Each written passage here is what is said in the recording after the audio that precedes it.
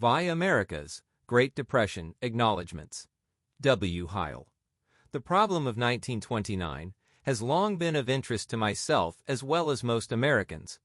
My attention was first specifically drawn to a study of the Great Depression when Mr. Leonard E. Read, president of the Foundation for Economic Education, asked me, some years ago, to prepare a brief paper on the subject. I am very grateful to Mr. Reed for being, in this way, the spark plug for the present book. Having written the article, I allowed the subject to remain dormant for several years, amid the press of other work. At that point, on the warm encouragement of Mr. Richard Seth Cornewall, now of the Foundation for Voluntary Welfare, I proceeded on the task of expansion to the present work, an expansion so far-reaching as to leave few traces of the original sketch. I owe a particular debt to the Earhart Foundation, without whose aid this study could never have been written. My supreme debt is to Professor Ludwig von Mises, whose monumental theory of business cycles I have used to explain the causes of the otherwise mysterious 1929 depression. Of all Professor Mises's notable contributions to economic science, his business cycle theory is certainly one of the most significant. It is no exaggeration to say that any study of business cycles not based upon his theoretical foundation is bound to be a fruitless undertaking. The responsibility for this work, of course, is entirely my own. Vi. Introduction 7-8. America's Great Depression Contents. Introduction to the 5th edition. 11. Introduction to the 4th edition. 17. Introduction to the 3rd edition. 25. Introduction to the 2nd edition. 31. Introduction to the 1st edition. 35. Part 1. Business Cycle Theory. 1. The Positive Theory of the Cycle. 3. Business Cycles and Business Fluctuations. 4. The Problem, the Cluster of Error. 8. The Explanation. Boom and Depression. 9. Secondary Features of Depression. Deflationary Credit Contraction. 14. Government Depression Policy. Laissez-faire. 19. Preventing Depressions. 23. Problems in the Austrian Theory of the Trade Cycle. 29. 2 Keynesian Criticisms of the Theory. 37. The Liquidity Trap. 39. Wage Rates and Unemployment. 42. Some Alternative Explanations of Depression. A Critique. 55. General Overproduction. 56. Underconsumption. 57. The Acceleration Principle. 68. Introduction. 9. Dearth of Investment Opportunities. 68. Schumpeter's Business Cycle Theory. 72. Qualitative Credit Doctrines. 75. Over-Optimism and Over-Pessimism. 80. Part 2. The Inflationary Boom. 1921 to 1929. 4. The Inflationary Factors. 85. The Definition of the Money Supply. 87. Inflation of the Money Supply. 1921 to 1929. 91. Generating the Inflation. I. Reserve Requirements. 95. Generating the Inflation. 2. Total Reserves. 101. Treasury Currency. 116. Bills Discounted. 117. Bills Bought Acceptances. 126. U.S. Government Securities. 133. 5. The Development of the Inflation. 137. Foreign Lending. 137. Helping Britain. 142. The Crisis Approaches. 159. 6. Theory and Inflation. Quote, Economists and the Lure of a Stable Price Level. 169. Part 3. The Great Depression. 1929 to 1933. 7. Prelude to Depression. Mr. Hoover and Laissez-faire. 185. The Development of Hoover's Interventionism. Unemployment. 188. The Development of Hoover's Interventionism. Labor Relations. 199. 8. The Depression Begins. President Hoover Takes Command. 209. The White House Conferences. 210. Inflating Credit. 214. Public Works. 216. The New Deal Farm Program. 217. 9. 1930. 239. More Inflation. 239. The Smoot-Hawley Tariff. 241. Hoover in the second half of 1930, 243. The Public Works Agitation, 250. The Fiscal Burdens of Government, 253, 10-1931, The Tragic Year, 257. The American Monetary Picture. Folt, 260. The Fiscal Burden of Government, 263. Public Works and Wage Rates, 264. Maintaining Wage Rates, 267. Immigration Restrictions, 270. Voluntary Relief, 271. Hoover in the last quarter of 1931, 272. The Spread of Collectivist Ideas in the Business World, 277. 11. The Hoover New Deal of 1932, 285. The Tax Increase, 286. Expenditures versus Economy, 288. Public Works Agitation, 292. The RFC, 296. Governmental Relief, 300. The Inflation Program, 301. The Inflation Agitation, 308. Mr. Hoover's War on the Stock Market, 316. The Home Loan Bank System, 317. The Bankruptcy Law, 318. The Fight Against Immigration, 319-12. The Close of the Hoover Term, 321. The Attack on Property Rights, The Final Currency Failure, 323. Wages, Hours, and Employment During the Depression, 330. Conclusion, The Lessons of Mr. Hoover's Record, 336. Appendix, Government and the National Product, 1929 to 1932, 339. Index, 349. Contents, X Tables. Table 1. Total Money, Supply of the United States, 1921 to 1929-92. Table 2. Total Dollars and Total Gold Reserves, 1D. 94. Table 3. Member Bank Demand Deposits, 98. Table 4. Demand and Time Deposits, 99. Table 5. Time Deposits, 100. Table 6. Member Bank Reserves and Deposits, 102. Table 7. Changes in Reserves and Causal Factors, 1921 to 1929, 109. Table 8. Per month changes in Reserves and Causal Factors, 1921 to 1929, 110. Table 9. Factors determining bank reserves, July to October, 1929. 166. Table I. National Product, 341. Table 2. Income originating in government, 342. Table 3. Private Product, 342. Table 4. Government Expenditures, 343. Table V. Expenditures of Government Enterprises, 345. Table VI. Expenditures of Government and Government Enterprises, 345. Table 7. Receipts of Government and Government Enterprises, 346. Table 8. Government and the Private Product, 347. 11. America's Great Depression, 12.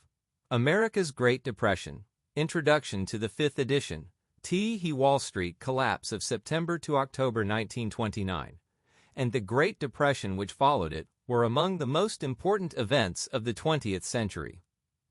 They made the Second World War possible, though not inevitable, and by undermining confidence in the efficacy of the market and the capitalist system, they helped to explain why the absurdly inefficient and murderous system of Soviet communism survived for so long. Indeed, it could be argued that the ultimate emotional and intellectual consequences of the Great Depression were not finally erased from the mind of humanity until the end of the 1980s. When the Soviet collectivist alternative to capitalism crumbled in hopeless ruin, and the entire world accepted there was no substitute for the market. Granted the importance of these events, then, the failure of historians to explain either their magnitude or duration is one of the great mysteries of modern historiography. The Wall Street plunge itself was not remarkable, at any rate to begin with. The United States economy had expanded rapidly since the last downturn in 1920, latterly with the inflationary assistance of the bankers and the federal government. So a correction was due, indeed overdue. The economy, in fact, ceased to expand in June, and it was inevitable that this change in the real economy would be reflected in the stock market. The bull market effectively came to an end on September 3, 1929. Immediately, the shrewder operators returned from vacation and looked hard at the underlying figures. Later rises were merely 12, introduction 13 hiccups, in a steady downward trend. On Monday, October 21st, for the first time, the ticker tape could not keep pace with the news of falls and never caught up. Margin calls had begun to go out by telegram the Saturday before, and by the beginning of the week, speculators began to realize they might lose their savings and even their homes. On Thursday, October 24th, shares dropped vertically with no one buying, and speculators were sold out as they failed to respond to margin calls. Then came Black Tuesday, October 29th, and the first selling of sound stocks to raise desperately needed liquidity. So far, all was explicable and might easily have been predicted. This particular stock market corrective was bound to be severe because of the unprecedented amount of speculation which Wall Street rules then permitted. In 1929, 1,548,707 customers had accounts with America's 29 stock exchanges. In a population of 120 million, nearly 30 million families had an active association with the market, and 1 million investors could be called speculators. Moreover, of these, nearly two-thirds, or 600,000, were trading on margin, that is, on funds they either did not possess or could not easily produce. The danger of this growth in margin trading was compounded by the mushrooming of investment trusts, which marked the last phase of the bull market. Traditionally, stocks were valued at about 10 times earnings. With high margin trading, earnings on shares, only 1 or 2%, were far less than the 8 to 10% interest on loans used to buy them. This meant that any profits were in capital gains alone. Thus, Radio Corporation of America, which had never paid a dividend at all, went from 85 to 410 points in 1928. By 1929, some stocks were selling at 50 times earnings. A market boom based entirely on capital gains is merely a form of pyramid selling. By the end of 1928, the new investment trusts were coming onto the market at the rate of one a day, and virtually all were archetype inverted pyramids. They had high leverage, a new term in 1929, through their own supposedly shrewd investments, and secured phenomenal stock exchange growth on the basis of a very small plinth of real growth. United Founders Corporation, for instance, had been created by a bankruptcy with introduction to the 5th edition, 14, an investment of $500, and by 1929, its nominal resources, which determined its share price, were listed as $686,165,000. Another investment trust had a market value of over $1 billion, but its chief asset was an electric company which in 1921 had been worth only $6 million. These crazy trusts, whose assets were almost entirely dubious paper, gave the boom an additional superstructure of pure speculation, and once the market broke, the high leverage worked in reverse. Hence, awakening from the pipe dream was bound to be painful. And it is not surprising that by the end of the day, on October 24th, 11 men well known on Wall Street had committed suicide. The immediate panic subsided on November 13th, at which point the index had fallen from 452 to 224. That was indeed a severe correction, but it has to be remembered that in December 1928, index had been 245, only 21 points higher. Business and stock exchange downturns serve essential economic purposes. They have to be sharp, but they need not be long because they are self-adjusting. All they require on the part of the government, the business community, and the public is patience. The 1920 recession had adjusted itself within a year. There was no reason why the 1929 recession should have taken longer, for the American economy was fundamentally sound. If the recession had been allowed to adjust, itself, as it would have done by the end of 1930. On any earlier analogy, confidence would have returned and the world's slump need never have occurred. Instead, the stock market became an engine of doom, carrying to destruction the entire nation and, in its wake, the world.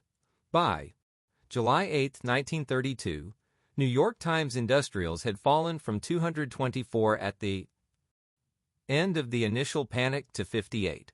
U.S. Steel, the world's biggest and most efficient steelmaker, which had been 262 points before the market broke in 1929, was now only 22.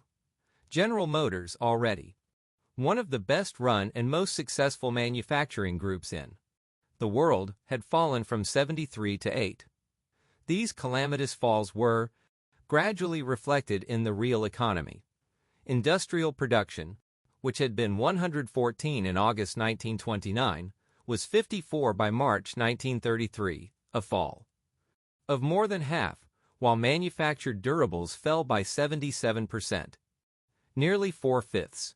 Business construction fell from $8.7 billion in 1929 to only $1.4 billion in 1933.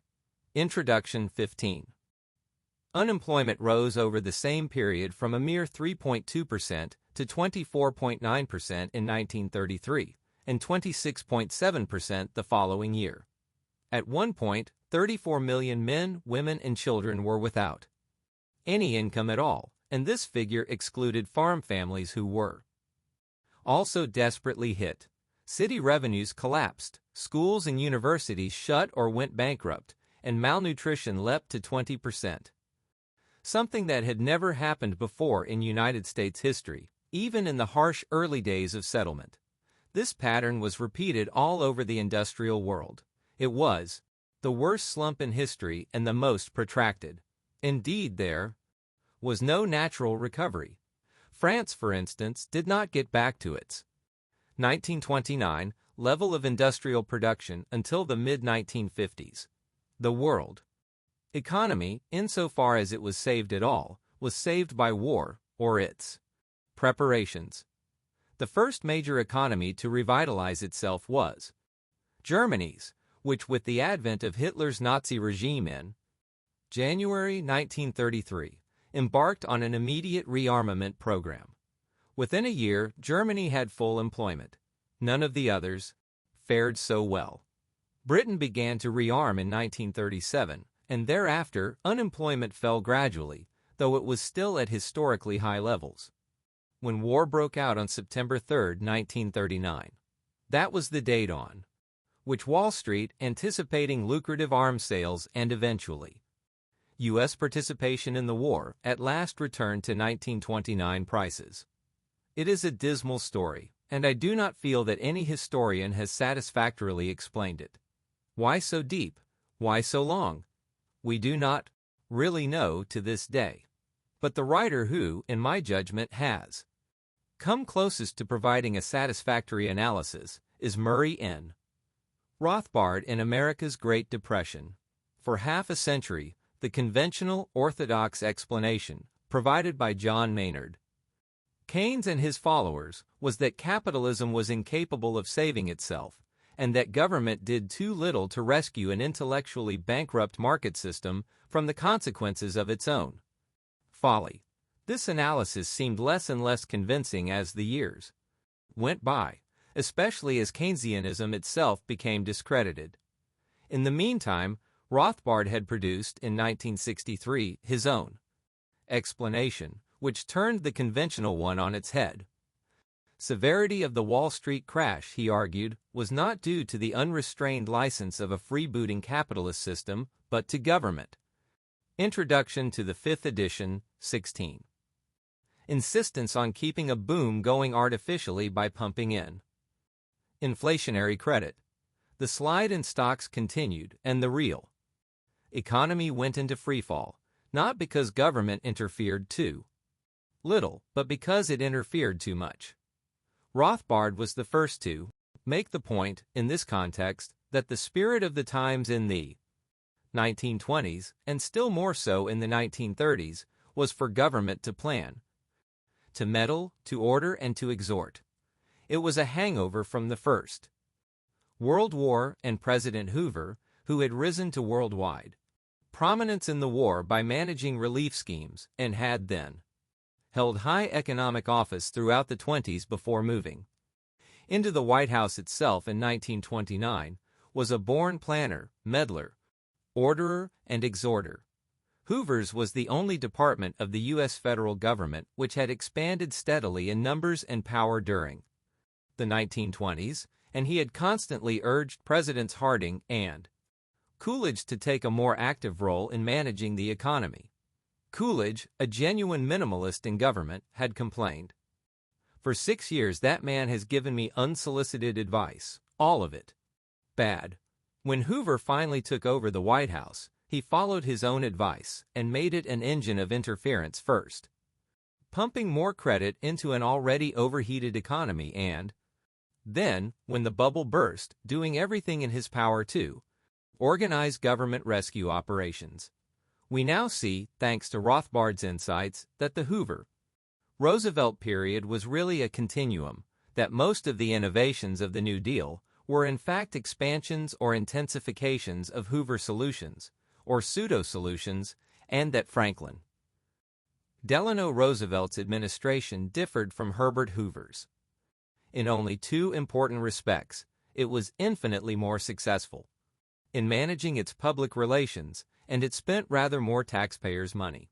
And, in Rothbard's argument, the net effect of the Hoover-Roosevelt continuum of policy was to make the slump more severe and to prolong it virtually to the end of the 1930s. The Great Depression was a failure not of capitalism but of the hyperactive state. I will not spoil the reader's pleasure by entering more deeply into Rothbard's arguments. His book is an intellectual tour de force. Introduction 17. In that it consists, from start to finish, of a sustained thesis, presented with relentless logic, abundant illustration, and great eloquence. I know a few books which bring the world of economic history so vividly to life, and which contain so many cogent lessons, still valid in our own day. It is also a rich mine of interesting and arcane knowledge, and I urge readers to explore its footnotes, which contain many delicious quotations from the great and the foolish of those days, 3/4 of a century ago. It is not surprising that the book is going into yet another edition.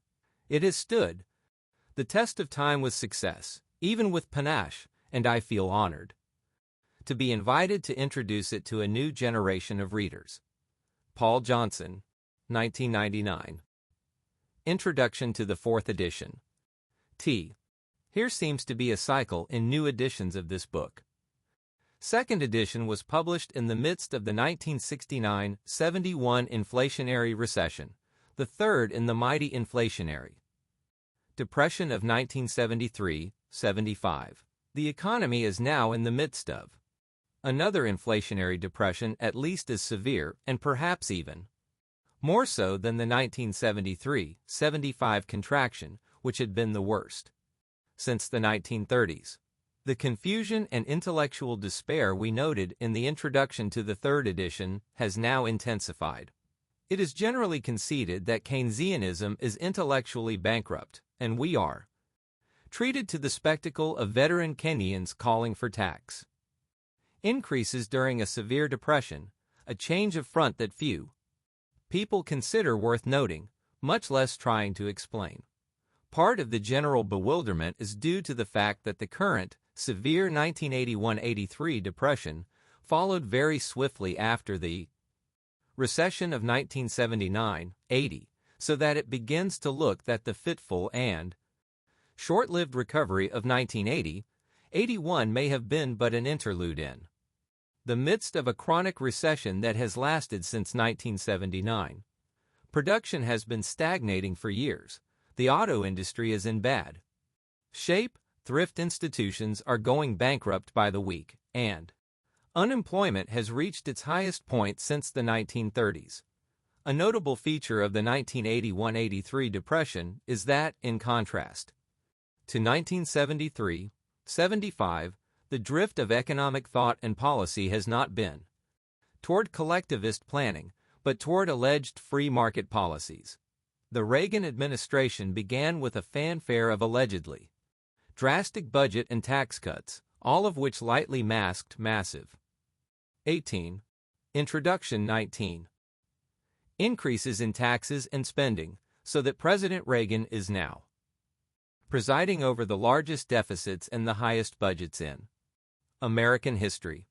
If the Keynesians and now the Reagan administration are calling for tax increases to narrow the deficit, we find the equally bizarre spectacle of veteran classical liberal economists in the early days of the same administration apologizing for government deficits as being unimportant, while it is theoretically true that deficits financed by sale of bonds to the public are not inflationary. It is also true that the huge deficits exert enormous political pressure on the Fed to monetize the debt, and cripple private investment by crowding out private savings and channeling them into unproductive and wasteful government boondoggles, which will also impose higher taxes on future generations.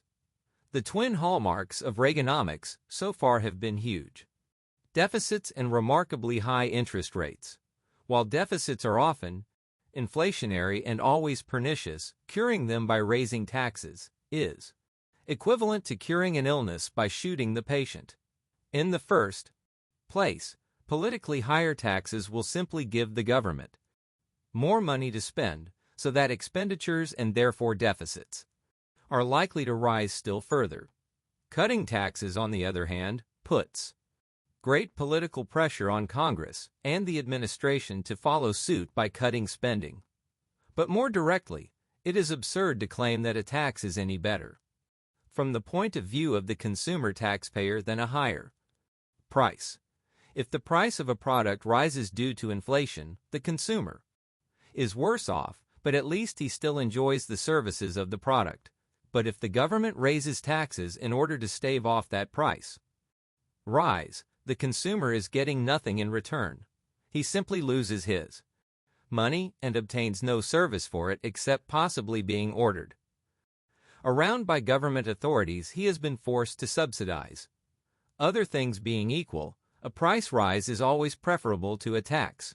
But finally, inflation, as we point out in this work, is not caused by deficits, but by the Federal Reserve's increase of the money supply, so that it is quite likely that a higher tax will have no effect on inflation whatsoever. Deficits, then, should be eliminated, but only by cutting government spending. If taxes and government spending are both Introduction to the 4th edition, 20 slashed, then the salutary result will be to lower the parasitic burden of government taxes and spending upon the productive activities of the private sector. This brings us to a new economic viewpoint that has emerged since our last edition, Supply-Side Economics and its extreme variant, the Laffer curve. To the extent that supply-siders point out that tax reductions will stimulate work, thrift, and productivity, then they are simply underlining truths long known to classical and to Austrian economics. But one problem is that supply-siders, while calling for large income tax cuts, advocate keeping up the current level of government expenditures so that the burden of shifting resources from productive private to wasteful government spending will still continue.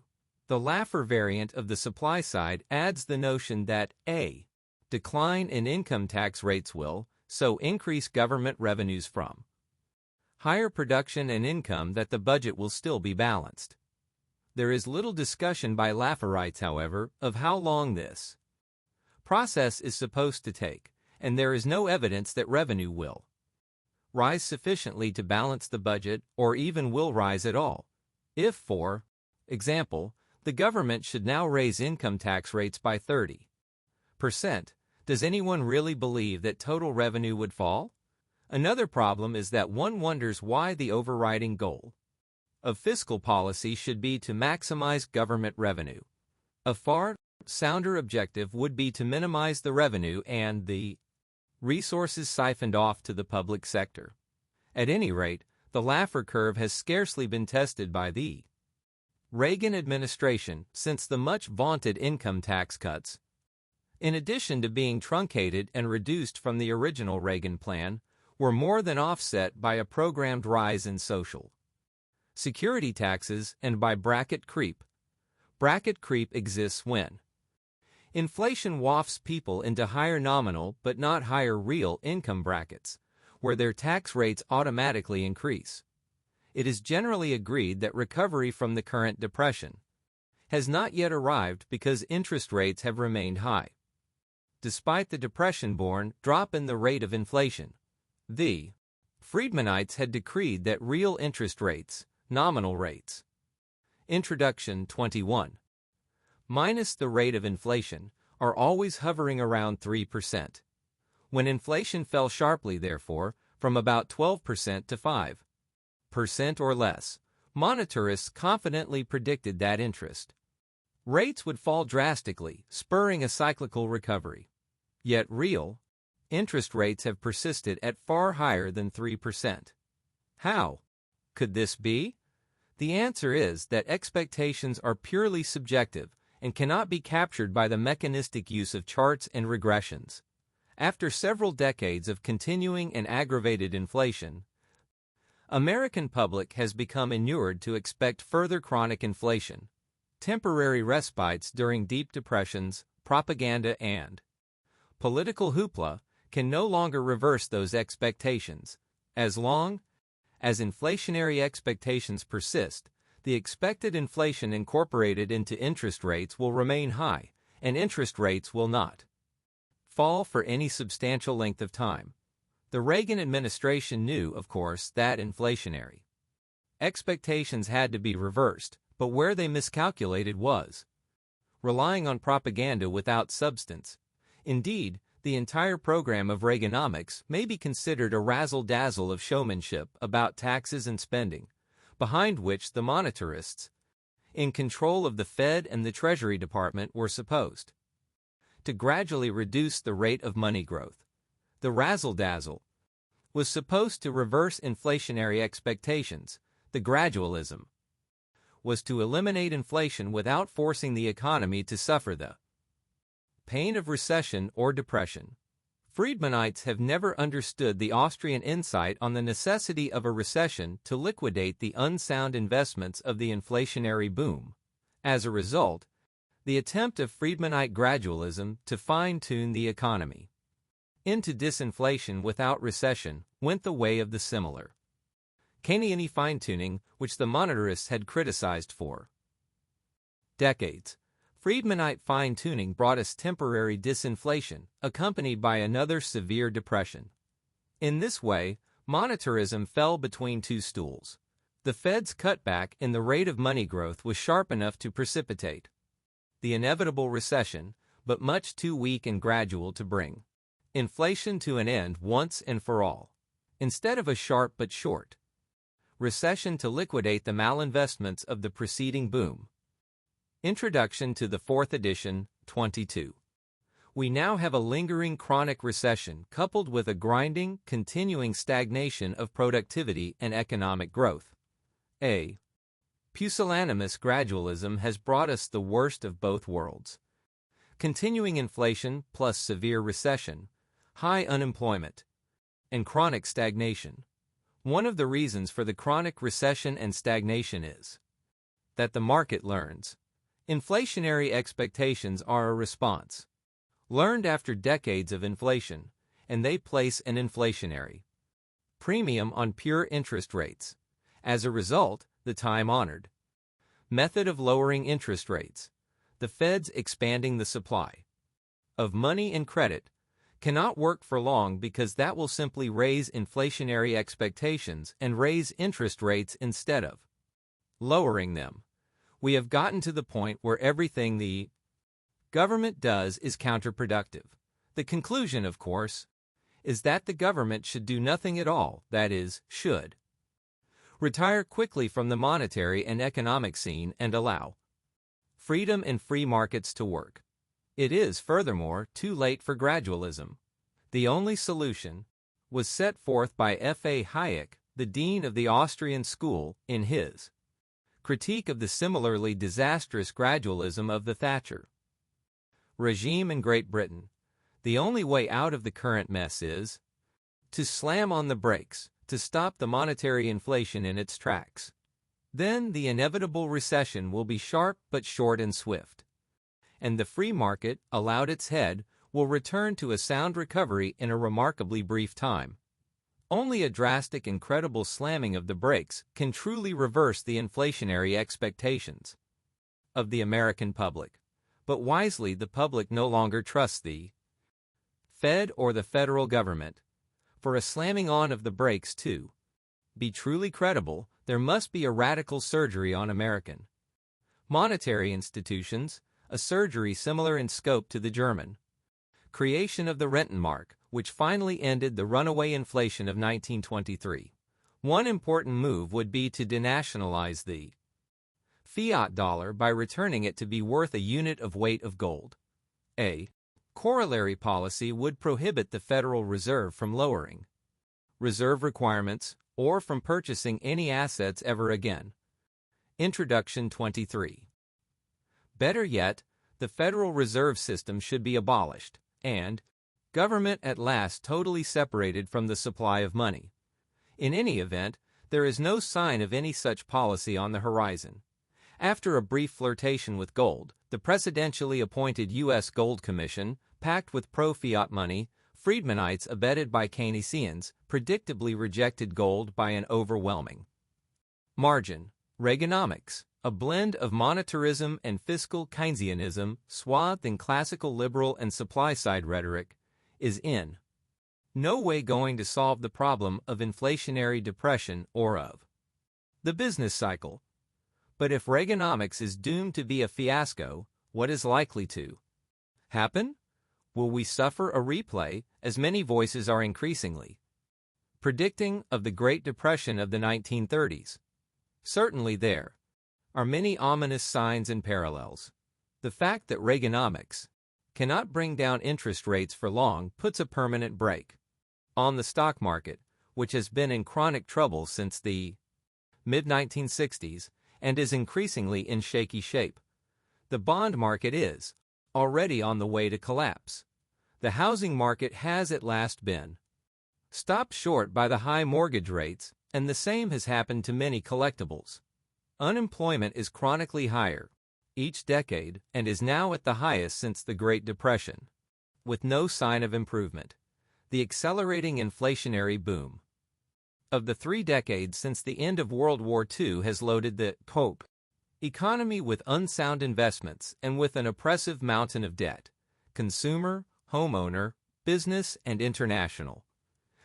Recent decades, business has in effect relied on inflation to liquidate the debt, but if disinflation, the lessening of inflation in 1981, and at least the first half of 1982, is to continue, what will happen to the debt? Increasingly, the answer will be bankruptcies and deeper depression. The bankruptcy rate is already the highest since the Great Depression of the 1930s. Thrift institutions caught between high interest rates to their depositors and low rates earned on long-time mortgages will increasingly become bankrupt or be forced into quasi-bankrupt mergers with other thrifts which will be dragged down by the new burdens. Even commercial banks. Introduction to the 4th edition, 24. Protected by the safety blanket of the FDIC for half a century, are now beginning to go down the drain, dragged down by their unsound loans of the past decade. Matters are even worse on the international front. During the Great Credit Boom, U.S. banks have recklessly loaned inflated dollars to unsound and highly risky governments and institutions abroad, especially in the communist governments and the Third World. The Depository Control Act of 1980, which shows no signs of being repealed by the Reagan administration, allows the Federal Reserve to purchase unlimited amounts of foreign currency, or any other assets, or to lower bank reserve requirements to zero. In other words, it sets the stage for unlimited monetary and credit. Inflation by the Fed, the bailing out of the Polish government, and the refusal by the U.S. to declare it bankrupt so that the U.S. taxpayer, or holder of dollars, can pick up the tab indefinitely, is an omen for the future, for only massive inflation will eventually be able to bail out foreign debtors and U.S. creditor banks, since Friedmanite gradualism will not permit a sharp enough recession to clear out the debt. This means that the American economy will be increasingly faced with two alternatives: either a massive deflationary 1929 type depression to clear out the debt, or a massive inflationary bailout by the Federal Reserve. Hard money. Rhetoric or no rhetoric, the timidity and confusion of Reaganomics make very clear what its choice will be: massive inflation of money and credit, and hence the resumption of double-digit and perhaps higher inflation, which will drive interest rates even higher and prevent recovery. A Democratic administration may be expected to inflate with even more enthusiasm. We can look forward, therefore, not precisely to a 1929 type depression, but to an inflationary depression of massive proportions. Until then, the Austrian program of hard money, the gold standard, abolition of the Fed, and laissez-faire will have been rejected by everyone, economists, politicians, and the public, as too harsh and draconian. But Austrian policies are comfortable and moderate compared to the economic hell of permanent inflation, stagnation, high unemployment, and inflationary depression that Keynesians and Friedmanite neo-Keynesians have gotten us into. Perhaps this present and Introduction 25.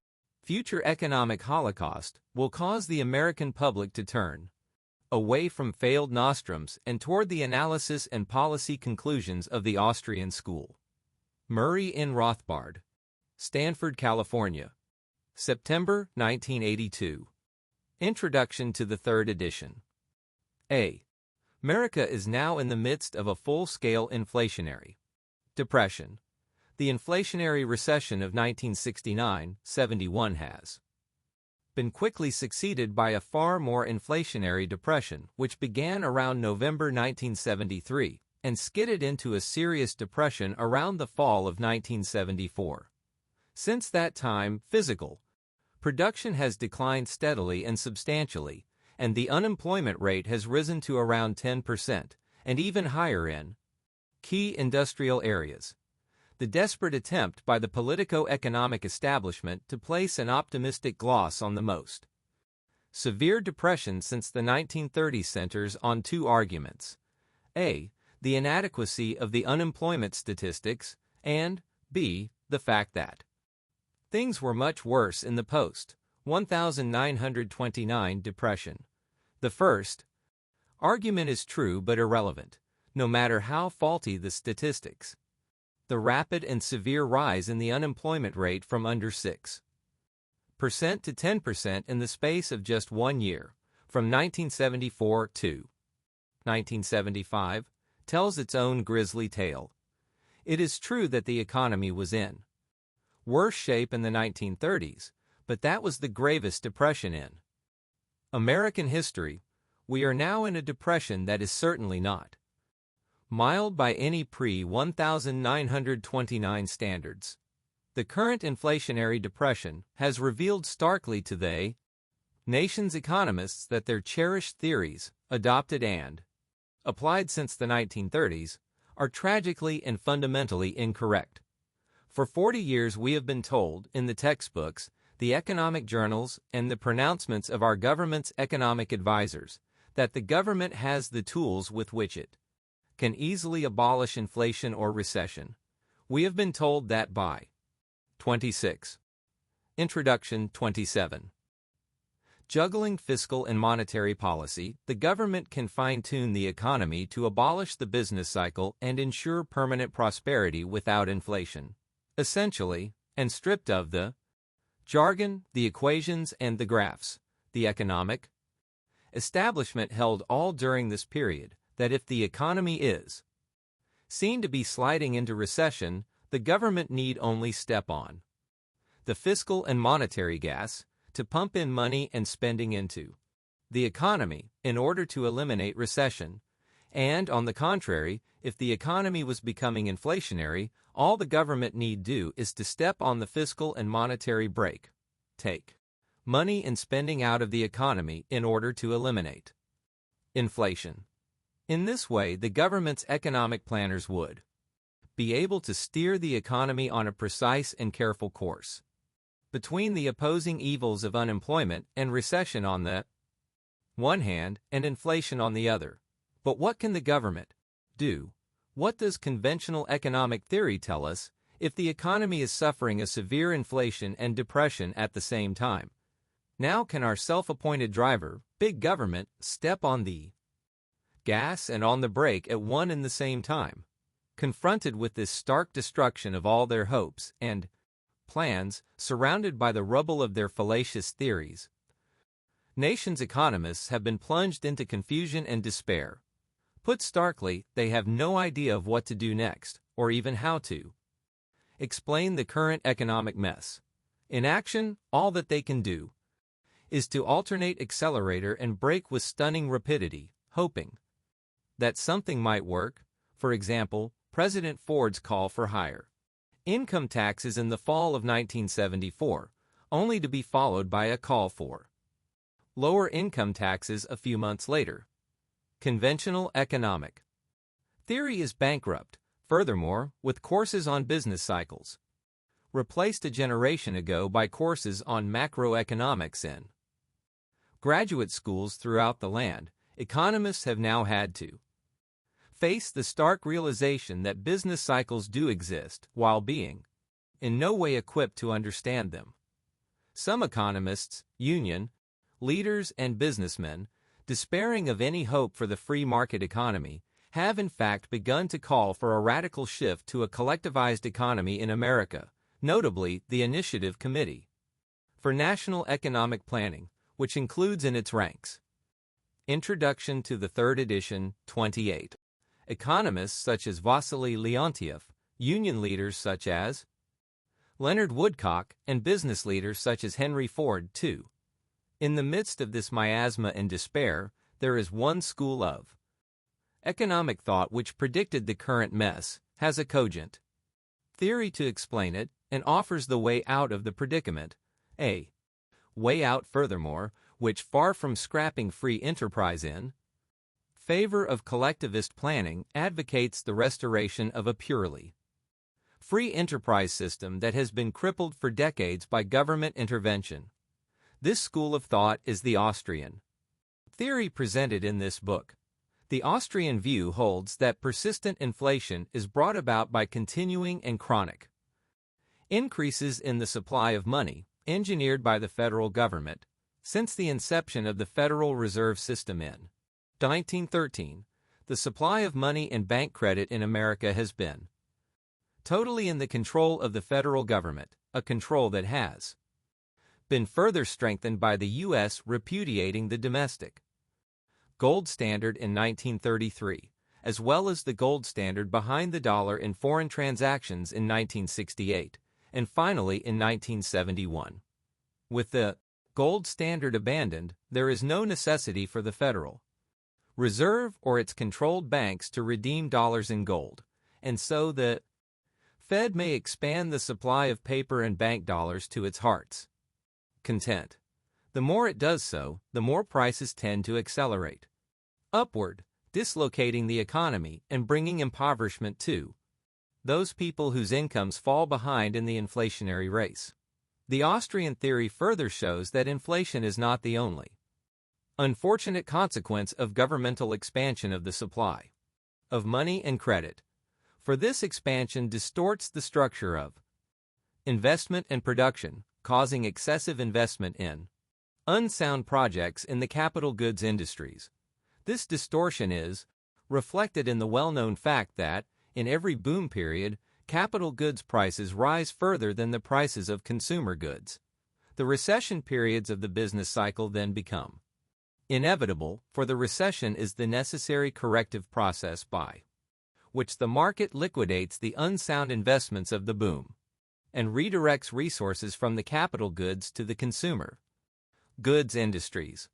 The longer the inflationary distortions continue, the more severe the recession adjustment must become. During Introduction 29. The recession, the shift of resources takes place by means of capital goods prices falling relative to consumer goods. During the Depression of 1974-75, we have seen this occur, with industrial raw material prices falling rapidly and substantially, with wholesale prices remaining level or declining slightly, but with consumer goods prices still rising rapidly. In short, the inflationary depression. What then should the government do if the Austrian theory is the correct one? In the first place, it can only cure the chronic and potentially runaway inflation in one way, by ceasing to inflate, by stopping its own expansion of the money supply by Federal Reserve manipulation, either by lowering reserve requirements or by purchasing assets in the open market. The fault of inflation is not in business monopoly, or in union agitation, or in the hunches of speculators, or in the greediness of consumers. The fault is in the legalized counterfeiting operations of the government itself.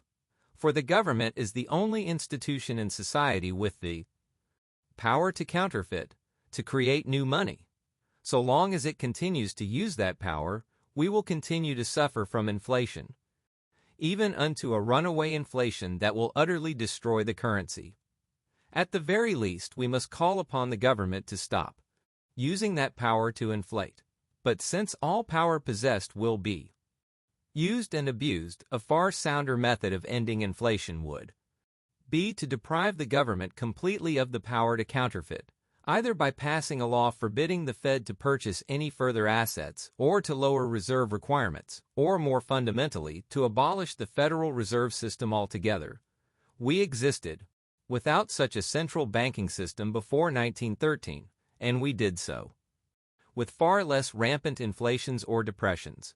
Another vital reform would be to return to a gold standard, to a money based on a commodity produced not by government printing presses, but by the market itself. In 1933, the federal government seized and confiscated the public's gold under the guise of a temporary emergency measure. That emergency has been over for 40 years. But the public's gold still remains beyond our reach at Fort Knox. As for avoiding depressions, the remedy is simple. Again, to avoid inflations by stopping the Fed's power to inflate. If we are in a depression, as we are now, the only proper course of action is to avoid governmental interference with the depression and thereby to allow the depression adjustment process to complete itself as rapidly as possible, and thus to restore a healthy and prosperous economic system. Before the massive government interventions of the 1930s, all recessions were short-lived. The severe depression of 1921 was over so rapidly, for example, that Secretary of Commerce Hoover, despite his interventionist inclinations, was not able to convince President Harding to intervene rapidly enough. By the time Harding was persuaded to intervene, the depression was already over, and prosperity had arrived.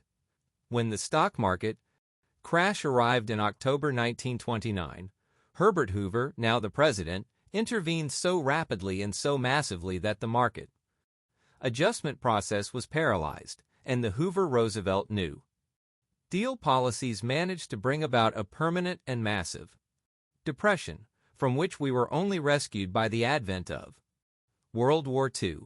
Laissez-faire, a strict policy of non-intervention by the government, is the only course that can assure a rapid recovery in any depression crisis. In this time of confusion and despair, then, the Austrian school offers us both an explanation and a prescription for our current ills. It is a prescription that is just as radical as, and perhaps even more politically unpalatable than, the idea of scrapping the free economy altogether and moving toward a totalitarian and unworkable system of collectivist economic planning. The Austrian prescription is precisely the opposite. We can only surmount the present and future crisis by ending government intervention in the economy, and specifically by ending governmental inflation and control of the money supply, as well as interference in any recession adjustment process. In times of breakdown, mere tinkering reforms are not enough. We must take the radical step of getting the government out of the economic picture, of separating government completely from the money supply and the economy, and advancing toward a truly free and unhampered market and enterprise economy.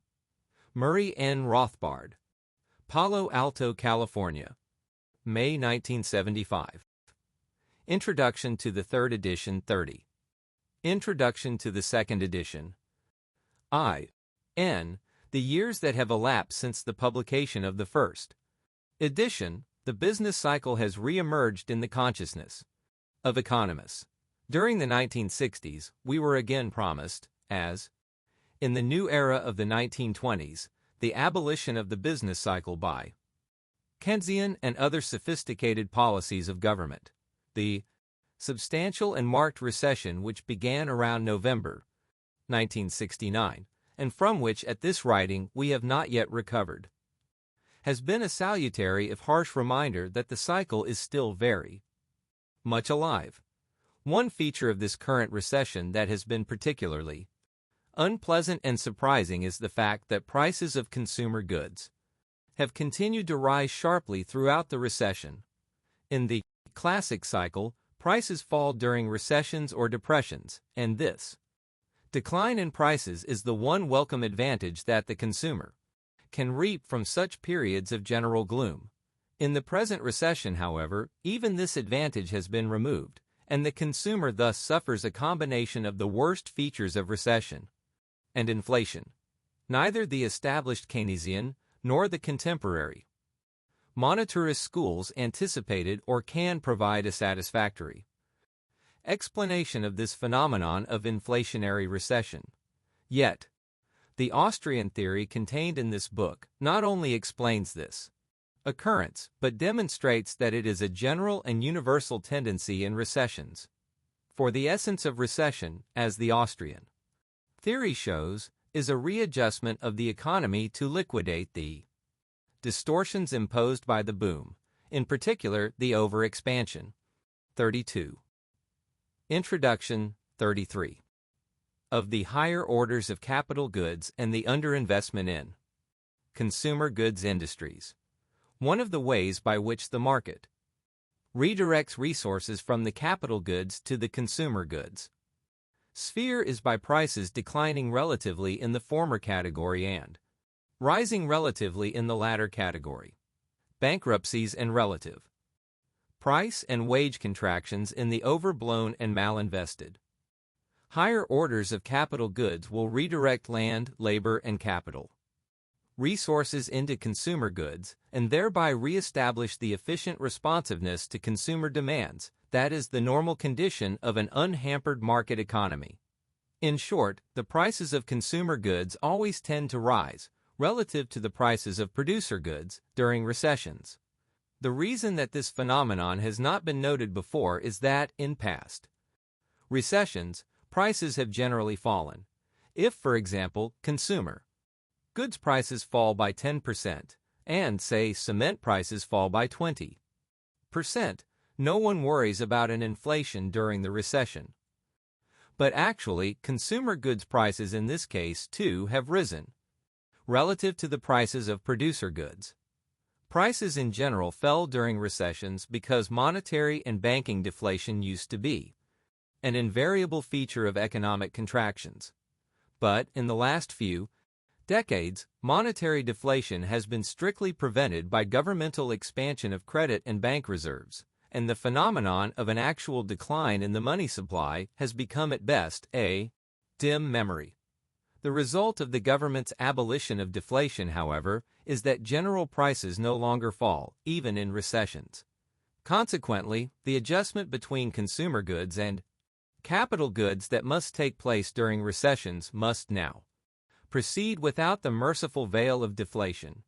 Hence, the prices of consumer goods still rise relatively, but now, shorn of general deflation, they must rise absolutely and visibly as well. The government policy of stepping in to prevent monetary deflation, therefore, has deprived the public of the one great advantage of recessions, of falling cost of living. Government intervention against deflation has brought us the unwelcome phenomenon of inflationary recession. Along with the renewed emphasis on business cycles, the late 1960s saw the emergence of the monetarist Chicago School. Introduction to the Second Edition, 34. Headed by Milton Friedman as a significant competitor to the Keynesian emphasis on compensatory fiscal policy, while the Chicago approach provides a welcome return to the pre-Keynesian emphasis on the crucial role of money in business cycles. It is essentially no more than a recrudescence of the purely monetary theory of Irving Fisher and Sir Ralph Hartree during the 1910s and 1920s. Following the manner of the English classical economists of the 19th century, the monetarists rigidly separate the price level from the movement of individual prices. Monetary forces supposedly determine the former, while supply and demand for particular goods determine the latter. Hence, for the monetarists, monetary forces have no significant or systematic effect on the behavior of relative prices or in distorting the structure of production. Thus, while the monetarists see that a rise in the supply of money and credit will tend to raise the level of general prices, they ignore the fact that a recession is then required to eliminate the distortions and unsound investments of the preceding boom. Consequently, the monetarists have no causal theory of the business cycle. Each stage of the cycle becomes an event unrelated to the following stage. Furthermore, as in the case of Fisher and Hartree, the current monetarists uphold as an ethical and economic ideal the maintenance of a stable, constant price level. The essence of the cycle is supposed to be the rise and fall, the movements of the price level. Since this level is determined by monetary forces, the monetarists hold that if the price level is kept constant by government policy, the business cycle will disappear. Friedman, for example, in A Monetary History of the United States, 1867 to 1960, 1963, emulates his mentors in lauding Benjamin Strong for keeping the wholesale price level stable during the 1920s. To the monetarists, the inflation of money and bank credit engineered by Strong led to no ill effects, no cycle of boom and bust. On the contrary, the Great Depression was caused by the tight money policy that ensued after Strong's death.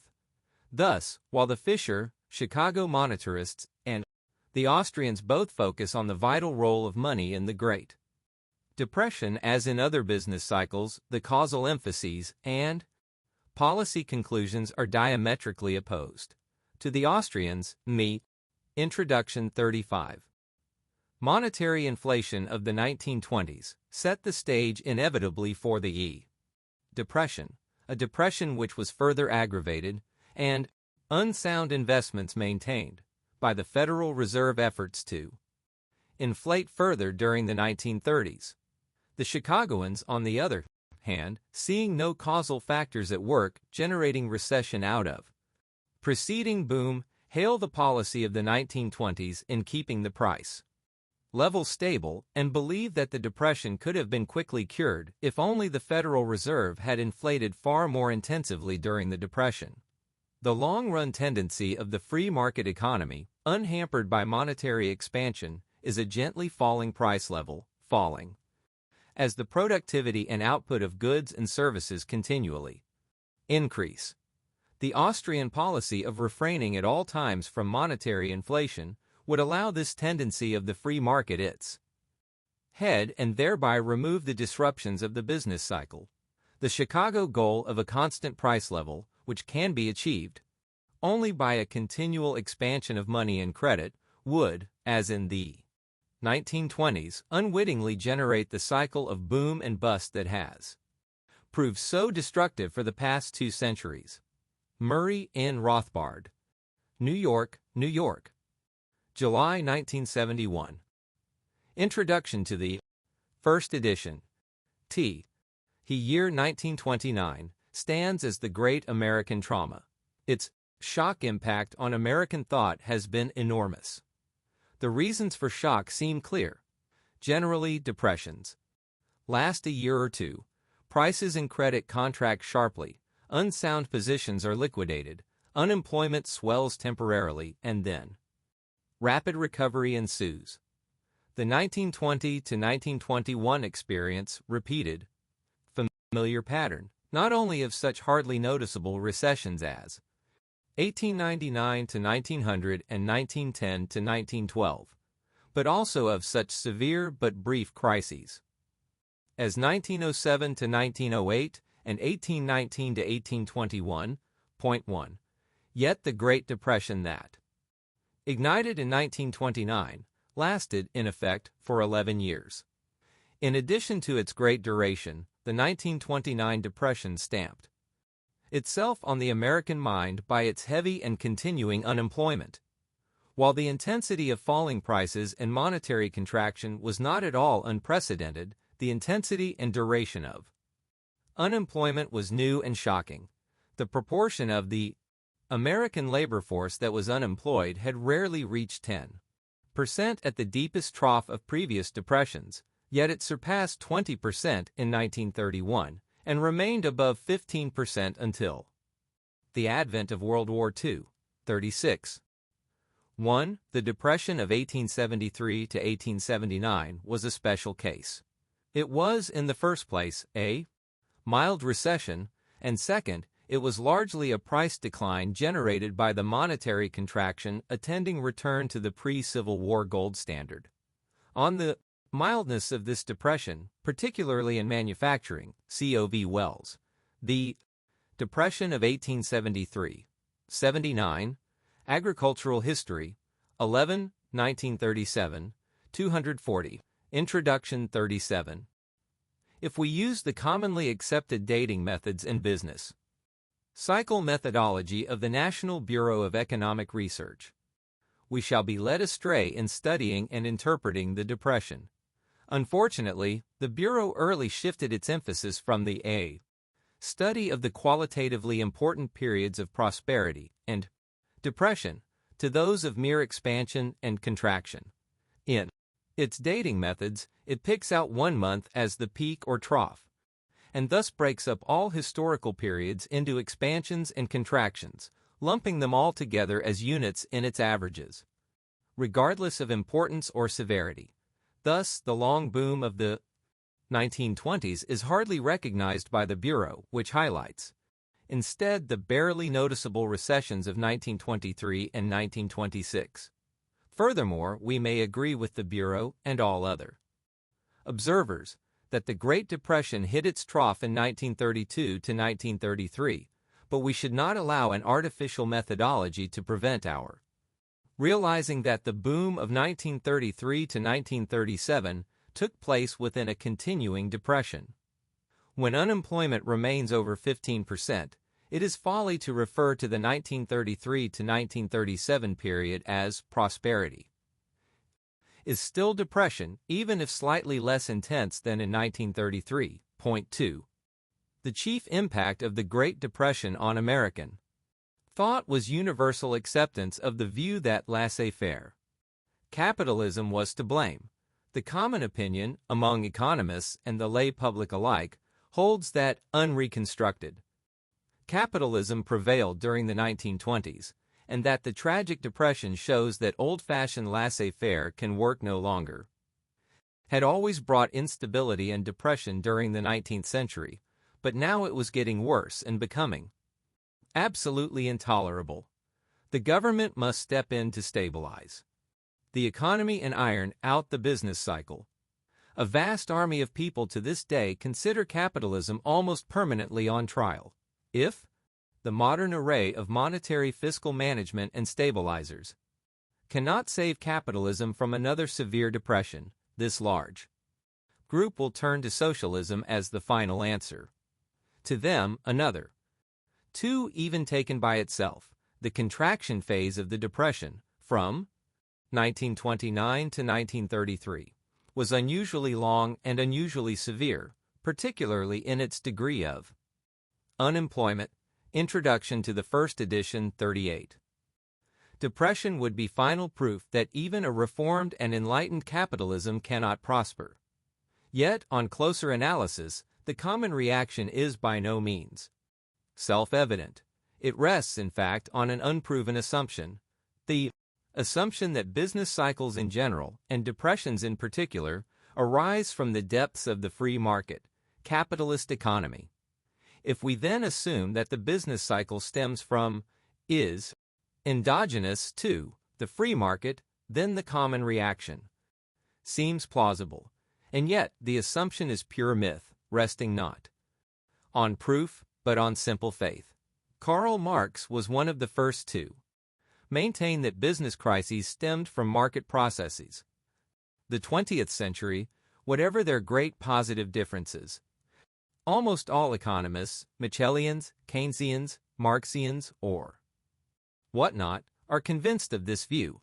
They may have conflicting causal theories to explain the phenomenon, or, like the Michelians, they may have no causal theory at all, but they are all convinced that business cycles spring from deep within the capitalist system.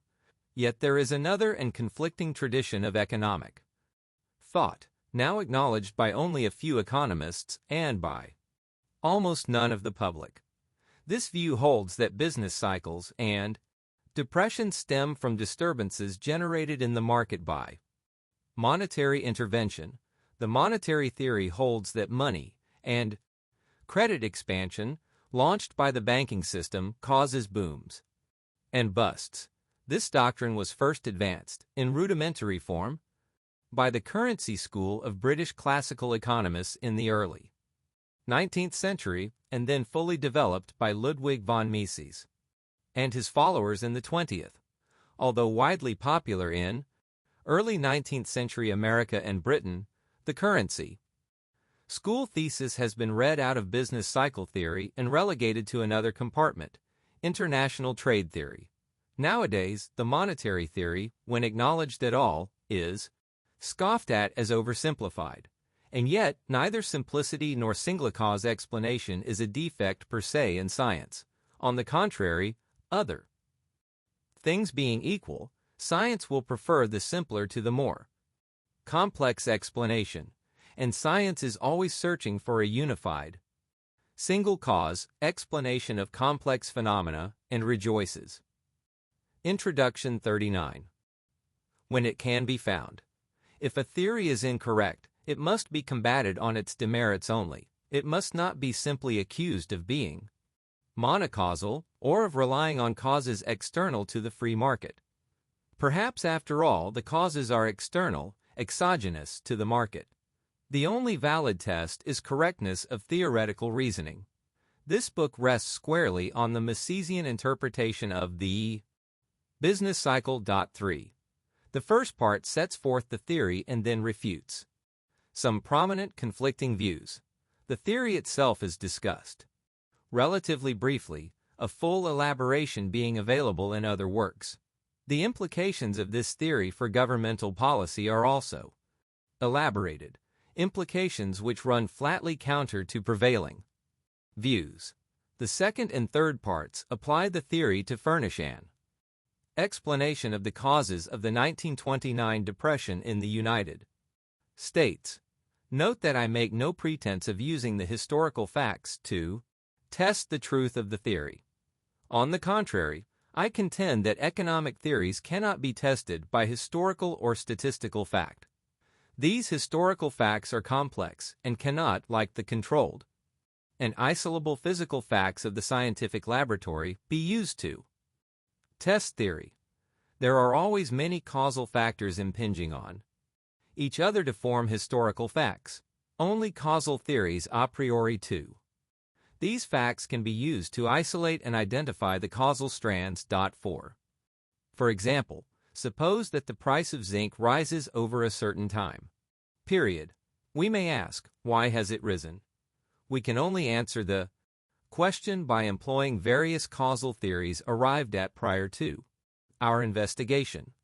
Thus, we know that the price might have risen from any one or a combination of these causes: an increase in demand for zinc, a reduction in its supply, a general increase in the supply of money, and hence in monetary demand for all goods.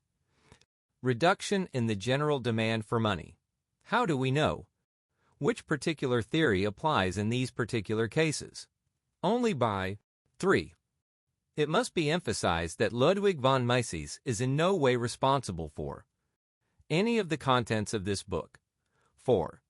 This is by no means to deny that the ultimate premises of economic theory, for example, the fundamental axiom of action or the variety of resources, are derived from experienced reality. Economic theory, however, is a priori to all other historical facts. Introduction to the first edition, XL. Looking at the facts and seeing which theories are applicable. But whether or not a theory is applicable to a given case has no relevance whatever to its truth or falsity as a theory. It neither confirms nor refutes the thesis that a decrease in the supply of zinc will, ceteris paribus, raise the price, to find that this cut in supply actually occurred, or did not occur, in the period we may be investigating. The task of the economic historian, then, is to make the relevant applications of theory from the armory provided him by the economic theorist. The only test of a theory is the correctness of the premises and of the logical chain of reasoning. 5. The currently dominant school of economic methodologists, the positivists, stand ready, in imitation of the physical scientists, to use false premises provided the conclusions prove sound upon testing. On the other hand, the institutionalists, who eternally search for more and more facts, virtually abjure theory altogether. Both are in error. Theory cannot emerge phoenix-like from a cauldron of statistics. Neither can statistics be used to test an economic theory. The same considerations apply when gauging the results of political policies. Suppose a theory asserts that a certain policy will cure a depression. The government, obedient to the theory, puts the policy into effect. The depression is not cured. The critics and advocates of the theory now leap to the fore with interpretations. 5. This praxeological methodology runs counter to prevailing views. Exposition of this approach, along with references to the literature, may be found in Murray N. Rothbard, In Defense of Extreme Apriorism, Southern Economic Journal, January 1957, 214-20. Idem, Praxeology, Reply to Mr. Schuler. American Economic Review, December 1951, 943-46, and idem, toward a Reconstruction of Utility and Welfare. Economics, in Mary Senholz, ed., on Freedom and Free Enterprise, Princeton, New Jersey, D. Van Nostrand, 1956, pages 224-62. The major methodological works of this school are Ludwig von Mises, Human Action, New Haven, Connecticut, Yale University Press, 1949. Mises, Theory and History, New Haven, Connecticut, Yale University Press, 1957. F.A. Hayek, The Counter-Revolution of Science, Glencoe, Illinois, The Free Press, 1952. Lionel Robbins, The Nature and Significance of Economic Science, London, Macmillan, 1935. Mises, Epistemological Problems of Economics, Princeton, New Jersey, D. Van Nostrand, 1960. And Mises, The Ultimate Foundation of Economic Science, Princeton, New Jersey, D. Van Nostrand, 1962. Introduction as a lie. The critics say that failure proves the theory incorrect. The advocates say that the government erred in not pursuing the theory. boldly enough, and that what is needed is stronger measures in the same direction. Now the point is that empirically there is no possible way of deciding between them. 6. Where is the empirical test? 2. Resolve the debate? How can the government rationally decide upon its next step? Clearly, the only possible way of resolving the issue is in the realm of pure theory, by examining the conflicting premises and chains of reasoning. These methodological considerations chart the course of this book. The aim is to describe and highlight the causes of the 1929 Depression in America. I do not intend to write a complete economic history of the period, and therefore there is no need to gather and collate all conceivable economic statistics. I shall only concentrate on the causal forces that first brought about, and then aggravated, the Depression. I hope that this analysis will be useful to future economic historians of the 1920s and 1930s in constructing their syntheses. It is generally overlooked that study of a business cycle should not simply be an investigation of the entire economic record of an era. The National Bureau of Economic Research, for example, treats the business cycle as an array of all economic activities during a certain period, basing itself upon this assumption, and, despite the Bureau's scorn of a priori theorizing, this is very much an unproven a priori assumption. It studies the expansion, contraction statistics of all the time series it can possibly accumulate. A National Bureau inquiry into a business cycle is, then, essentially a statistical history of the period. By adopting a Misesian or Austrian approach, rather than the typically institutionalist methodology of the Bureau, however, the proper procedure becomes very different. The problem now becomes one of pinpointing the causal factors, tracing the chains of cause and effect, and isolating the cyclical strand from the complex economic world. 6. Similarly, if the economy had recovered, the advocates would claim success for the theory, while critics would assert that recovery came despite the baleful influence of governmental policy, and more painfully and slowly than would otherwise have been the case. How should we decide between them? Introduction to the first edition, 42. As an illustration, let us take the American economy during the 1920s.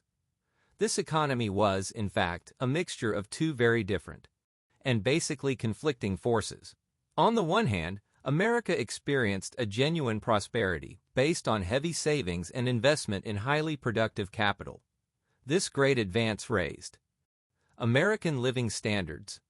On the other hand, we also suffered a credit expansion with resulting accumulation of malinvested capital, leading finally and inevitably to economic crisis. Here are two great economic forces, one that most people would agree to call good and the other bad, each separate but interacting to form the final historical result. Price, production, and trade indices are the composite effects.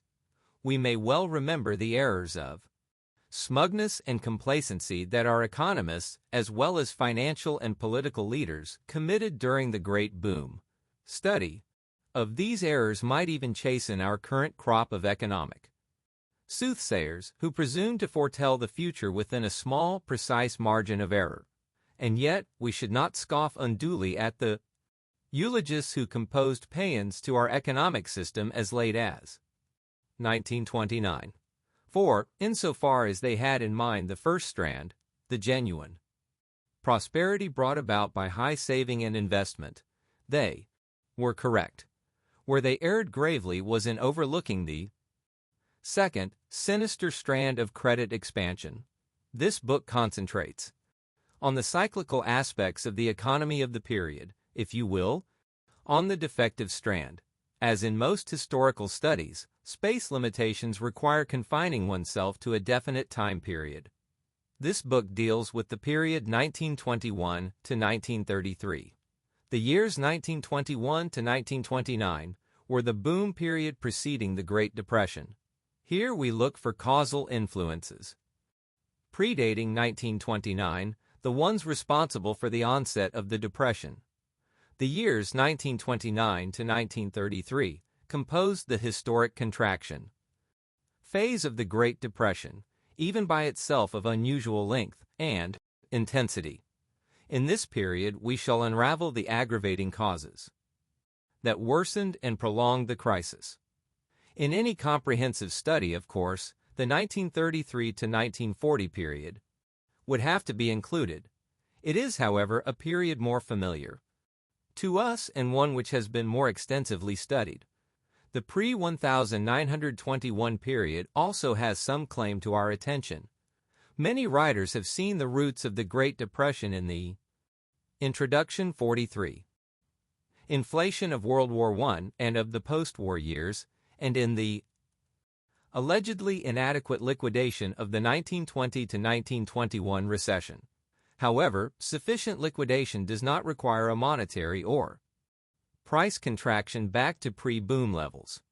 We will therefore begin our treatment with the trough of the 1920 to 1921 cycle in the fall of 1921, and see briefly how credit expansion began to distort production and perhaps leave unsound positions unliquidated from the preceding boom, even at that early date.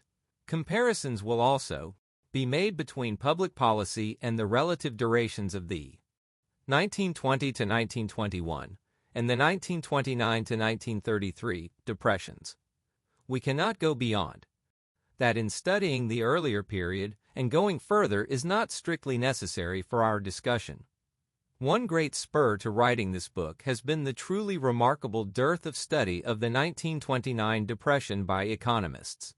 Very few books of substance have been specifically devoted to 1929. From any point of view, this book attempts to fill a gap by inquiring in detail into the causes of the 1929 depression from the standpoint of correct praxeological economic theory. 7. Murray N. Rothbard. 7. The only really valuable studies of the 1929 depression are Lionel Robbins, The Great Depression, New York, Macmillan, 1934, which deals with the United States only briefly. C.A.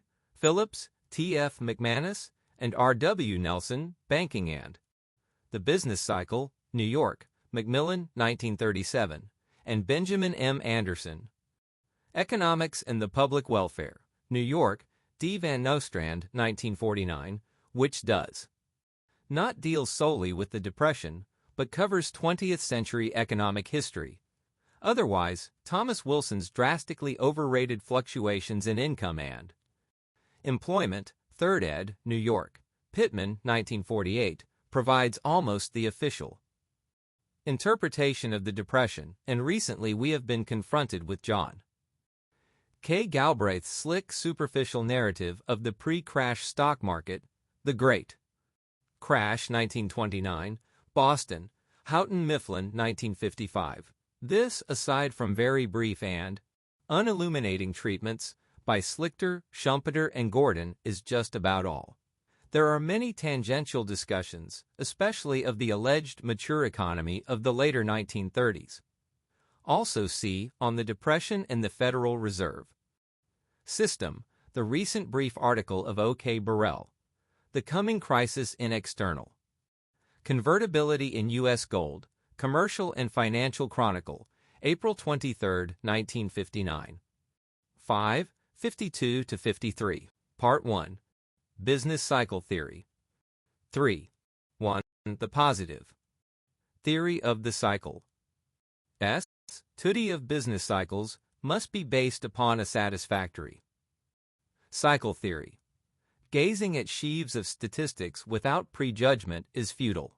A cycle takes place in the economic first, and therefore a usable cycle theory must be integrated with general economic theory.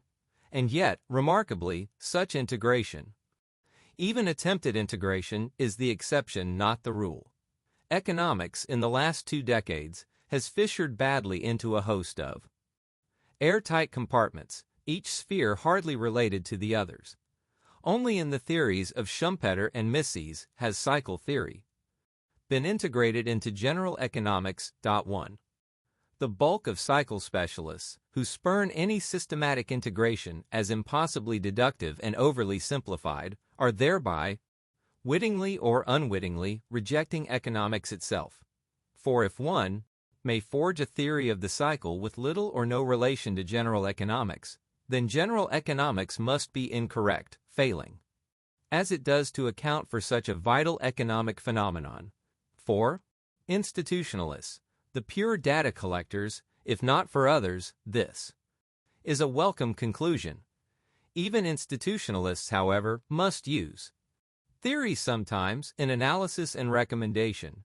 In fact, they end by using a concoction of ad hoc hunches, insights, etc.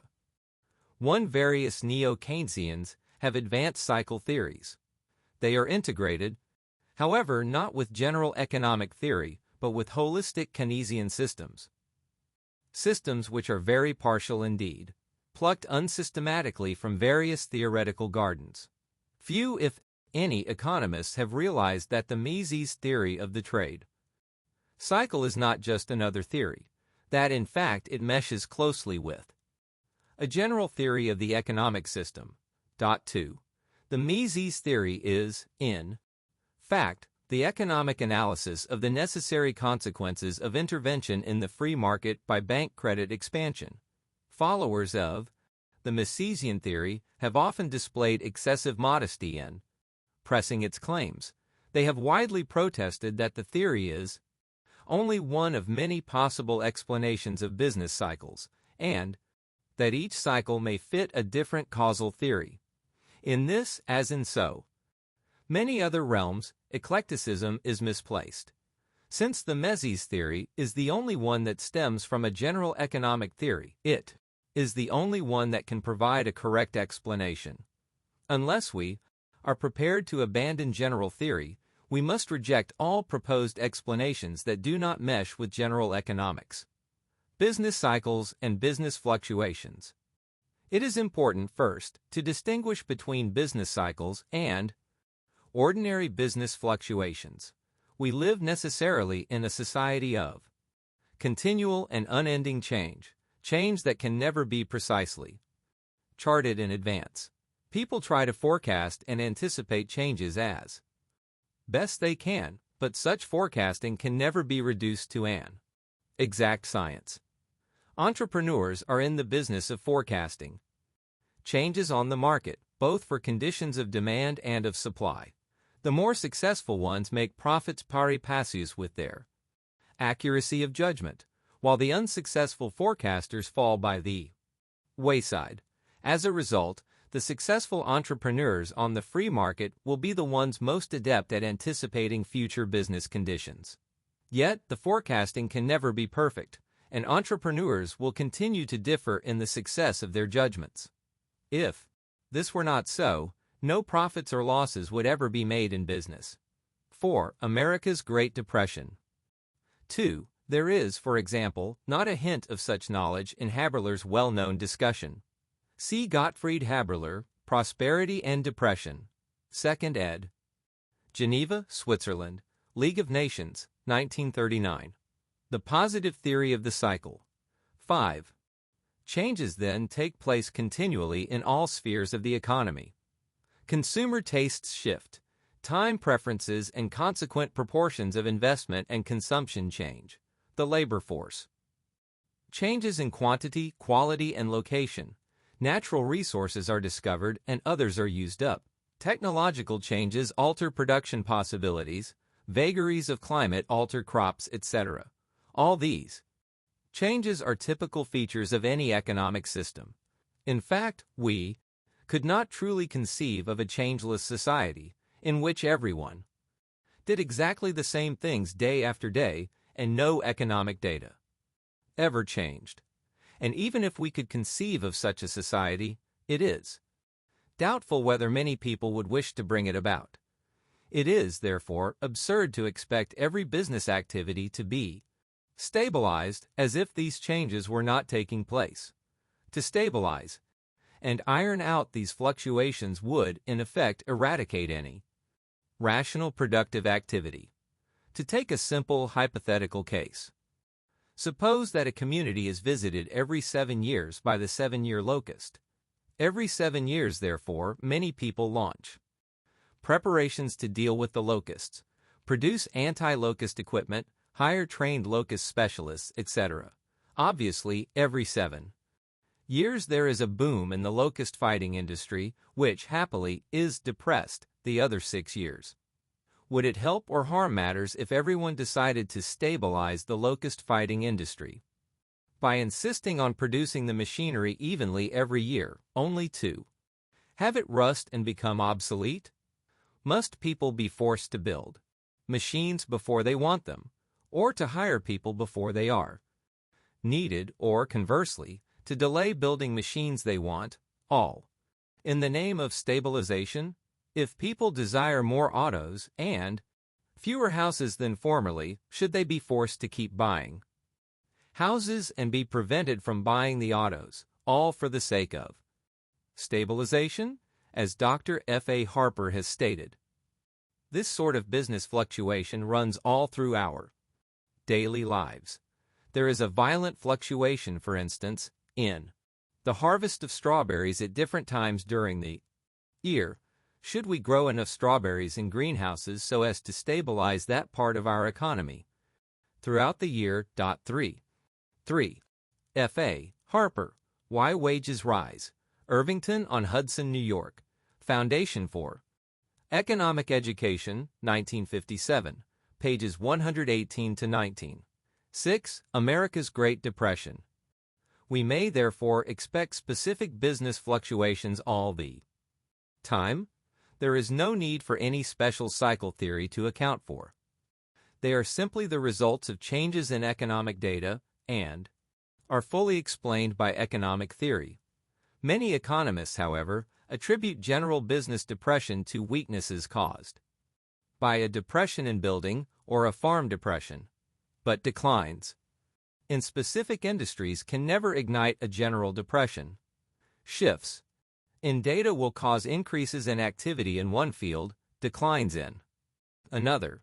There is nothing here to account for a general business depression, a phenomenon of the true business cycle. Suppose, for example, that a shift in consumer tastes and technologies causes a shift in demand from farm products to other goods. It is pointless to say, as many people do, that a farm depression will ignite a general depression, because farmers will buy less goods. The people in industries selling to farmers will buy less, etc.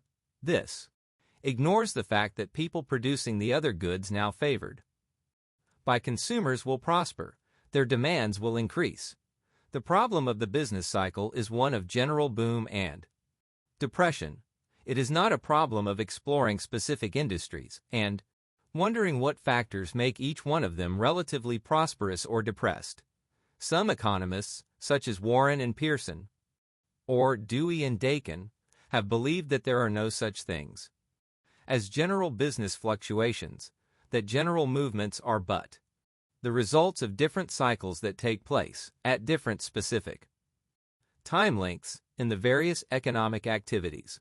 To the extent that such varying cycles, such as the 20-year building cycle or the 7-year locust cycle, may exist, however, they are irrelevant to a study of business cycles in general or to business depressions in particular. What we are trying to explain are general booms and busts in business.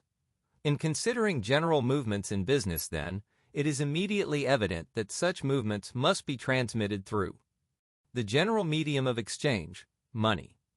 Money forges the connecting link between all economic activities. If one price goes up and another down, we may conclude that demand has shifted from one industry to another. But if all prices move up or down together, some change must have occurred in the monetary sphere. Only the positive theory of the cycle. 7. Changes in the demand for and or the supply of money will cause general price changes. An increase in the supply of money, the demand for money remaining the same, will cause a fall in the purchasing power of each dollar. i.e., a general rise in prices. Conversely, a drop in the money supply will cause a general decline in prices. On the other hand, an increase in the general demand for money, the supply remaining given, will bring about a rise in the purchasing power of the dollar, a general fall in prices, while a fall in demand will lead to a general rise in prices. Changes in prices in general, then, are determined by changes in the supply of and demand for money. The supply of money consists of the stock of money existing in the society. The demand for money is, in the final analysis, the willingness of people to hold cash balances, and this can be expressed as eagerness to acquire money in exchange, and as eagerness to retain money in cash balance.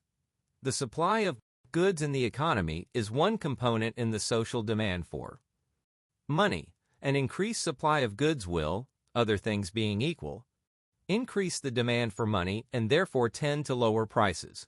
Demand for money will tend to be lower when the purchasing power of the money unit is higher, for then each dollar is more effective in cash balance. Conversely, a lower purchasing power, higher prices, means that each dollar is less effective and more dollars will be needed to carry on the same work. The purchasing power of the dollar, then, will remain constant when the stock of and demand for money are in equilibrium with each other, i.e., when people are willing to hold in their cash balances the exact amount of money in existence.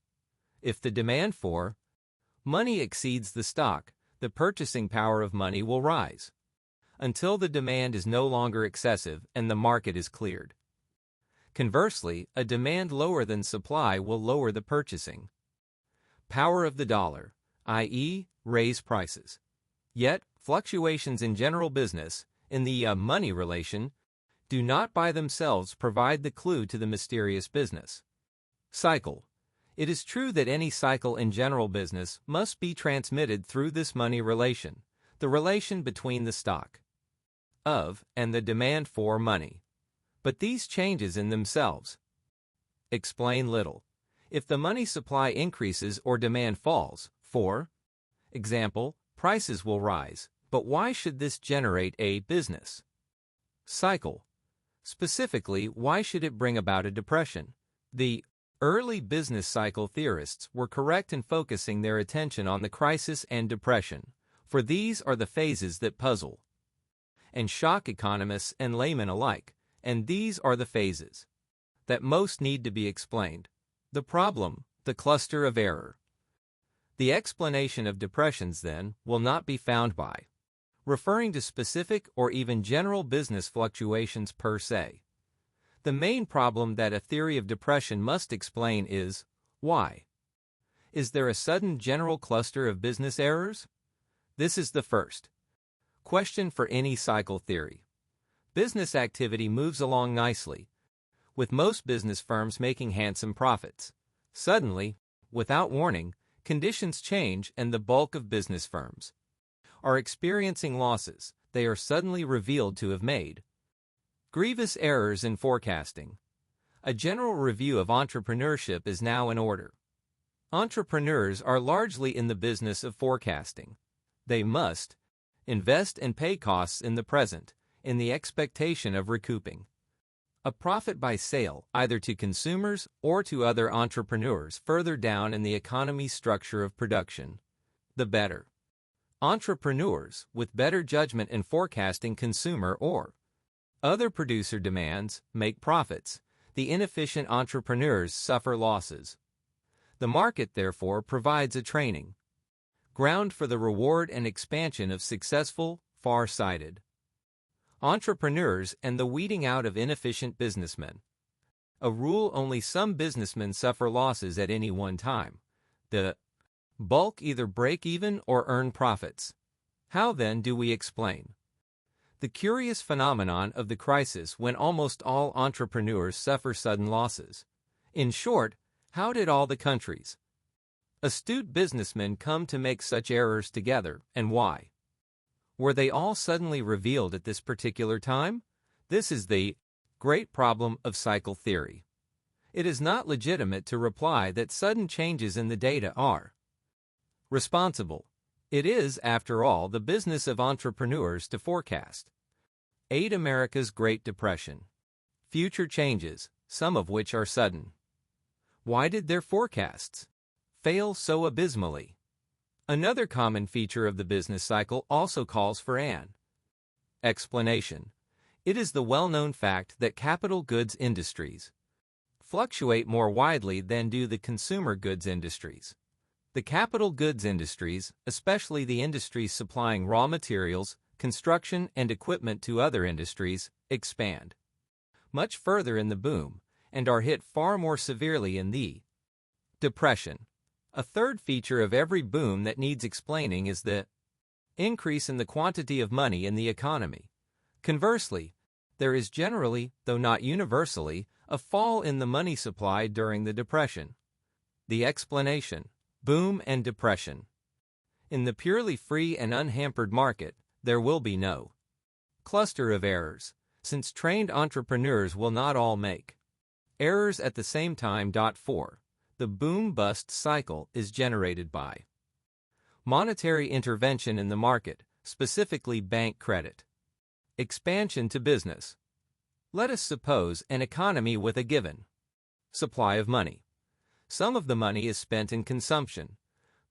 Rest is saved and invested in a mighty structure of capital, in various orders of production. The proportion of consumption to saving or investment is determined by people's time preferences, the degree to which they prefer present to future satisfactions. The less they prefer them in the present, the lower will their time preference. The positive theory of the cycle. 9. 4. Siegfried Budge, Grundzüge der theoretischen Nationalökonomie. Jena, 1925. Quoted in Simon S. Kuznets, Monetary Business Cycle Theory in Germany. Journal of Political Economy, April 1930, 127-28. Under conditions of free competition, the market is dependent upon supply and demand. There could not develop a disproportionality in the production of goods, which could draw in the whole economic system. Such a disproportionality can arise only when, at some decisive point, the price structure does not base itself upon the play of only free competition, so that some arbitrary influence becomes possible. Kuznets himself criticizes the Austrian theory from his empiricist, anti-cause and effect standpoint, and also erroneously considers this theory to be static, rate B, and the lower therefore will be the pure interest rate, which is determined by the time preferences of the individuals in society. A lower time preference rate will be reflected in greater proportions of investment to consumption, a lengthening of the structure of production, and a building up of capital. Higher time preferences, on the other hand, will be reflected in higher pure interest rates and a lower proportion of investment to consumption. The final market rates of interest reflect the pure interest rate plus or minus entrepreneurial risk and purchasing power components. Varying degrees of entrepreneurial risk bring about a structure of interest rates instead of a single uniform one, and purchasing power components reflect changes in the purchasing power of the dollar, as well as in the specific position of an entrepreneur in relation to price changes. The crucial factor, however, is the pure interest rate. This interest rate first manifests itself in the natural rate, or what is generally called the going rate of profit. This going rate is reflected in the interest rate on the loan market, a rate which is determined by the going profit rate. 5. Now, what happens when banks print new money, whether as banknotes or bank deposits, and lend it to business? 6. The new money pours forth on the loan market and lowers the loan rate of interest. It looks as if the supply of saved funds for investment has increased, for the effect is the same. The supply of funds for investment apparently increases, and the interest rate is lowered. Businessmen, in short, are misled by the bank inflation into believing that the supply of saved funds is greater than it really is. Now, when saved funds increase, businessmen invest in longer processes of production, i.e., the capital structure is lengthened, especially in the higher orders most remote from the consumer. 10. America's Great Depression. 5. This is the pure time preference theory of the rate of interest. It can be found in Ludwig von Mises, Human Action, New Haven, Connecticut, Yale University Press, 1949, in Franka Feder, Economic Principles, New York, Century, 1915. And idem, Interest Theories Old and New, American Economic Review, March, 1914. 68 to 92. 6. Banks, for many purposes, include also savings and loan associations and life insurance companies, both of which create new money via credit expansion to business. See below for further discussion of the money and banking question. The positive theory of the cycle. 11. Businessmen take their newly acquired funds and bid up the prices of capital and other producers' goods, and this stimulates a shift of investment from the lower, near the consumer, to the higher orders of production, furthest from the consumer, from consumer goods to capital goods, industries. 7. If this were the effect of a genuine fall in time preferences and an increase in saving, all would be well and good, and the new lengthened structure of production could be indefinitely sustained. But this shift is the product of bank credit expansion. Soon the new money percolates downward from the business borrowers to the factors of production, in wages, rents, interest. Now, unless time preferences have changed, and there is no reason to think that they have, people will rush to spend the higher incomes in the old consumption investment proportions. In short, people will rush to re-establish the old proportions, and demand will shift back from the higher to the lower orders. Capital goods industries will find that their investments have been in error, that what they thought profitable really fails for lack of demand by their entrepreneurial customers. Higher orders of production have turned out to be wasteful, and the malinvestment must be liquidated. A favorite explanation of the crisis is that it stems from underconsumption, from a failure of consumer demand for goods at prices that could be profitable. But this runs contrary to the commonly known fact that it is capital goods, and not consumer goods, industries that really suffer in a depression. The failure is one of entrepreneurial demand for the higher order goods, and this in turn is caused by the shift of demand back to the old proportions.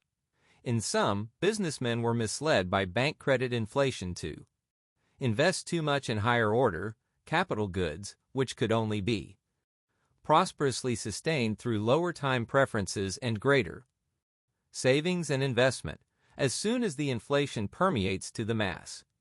7. On the structure of production and its relation to investment and bank credit. CFA, Hayek, Prices and Production, 2nd ed., London, Routledge and Keegan. Paul, 1935. Mises, Human Action, and Eugen von Bohm-Bawerk. Positive Theory of Capital in Capital and Interest, South Holland, Illinois. Libertarian Press, 1959, Volume 2. 12.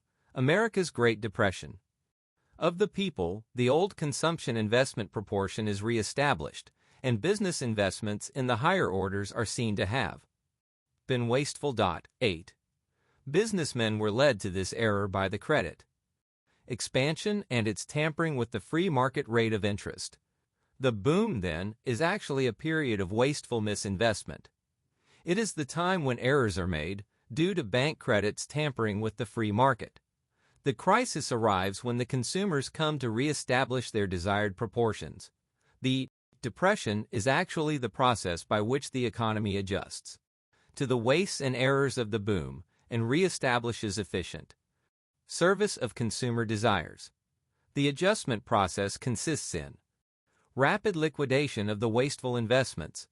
Some of these will be abandoned altogether, like the western ghost towns constructed in the boom of 1816 to 1818 and deserted during the panic of 1819. Others will be shifted to other uses. Always the principle will be not to mourn past errors, but to make most efficient use of the existing stock of capital. In sum, the free market tends to satisfy voluntarily expressed consumer desires with maximum efficiency, and this includes the public's relative desires for present and future consumption. The inflationary boom hobbles this efficiency and distorts the structure of production, which no longer serves consumers properly. The crisis signals the end of this inflationary distortion, and the depression is the process by which the economy returns to the efficient service of consumers. In short, and this is a highly important point to grasp, the depression is the recovery process, and the end of the depression heralds the return to normal and to optimum efficiency. The depression, then, far from being an evil scourge, is the necessary and beneficial return of the economy to normal after the distortions imposed by the boom.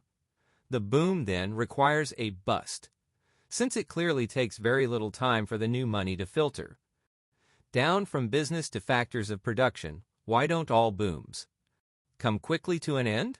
The reason is that the banks come to the rescue, seeing factors bid away from them by consumer goods. 8.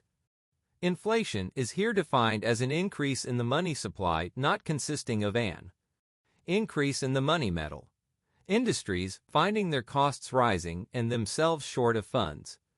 The borrowing firms turn once again to the banks.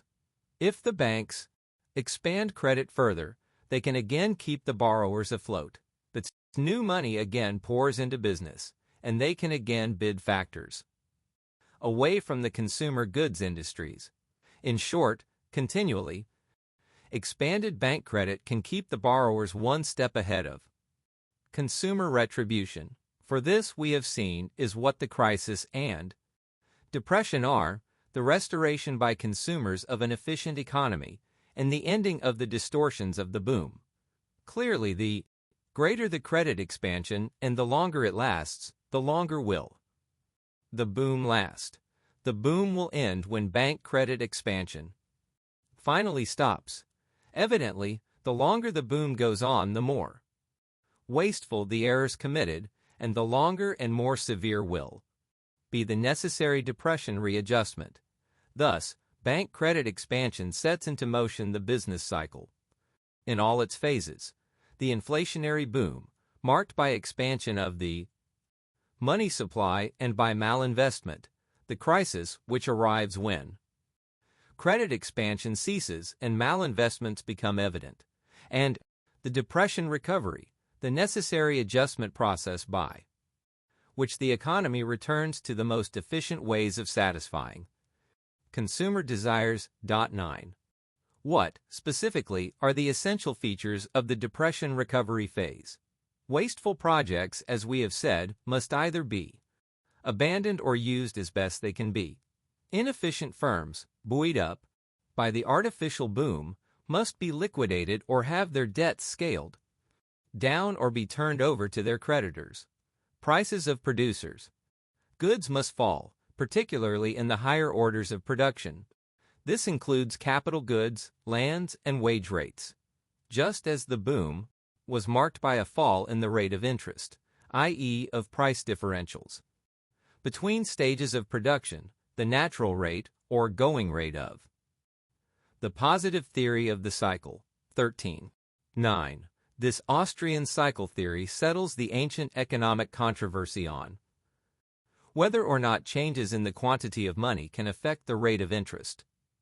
Supports the modern doctrine that an increase in the quantity of money lowers the rate of interest if it first enters the loan market.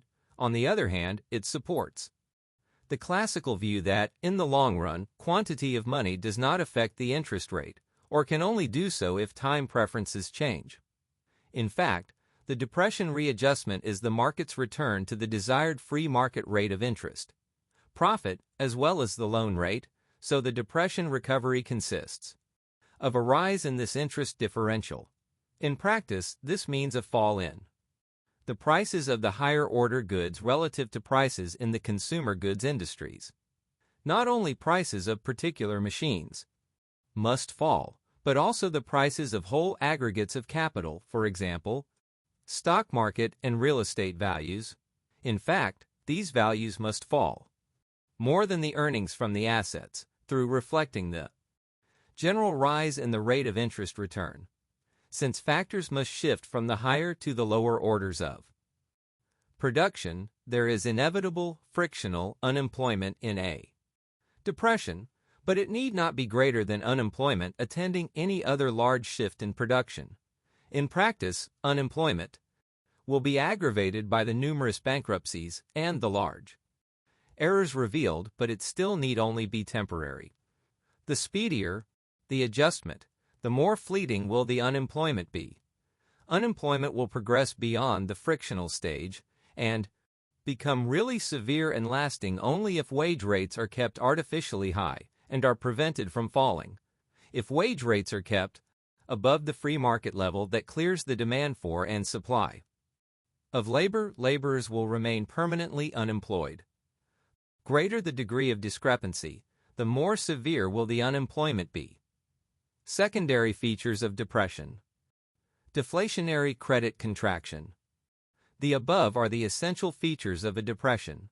Other secondary features may also develop.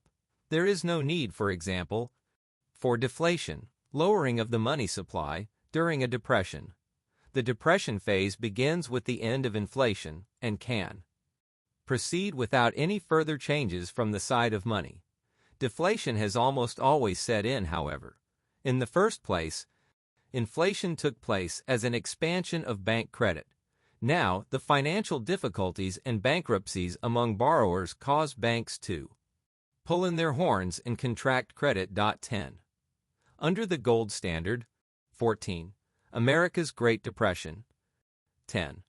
It is often maintained that since business firms can find few profitable opportunities in a depression, business demand for loans falls off, and hence loans. Banks have another reason for contracting credit, if they had ended inflation because of a gold drain to foreign countries. The threat of this drain forces them to contract their outstanding loans.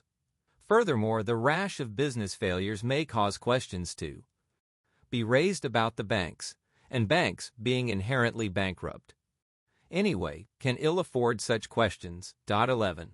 Hence, the money supply will contract because of actual bank runs, and because banks will tighten their position in fear of such runs. Another common secondary feature of depressions is an increase in the demand for money.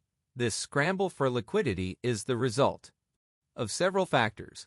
1. People expect falling prices due to the depression and deflation, and will therefore hold more money and spend less on goods, awaiting the price fall. 2. Borrowers will try to pay off their debts, now being called by banks and by business creditors, by liquidating other assets in exchange for money. 3. The rash of business losses and bankruptcies makes businessmen cautious about investing until the liquidation process is over. With the supply of money falling and the demand for money increasing, generally falling prices are a consequent feature of most. The positive theory of the cycle. 15. And money supply will contract. But this argument overlooks the fact that the banks, if they want to, can purchase securities and thereby sustain the money supply by increasing their investments to compensate for dwindling loans. Contractionist pressure, therefore, always stems from banks and not from business borrowers.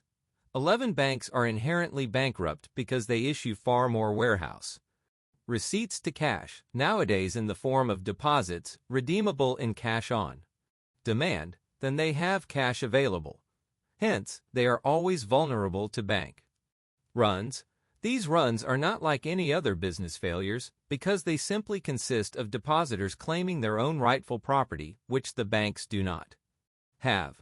Inherent bankruptcy, then, is an essential feature of any fractional reserve banking system. As Frank Graham stated, the attempt of the banks to realize the inconsistent aims of lending cash, or merely multiplied claims to cash, and still to represent that cash is available on demand, is even more preposterous than eating one's cake and counting on it for future consumption. The alleged convertibility is delusion dependent upon the rights not being unduly exercised.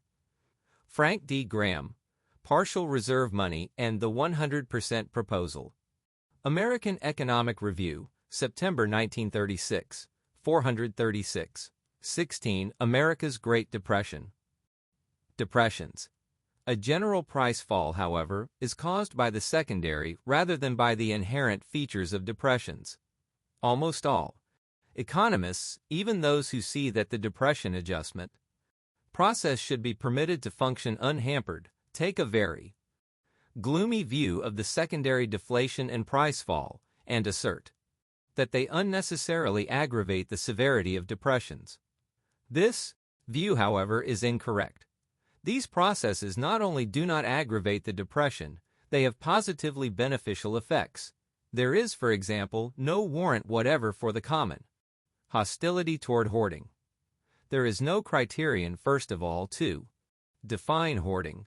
The charge inevitably boils down to mean that A thinks that B is keeping more cash balances than A deems appropriate for B. Certainly there is no objective criterion to decide when an increase in cash balance becomes a hoard. Second, we have seen that the demand for money increases as a result of certain needs and values of the people. In a depression, fears of business liquidation and expectations of price declines particularly spur this rise. By what standards can these valuations be called illegitimate? A general price fall is the way that an increase in the demand for money can be satisfied, for lower prices mean that the same total cash balances have greater effectiveness, greater real command over goods and services. In short, the desire for increased real cash balances has now been satisfied. Furthermore, the demand for money will decline again as soon as the liquidation and adjustment processes are finished. For the completion of liquidation removes the uncertainties of impending bankruptcy and ends the borrower's scramble for cash. A rapid, unhampered fall in prices, both in general, adjusting to the way changed money relation, and particularly in goods of higher orders, adjusting to the malinvestments of the boom, will speedily end the realignment processes and remove expectations of further declines. Thus, the sooner the various adjustments, primary and secondary, are carried out, the sooner will the demand for money fall once again. This, of course, is just one part of the general economic return to normal. Neither does the increased hoarding, nor the fall of prices at all, interfere with the primary depression adjustment. The positive theory of the cycle. 17. Feature of the primary adjustment is that the prices of producers' goods fall more rapidly than do consumer good prices, or, more accurately, that higher order prices fall more rapidly than do those of lower order goods. It does not interfere with the primary adjustment if all prices are falling to some degree. It is, moreover, a common myth among laymen and economists alike that falling prices have a depressing effect on business. This is not necessarily true. What matters for business is not the general behavior of prices, but the price differentials between selling prices and costs, the natural rate of interest. If wage rates, for example, fall more rapidly than product prices, this stimulates business activity and employment. Deflation of the money supply, by a credit contraction, has fared as badly as hoarding in the eyes of economists. Even the Misesian theorists deplore deflation and have seen no benefits accruing from it. 12. Yet, deflationary credit contraction greatly helps to speed up the adjustment process, and hence the completion of business recovery, in ways as yet unrecognized. The adjustment consists, as we know, of a return to the desired consumption saving pattern, Less adjustment is needed, however, if time preferences themselves change, i.e., if savings increase and consumption relatively declines. In short, what can help a depression is not more consumption, but, on the contrary, less consumption and more savings, and concomitantly, more investment. Falling prices encourage greater savings and decreased consumption by fostering an accounting illusion. Business accounting records the value of assets at their original cost. It is well known that general price increases distort the accounting record. What seems to be a large profit may only be just sufficient to replace the now higher-priced assets. During an inflation, therefore, business profits are greatly overstated, and consumption is greater than it would be if the accounting illusion were not operating. Perhaps capital is even consumed without the individual's knowledge. In a time of deflation, the accounting illusion is reversed. What seem like losses in capital consumption, 12 inches a gold standard country, such as America during the 1929 Depression. Austrian economists accepted credit contraction as a perhaps necessary price to pay for remaining on gold, but few saw any remedial virtues in the deflation process itself. 18. America's Great Depression may actually mean profits for the firm, since assets now cost much less to be replaced. This overstatement of losses, however, restricts consumption and encourages saving. A man may merely think he is replacing capital when he is actually making an added investment in the business. Credit contraction will have another beneficial effect in promoting recovery. For bank credit expansion, we have seen distorts the free market by lowering price differentials, the natural rate of interest or going rate of profit on the market. Credit contraction, on the other hand, distorts the free market in the reverse direction. Deflationary credit contraction's first effect is to lower the money supply in the hands of business, particularly in the higher stages of production. This reduces the demand for factors in the higher stages, lowers factor prices and incomes, and increases price differentials and the interest rate. It spurs the shift of factors, in short, from the higher to the lower stages. But this means that credit contraction, when it follows upon credit expansion, speeds the market's adjustment process. Credit contraction returns the economy to free market proportions much sooner than otherwise. But, it may be objected, may not credit contraction overcompensate the errors of the boom and itself cause distortions that need correction? It is true that credit contraction may overcompensate, and while contraction proceeds, it may cause interest rates to be higher than free market levels and investment lower than in the free market. But since contraction causes no positive malinvestments, it will not lead to any painful period of depression and adjustment. If businessmen are misled into thinking that less capital is available for investment than is really the case, no lasting damage in the form of wasted investments will ensue. 13. Furthermore, in 13, some readers may ask, why doesn't credit contraction lead to malinvestment by causing overinvestment in lower-order goods and underinvestment in higher-order goods, thus reversing the consequences of credit expansion? The answer stems from the Austrian analysis of the structure of production. There is no arbitrary choice of investing in lower or higher-order goods. Any increased investment must be made in the higher-order goods, must lengthen the structure of production. A decreased amount of investment in the economy simply reduces higher-order capital. Thus, credit contraction will cause not excess of investment. The nature of things, credit contraction is severely limited. It cannot progress beyond the extent of the preceding inflation. 14. Credit expansion faces no such limit. Government depression policy, laissez-faire. If government wishes to see a depression ended as quickly as possible and the economy return to normal prosperity, what course should it adopt? The first and clearest injunction is, don't interfere with. The market's adjustment process. The more the government intervenes to delay the market's adjustment, the longer and more grueling the depression will be, and the more difficult will be the road to complete recovery. Government hampering aggravates and perpetuates the depression. Yet, government depression policy has always, and would have even more today, aggravated the very evils it has loudly tried to cure. If in fact we list logically the various ways that government could hamper market adjustment, we will find that we have precisely listed the favorite anti-depression arsenal of government policy. Thus, here are the ways the adjustment process can be hobbled. 1. Prevent or delay liquidation. Lend money to shaky businesses. Call on banks to lend further, etc. 2. Inflate further.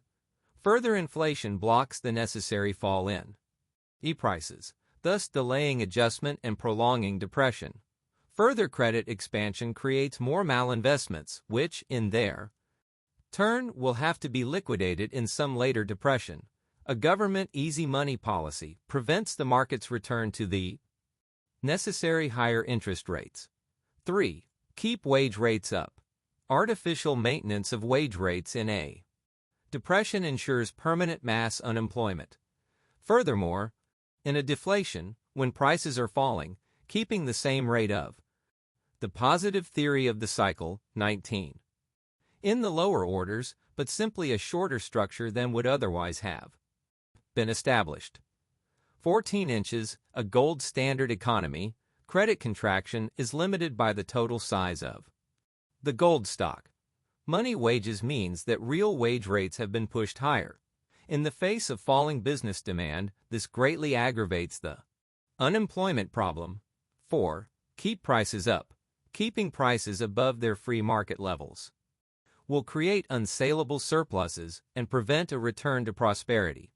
5. Stimulate consumption and discourage saving. We have seen that more saving and less consumption would speed recovery. More consumption and less saving aggravate the shortage of saved capital even further. Government can encourage consumption by food stamp plans and relief payments. It can discourage savings and investment by higher taxes, particularly on the wealthy and on corporations and estates. As a matter of fact, any increase of taxes and government spending will discourage saving and investment and stimulate consumption, since government spending is all consumption. Some of the private funds would have been saved and invested. All of the government funds are consumed. 15. Any increase in the relative size of government in the economy, therefore, shifts the societal consumption-investment ratio in favor of consumption and prolongs the depression. 6. Subsidize unemployment.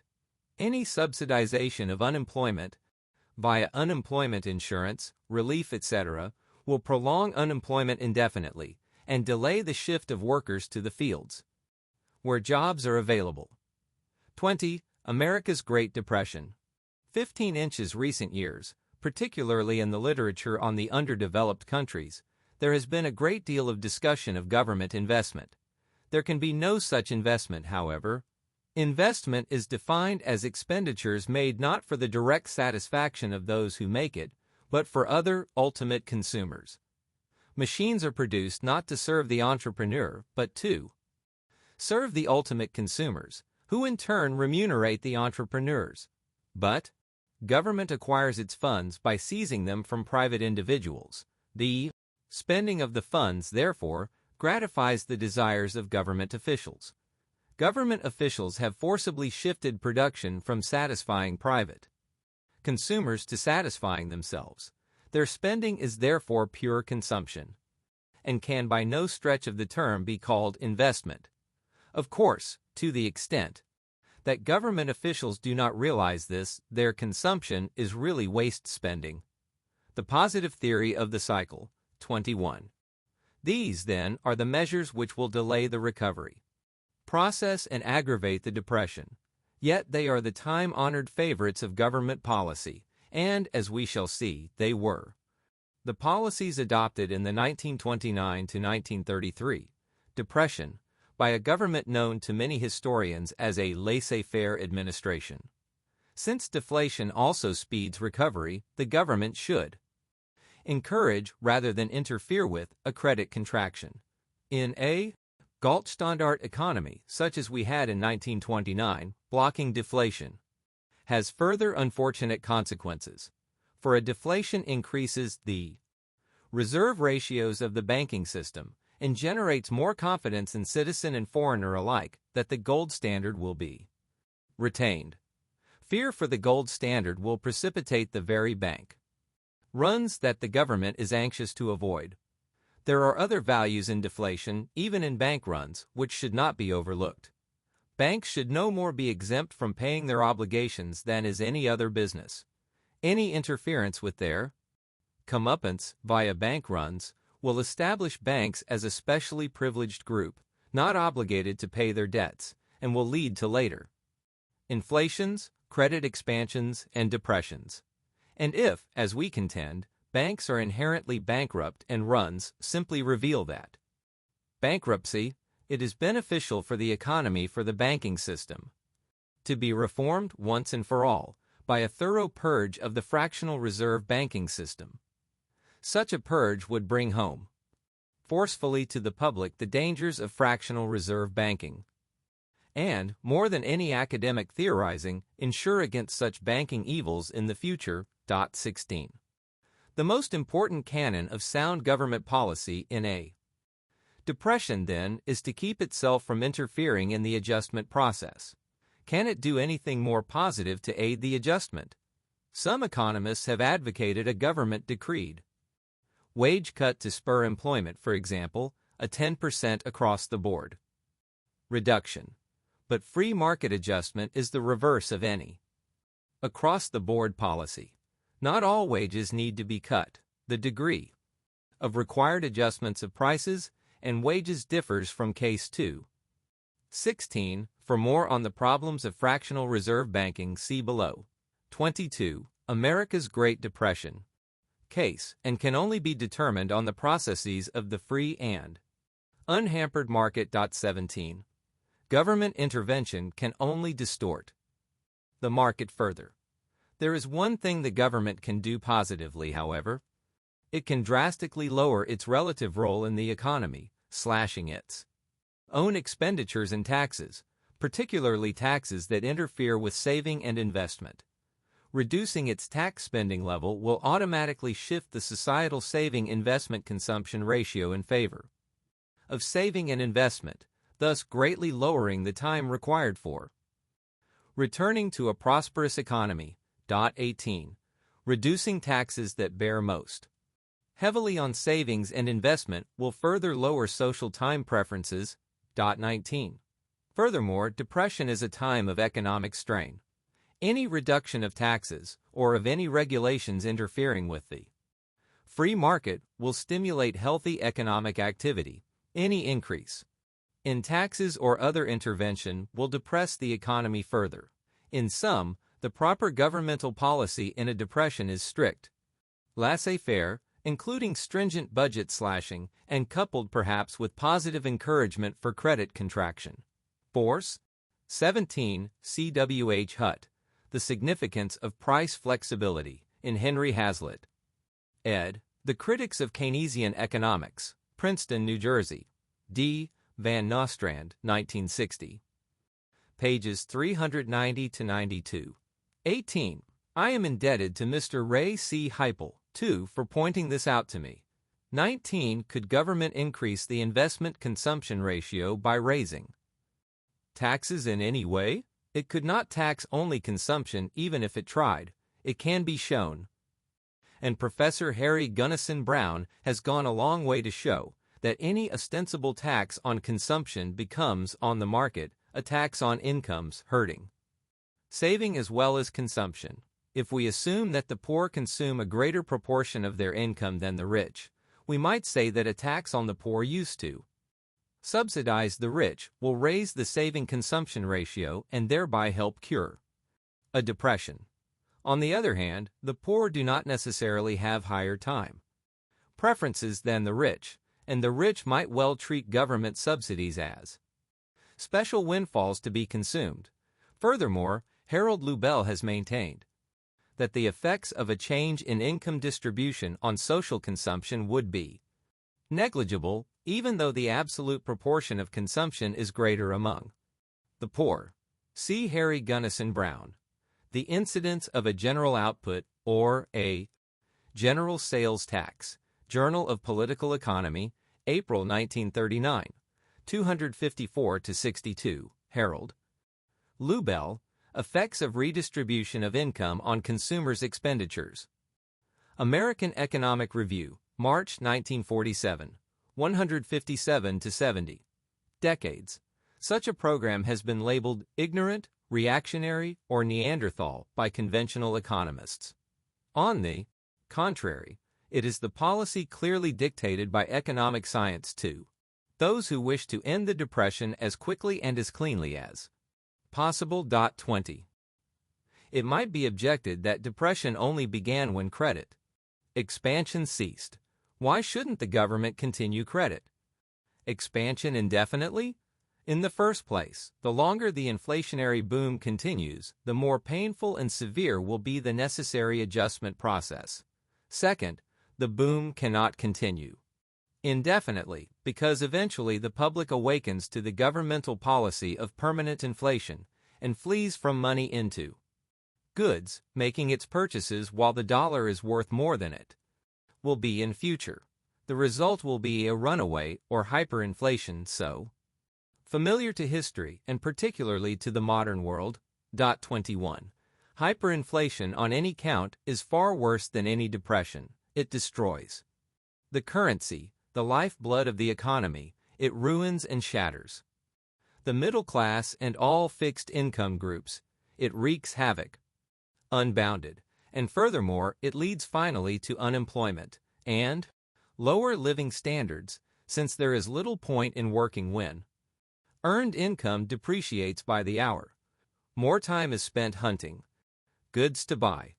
To avoid such a calamity, then, credit expansion must stop sometime, and this will bring a depression into being.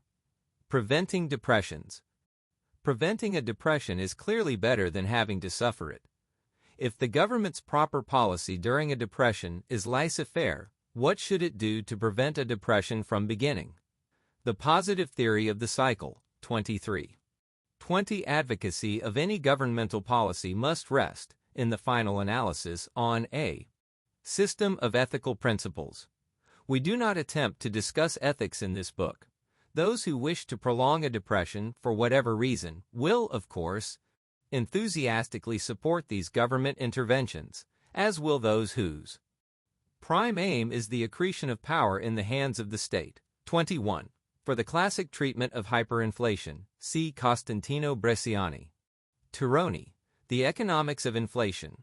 London, George Allen and Unwin, 1937.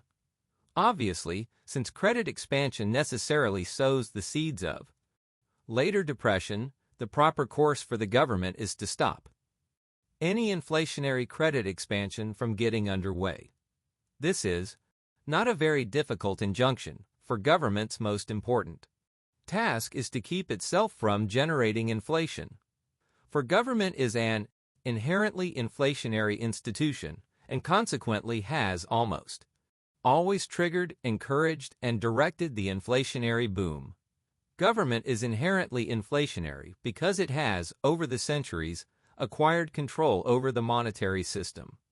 Having the power to print money, including the printing of bank deposits, gives it the power to tap a ready source of revenue. Inflation is a form of taxation, since the government can create new money out of thin air and use it to bid away resources from private individuals, who are barred by heavy penalty from similar counterfeiting. Inflation therefore makes a pleasant substitute for taxation for the government officials and their favored groups, and it is a subtle substitute which the general public can easily, and can be encouraged to, overlook. The government can also pin the blame for the rising prices, which are the inevitable consequence of inflation, upon the general public or some disliked segments of the public. For example, business, speculators, foreigners. Only the unlikely adoption of sound economic doctrine could lead the public to pin the responsibility where it belongs, on the government itself. Private banks, it is true, can themselves inflate the money supply by issuing more claims to standard money, whether gold or government paper, than they could possibly redeem. A bank deposit is equivalent to a warehouse receipt for cash, a receipt which the bank pledges to redeem at any time the customer wishes to take his money out of the bank's vaults. The whole system of fractional reserve banking involves the issuance of receipts, which cannot possibly be redeemed, but Mises has shown that, by themselves, private banks could not inflate the money supply by a great deal. 22. In the first place, each bank would find its newly 24. America's Great Depression. 22. See Mises' Human Action, pages 429-45, and Theory of Money and Credit, New Haven, Connecticut, Yale University Press, 1953. Issued uncovered, or pseudo, receipts, uncovered by cash, soon transferred to the clients of other banks, who would call on the bank for redemption. The narrower the clientele of each bank, then the less scope for its issue of pseudo-receipts. All the banks could join together and agree to expand at the same rate, but such agreement would be difficult to achieve.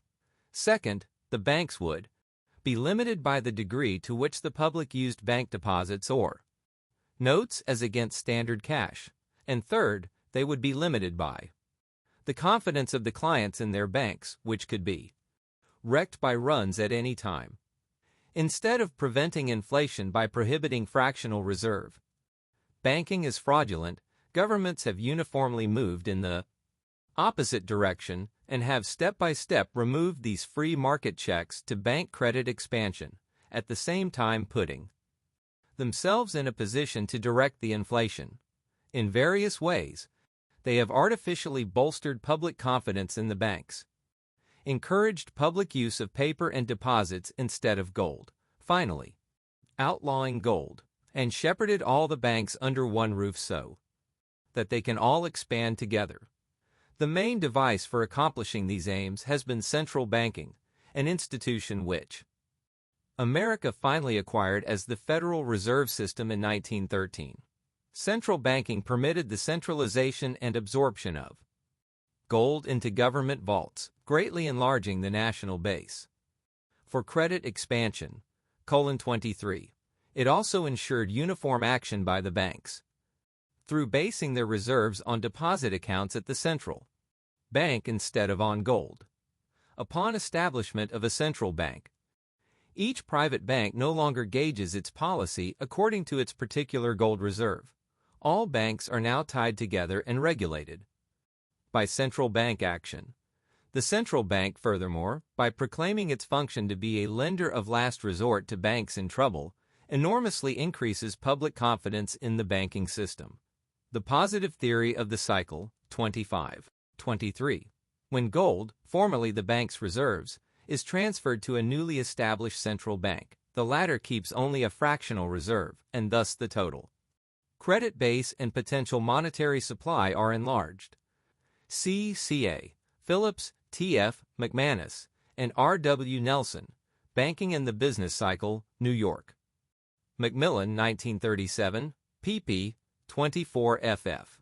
For it is tacitly assumed by everyone that the government would never permit its own organ, the central bank, to fail.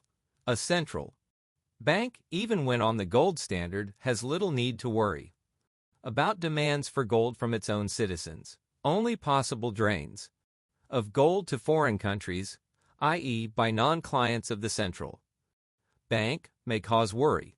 The government assured Federal Reserve control over the banks by 1. Granting to the Federal Reserve System, FRS, a monopoly over note issue. 2. Compelling all the existing national banks to join the Federal Reserve System and to keep all their Legal reserves as deposits at the Federal Reserve 24, and 3. Fixing the minimum reserve ratio of deposits at the Reserve to bank. Deposits, money owned by the public. The establishment of the FRS was furthermore inflationary in directly reducing existing reserve ratio requirements. 25. The Reserve could then control the volume of money by governing two things: the volume of bank reserves and the legal reserve requirements. The Reserve can govern the volume of bank reserves in ways which will be explained below, and the government sets the legal ratio, but admittedly, control over the money supply is not perfect, as banks can keep excess reserves. Normally, however, reassured by the existence of a lender of last resort and making profits by maximizing its assets and deposits, a bank will keep fully loaned up to its legal ratio, while unregulated private banking would be checked within narrow limits and would be far less inflationary than central bank. 26. America's Great Depression. 24. Many state banks were induced to join the FRS by patriotic appeals and offers of free services. Even the banks that did not join, however, are effectively controlled by the system, for in order to obtain paper money, they must keep reserves in some member bank. 25. The average reserve requirements of all banks before 1913 was estimated at approximately 21%. By mid-1917, when the FRS had fully taken shape, the average required ratio was 10%. Phillips et al.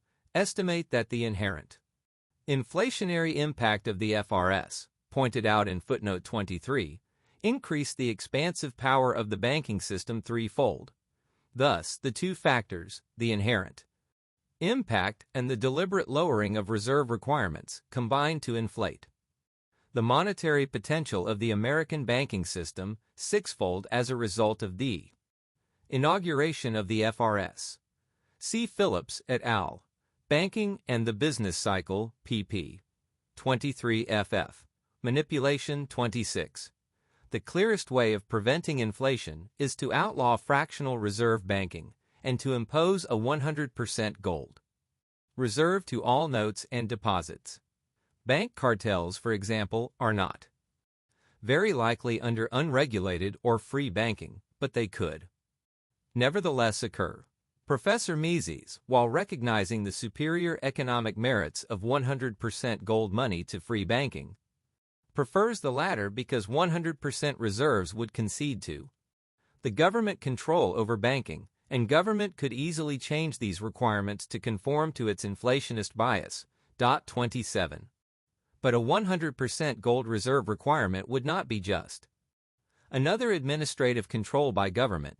It would be part and parcel of the general libertarian legal prohibition against fraud. Everyone except absolute pacifists concedes that violence against person and property should be outlawed, and that agencies operating under this general law should defend person and property against attack. Libertarians, advocates of laissez-faire, believe that governments should confine themselves to being defense agencies only. Fraud is equivalent to theft, for fraud is committed when one part of an exchange contract is deliberately not fulfilled after the other's property has been taken. Banks that issue receipts to non-existent gold are really committing fraud, because it is then impossible for all property owners of claims to gold to claim their rightful property. Therefore, prohibition of such practices would not be an act of government intervention in the free market, would be part of the general legal defense of property against attack, which a free market requires. 28, 29. The Positive Theory of the Cycle. 27. 20. The horrors of wildcat banking in America before the Civil War stemmed from two factors, both due to government rather than free banking. 1. Since the beginnings of banking in 1814, and then in every ensuing panic, State governments permitted banks to continue operating, making and calling loans, etc., without having to redeem in specie. In short, banks were privileged to operate without paying their obligations. 2. Prohibitions on interstate branch banking, which still exist, coupled with poor transportation, prevented banks from promptly calling on distant banks for redemption of notes. 27 Mises, Human Action, p. 440. 28. A common analogy states that banks simply count on people not redeeming all their property at once, and that engineers who build bridges operate also on. 28. America's Great Depression. What then was the proper government policy during the 1920s? What should government have done to prevent the crash? Its best policy would have been to liquidate the Federal Reserve System and to erect a 100% gold reserve money. Failing that, it should have liquidated the FRS and left private banks unregulated, but subject to prompt, rigorous bankruptcy upon failure to redeem their notes and deposits. Failing these drastic measures, and given the existence of the Federal Reserve System, what should its policy have been? The government should have exercised full vigilance in not supporting or permitting any inflationary credit expansion. We have seen that the Fed, the Federal Reserve System, does not have complete control over money, because it cannot force banks to lend up to their reserves, but it does have absolute anti-inflationary control over the banking system, for it does have the power to reduce bank reserves at will, and thereby force the banks to cease inflating, or even to contract if necessary, by lowering the volume of bank reserves and/or raising reserve requirements. The federal government in the 1920s as well as today has had the absolute power to prevent any increase in the total volume of money and credit. It is true that the FRS has no direct control over such money creators as savings banks, savings and loan associations, and life insurance companies, but any credit. The principle that not everyone in a city will wish to cross the bridge at once. But the cases are entirely different. The people crossing a bridge are simply requesting a service. They are not trying to take possession of their lawful property, as are the bank depositors. A more fitting analogy would defend embezzlers who would never have been caught if someone hadn't fortuitously inspected the books. Crime comes when the theft or fraud is committed, not when it is finally revealed. 29. Perhaps a libertarian legal system would consider general deposit warrants, which allow a warehouse to return any homogeneous good to the depositor, as specific deposit warrants, which, like bills of lading, pawn tickets, dock warrants, etc., establish ownership to specific, earmarked objects.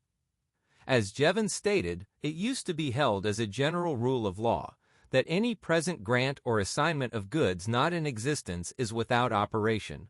C. W. Stanley Jevons. Money and the Mechanism of Exchange, London, Kegan Paul, 1905, pages 207-12. For an excellent discussion of the problems of a fractional reserve money, see Amasa Walker, The Science of Wealth, 3rd ed., Boston, Little Brown, 1867, pp. 126-32, especially pages 139-41. The Positive Theory of the Cycle. 29. Expansion from these sources could be offset by deflationary pressure upon the commercial banks. This is especially true because commercial bank deposits, 1. Form the monetary base for the credit extended by the other financial institutions, and 2. Are the most actively circulating part of the money supply. Given the Federal Reserve System and its absolute power over the nation's money, the federal government, since 1913, must bear the complete responsibility for any inflation. The banks cannot inflate on their own. Any credit expansion can only take place with the support and acquiescence of the federal government and its Federal Reserve authorities. The banks are virtual pawns of the government, and have been since 1913. Any guilt for credit expansion and the consequent depression must be borne by the federal government, and buy it alone. 30. Problems in the Austrian theory of the trade cycle. The assumption of full employment. Before proceeding to discuss alternative business cycle theories, several problems and time-honored misconceptions should be cleared up. Two standard misconceptions have already been refuted by Professor Mises. One, that the Austrian theory assumes the previous existence of full employment, and therefore does not apply if the credit expansion begins while there are unemployed factors. And, two, that the theory describes the boom as a period of overinvestment. On the first point, the unemployed factors can either be labor or capital goods. There will always be unemployed, submarginal land available. Inflation will only put unemployed labor factors to work if their owners, though otherwise. 30. Some writers make a great to-do over the legal fiction that the Federal Reserve System is owned by its member banks. In practice, this simply means that these banks are taxed to help pay for the support of the Federal Reserve. If the private banks really own the Fed, then how can its officials be appointed by the government and the owners compelled to own the Federal Reserve Board by force of government statute? The Federal Reserve banks should simply be regarded as governmental agencies, holding out for a higher real wage than the free market can provide, stupidly settle for a lower real wage if it is camouflaged in the a form of a rise in the cost of living. As for idle capital goods, these may have been totally and hopelessly malinvested in a previous boom or at some other time, and hopelessly lost to profitable production for a long time or forever. A credit expansion may appear to render submarginal capital profitable once more, but this, too, will be malinvestment, and the now greater error will be exposed when this boom is over. Thus, credit expansion generates the business cycle regardless of the existence of unemployed factors. Credit expansion in the midst of unemployment will create more distortions and malinvestments, delay recovery from the preceding boom, and make a more grueling recovery necessary in the future. While it is true that the unemployed factors are not now diverted from more valuable uses as employed factors would be, since they were speculatively idle or malinvested instead of employed, the other complementary factors will be diverted into working with men. These factors will be malinvested and wasted. Moreover, all the other distorting effects of credit expansion will still follow, and a depression will be necessary to correct the new distortion. 31. Overinvestment or malinvestment. The second misconception, given currency by Haberler in his famous Prosperity and Depression, calls the Misesian picture of the boom and overinvestment theory. 32. Mises has brilliantly shown the error of this label. As Mises points out, additional investment is only possible to the extent that there is an additional supply of capital goods available. The boom itself does not result in a restriction, but rather in an increase in consumption. It does not. 30. America's Great Depression. 31. See Mises, Human Action, pages 576-78. Professor Hayek, in his well-known and excellent exposition of the Austrian theory, had early shown how the theory fully applies to credit expansion amidst unemployed factors. Hayek, Prices and Production, pages 96-99. 32. Haberler, Prosperity and Depression, Chapter 3. Procure more capital goods for new investment. The essence of the credit expansion boom is not overinvestment, but investment in wrong lines, i.e., malinvestment, on a scale for which the capital goods available do not suffice. Their projects are unrealizable on account of the insufficient supply of capital goods. The unavoidable end of the credit expansion makes the faults committed visible. There are plants which cannot be utilized because the plants needed for the production of the complementary factors of production are lacking. Plants the products of which cannot be sold because the consumers are more intent upon purchasing other goods which, however, are not produced in sufficient quantities. The observer notices only the malinvestments which are visible and fails to recognize that these establishments are malinvestments only because of the fact that other plants, those required for the production of the complementary factors of productions and those required for the production of consumers' goods more urgently demanded by the public, are lacking. The whole entrepreneurial class is, as it were, in the position of a master builder who overestimates the quantity of the available supply of materials, oversizes the groundwork, and only discovers later that he lacks the material needed for the completion of the structure. It is obvious that our master builder's fault was not overinvestment, but an inappropriate investment. 33. Some critics have insisted that if the boom goes on long enough, these processes might finally be completed, but this takes the metaphor too literally.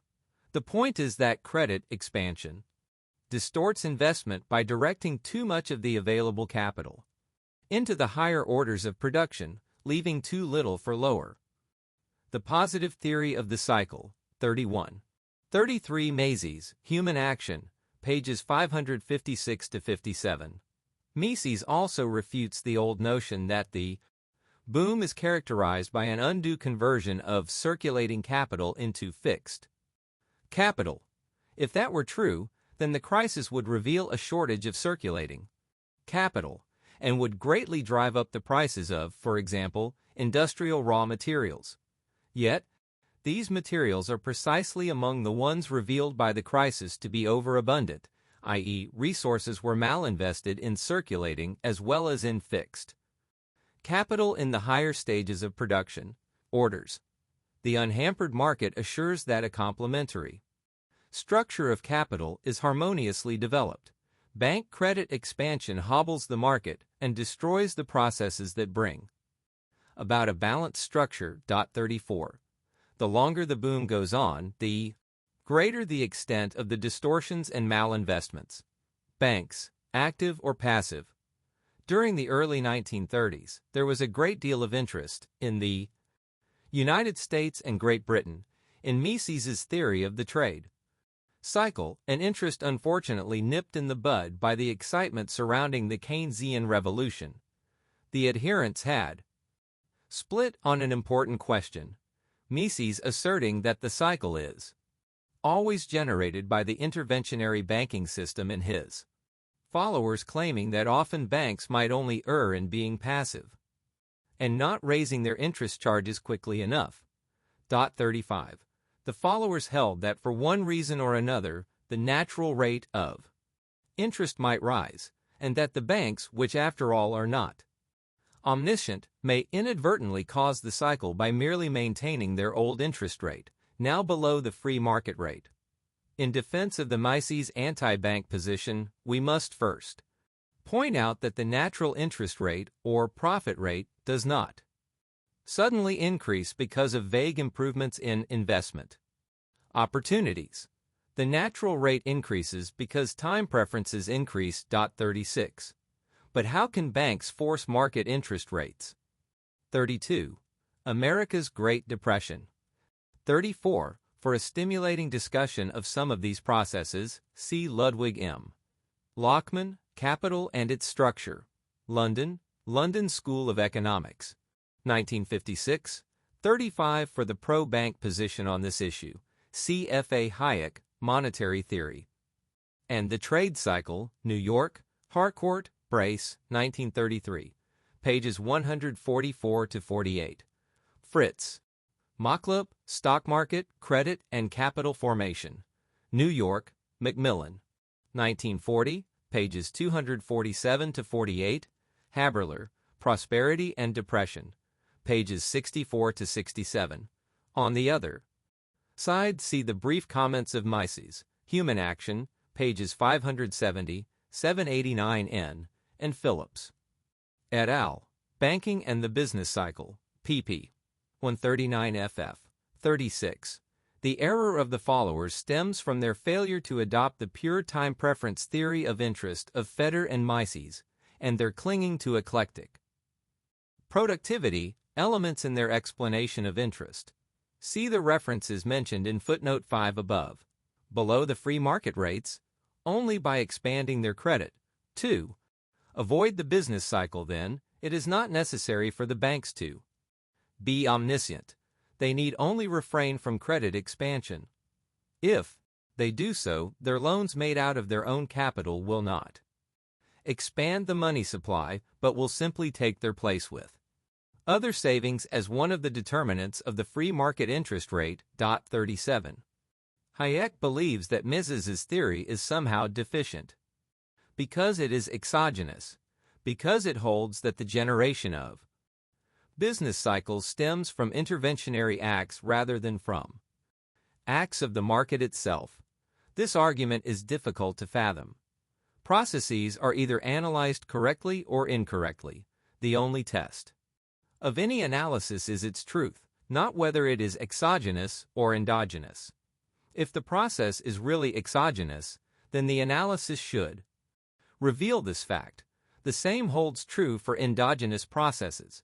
No particular virtue attaches to a theory because it is one or the other. Recurrence of cycles.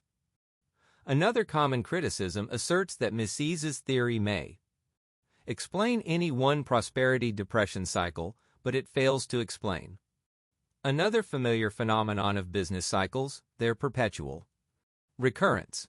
Why does one cycle begin as the previous one ends?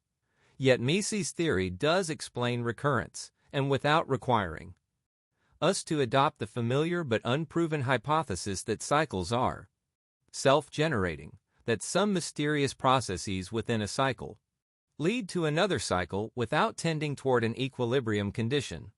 The self-generating assumption violates the general law of the tendency of the economy toward an equilibrium, while on the other hand, the Mises theory for the first time succeeds in integrating the theory of the business cycle into the whole structural design of economic theory. Recurrence stems from the fact that the positive theory of the cycle. 33. 37. Mises points out, human action, p. 789n, that if the banks simply lowered the interest charges on their loans without expanding their credit, they would be granting gifts to debtors and would not be generating a business cycle. Banks will always try to inflate credit if they can, and government will almost always back them up and spur them on. Bank profits derive mainly from credit expansion, so they will tend to inflate credit as much as they can until they are checked. 38. Government, too, is inherently inflationary. Banks are forced to halt their credit expansion because of the combined force of external and internal drains, and, during a deflation, the drains and their fears of bankruptcy force them to contract credit. When the storm has run its course and recovery has arrived, the banks and the government are free to inflate again, and they proceed to do so. Hence the continual recurrence of business cycles. Gold changes and the cycle. On one important point of business cycle theory, this writer is reluctantly forced to part company with Mises. In his Human Action, Mises first investigated the laws of a free market economy, and then analyzed various forms of coercive intervention in the free market. He admits that he had considered relegating trade cycle theory to the section on intervention, but then retained the discussion in the free market part of the volume. He did so because he believed that a boom-bust cycle could also be generated by an increase in gold money, provided that the gold entered the loan market before all its price-raising effects had been completed. The potential range of such cyclical effects in practice, of course, is severely limited. The gold supply is limited by the fortunes of gold mining, and only a fraction of new gold enters the loan market before influencing prices and wage rates. Still an important theoretical. 34. America's Great Depression. 38. Walker, The Science of Wealth, pp. 145 F. Also CP 159. Banks must be constantly desirous of increasing their loans by issuing their own credit in the shape of circulation and deposits. The more they can get out, the larger the income. This is the motive power that ensures the constant expansion of a mixed fractional reserve currency to its highest possible limit. The banks will always increase their indebtedness when they can, and only contract it when they must. Problem remains: can a boom-depression cycle of any degree be generated in a 100% gold economy? Can a purely free market suffer from business cycles, however limited in extent? 1. Crucial distinction between a credit expansion and entry of new gold onto the loan market is that bank credit expansion distorts the market's reflection of the pattern of voluntary time preferences. The gold inflow embodies changes in the structure of voluntary time preferences. Setting aside any permanent shifts in income distribution caused by gold changes, time preferences may temporarily fall during the transition period before the effect of increased gold on the price system is completed. On the other hand, time preferences may temporarily rise. The fall will cause a temporary increase in saved funds, an increase that will disappear once the effects of the new money on prices are completed. This is the case noted by Messies. Here is an instance in which savings may be expected to increase first and then decline. There may certainly be other cases in which time preferences will change suddenly on the free market, first falling, then increasing. The latter change will undoubtedly cause a crisis and temporary readjustment to malinvestments. But these would be better termed irregular fluctuations than regular processes of the business cycle. Furthermore, entrepreneurs are trained to estimate changes and avoid error. They can handle irregular fluctuations, and certainly they should be able to cope with the results of an inflow of gold, results which are roughly predictable. They could not forecast the results of a credit expansion, because the credit expansion tampered with all their moorings, distorted interest rates and calculations of capital. No such tampering takes place when gold flows into the economy, and the normal forecasting ability of entrepreneurs is allowed full sway.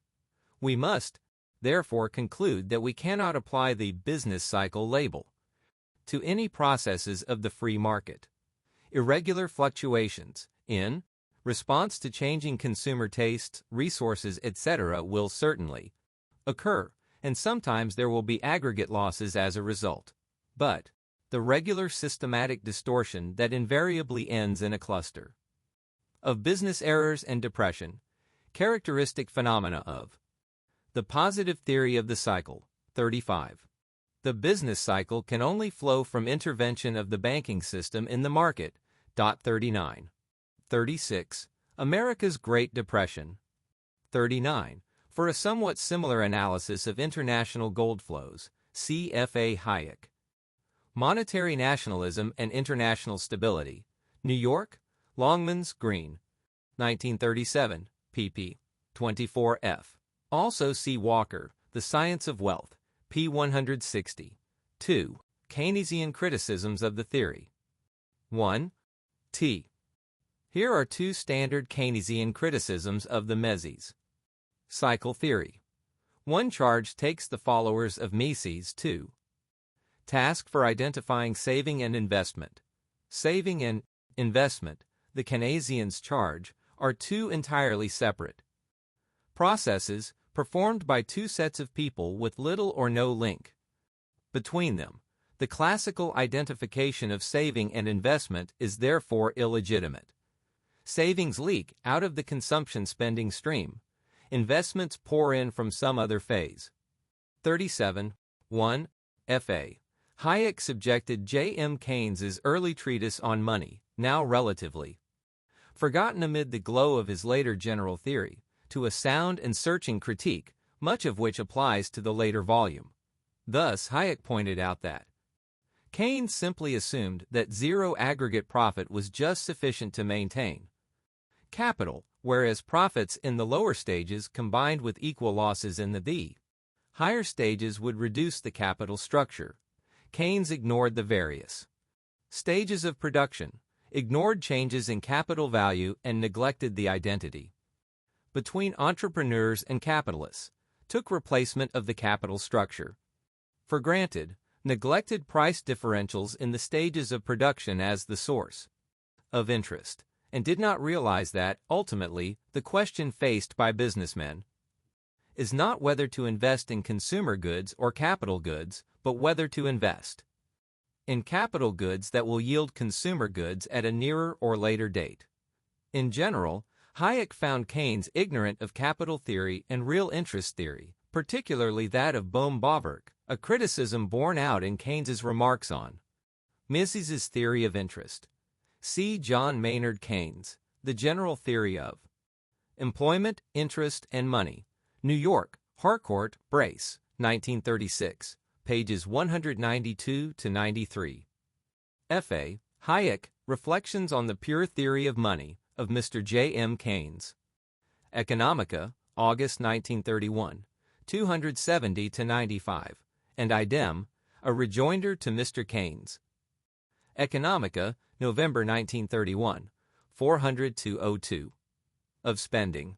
The task of government in a depression, according to the Keynesians, is accordingly to stimulate investments and discourage savings, so that total spendings increase. Savings and investment are indissolubly linked. It is impossible to encourage one and discourage the other.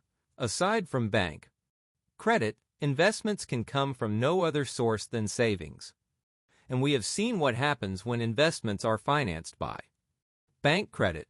Not only consumers save directly, but also consumers in their capacity as independent businessmen or as owners of corporations. But can't savings be hoarded? This, however, is an artificial and misleading way of putting the matter. Consider a man's possible allocation of his monetary assets. He can, 1. Spend money on consumption, 2. Spend on investment, 3. Add to cash balance or subtract from previous cash balance. This is the sum of his alternatives. The Keynesians assume, most contrivedly, that he first decides how much to consume or not, calling this not consumption saving, and then decides how much to invest and how much to leak into hoards. This, of course, is neo-Keynesianism rather than pure Keynesian orthodoxy, which banishes hoarding from the living room while readmitting it by the back door. This is a highly artificial approach, and confirms Sir Dennis Robertson's charge that the Keynesians are incapable of visualizing more than two margins at once. Too clearly, our individual decides at one and the same stroke about allocating his income in the three different channels. Furthermore, he allocates between the various categories on the basis of two embracing utilities. His time preferences decide his allocation between consumption and investment, between spending on present versus future consumption. His utility of money decides how much he will keep in his cash balance. In order to invest resources in the future, he must restrict his consumption and save funds. This restricting is 38. America's Great Depression. To Dennis H. Robertson, Mr. Keynes and the Rate of Interest, in Readings in The Theory of Income Distribution, Philadelphia, Blackiston, 1946, p. 440. Also see the article by Karl Landauer, A Break in Keynes's Theory of Interest, American Economic Review, June, 1937, 260-66. His savings, and so saving and investment are always equivalent. The two terms may be used almost interchangeably. These various individual valuations sum up to social time preference ratios and social demand for money. If people's demand for cash balances increases, we do not call this savings leaking into hoards. We simply say that demand for money has increased. The aggregate, total cash balances can only rise to the extent that the total supply of money rises, since the two are identical. But real cash balances can increase through a rise in the value of the dollar. If the value of the dollar is permitted to rise, prices are permitted to fall without hindrance. No dislocations will be caused by this. Increased demand and depressions will not be aggravated. Keynesian doctrine artificially assumes that any increase, or decrease, in hoards will be matched by a corresponding fall or rise in invested funds. But this is not correct. The demand for money is completely unrelated to the time preference proportions people might adopt. Increased hoarding, therefore, could just as easily come out of reduced consumption as out of reduced investment. In short, the savings-investment consumption proportions are determined by time preferences of individuals. The spending cash balance proportion is determined by their demands for money. The liquidity trap. The ultimate weapon in the Keynesian arsenal of explanations of depressions is the liquidity trap. This is not precisely a critique of the Mises theory, but it is the last line of Keynesian defense of their own inflationary cures for depression. Keynesians claim that liquidity preference, demand for money, may be so persistently high that the rate of interest could not fall low enough to stimulate investment sufficiently to raise the economy out of the depression. This statement assumes that the rate of interest is determined by liquidity preference instead of by time preference, and it also assumes again that the link between savings and investment is very tenuous indeed, only tentatively exerting itself through the rate of interest.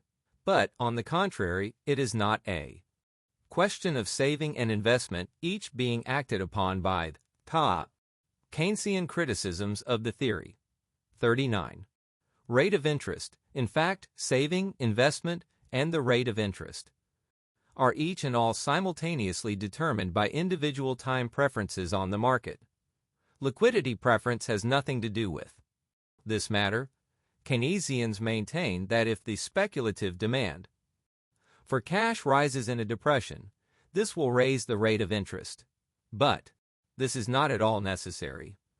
Increased hoarding can either come from funds formerly consumed, from funds formerly invested, or from a mixture of both that leaves the old consumption investment proportion unchanged. Unless time preferences change, the last alternative will be the one adopted. Thus, the rate of interest depends solely on time preference and not at all on liquidity preference.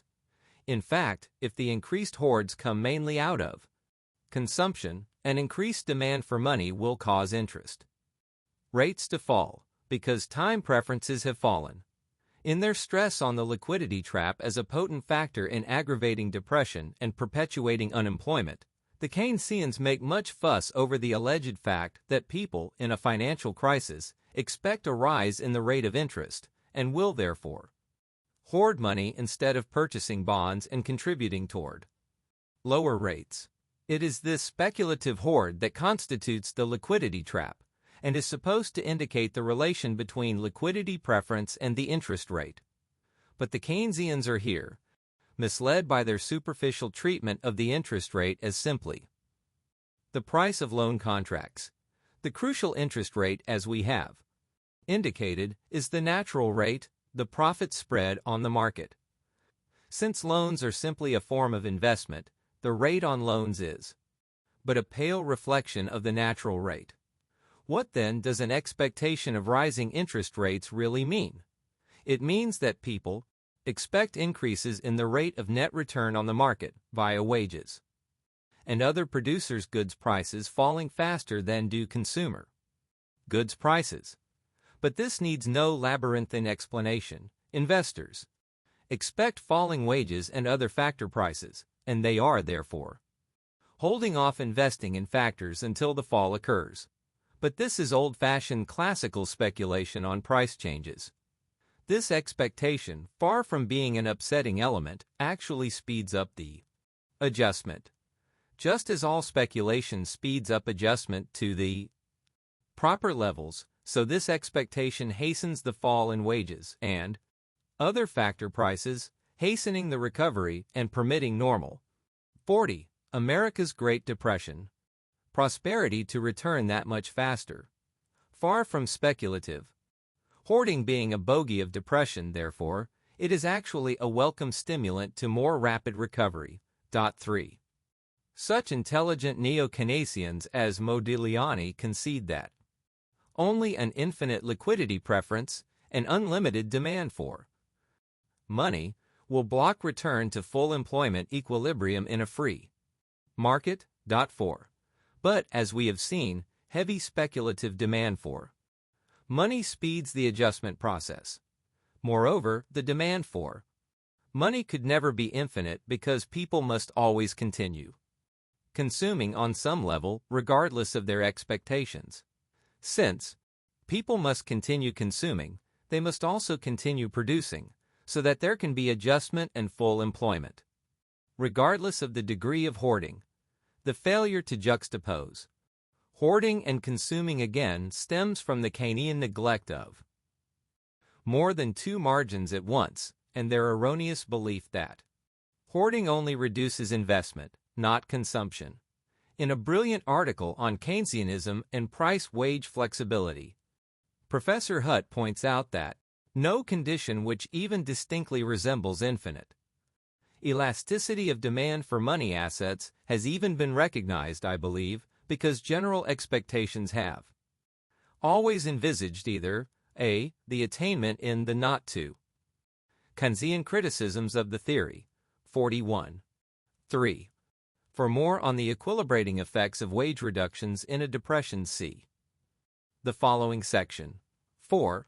Some of the most damaging blows to the Keynesian system have come from friendly but unsparing neo-Keynesian sources, for example Franco Modigliani, Liquidity Preference, and the Theory of Interest and Money, in Henry Hazlitt, ed., The Critics of Keynesian Economics, Princeton, New Jersey, D. Van Nostrand, 1960.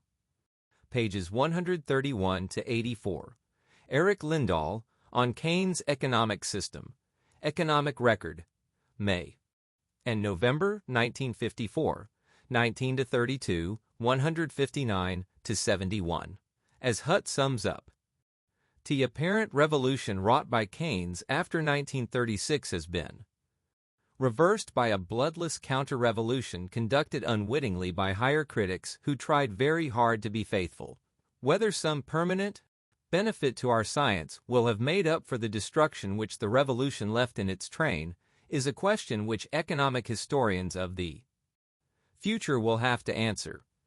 W. H. Hutt, The Significance of Price Flexibility, in Hazlitt, The Critics of Keynesian Economics, p. 402. Distant future of some definite scale of prices, or, b. so gradual a decline of prices that no cumulative postponement of expenditure has seemed profitable.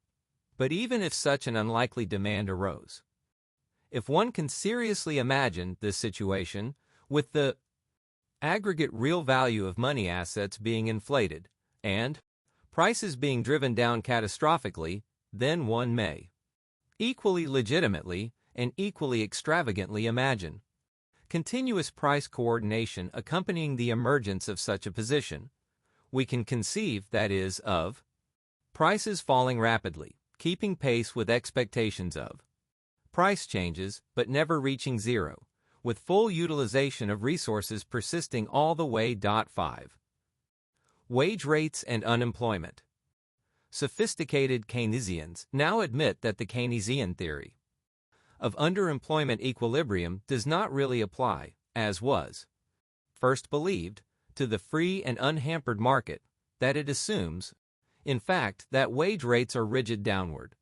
Classical economists have always maintained that unemployment is caused precisely by wage rates not being allowed to fall freely, but in the Keynesian system, this assumption has been buried in a mass of irrelevant equations. The assumption is there nevertheless, and it is crucial. 6.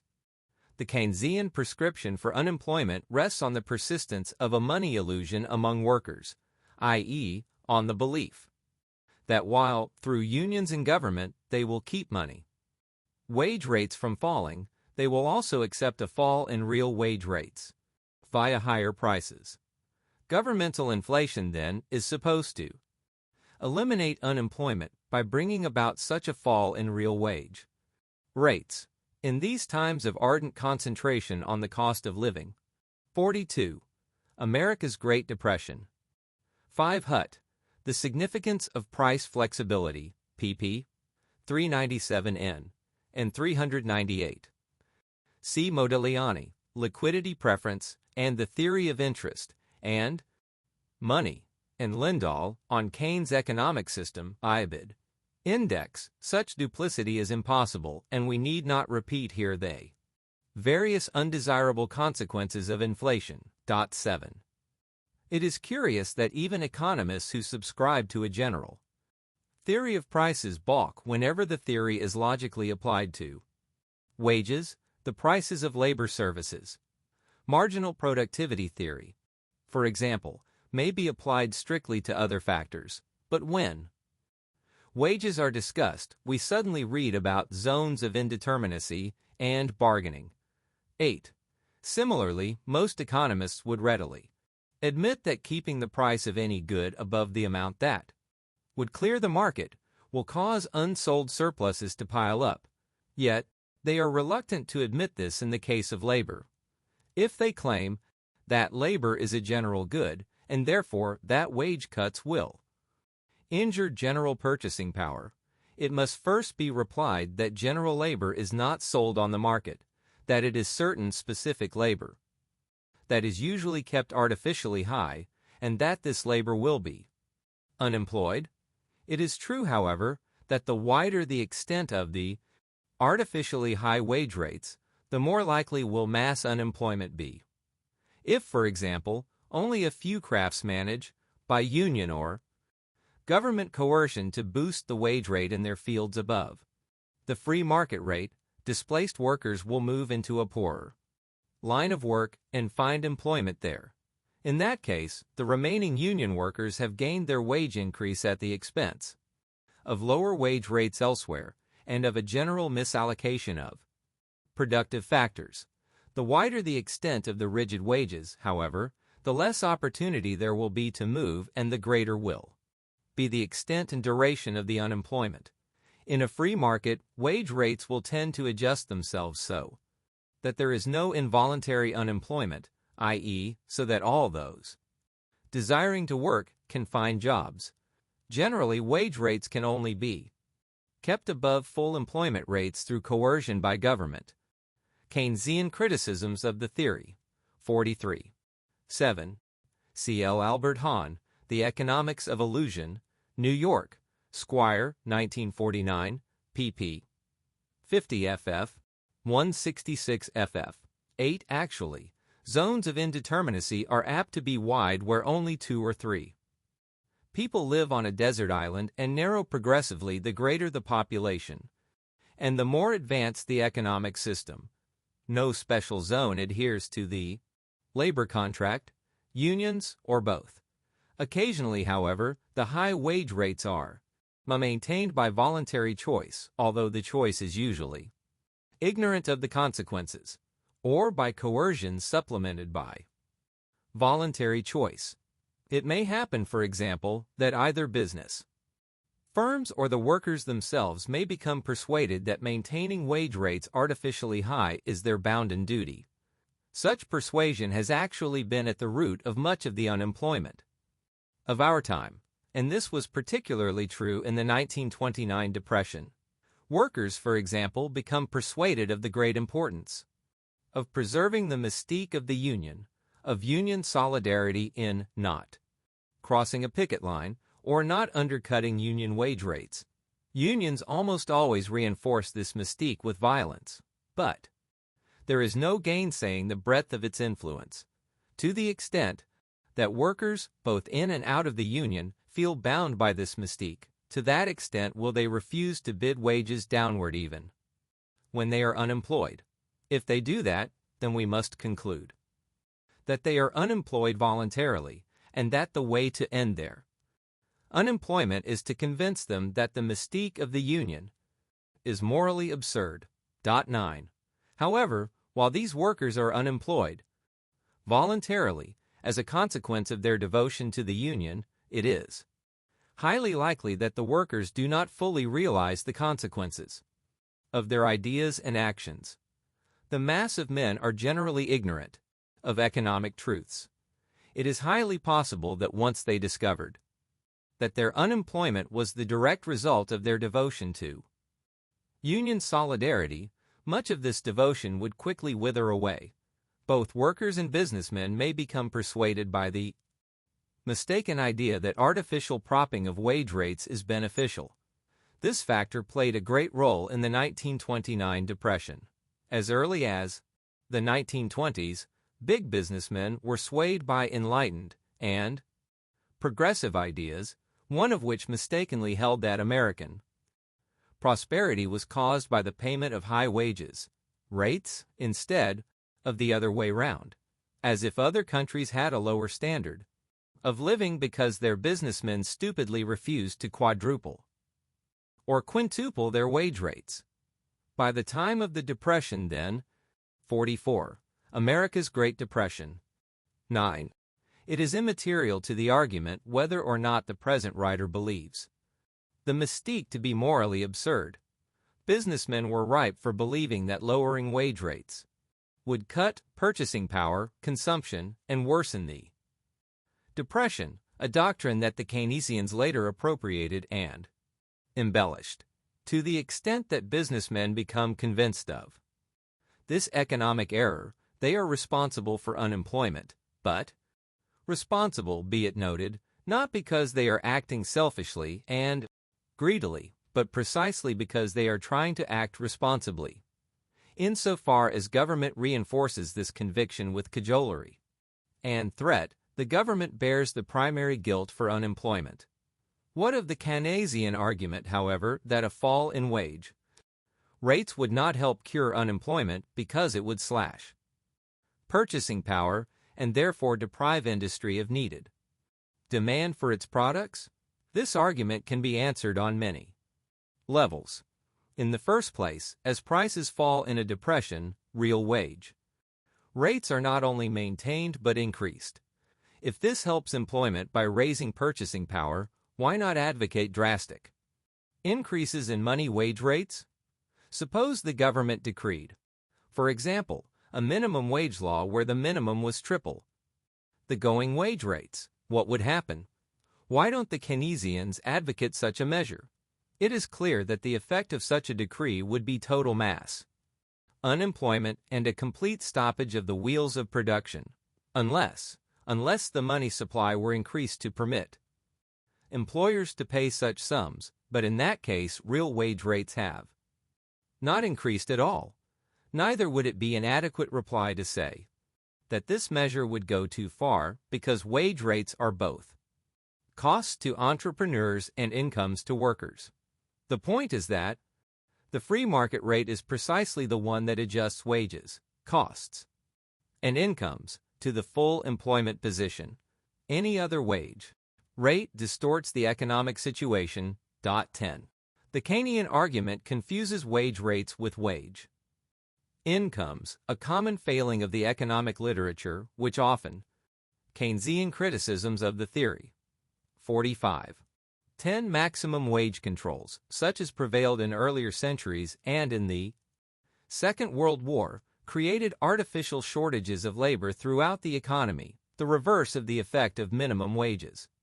Talks vaguely of wages without specifying rate or income.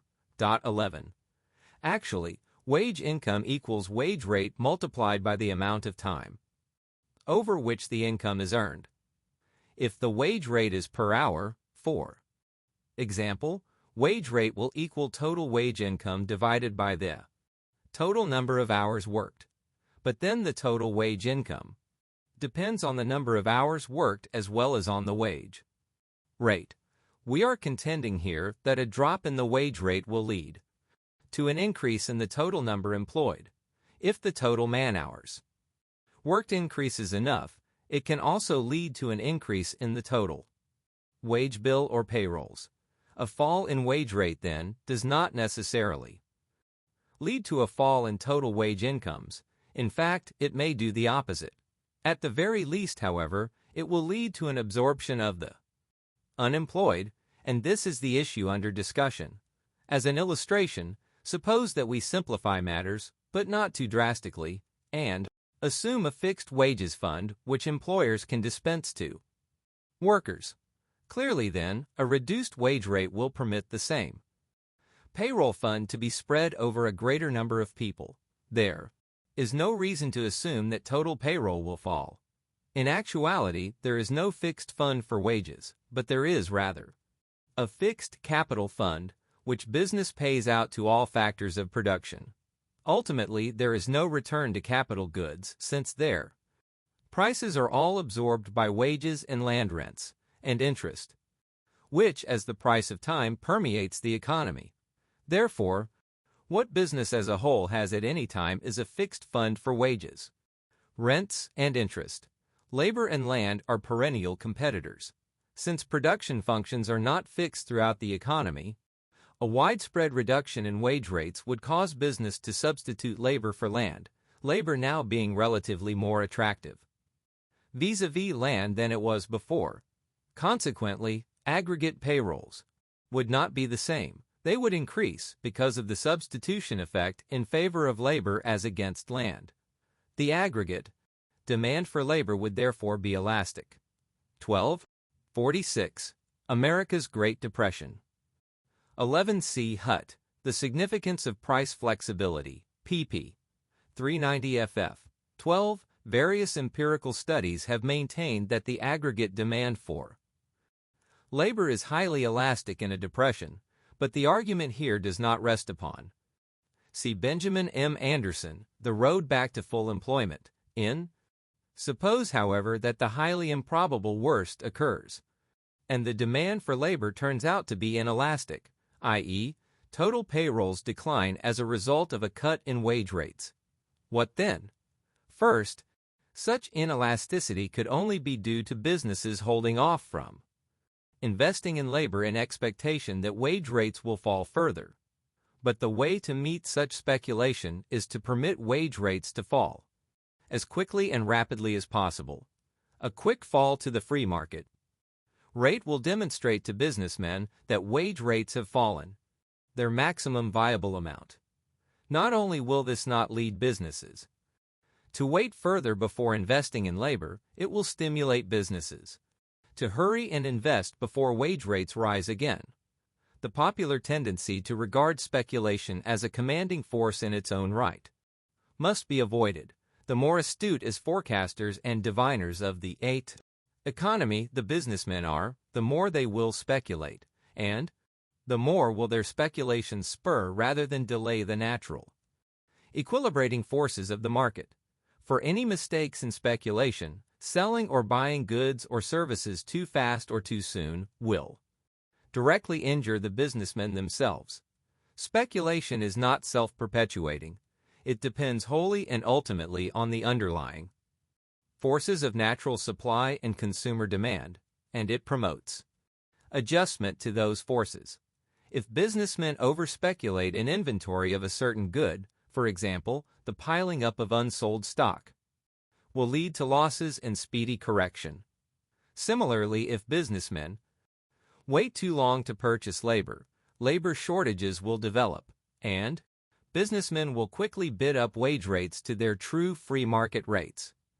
Entrepreneurs, we remember, are trained to forecast the market correctly. They only make mass errors when governmental or bank intervention distorts the signals of the market and misleads them on the true state of underlying supply and demand. There is no interventionary deception here. On the contrary, we are discussing a return to the free market after a previous intervention has been eliminated. If a quick fall in wage rates ends and even reverses withholding of the purchase of labor, a slow, sluggish, downward drift of wage. Keynesian criticisms of the theory, 47. Paul T. Homan and Fritz Machlup, eds.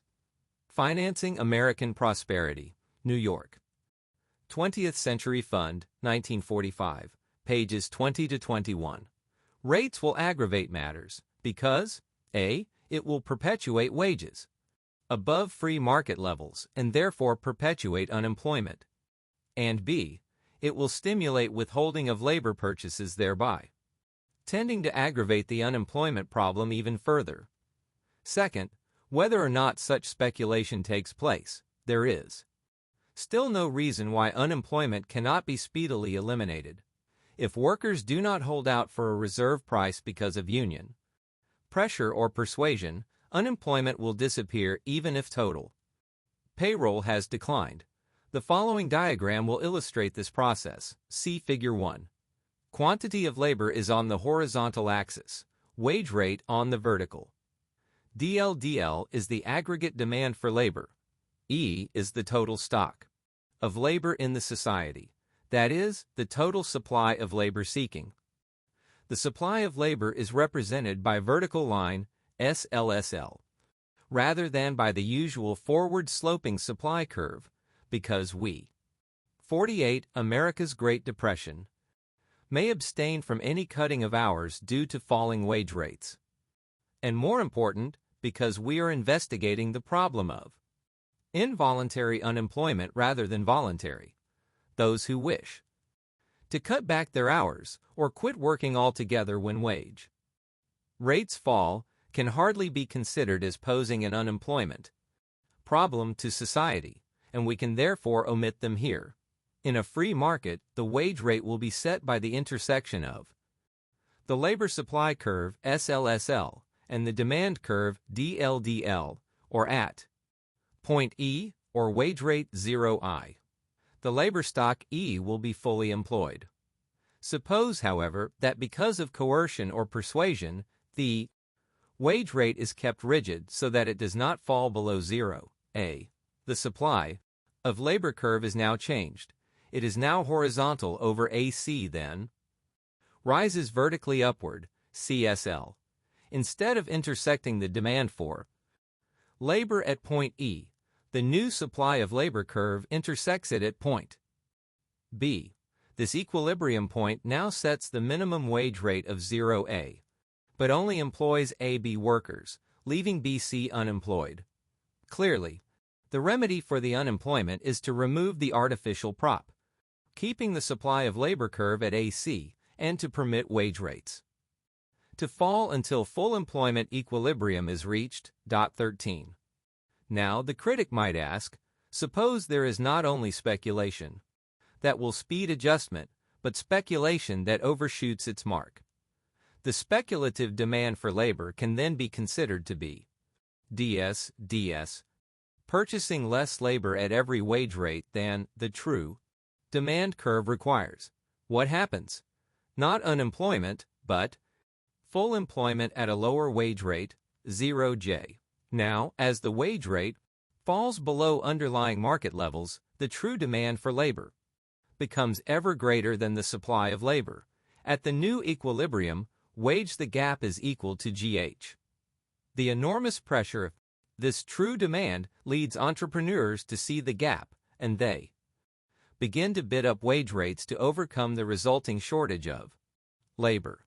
Speculation is self-correcting rather than self-aggravating, and wages are bid up to the underlying free market, wage 0I. If speculation presents no problems whatever and even helps matters when wage rates are permitted to fall freely, it accentuates Keynesian criticisms of the theory. 49. 13. See Hutt, The Significance of Price Flexibility, p. 400.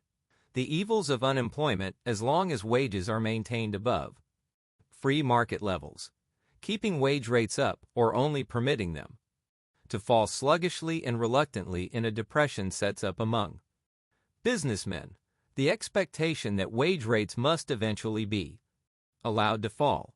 Such speculation lowers the aggregate demand curve for labor, say to DS.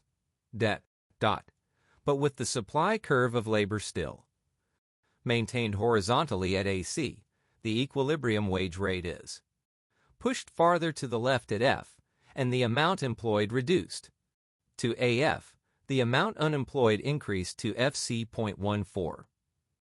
Thus, even if total payrolls decline, freely falling wage rates will always bring about a speedy end to involuntary unemployment.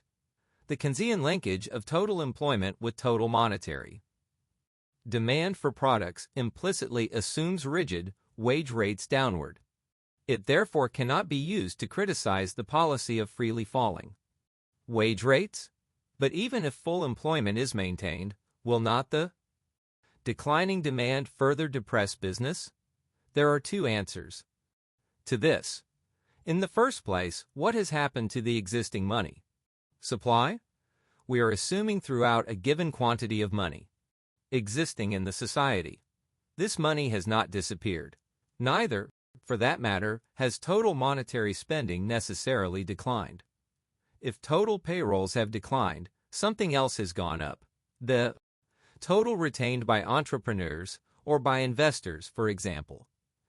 Fact, given the total money supply, the total flow of monetary spending will only decline if the social demand for money has increased. In other words, if hoarding has increased. But an increase in hoarding in total demand for money is, as we have seen, no social. 50 America's Great Depression. 14. Note that, in Figure 1, the SLSL line stops before reaching the horizontal axis. Actually, the line must stop at the wage yielding the minimum subsistence income. Below that wage rate, no one will work, and therefore the supply curve of labor will really be horizontal on the free market at the minimum subsistence point. Certainly it will not be possible for speculative withholding to reduce wage rates to the subsistence level for three reasons. A. This speculative withholding almost always results in hoarding, which reduces prices all round and which will therefore reduce the equilibrium money wage rate without reducing the equilibrium real wage rate, the relevant rate for the subsistence level. B. Entrepreneurs will realize that their speculation has overshot the mark long before the subsistence level is reached. And C. This is especially true in an advanced capitalist economy, where the rates are far above subsistence. Calamity. In response to the needs and uncertainties of depression, people desire to increase their real cash balances, and they can only do so with a given amount of total cash by lowering prices. Hoarding, therefore, lowers prices all around, but need exert no depressing effect whatever upon business. 15. Business, as we have pointed out, depends for its profitability on price differentials between factor and selling prices, not upon general price levels. 16. Decrease or increase in total monetary spending is, therefore, irrelevant to the general profitability of business.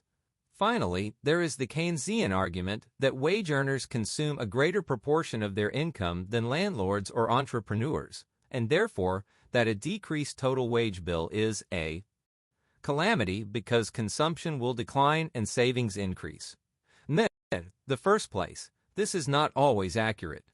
It assumes, 1, that the laborers are the relatively poor and the non-laborers the relative rich, and 2, that the poor consume a greater proportion of their income than the rich. The first assumption is not necessarily correct. The president of General Motors is, after all, a laborer, and so also is Mickey Mantle. On the other hand, there are a great many poor landlords, farmers, and retailers. Manipulating relations between wage earners and others is a very clumsy and ineffective. Keynesian criticisms of the theory. 51. 15. On the other hand, wage rates maintained above the free market level will discourage investment and thereby tend to increase hoarding at the expense of saving investment. This decline in the investment-consumption ratio aggravates the depression further. Freely declining wage rates would permit investments to return to previous proportions, thus adding another important impetus to recovery. See Frederick Benham, British Monetary Policy, London, P.S., King & Son, 1932, p. 77. 16.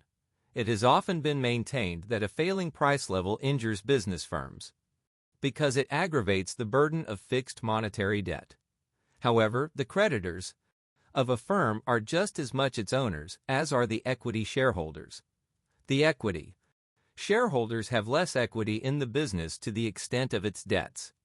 Bondholders, long-term creditors, are just different types of owners, very much as preferred and common stockholders exercise their ownership rights differently. Creditors save money and invest it in an enterprise, just as do stockholders. Therefore, no change in price level by itself helps or hampers a business. Creditor owners and debtor owners may simply divide their gains or losses in different proportions. These are mere intra-owner controversies. Way of manipulating relations between poor and rich, provided we desire any manipulation at all. The second assumption is often, but not necessarily true, as we have seen above. As we have also seen, however, the empirical study of Lubell indicates that a redistribution of income between rich and poor may not appreciably affect the social consumption saving proportions. But suppose that all these objections are waved aside for the moment, and we concede for the sake of argument that a fall in total payroll will shift the social proportion against consumption and in favor of saving. What then? But this is precisely an effect that we should highly prize. For, as we have seen, any shift in social time preferences in favor of saving and against consumption will speed the advent of recovery and decrease the need for a lengthy period of depression readjustment. Any such shift from consumption to savings will foster recovery. To the extent that this dreaded fall in consumption does result from a cut in wage rates, then the depression it will be cured that much more rapidly. A final note. The surplus quantity of labor caused by artificially high wage rates is a surplus quantity of hours worked.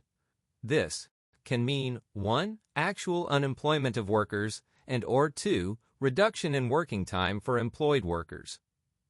If a certain number of labor hours are surplus, workers can be discharged outright, or many more can find their weekly working time reduced and their payroll reduced accordingly.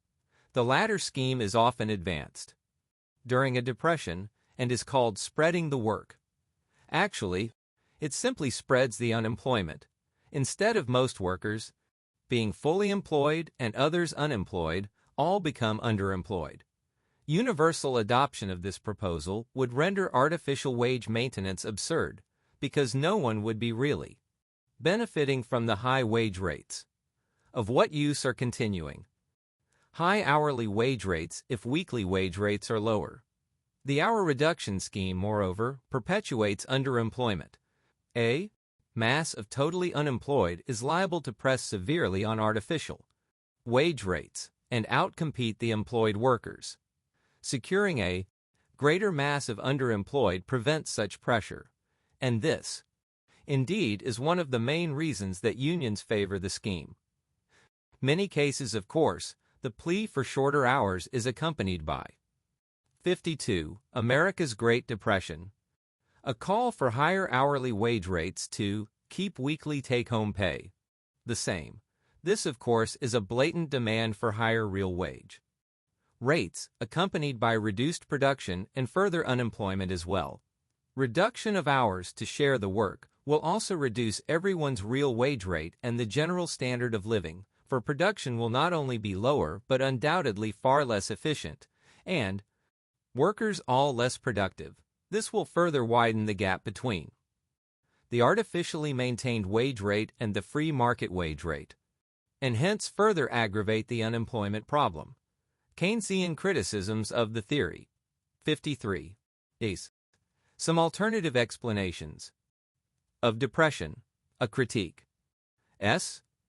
Only economists are prepared to admit that the Austrian theory could sometimes account for cyclical booms and depressions, but add that other instances might be explained by different theories. Yet, as we have stated above, we believe this to be an error. We hold that the Austrian analysis is the only one that accounts for business cycles and their familiar phenomena. Specific crises can, indeed, be precipitated by other government action or intervention in the market. Thus, England suffered a crisis in its cotton textile industry when the American Civil War cut off its supply of raw cotton. A sharp increase in taxation may depress industry and the urge to invest and thereby precipitate a crisis. Or people may suddenly distrust banks and trigger a deflationary run on the banking system. Generally, however, bank runs only occur after a depression has already weakened confidence. And this was certainly true in 1929. These instances, of course, are not cyclical events, but simple crises without preceding booms. They are always identifiable and create no mysteries about the underlying causes of the crises. When W.R. Scott investigated the business annals of the early modern centuries, he found such contemporary explanations of business crises as the following: famine, plague, seizure of bullion by Charles I, losses in war, bank runs, etc. It is the fact that no such obvious disaster can explain modern depressions that accounts for the search for a deeper causal theory of 55, 1929, and all other depressions. Among such theories, only Mrs. can pass muster. 1.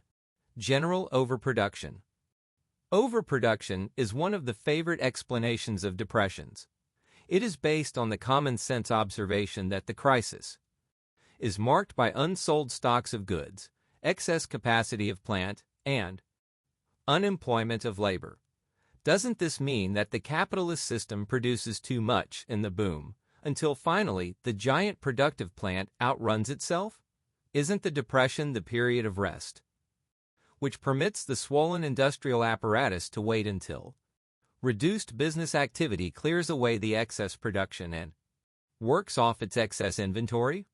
This explanation, popular or no, is arrant nonsense.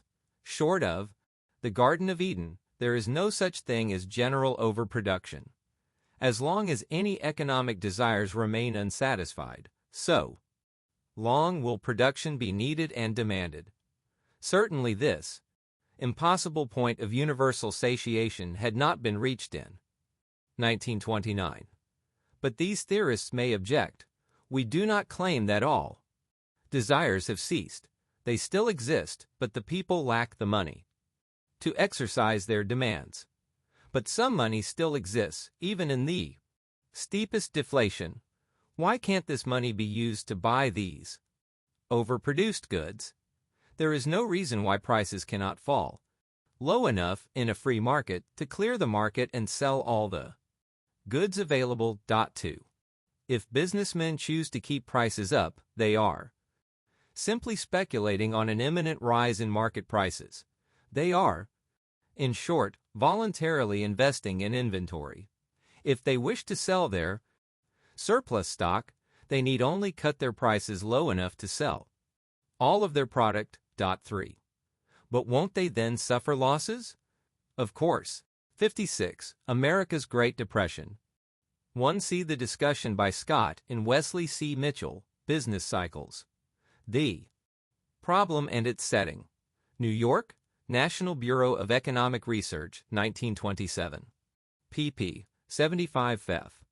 2. C. Phillips, T. F. McManus, and R. W. Nelson, Banking and the Business Cycle, New York, Macmillan, 1937, pages 59 to 64.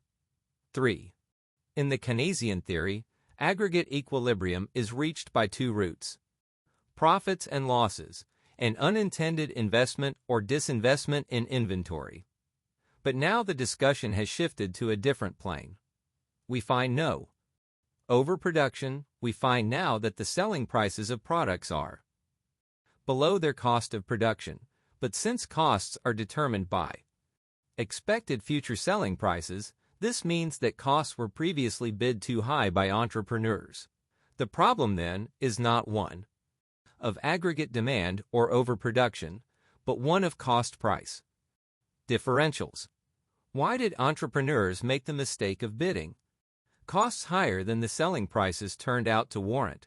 The Austrian theory explains this cluster of error and the excessive bidding up of costs. The overproduction theory does not. In fact, there was overproduction of specific, not general goods.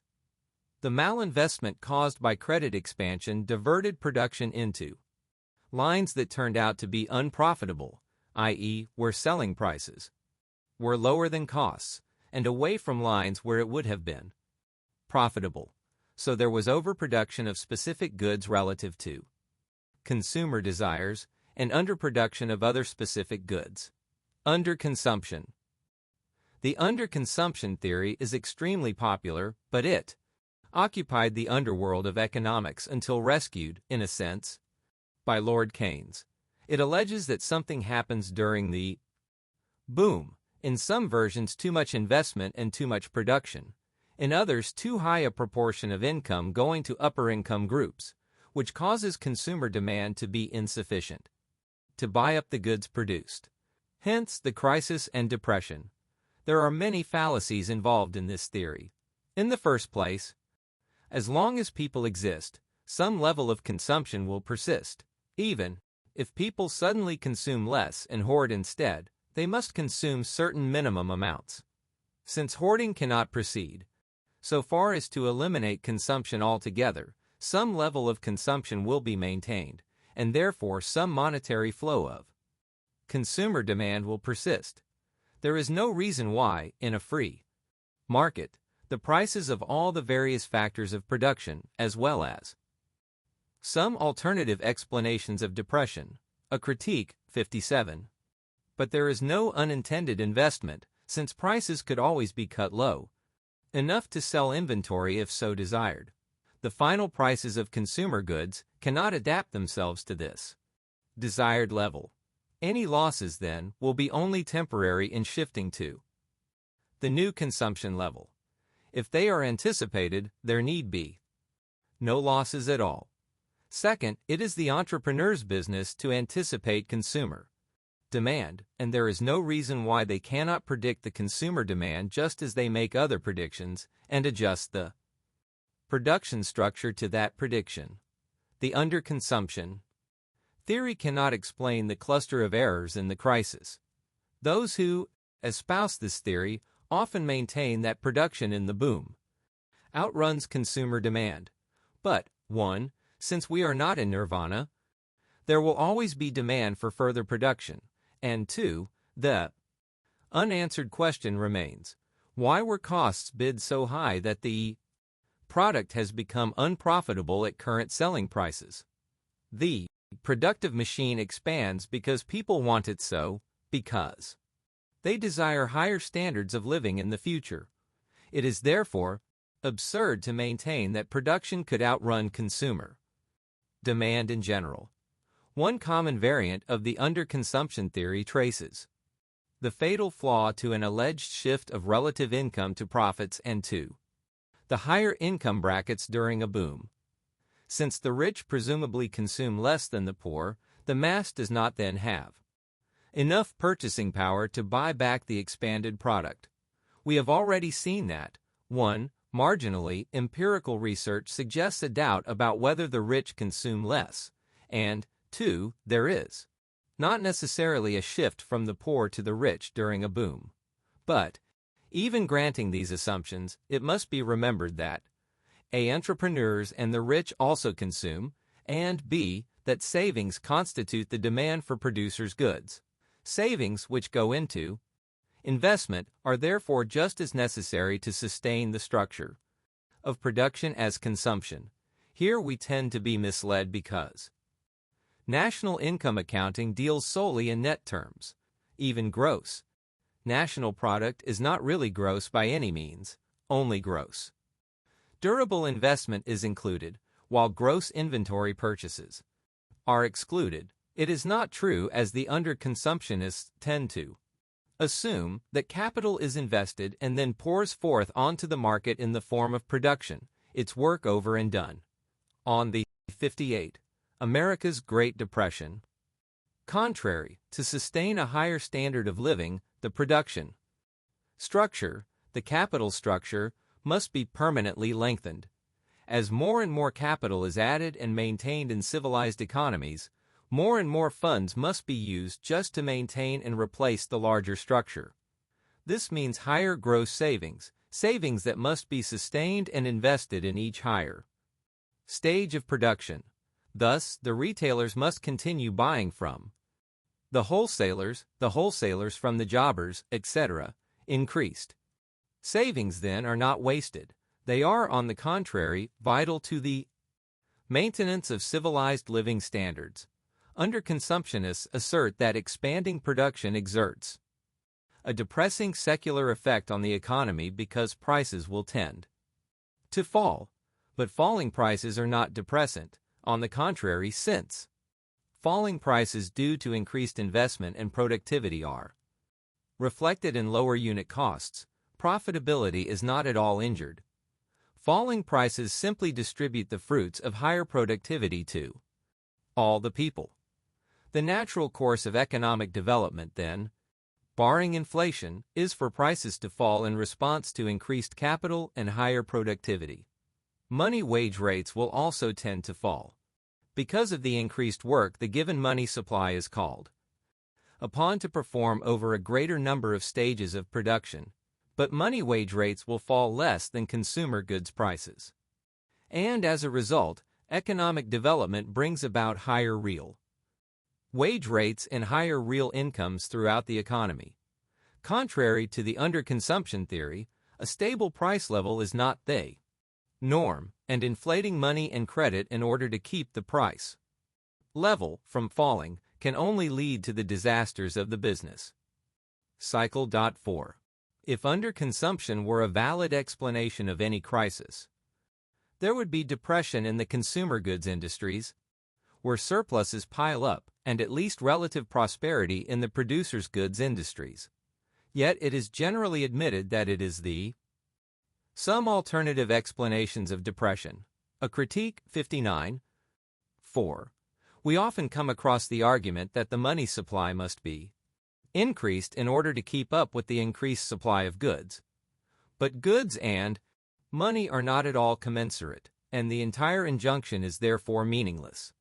There is no way that money can be matched with goods.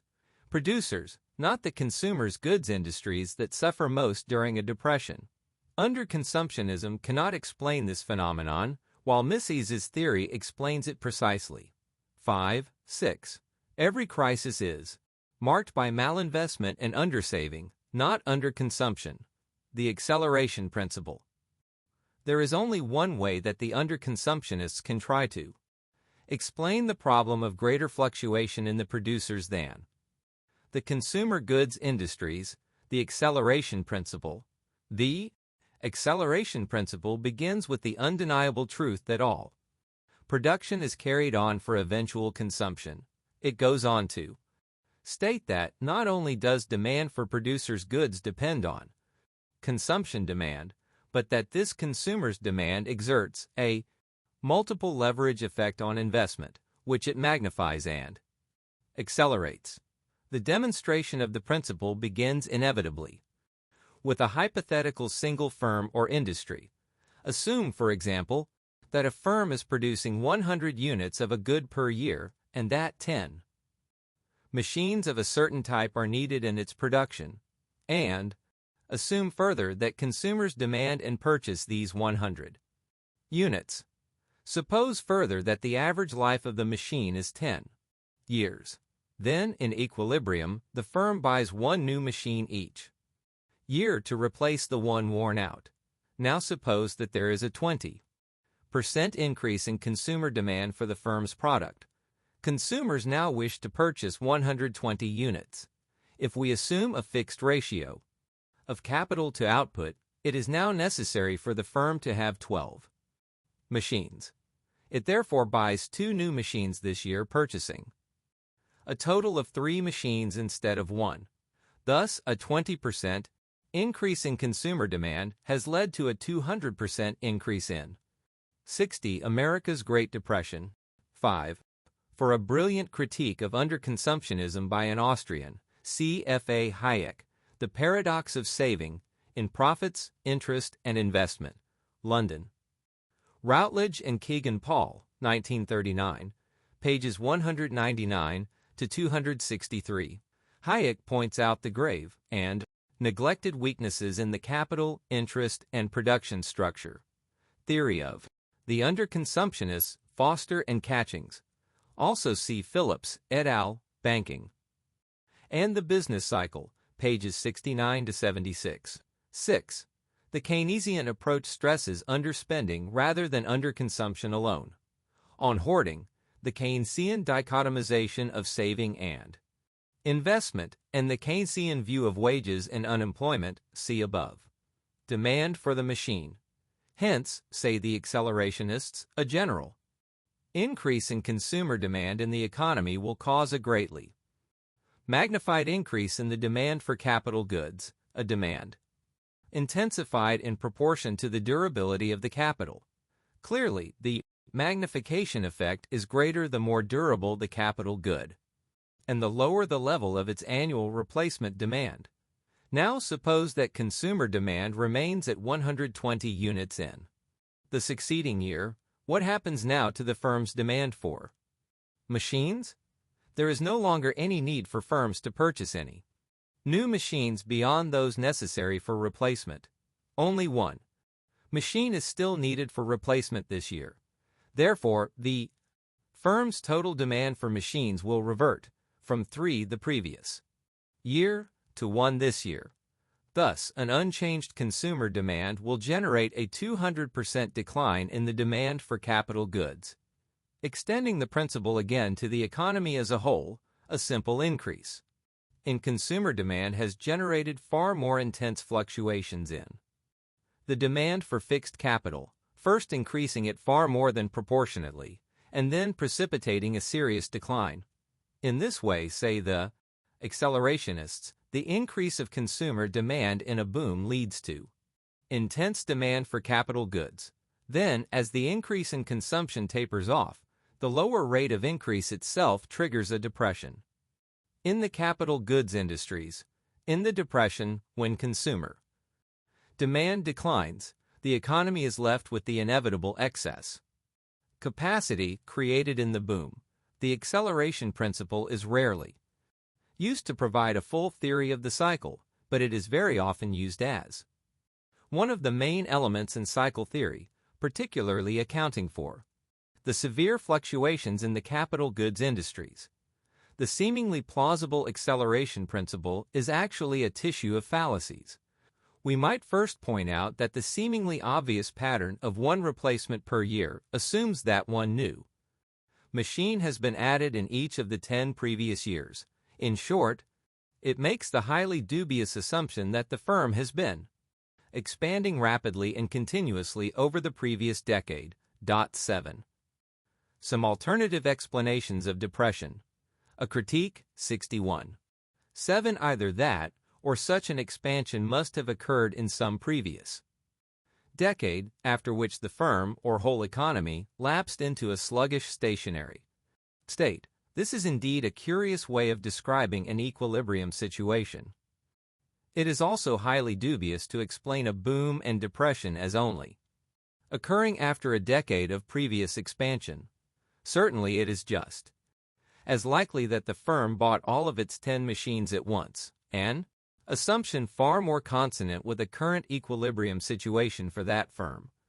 If that happened, then replacement demand by the firm would occur only once every decade. At first, this seems only to strengthen the acceleration principle. After all, the replacement denominator is now that much less, and the intensified demand so much greater. But it is only strengthened on the surface. For everyone knows that, in real life, in the normal course of affairs, the economy in general does not experience zero demand for capital, punctuated by decennial bursts of investment. Overall, on the market, investment demand is more or less constant during near stationary states. But if, overall, the market can iron out such rapid fluctuations, why can't it iron out the milder ones postulated in the standard version of the acceleration principle? There is, moreover, an important fallacy at the very heart of the accelerationists' own example. a fallacy that has been uncovered by W. H. Hutt. 8. We have seen that consumer demand increases by 20%, but why must the 2 extra machines be purchased in a year? What does the year have to do with it? If we analyze the matter closely, we find that the year is a purely arbitrary and irrelevant unit even within the terms of the example itself. We might just as well take a week as the time period. Then we would aver that consumer demand, which after all goes on continuously, increases 20% over the first week, thus necessitating a 200% increase in demand for machines in the first week, or even an infinite increase if replacement does not occur in the first week, followed by a 200% or infinite decline in the next week, and stability thereafter. A week is never used by the accelerationists, because the example would then clearly not apply to real life, which 62. America's Great Depression. 8. See his brilliant critique of the acceleration principle in W. H. Hutt.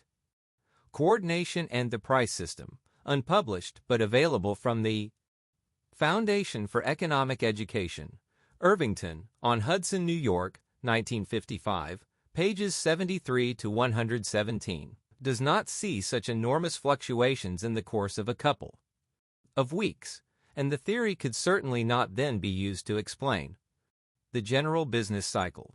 But a week is no more arbitrary than a year. In fact, the only non-arbitrary time period to choose would be the life of the machine, for example 10 years. 9.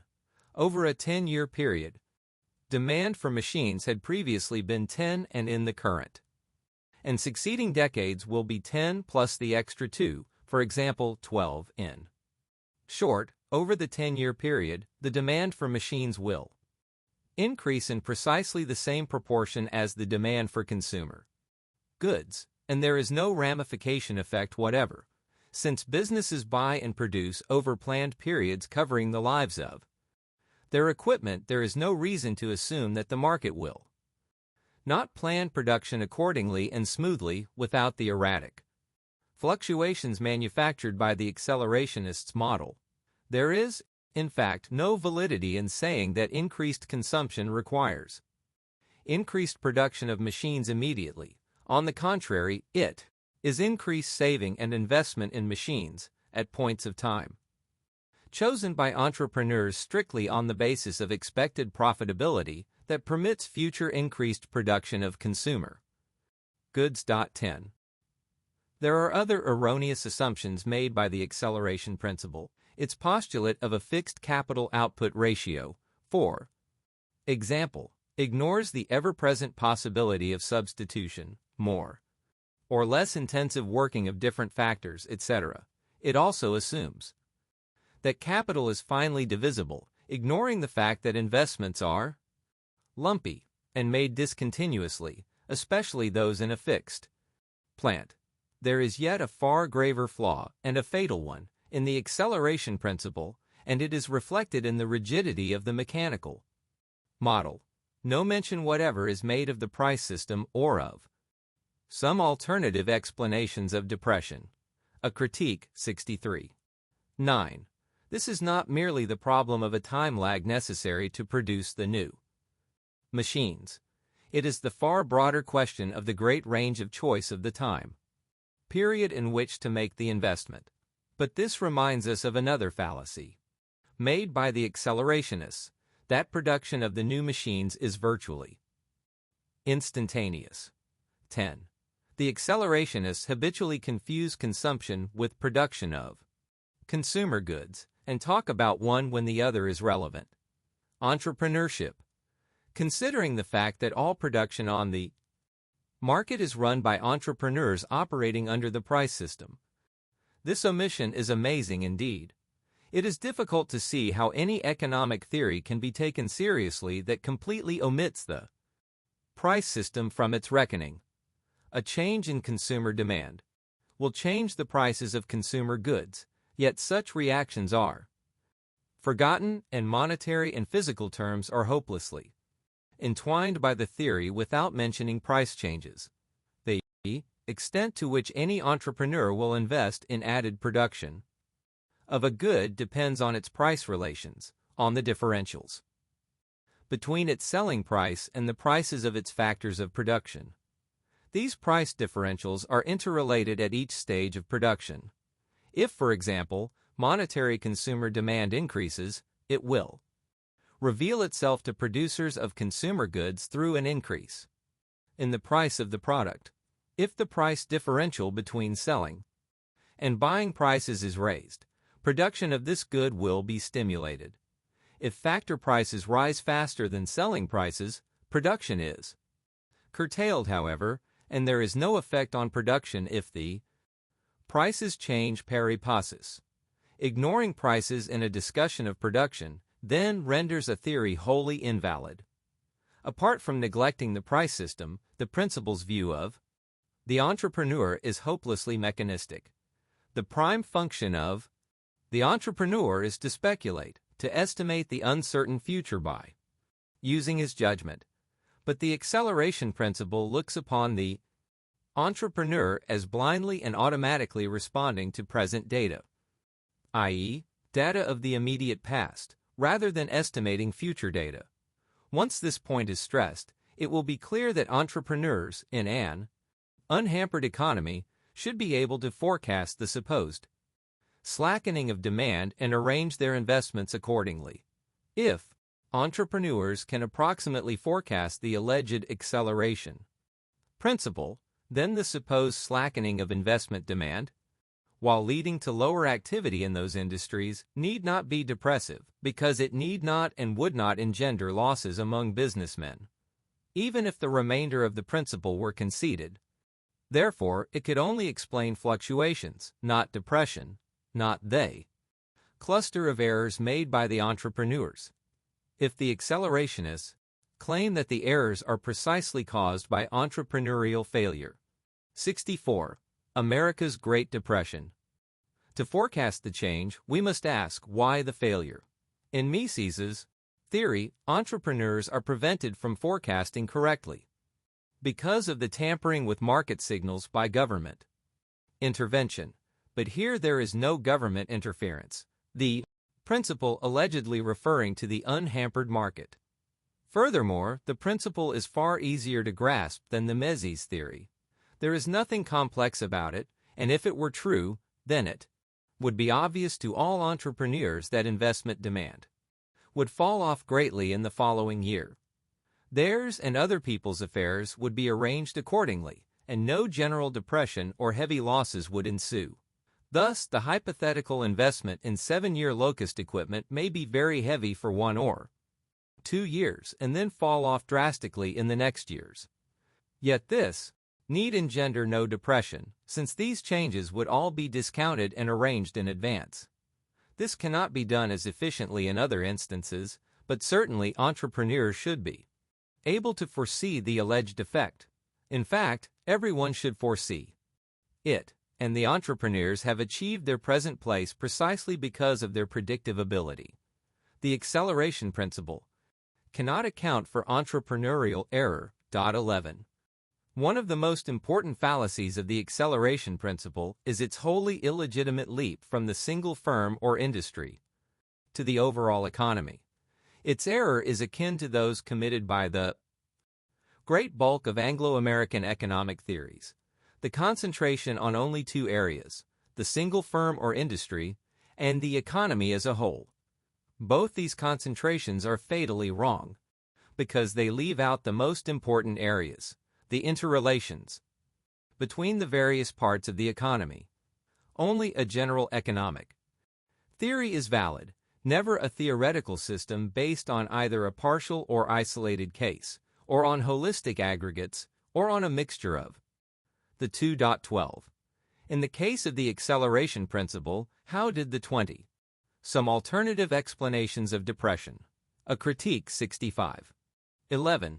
The cobweb theorem is another doctrine built on the assumption that all entrepreneurs are dolts who blindly react rather than speculate and succeed in predicting the future. 12. Anglo-American economics suffers badly from this deficiency. Marshallin's system rested on a partial theory of the industry, while modern percent increase in consumption of the firm's product come about. Generally, a 20% increase in consumption in one field must signify a 20% reduction of consumption somewhere else. In that case, of course, the leap from the individual to the aggregate is peculiarly wrong, since there is then no overall boom in consumption or investment. If the 20% increase is to obtain over the whole economy, how is the increase to be financed? We cannot simply postulate an increase in consumption. The important question is, how can it be financed? What general changes are needed elsewhere to permit such an increase? These are questions that the accelerationists never face. Setting aside changes in the supply or demand for money for a moment, increased consumption can only come about through a decrease in saving and investment. But if aggregate saving and investment must decrease in order to permit an aggregate increase in consumption, then investment cannot increase in response to rising consumption. On the contrary, it must decline. The acceleration principle never faces this problem because it is profoundly ignorant of economics, the study of the working of the means-ends principle in human affairs. Short of nirvana, all resources are scarce, and these resources must be allocated to the vast uses most urgently demanded by all individuals in the society. This is the unique economic problem, and it means that to gain a good of greater value, some other good of lesser value to individuals must be given up. Greater aggregate present consumption can only be acquired through lowered aggregate savings and investment. In short, people choose between present and future consumption and can only increase present consumption at the expense of future or vice versa. But the acceleration principle neglects the economic problem completely and disastrously. 66. America's Great Depression. Economics fragments itself further to discuss the isolated firm. To remedy this defect, Keynesians and later econometric systems discuss the economy in terms of a few holistic aggregates. Only the Misesian and Walrasian systems are truly general, being based themselves on interrelated individual exchanges. The Walrasian scheme is unrealistic, consisting solely of a mathematical analysis of an unrealizable, though important, equilibrium system. The only way that investment can rise together with consumption is through inflationary credit expansion, and the accelerationists will often briefly allude to this prerequisite. But this admission destroys the entire theory. It means, first, that the acceleration principle could not possibly operate on the free market. That, if it exists at all, it must be attributed to government rather than to the working of laissez-faire capitalism. But even granting the necessity of credit expansion cannot save the principle. For the example offered by the acceleration principle deals in physical real terms. It postulates an increased production of units in response to increased demand. But if the increased demand is purely monetary, then prices, both of consumer and capital goods, can simply rise without any change in physical production, and there is no acceleration effect at all. In short, there might be a 20% rise in money supply, leading to a 20% rise in consumption and in investment, indeed in all quantities, but real quantities and price relations need not change, and there is no magnification of investment, in real or monetary terms. The same applies, incidentally. The monetary increase in investment or consumption comes from dishoarding rather than monetary expansion. It might be objected that inflation does not and cannot increase all quantities proportionately, and that this is its chief characteristic. Precisely so. But proceed along these lines and we are back squarely and firmly in the Austrian theory of the trade cycle, and the acceleration principle has been irretrievably lost. The Austrian theory deals precisely with the distortions of market adjustment to Consumption investment proportions, brought about by inflationary credit expansion. 13. Thus, the accelerationists maintain, in effect, that the entrepreneurs are lured by increased consumption to overexpand durable investments. But the Austrian theory. Some alternative explanations of depression. A critique. 67. 13. Another defect of the accelerationist explanation of the cycle is its stress on durable capital equipment as the preeminently fluctuating activity. Actually, as we have shown above, the boom is not characterized by an undue stress on durable capital. In fact, such non-durable items as industrial raw materials fluctuate as strongly as fixed capital goods. The fluctuation takes place in producers' goods. Industries, the Austrian emphasis, and not just durable producers' goods. The accelerationist emphasis demonstrates that, due to the effect of inflation on prices even, credit expansion can only cause malinvestment, not overinvestment. Entrepreneurs will overinvest in the higher stages and underinvest in the lower stages of production. Total investment is limited by the total supply of savings available, and a general increase in consumption signifies a decrease in saving and, therefore, a decline in total investment, and not an increase or even magnified increase, as the acceleration principle claims. 14. Furthermore, the Austrian theory shows that the cluster of entrepreneurial error is caused by the inflationary distortion of market interest rates. 15. Dearth of investment opportunities. A very common tendency among economists is to attribute depression to a dearth, or saturation, of investment opportunities. Investment opportunities open themselves up during the boom and are exploited accordingly. After a while, however, these opportunities disappear, and hence depression succeeds the boom. The depression continues until opportunities for investment reappear. What gives rise to these alleged opportunities? Typical are the causal factors listed in a famous article by Professor Hansen, who attributed the depression of the 1930s to a dearth of investment opportunities caused by an insufficient rate of population growth, the lack of new resources, and inadequate technical. 68. America's Great Depression. 14. C. Hutt. Coordination and the Price System. p. 109. 15. The acceleration principle also claims to explain the alleged tendency of the downturn in capital goods to lead downturns in consumer goods activity. However, it could only do so, even on its own terms, under the very special, and almost never realized, assumption that the sale of consumer goods describes a sine-shaped curve over the business cycle. Other possible curves give rise to no leads at all. On the acceleration principle, also see L. Albert Hahn, Common Sense. Economics, New York, Abelard Schumann, 1956, pages 139 to 43. Ludwig von Mises. Human Action, New Haven, Connecticut, Yale University Press, 1949, pages 581 to 83, and Simons Kuznets, Relation Between Capital Goods and Finished Products in the Business Cycle, in Economic Essays in Honor of Wesley C. Mitchell, New York. Columbia University Press, 1935, pages 209 to 67. Innovation. 16.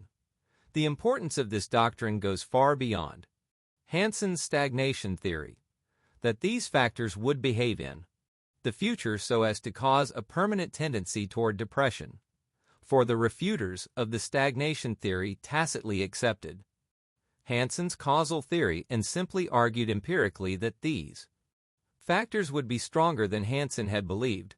17. Rarely have the causal connections themselves been challenged. The doctrine has been widely assumed without being carefully supported. Whence come these causal categories? A close look will show their derivation from the equilibrium conditions of the Walrasian system, which assumes a constant and evenly rotating economy. with tastes, technological knowledge, and resources considered. Given. Changes can only occur if one or more of these givens. Change. If new net investment is considered the key to depression. Or prosperity then, knowing that new investment is zero in equilibrium, i.e., there is only enough investment to replace and maintain capital, it is easy to conclude that only changes in the ultimate givens can lead to new investment. Population and natural resources both fall under the Walrasian resource category. Hanson's important omission, of course, is tastes. The omission of tastes is enough to shatter the entire scheme. For it is time preferences, the tastes of the society for present vis-a-vis future consumption, that determines the amount that individuals will save and invest. Omitting time preferences leaves out the essential determinant of saving and investment. New natural resources, a relatively unimportant item, is rarely stressed. We used to hear about the baleful effects on the closing of the frontier of open land, but this frontier closed long before the 1930s, with no ill effects. 18. Actually, physical space by itself provides some alternative explanations of depression. A Critique, 69. 16. Alvin H. Hansen, Economic Progress and Declining Population Growth. In Readings in Business Cycle Theory, Philadelphia, Blackiston, 1944, pages 366 to 84. 17. For an example, see George Terborg, The Bogey of Economic Maturity. Chicago, Machinery and Allied Products Institute, 1945. 18. Curiously, these same warriors did not call upon the federal government to abandon its conservation policies, which led it to close millions of acres of public. No assurance of profitable investment opportunities. Population growth is often considered an important factor making for prosperity or depression, but it is difficult to see why. If population is below the optimum, maximum real income per capita, it's further growth permits investment to increase productivity by extending the division of labor. But this can only be done through greater investment. There is no way, however, that population growth can stimulate investment, and this is the issue at hand. One thesis holds that increased population growth stimulates demand for residential construction. But demand stems from purchasing power, which in turn stems ultimately from production and an increase in babies may run up against inability to produce enough goods to demand the new houses effectively. But even if more construction is demanded, this will simply reduce consumption demand in other areas of the economy. If total consumption increases due to population growth, and there is no particular reason why it should, it will cause a decline in saved and invested funds rather than the reverse. Technology is perhaps the most emphatically stressed of these alleged causal factors. Schumpeter's cycle theory has led many economists to stress the importance of technological innovation, particularly in great new industries, and thus we hear about the railroad boom or the automobile boom. Some great technological innovation is made, a field for investment opens up, and a boom is at hand. Full exploitation of this field finally exhausts the boom, and depression sets in. The fallacy involved here is neglect of the fact that technology, while vitally important, is only indirectly, and not directly, involved in an investment. At this point we see again why the conditions of Misesian rather than Walrasian equilibrium should have been employed. Austrian theory teaches us that investment is always less than the maximum amount that could possibly exploit existing technology. Therefore, the state of technical knowledge is not really a limiting condition to investment. We can see the truth of this by simply looking about us. In every field, in every possible line of investment, there are always some firms. 70. America's Great Depression. Domain permanently. Nowadays, outer space will presumably provide frontier enough. which are not using the latest possible equipment, which are still using older methods. This fact indicates that there is a narrower limit on investment than technological knowledge. The backward countries may send engineers aplenty to absorb American know-how, but this will not bring to these countries the great amount of investment needed to raise their standard of living appreciably. What they need, in short, is saving. This is the factor limiting investment. 19. And saving, in turn, is limited by time preference. The preference for present over future consumption. Investment always takes place by a lengthening of the processes of production, since the shorter productive processes are the first to be developed. The longer processes remaining untapped are more productive, but they are not exploited because of the limitations of time preference. There is, for example, no investment in better and new machines because not enough saving is available. Even if all existing technology were exploited, there would still be unlimited opportunities for investment, since there would still not be satiation of wants. Even if better steel mills and factories could not be built, more of them could always be built to produce more of the presently produced consumer goods. New technology improves productivity, but is not essential for creating investment opportunities. These always exist, and are only limited by time preferences and available saving. The more saving, the more investment there will be to satisfy those desires not now fulfilled. Just as in the case of the acceleration principle, the fallacy of the investment opportunity approach is revealed by its complete neglect of the price system. Once again, price and cost have disappeared.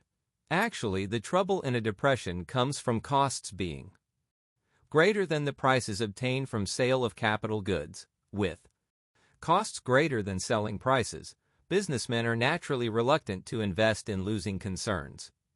The problem, then, is the rigidity of costs. In a free market, prices determine costs and not vice versa, so that reduced final prices will also lower the prices of productive. Some alternative explanations of depression. A critique. 71. 19. Saving, not monetary expansion. A backward country, for example, could not industrialize itself by issuing unlimited quantities of paper money or bank deposits. That could only bring on runaway inflation factors, thereby lowering the costs of production. The failure of investment opportunity in the crisis stems from the overbidding of costs in the boom, now revealed in the crisis to be too high relative to selling prices. This erroneous overbidding was generated by the inflationary credit expansion of the boom period.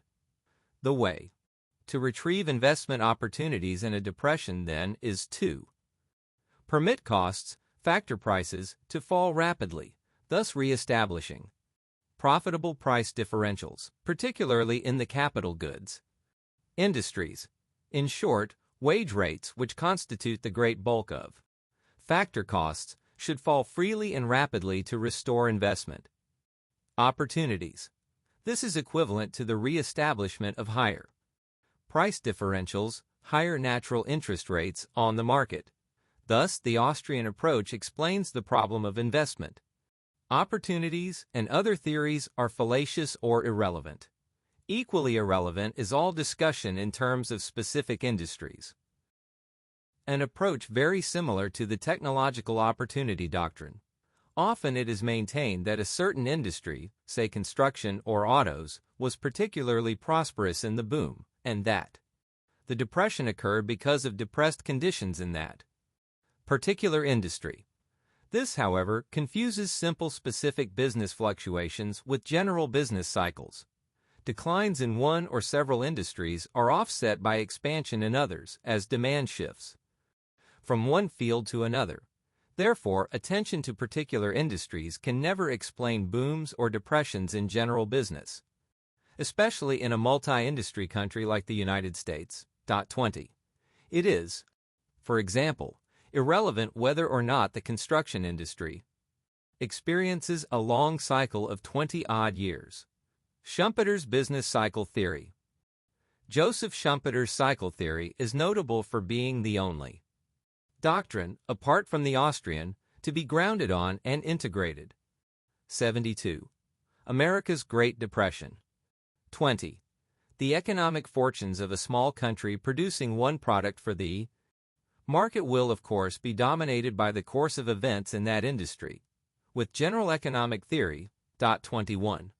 Unfortunately, it was grounded on Walrasian rather than Austrian general economics and was thus doomed from the start. The unique Schumpeterian element in discussing equilibrium is his postulate of a zero rate of interest. Schumpeter, like Hansen, discards consumer tastes as an active element and also dispenses with new resources. With time preference ignored, interest rate becomes zero in equilibrium, and it's positive. Value in the real world becomes solely a reflection of positive profits, which in turn are due to the only possible element of change remaining: technological innovations. These innovations are financed, Schumpeter maintains, by bank credit expansion, and thus Schumpeter at least concedes the vital link of bank credit expansion in generating the boom and depression, although he pays it little actual attention. Innovations cluster in some specific industry, and this generates the boom. The boom ends as the innovatory investments exhaust themselves, and their resulting increased output pours forth on the market to disrupt the older firms and industries. The ending of the cluster, accompanied by the sudden difficulties faced by the old firms, and a generally increased risk of failure, bring about the depression, which ends as the old and new firms finally adapt themselves to the new situation. There are several fallacies in this approach. 1. There is no explanation offered on the lack of accurate forecasting by both the old and new firms. Why were not the difficulties expected and discounted? 22. Some alternative explanations of depression. A critique. 73. 21. Schumpeter's pure theory was presented in his famous Theory of Economic Development, Cambridge, Massachusetts, Harvard University Press, 1934, first published in 1911. It later appeared as the first approximation in an elaborated approach that really amounted to a confession of failure, and which introduced an abundance of new fallacies into the argument. The later version constituted his business. Cycles, 2 volumes, New York, McGraw-Hill, 1939. 22. To be sure, the Schumpeterian pure model explicitly postulates perfect knowledge and therefore absence of error by entrepreneurs. But this is a flagrantly self-contradictory assumption within Schumpeter's own model, since the very reason for depression in the pure model is the fact that risks increase, old firms are suddenly driven to the wall, etc., and no one innovates again until the situation clears. 2. In reality, it may take a long time for a cluster of innovations in a new industry to develop, and yet it may take a relatively short time for the output of that industry to increase as a result of the innovations. Yet the theory must assume that output increases after the cluster has done its work. Otherwise, there is no boom nor bust. 3. As we have seen above, time preferences and interest are ignored, and also ignored is the fact that saving and not technology is the factor limiting investment. 23. Hence, investment financed by bank credit need not be directed into innovations, but can also finance greater investment in already known processes. 4. The theory postulates a periodic cluster of innovations in the boom periods, but there is no reasoning advance to account for such an odd cluster. On the contrary, innovations, technological advance, take place continually and in most, not just a few, firms. A cluster of innovations implies, furthermore, a periodic cluster of entrepreneurial ability, and this assumption is clearly unwarranted. And insofar as innovation is a regular business procedure of research and development, rents from innovations will accrue to the research and development departments of firms, rather than as entrepreneurial profits. 24. 5. Schumpeter's view of entrepreneurship, usually acclaimed as his greatest contribution, is extremely narrow and one-sided. He sees entrepreneurship as solely the making of innovations, setting up new firms to innovate, etc. Actually, entrepreneurs are continually at work, always adjusting to uncertain future demand and supply conditions, including the effects of innovations. 25. 74. America's Great Depression. 23. Schumpeter wisely saw that voluntary savings could only cause simple economic growth and could not give rise to business cycles. 24. See Carolyn Shaw Solo, Innovation in the Capitalist Process, A Critique of the Schumpeterian Theory, Quarterly Journal of Economics, August 1951. 417-28. 25. This refutes Clements and Duty's defense of Schumpeter against Kuznets's criticism that the cluster of innovations assumes a cluster of entrepreneurial ability. Clements and Duty identified such ability solely with the making of innovations and the setting up of new firms. See Richard Vett Clements and Francis S. Duty, The Schumpeterian System, Cambridge, Massachusetts, Addison Wesley. In his later version, Schumpeter recognized that different specific innovations generating cycles would have different periods of gestation for exploiting their opportunities until new output had increased to its fullest extent. Hence, he modified his theory by postulating an economy of 3 separate and interacting cycles, roughly one of about 3 years, one of 9 years, and one of 55 years. But the postulate of multi-cycles breaks down any theory of a general business cycle. All economic processes interact on the market and all processes mesh together. A cycle takes place over the entire economy, the boom and depression each being general. The price system integrates and interrelates all activities, and there is neither warrant nor relevance for assuming hermetically sealed cycles, each running concurrently and adding to each other to form some resultant of business activity. The multi-cycle scheme, then, is a complete retreat from the original Schumpeterian model, and itself adds grievous fallacies to the original. 26. Qualitative credit doctrines. Of the theories discussed so far, only the Austrian or Misesian sees anything wrong in the boom. The other theories hail the boom and see the depression as an unpleasant reversal of previous prosperity. The Austrian and Schumpeterian doctrines see the depression as the inevitable result of processes launched in the boom, but while Schumpeter considers secondary wave deflation unfortunate and unsettling, he sees the boom-bust of his pure model as the necessary price to be paid for capitalist economic development. Only the Austrian theory, therefore, holds the inflationary boom to be wholly unfortunate and sees the full depression. Some alternative explanations of depression. A Critique 75. Press, 1950, pp. 52 ff. Simons Kuznets, Schumpeter's Business Cycles. American Economic Review, June 1940, 262-63. 26. Schumpeter also discusses a secondary wave superimposed on his pure model. This wave takes into account general inflation, price speculation, etc. But there is nothing particularly Schumpeterian about this discussion, and if we discard both the pure model and the multi-cycle approach, the Schumpeterian theory is finished, as necessary to eliminate distortions introduced by the boom. Various qualitative credit schools, however, also see the depression as inevitably generated by an inflationary boom. They agree with the Austrians, therefore, that booms should be prevented before they begin, and that the liquidation process of depression should be allowed to proceed unhampered. They differ considerably, however, on the causal analysis and the specific ways that the boom and depression can be prevented. The most venerable wing of qualitative credit theory is the old banking school doctrine, prominent in the 19th century and, indeed, until the 1930s. This is the old-fashioned sound banking tradition, prominent in older money and banking textbooks, and spearheaded during the 1920s by two eminent economists, Drive.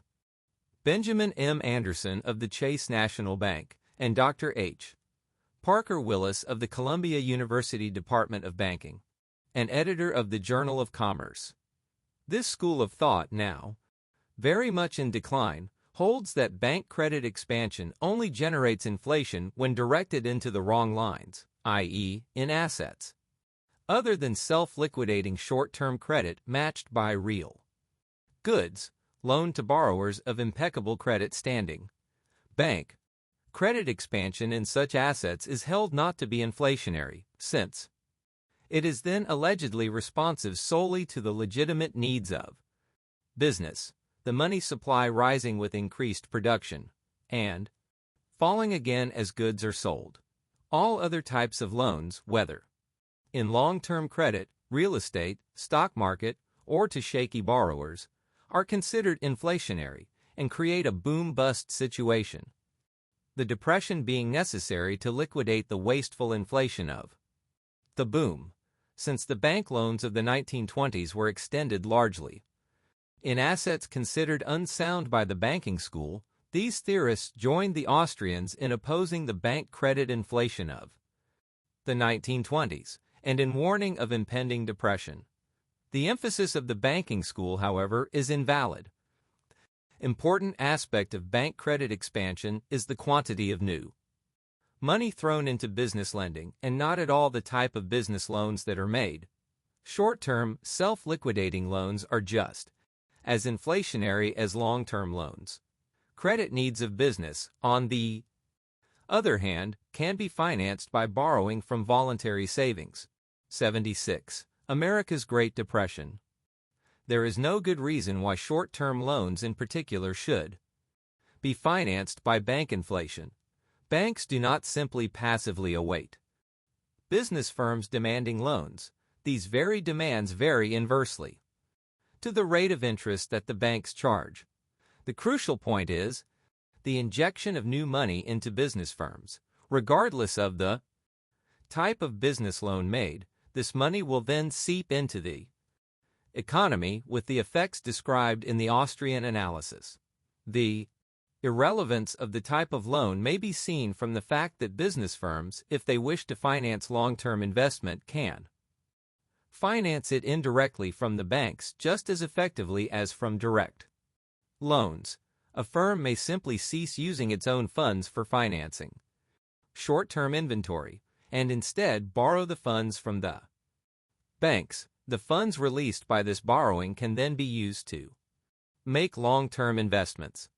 It is impossible for banks to prevent their funds being used indirectly in this manner. All credit is interrelated on the market, and there is no way that the various types of credit can be hermetically sealed from each other. 27. And even if there were, it would make no economic sense to do so. In short, the self-liquidating loan is just as inflationary as any other type of loan, and the only merit of this theory is the indirect one of quantitatively limiting the lending of banks that cannot find as many such loans as they would like. This loan does not even have the merit of speedier retirement, since short-term loans can and are renewed or reloaned elsewhere, thus perpetuating the loan for as long a time as any long-term loan. This emphasis of the banking school weakened its salutary effect in the 1920s, for it served to aggravate the general overemphasis on types of loans and caught some alternative explanations of depression. A critique. 77. 27. Thus, during the late 1920s, when banks, influenced by qualitative credit doctrines, tried to shut off the flow of credit to the stock market specifically, the market was able to borrow from the swollen funds of non-bankers, funds swollen by years of bank credit inflation. On the fallacies of the qualitative credit theorists and of their views on the stock market, see the excellent study by Fritz Machlup, who at that time was a leading Austrian school theorist, the stock market, credit, and capital formation. New York, Macmillan, 1940. Particular the stock market, as against the quantity of money outstanding, more dangerous than the banking school in this qualitative emphasis are those observers who pick out some type of credit as being particularly grievous, whereas the banking school opposed a quantitative inflation that went into any but stringently self-liquidating assets. Other observers care not at all about quantity, but only about some particular type of asset, for example, real estate or the stock market. The stock market was a particular whipping boy in the 1920s, and many theorists called for restriction on stock loans, in contrast to legitimate business loans. A popular theory accused the stock market of absorbing capital credit that would otherwise have gone to legitimate industrial or farm needs. Wall Street had been a popular scapegoat since the days of the populace, and since Thorstein Veblen had legitimated a fallacious distinction between finance and industry. The absorption of capital argument is now in decline, but there are still many economists who single out the stock market for attack. Clearly, the stock market is a channel for investing in industry. If A buys a new security issue, then the funds are directly invested. If he buys an old share, then 1. The increased price of stock will encourage the firm to float further stock issues, and 2. The funds will then be transferred to the seller B, who in turn will consume or directly invest the funds. If the money is directly invested by B, then once again the stock market has channeled savings into investment. If B consumes the money, then his consumption or dissaving just offsets A's saving, and no aggregate net saving has occurred. Much concern was expressed in the 1920s over brokers' loans, and the increased quantity of loans to brokers was taken as proof of credit absorption in the stock market. But a broker only needs a loan when his client calls on him for cash after selling his stock. Otherwise, the broker will keep an open book account with no need for cash. But when the client needs cash, he sells his stock and gets out of the market. Hence, the higher the volume of brokers' loans from banks, the greater the degree that funds are leaving the stock market rather than entering it. In the 1920s, the high volume of 78. America's Great Depression. Brokers' loans indicated the great degree to which industry was using the stock market as a channel to acquire saved funds for investment. 28. The often marked fluctuations of the stock market in a boom and depression should not be surprising. We have seen the Austrian analysis demonstrate that greater fluctuations will occur in the capital goods industries. Stocks, however, are units of title to masses of capital goods. Just as capital goods prices tend to rise in a boom, so will the prices of titles of ownership to masses of capital. 29. The fall in the interest rate due to credit expansion raises the capital value of stocks, and this increase is reinforced both by the actual and the prospective rise in business earnings. The discounting of higher prospective earnings in the boom will naturally tend to raise stock prices further than most other prices.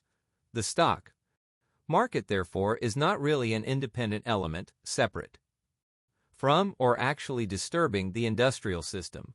On the contrary, the stock market tends to reflect the real developments in the business world.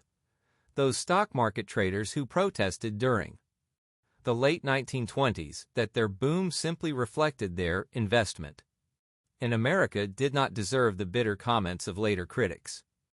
Their error was the universal one of believing that the boom of the 1920s was natural and perpetual, and not an artificially induced prelude to disaster.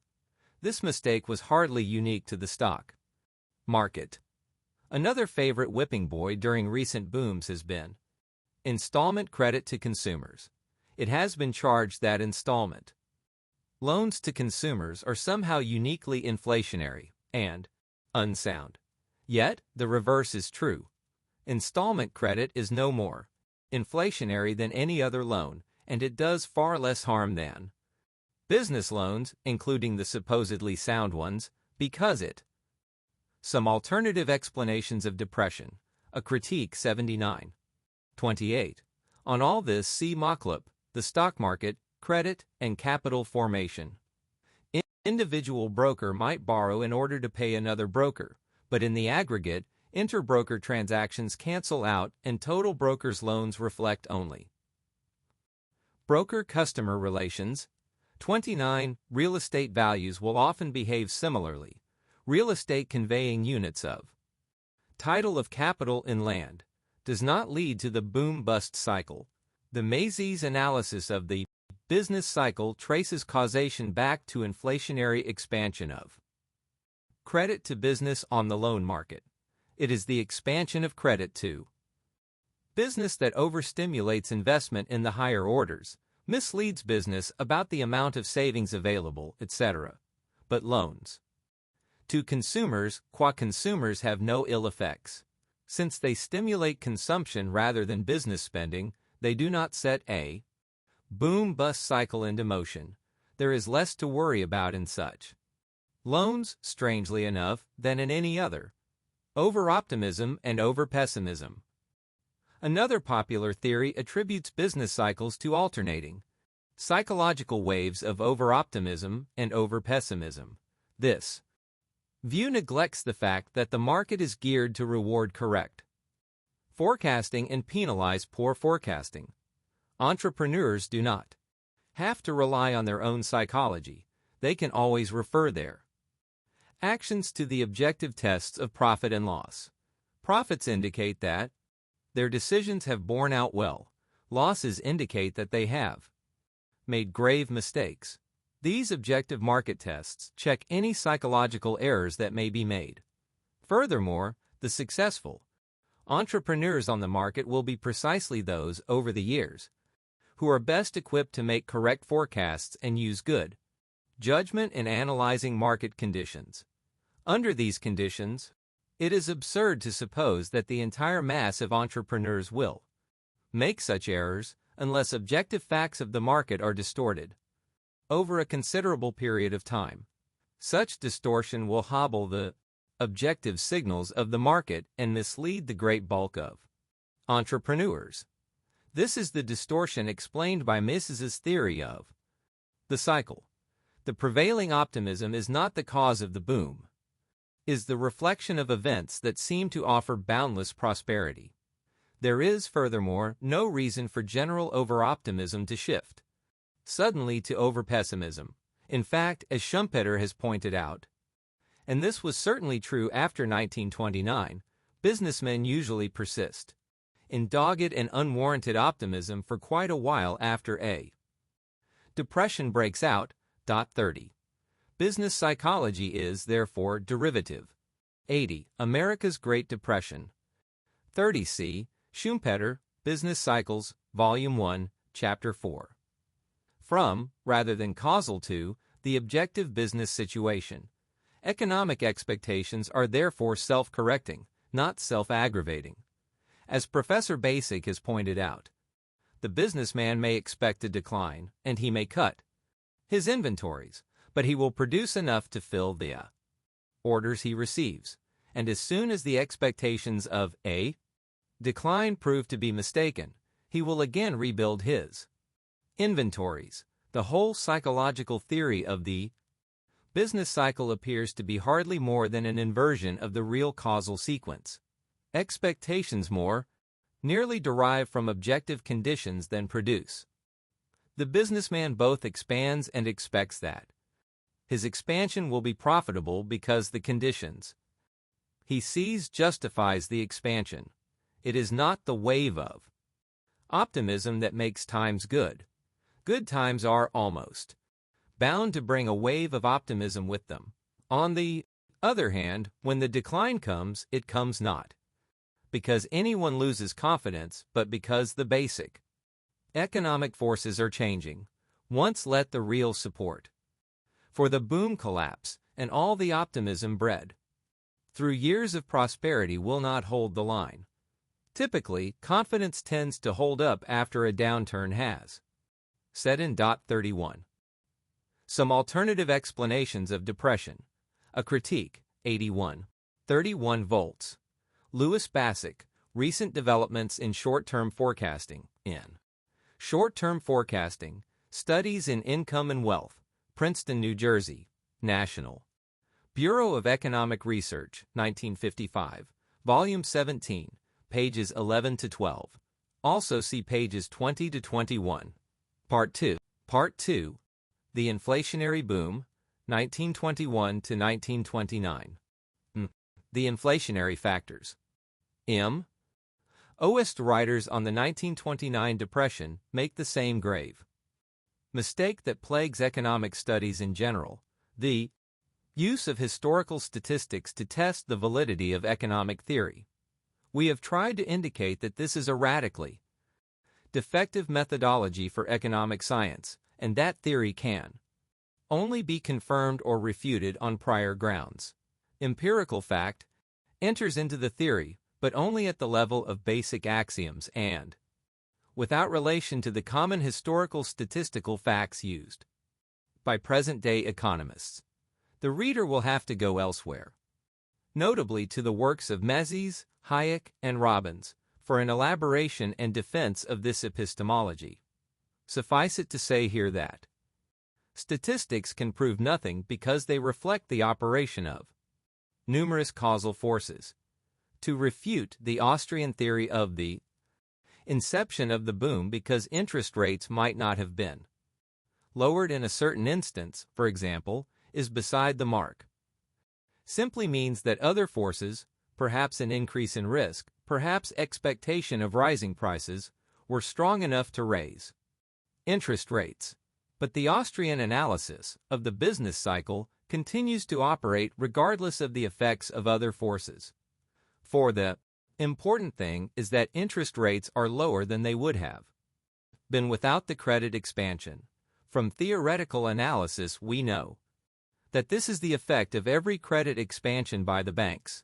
But statistically we are helpless. We cannot use statistics to estimate what the interest rate would have been. Statistics can only record past events. They cannot describe possible but unrealized events.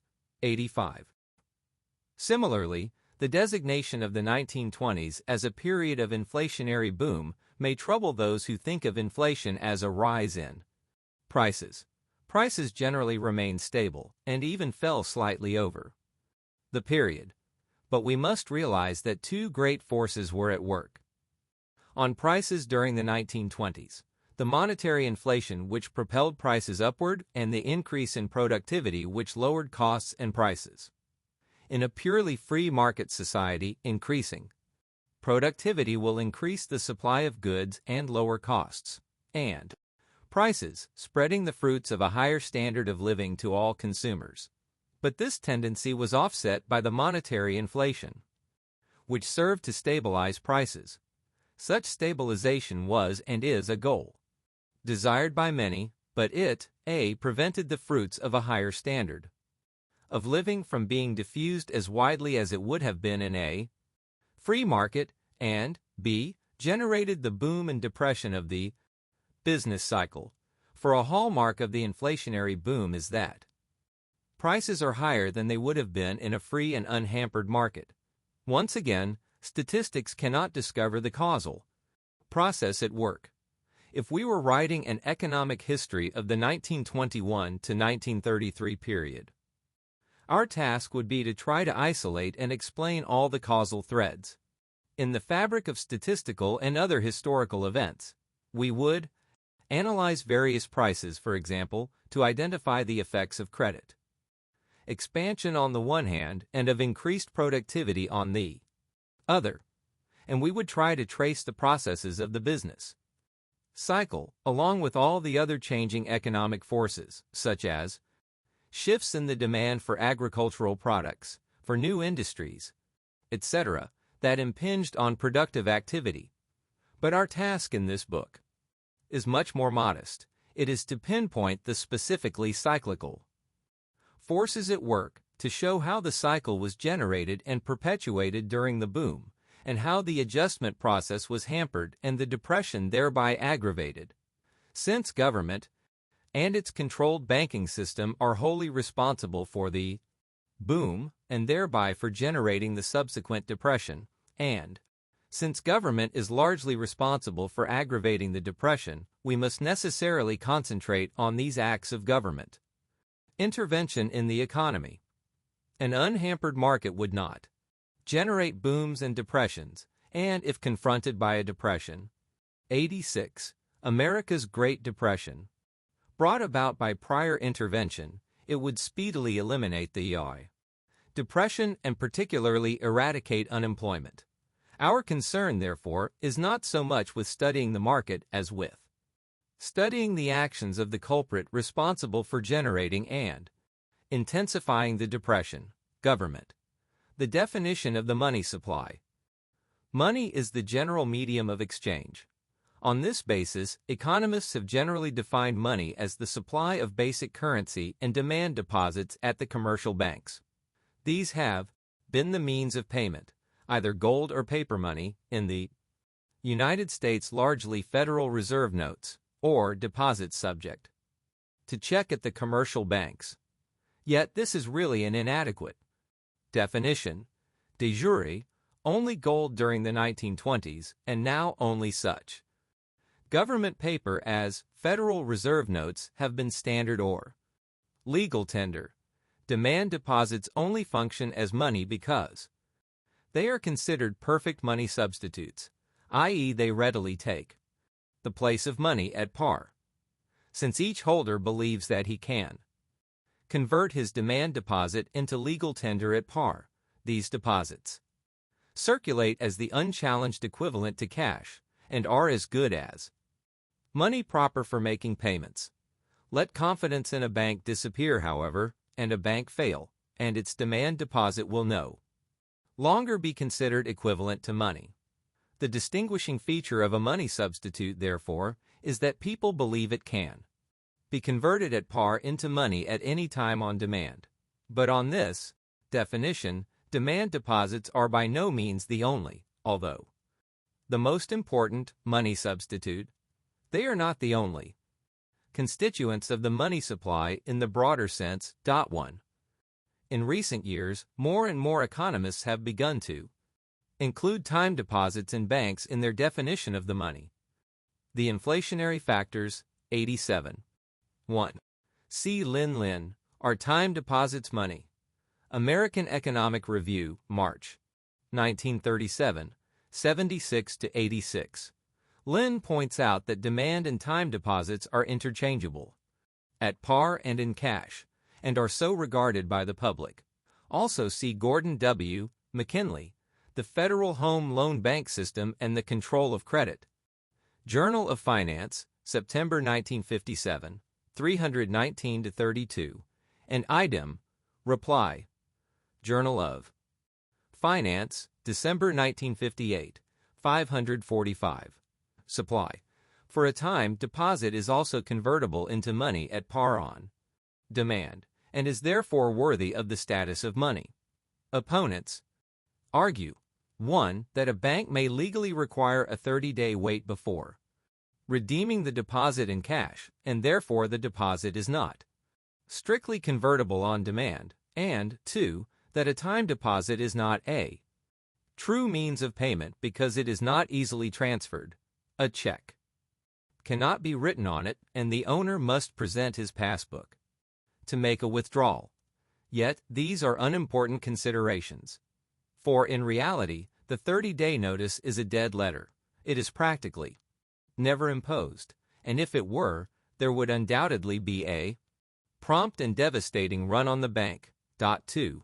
Everyone acts as if his time deposits were redeemable on demand, and the banks pay out their deposits in the same way they redeem demand deposits.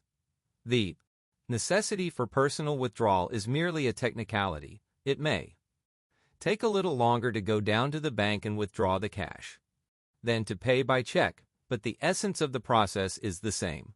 In both cases, a deposit at the bank is the source of monetary payment. 3.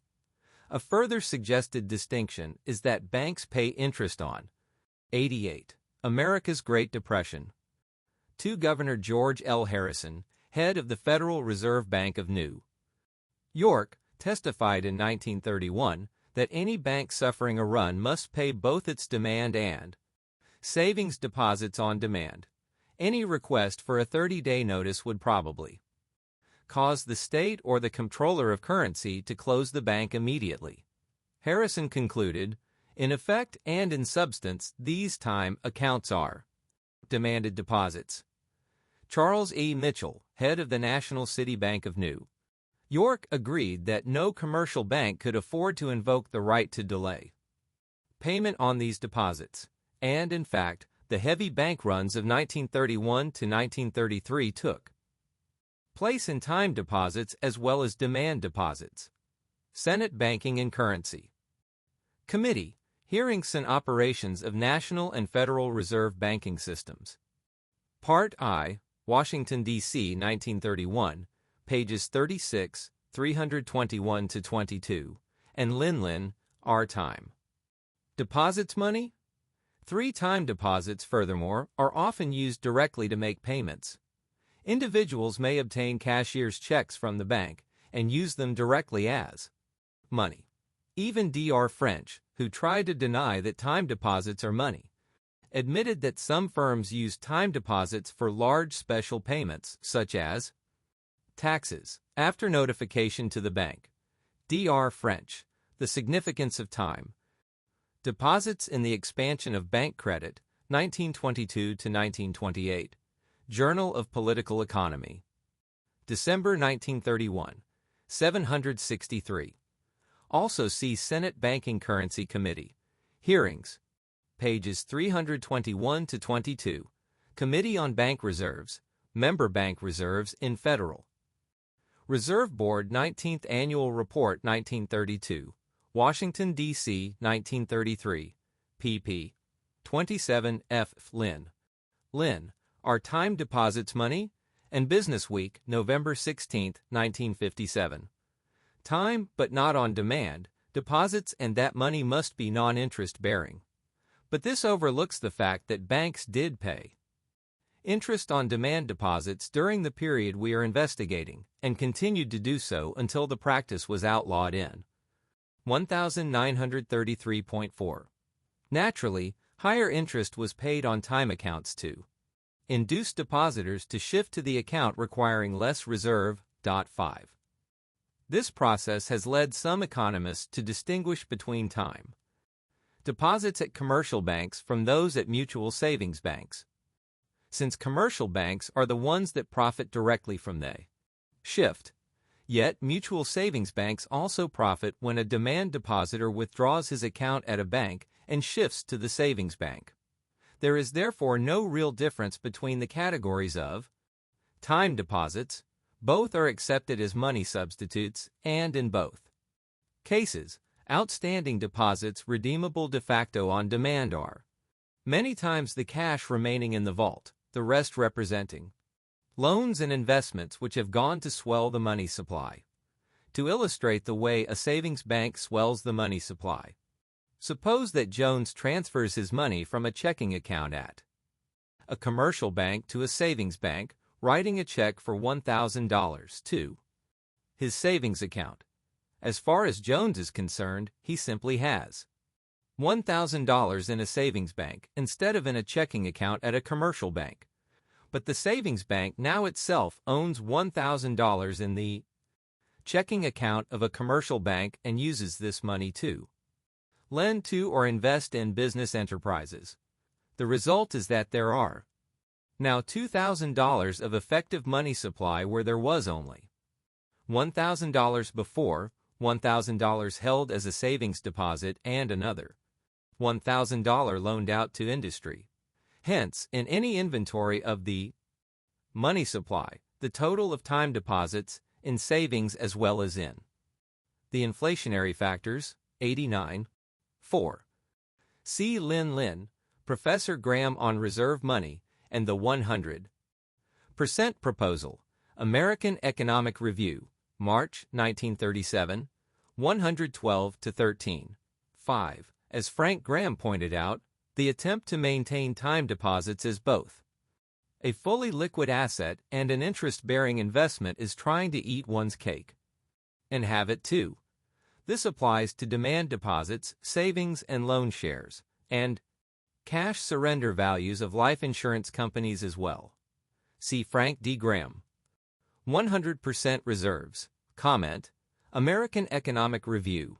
June 1941. 339. Commercial banks should be added to the total of demand deposits. 6. But if we concede the inclusion of time deposits in the money supply, even broader vistas are open to view. For then all claims, convertible into cash on demand, constitute a part of the money supply and swell the money supply whenever cash reserves are less than 100%. In that case, the shares of savings and loan associations, known in the 1920s as building and loan associations, the shares and savings deposits of credit unions, and the cash surrender liabilities of life insurance companies must also form part of the total supply of money. Savings and loan associations are readily seen as contributing to the money supply. They differ from savings banks, apart from their concentration on mortgage loans, only in being financed by shares of stock rather than by deposits.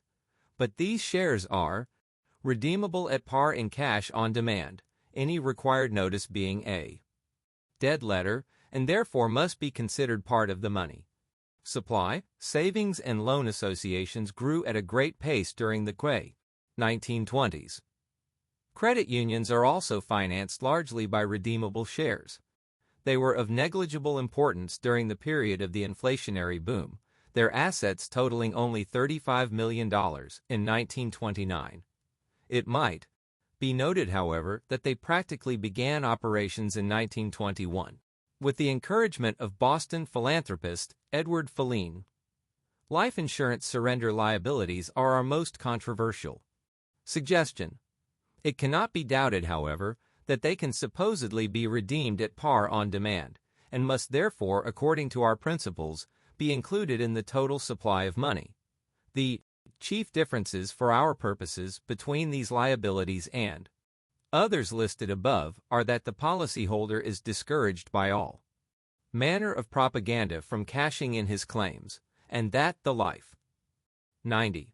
America's Great Depression. 6. C. McKinley, The Federal Home Loan Bank System and the Control of Credit, pages 323-24. On those economists who do and do not include time deposits as money, see Richard T. Selden, Monetary Velocity in the United States, in Milton Friedman, ed., Studies in the Quantity Theory of Money, Chicago. University of Chicago Press, 1956. Pages 179-257. Insurance company keeps almost none of its assets in cash, roughly between 1 and 2%.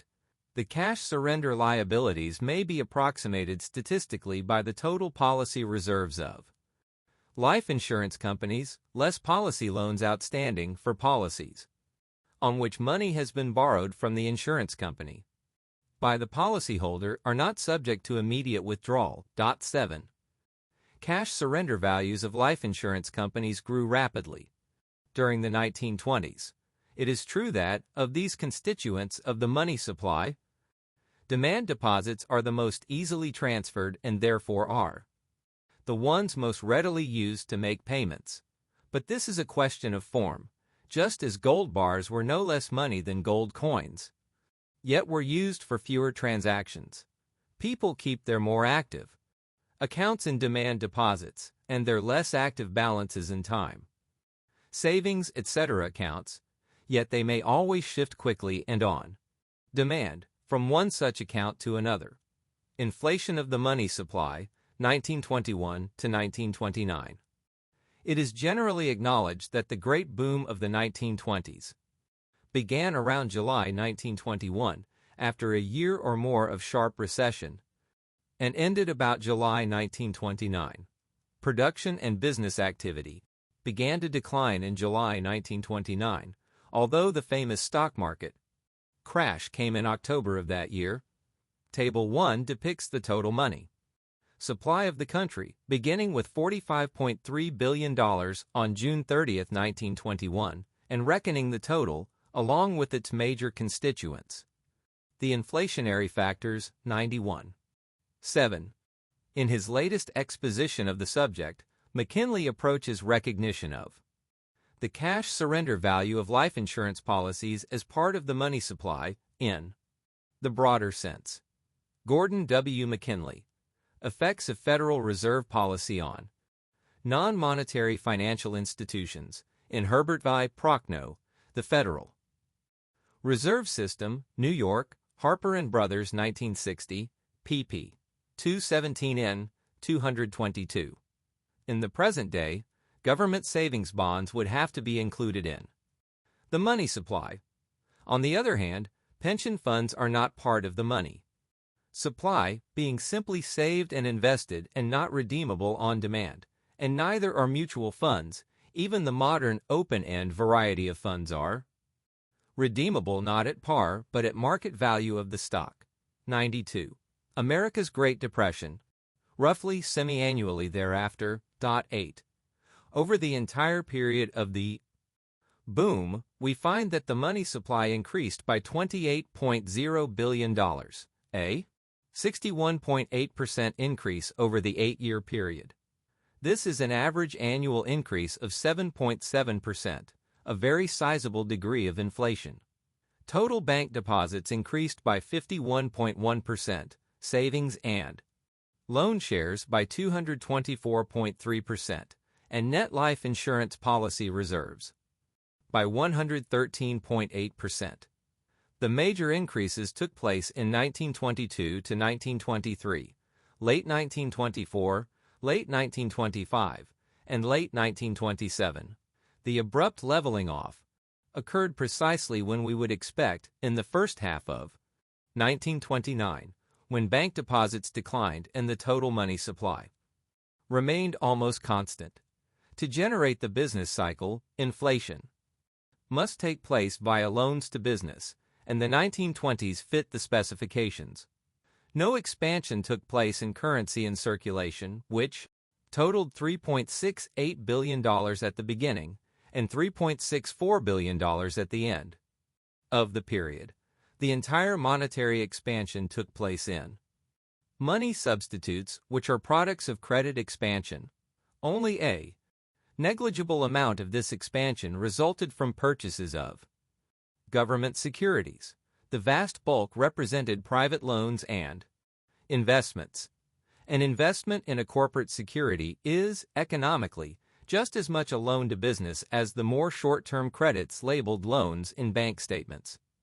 U.S. government securities held by banks rose from $4.33 billion to $5.50 billion over the period, while total government securities held by life insurance companies actually fell from $1.39 to $1.36 billion. The loans of savings and loan associations are almost all in private real estate and not in government obligations. Thus, only $1 billion of the new money was not cycle-generating and represented investments in government securities. Almost all of this negligible increase occurred in the early years, 1921 to 1923. The other non-cycle generating form of bank loan is consumer credit, but the increase in bank loans to consumers during the inflationary factors, 93. 8. Data for savings and loan shares and life insurance reserves are reliable only. For the end of the year, mid-year data are estimated by the author by interpolation. Strictly, the country's money supply is equal to the above data minus the amount of cash and demand deposits held by the savings and loan and life insurance companies. The latter figures are not available, but their absence does not unduly alter the results. 1920s amounted to a few $100 million at most. The bulk of consumer credit was extended by non-monetary institutions. 9. As we have seen, inflation is not precisely the increase in total money supply. It is the increase in money supply not consisting in, i.e., not covered by, an increase in gold, the standard commodity. Money. In discussions of the 1920s, a great deal is said about the gold inflation, implying that the monetary expansion was simply the natural result of an increased supply of gold in America. The increase in total gold in Federal and Treasury reserves, however, was only $1.16 billion from 1921 to 1929. This covers only a negligible portion of the total monetary expansion, the inflation of dollars. Specifically, Table 2 compares total dollar claims issued by the U.S. government, its controlled banking system, and the other. Table 2. Total dollars and total gold reserves. Billions of dollars, total dollar, total gold, total uncovered. Claims reserve dollars. June 1921, 44.7, 2.6, 42.1. June 1929, 71.8, 3.0, 68.8. Total dollar claims is the total money supply of Table 1 minus that portion of currency outstanding that does not constitute dollar claims against the gold reserve, i.e., gold coin, gold certificates, silver dollars, and silver certificates. Total gold reserve is the official figure for gold reserve minus the value of gold certificates outstanding and equals official total reserves of the Federal Reserve. Banks. Since gold certificates were bound and acknowledged to be covered by 100% gold backing, this amount is excluded from our reserves for dollar claims. And similarly, gold certificates are here excluded from the dollar total. Standard silver and claims to standard silver were excluded as not being claims to gold, and gold coin is gold and a claim to gold. See Banking and Monetary Statistics, Washington, D.C. Federal Reserve System, 1943. Pages 544 to 45, 409, and 346 to 48. 94. America's Great Depression. 9. On the reluctance of banks during this era to lend to consumers. See Clyde W. Phelps, The Role of the Sales Finance Companies in the American Economy, Baltimore, Maryland, Commercial Credit, 1952. Monetary Institutions, the Total Supply of Money, with the total holdings of gold reserve in the central bank, the total supply of the gold which could be used to sustain the pledges to redeem dollars on demand, the absolute difference between total dollars and total value of gold on reserve equals the amount of counterfeit warehouse receipts to gold that were issued and the degree to which the banking system was effectively, though not de jure, bankrupt. These amounts are compared for the beginning and end of the boom period. The total of uncovered or counterfeited dollars increased from $42.10 to $68.8 billion in the 8-year period, an increase of 63.4%, contrasting to an increase of 15% in the gold reserve. Thus, we see that this corrected measure of inflation yields an even higher estimate than before we considered the gold inflow. The gold inflow cannot, therefore, excuse any part of the inflation generating the inflation, i. Reserve requirements. What factors were responsible for the 63% inflation of the money supply during the 1920s? With currency in circulation not increasing at all, the entire expansion occurred in bank deposits and other monetary credit. The most important element in the money supply is the commercial bank credit base. For while savings banks, saving and loan associations, and life insurance companies can swell the money supply, they can only do so upon the foundation provided by the deposits of the commercial banking system. The liabilities of the other financial institutions are redeemable in commercial bank deposits as well as in currency, and All these institutions keep their reserves in the commercial banks, which therefore serve as a credit base for the other money creators. 10. Proper federal policy, then, would be to tighten monetary. The inflationary factors, 95.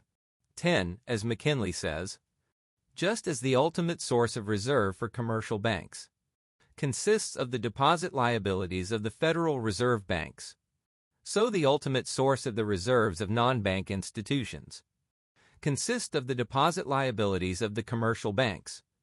Restrictions on commercial banks in order to offset credit expansion in the other areas, failing, that is, the more radical reform of subjecting all of these institutions to the 100% cash reserve. Requirement. 11. What factors then were responsible for the expansion of commercial bank credit? Since banks were and are required to keep a minimum percentage of reserves to their deposits, there are three possible factors: A lowering in reserve requirements, B, an increase in total reserves, and C, a using up of reserves that were previously over the minimum legal requirement. On the problem of excess reserves, there are unfortunately no statistics available for before 1929. However, it is generally known that excess reserves were almost non-existent before the Great Depression, as banks tried to keep fully loaned up to their legal requirements. The 1929 data bear out this judgment. 12.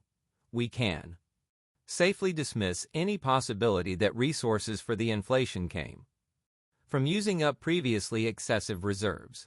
We can therefore turn to the other two factors. Any lowering of reserve requirements would clearly create excess reserves, and 96. America's Great Depression. Money supply is two inverted pyramids, one on top of the other. The Federal Reserve stands at the base of the lower pyramid and, by controlling the volume of their own deposit liabilities, the FRBs influence not only the deposit liabilities of the commercial banks, but also the deposit liabilities of all those institutions which use the deposit liabilities of the commercial banks as cash reserves. The Federal Home Loan Bank, p. 326. Also see Donald Shelby, Some Implications of the Growth of Financial Intermediaries, Journal of Finance. December 1958. 527-41. 11. It might be asked despairingly, if the supposedly savings institutions, savings banks, insurance companies, saving and loan associations, etc., are to be subject to a 100% requirement, what savings would a libertarian society permit? The answer is genuine savings, for example, the issue of shares in an investing firm, or the sale of bonds or other debentures or term notes to savers, which would fall due at a certain date in the future. These genuinely saved funds would in turn be invested in business enterprise. 12. Banking and Monetary Statistics, pages 370-71. The excess listed for 1929 averages about $40 million, or about 2% of total reserve balances, thereby invite multiple bank credit inflation. During the 1920s, however, member bank reserve requirements were fixed by statute as follows: 13% reserves to demand deposits at central reserve city banks, those in New York City and Chicago, 10% at reserve city banks, and 7% at country banks. Time: deposits at member banks only required a reserve of 3%, regardless of the category of bank. These ratios did not change at all. However, reserve requirements need not only change in the minimum ratios, any shifts in deposits from one category to another are important. Thus, if there were any great shift in deposits from New York to country banks, the lower reserve requirements in rural areas would permit a considerable net overall inflation. In short, a shift in money from one type of bank to another, or from demand to time deposits, or vice versa, changes the effective aggregate reserve requirements in the economy. We must Therefore, investigate possible changes in effective reserve requirements during the 1920s. Within the class of member bank demand deposits, the important categories, for legal reasons, are geographical. A shift from country to New York and Chicago banks raises effective reserve requirements and limits monetary expansion. The opposite shift lowers requirements and promotes inflation. Table 3 presents the total member bank demand deposits in the various areas in June 1921 and in June 1929, and the percentage which each area bore to total demand deposits at each date.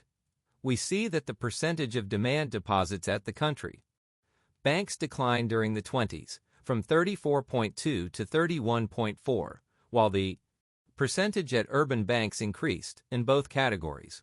Thus, the shift in effective reserve requirements was anti-inflationary, since the urban banks had higher legal requirements than the country banks. Clearly, no inflationary impetus came from geographical shifts in demand deposits.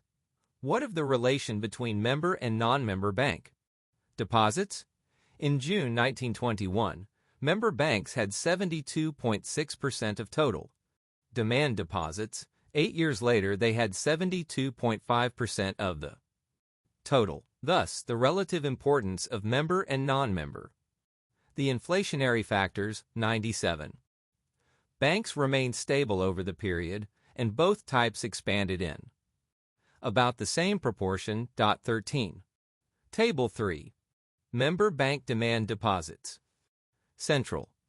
Date reserve, city country total. In billions of dollars. June 30, 1921, 5.0, 14.4, 04.8, 814.29. June 30, 1929, 6.87, 6.17, 5.96, 19.01. In percentages, June 30, 1921, 35.7, 30.8, 34.2, 100.0. June 29, 1929, 36.1, 32.5, 31.4, 100.0. Banking and Monetary Statistics, Washington, D.C. Federal Reserve Board. 1943, pages 73, 81, 87, 93, 99. These deposits are the official U.S. government, plus other demand deposits. They are roughly equal to net demand deposits. Demand deposits adjusted are a better indication of the money supply and are the figures we generally use, but they are not available for geographic categories. The relation between demand and time deposits offers a more fruitful field for investigation. Table 4 compares total demand and time deposits. 98. America's Great Depression. 13. Banking and Monetary Statistics, pages 34 and 75. The deposits reckoned are demand deposits adjusted, plus U.S. government deposits. A shift from member to non-member bank deposits would tend to reduce effective reserve requirements and increase excess reserves and the money supply, since non-member banks use deposits at member banks as the basis for their reserves. See Laughlin. Curry, The Supply and Control of Money in the United States, 2nd ed., Cambridge.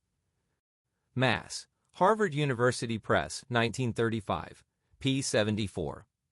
Table 4. Demand and time deposits. In billions of dollars. Percent. Demand time. Demand deposits. Date deposits. Deposits of total. June 30, 1921. 17.5, 16.6, 51.3. June 29, 1929, 22.9, 28.6, 44.5. Thus, we see that the 1920s saw a significant shift in the relative importance of demand and time deposits. Demand deposits were 51.3% of total deposits in 1921, but had declined to 44.5% by 1929. The relative expansion of time deposits signified an important lowering of effective reserve requirements for American banks. For demand deposits required roughly 10% reserve backing, while time deposits needed only 3% reserve. The relative shift from demand to time deposits, therefore, was an important factor in permitting the great monetary inflation of the 1920s.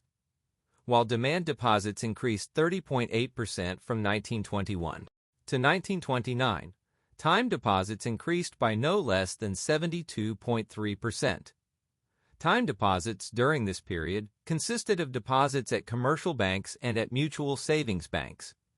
Mutual savings banks keep only time deposits, while commercial banks, of course, also provide the nation's supply of demand deposits.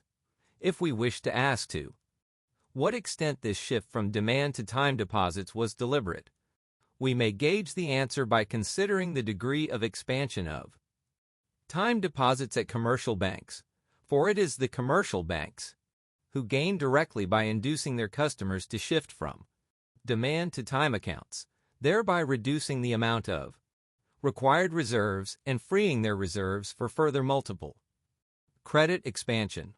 In the first place, time deposits at commercial banks were about twice the amount held at mutual savings banks. And further, commercial banks expanded their time deposits by 79.8% during this period, while savings banks expanded the inflationary factors 99. Theirs by only 61.8%. Clearly, commercial banks were the leaders in the shift to time deposits. This growth in time deposits was not accidental. Before the establishment of the Federal Reserve System, national banks were not legally permitted to pay interest on time deposits, and so this category was confined to the less important state banks and savings banks. The Federal Reserve Act permitted the national banks to pay interest on time deposits.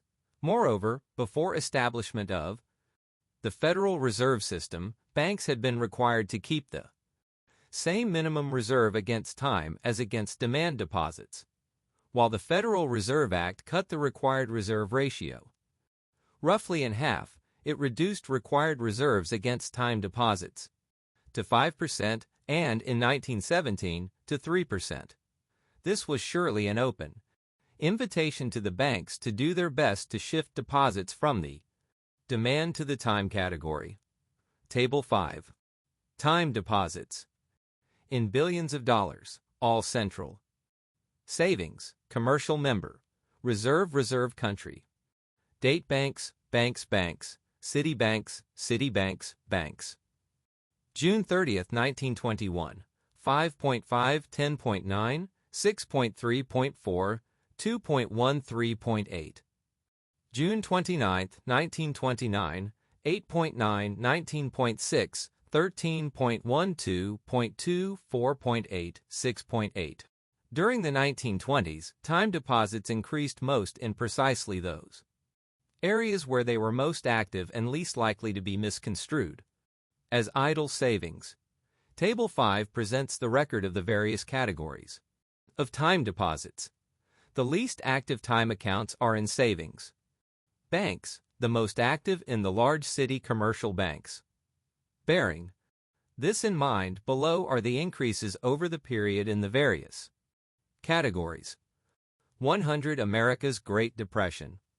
Savings banks 61.8%. Commercial banks 79.8%. Member banks 107.9%. Country banks 78.9%. Reserve city banks 128.6%. Central Reserve City banks 450.0%. Thus, we see that, unerringly, the most active categories of time deposits were precisely the ones that increased the most in the 1920s, and that this correlation holds for each category. The most active, the Central Reserve City accounts, increased by 450%. 14. Generating the inflation. 2. Total reserves. Two influences may generate bank inflation: a change in effective reserve requirements and a change in total bank reserves at the pay. Federal Reserve Bank. The relative strength of these two factors in the 1920s may be gauged by Table 6. Clearly, the first 4 years of this period was a time of greater monetary expansion than the second 4. The member bank contribution to the money supply increased by $6.9 billion, or 37.1%, in the first half of our period, but only by $3.9 billion, or 15.3% in the second half. Evidently, the expansion in the first 4 years was financed exclusively out of total reserves, since the reserve ratio remained roughly stable at about 11.51. Total reserves expanded by 35.6% from 1921 to 1925, and member bank deposits rose by 37.1%. In the later 4 years, reserves expanded by only 8.7%, while deposits rose by 15.3%. This discrepancy was made up by an increase in the reserve ratio. The inflationary factors. 101. 14 on time deposits in the 1920s. See Benjamin M. Anderson, Economics and the Public Welfare, New York. D. Van Nostrand, 1949, pages 128 to 31. Also C. A. Phillips, T. F. McManus, and R. W. Nelson, Banking and the Business Cycle, New York. Macmillan, 1937, pages 98 to 101. Table 6. Member Bank Reserves and Deposits. Reserves, Member Bank. Date Member Bank, Deposits Reserve Ratio. June 30, 1921, 1.60, 18.6, 11.6, 1. June 30, 1925, 2.17, 25.5, 11.7, 1. June 29, 1929, 2.36, 29.4, 12.5, 1. Column 1 is the total legal member bank reserves at the Fed, excluding vault cash, which remained steady at about $500 million throughout. Column 2 is member bank deposits, demand and time. Column 3 is the ratio of deposits to reserves, from 11.71 to 12.51, so that each dollar of reserve carried more dollars in deposits.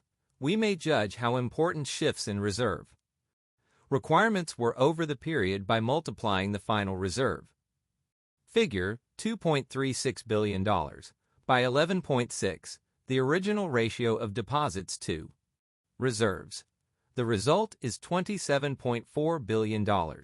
Thus, of the $29.4 billion in member bank deposits in June 1929, $27.4 billion may be accounted for by total reserves, while the remaining $2 billion may be explained by the shift in reserves.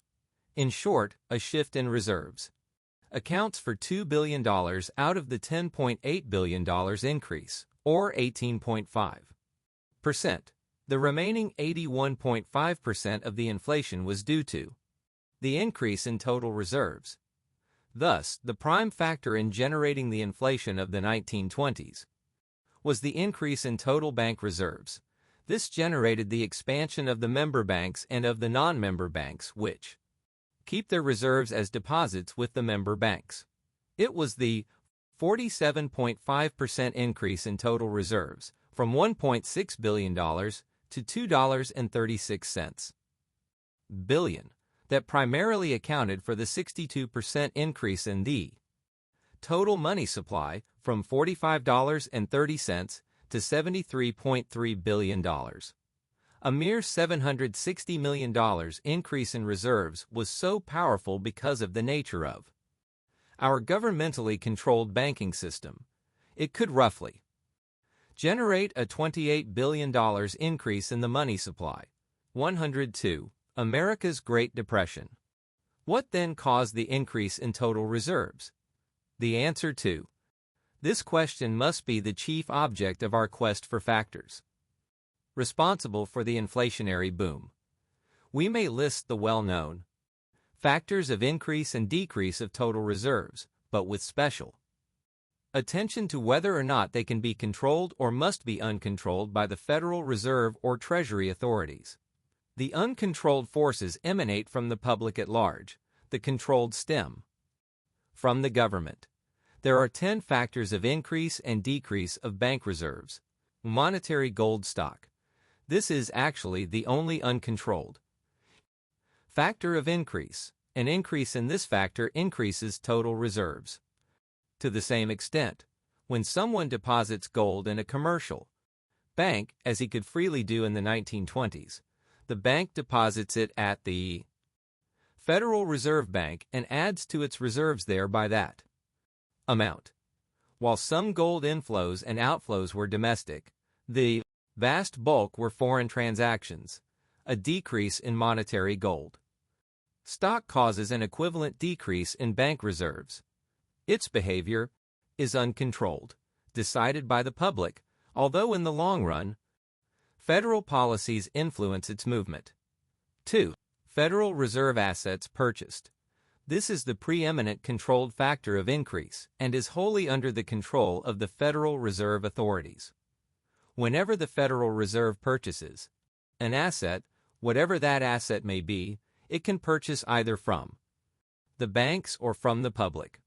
If it purchases the asset from a member bank, it buys the asset and, in exchange, grants the bank an increase in its reserve. Reserves have clearly increased to the same extent as Federal Reserve assets.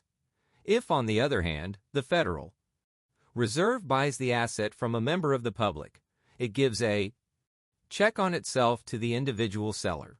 The individual takes the check and deposits it with his bank, thus giving his bank an increase in reserves equivalent to the increase in reserve assets.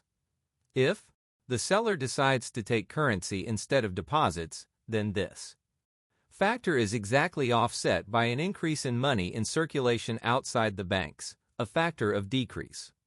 Gold is not included among these assets. It was listed in the first category, monetary gold stock, and is generally deposited in the inflationary factors, 103, rather than purchased by the Federal Reserve banks. The major assets purchased are bills bought and U.S. government securities. U.S. government securities are perhaps the most publicized field of open market operations. Federal Reserve purchases add to bank reserves and sales diminish them. Bills bought were acceptance paper which the Federal Reserve bought outright in a policy of subsidy that practically created this type of paper de novo. In the United States, some writers treat bills bought as an uncontrolled factor because the Federal Reserve announced a rate at which it would buy all acceptances presented to it. No law, however, compelled it to adopt this policy of unlimited purchase. Therefore, must be counted as a pure creation of Federal Reserve policy and under its control. 3. Bills discounted by the Federal Reserve.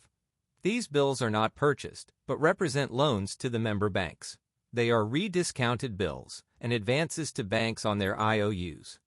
Clearly a factor of increase, they are not as welcome to banks as are other ways of increasing reserves, because they must be repaid to the system.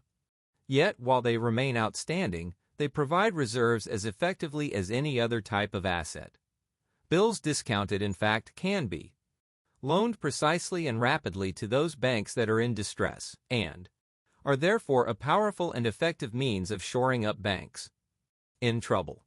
Writers generally classify bills discounted as uncontrolled because the Federal Reserve always stands ready to lend to banks on their eligible assets as collateral and will lend almost unlimited amounts at a given rate. It is true, of course, that the Federal Reserve fixes this rediscount rate and at a lower rate when stimulating bank borrowing, but this is often held to be the only way that the system can control this factor. But the Federal Reserve Act does not compel, it only authorizes the Federal Reserve to lend to member banks. If the authorities want to exercise an inflationary role as lender of last resort to banks in trouble, it chooses to do so by itself. If it wanted, it could simply refuse to lend to banks at any time. Any expansion of bills discounted, then, must be attributed to the will of the Federal Reserve authorities. 104. America's Great Depression. On the other hand, member banks themselves have largely controlled the speed of repayment of reserve loans. When the banks are more prosperous, they generally reduce their indebtedness to the Federal Reserve. The authorities could compel more rapid repayment, but they have decided to lend freely to banks and to influence banks by changing its rediscount charges, to separate controlled from uncontrolled factors as best we can. Therefore, we are taking the rather drastic step of considering any expansion of bills discounted as controlled by the government and any reduction as being uncontrolled and determined by the banks. Course, repayments will be partly governed by the amount of previous debt, but this seems to be the most reasonable division. We must take this step, therefore, even though it complicates the historical record. Thus, if bills discounted increase by $200 million over some 3-year period, we may call this a controlled increase of $200 million if we consider only this overall record. On the other hand, if we break down the record from year to year, it may be that bills discounted first increased by $500 million, then were reduced by $400 million, and then increased again by $100 million. The final year. When we consider a year-to-year basis, then controlled increase of reserves for the 3 years was $600 million. An uncontrolled decrease was $400 million.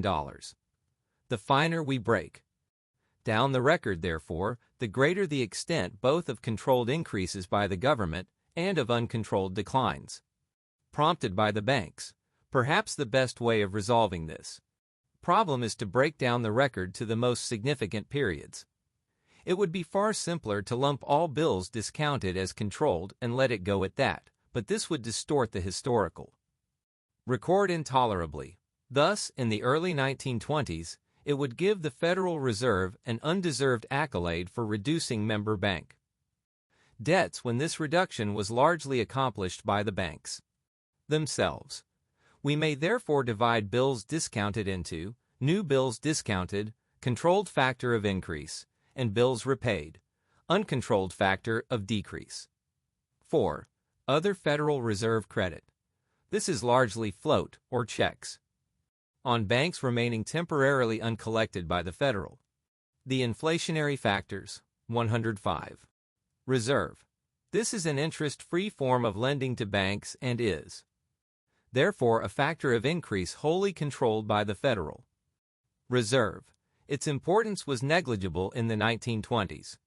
5. Money in circulation outside the banks. This is the main factor of decrease. An increase in this item decreases total reserves to the same extent. This is the total currency in the hands of the public and is determined wholly by the relative place people wish to accord paper money as against bank deposits. It is therefore an uncontrolled factor decided by the public. 6. Treasury currency outstanding. Any increase in Treasury currency outstanding is deposited with the Federal Reserve in the Treasury's deposit account.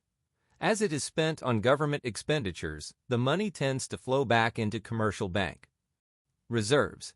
Treasury currency is therefore a factor of increase and is controlled by the Treasury or by federal statute.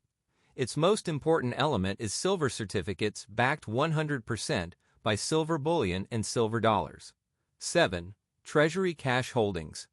Any increase in Treasury cash holdings represents a shift from bank reserves, while a decline in Treasury cash is spent in the economy and tends to increase reserves.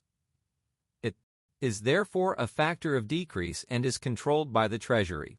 8. Treasury deposits at the Federal Reserve. This factor is very similar to Treasury cash holdings.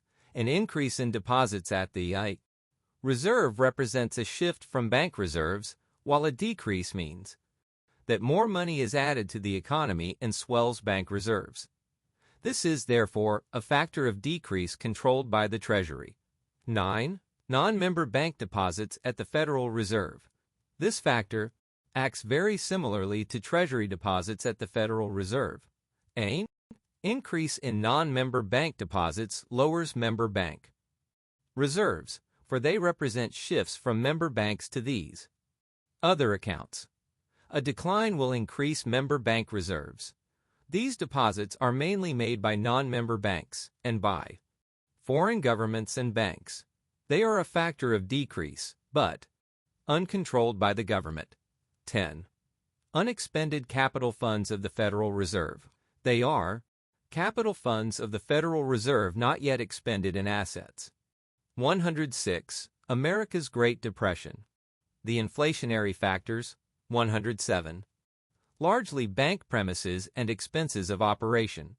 This capital is drawn from commercial banks and therefore, if unexpended, is a withdrawal of reserves.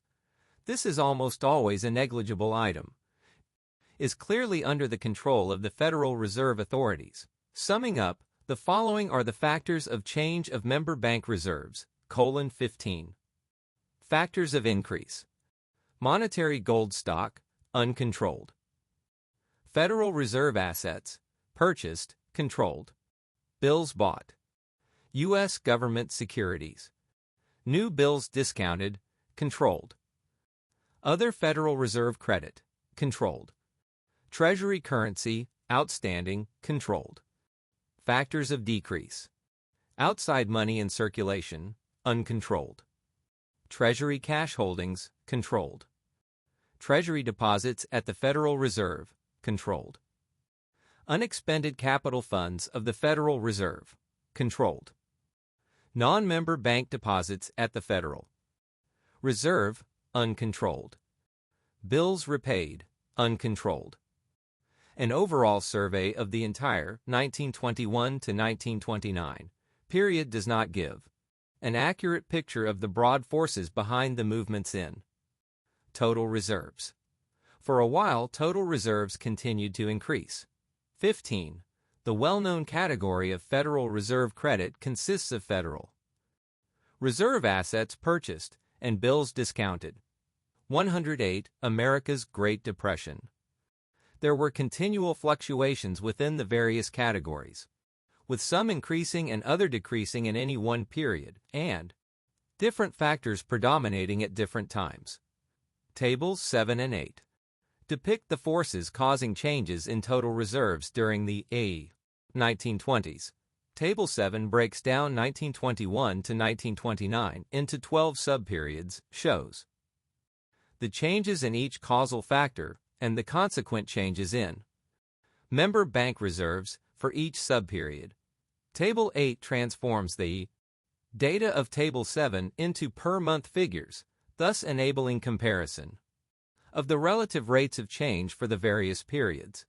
Member bank reserves totaled $1,604 million on June 30, 1921, and reached $2,356 million 8 years later. Over the 12 subperiods, uncontrolled reserves declined by $1.04 billion, while controlled reserves increased by $1.79 billion. By themselves, then, uncontrolled factors were deflationary. The inflation was clearly precipitated deliberately by the Federal Reserve. The plea that the 1920s was simply a gold inflation that the Federal Reserve did not counteractively is finally exploded. Gold was never the major problem, and in not one subperiod did it provide the crucial factor in increasing reserves. In the 12 subperiods, uncontrolled factors declined 7 times and increased 5 times. Controlled factors, on the other hand, rose in 8 periods and declined in 4.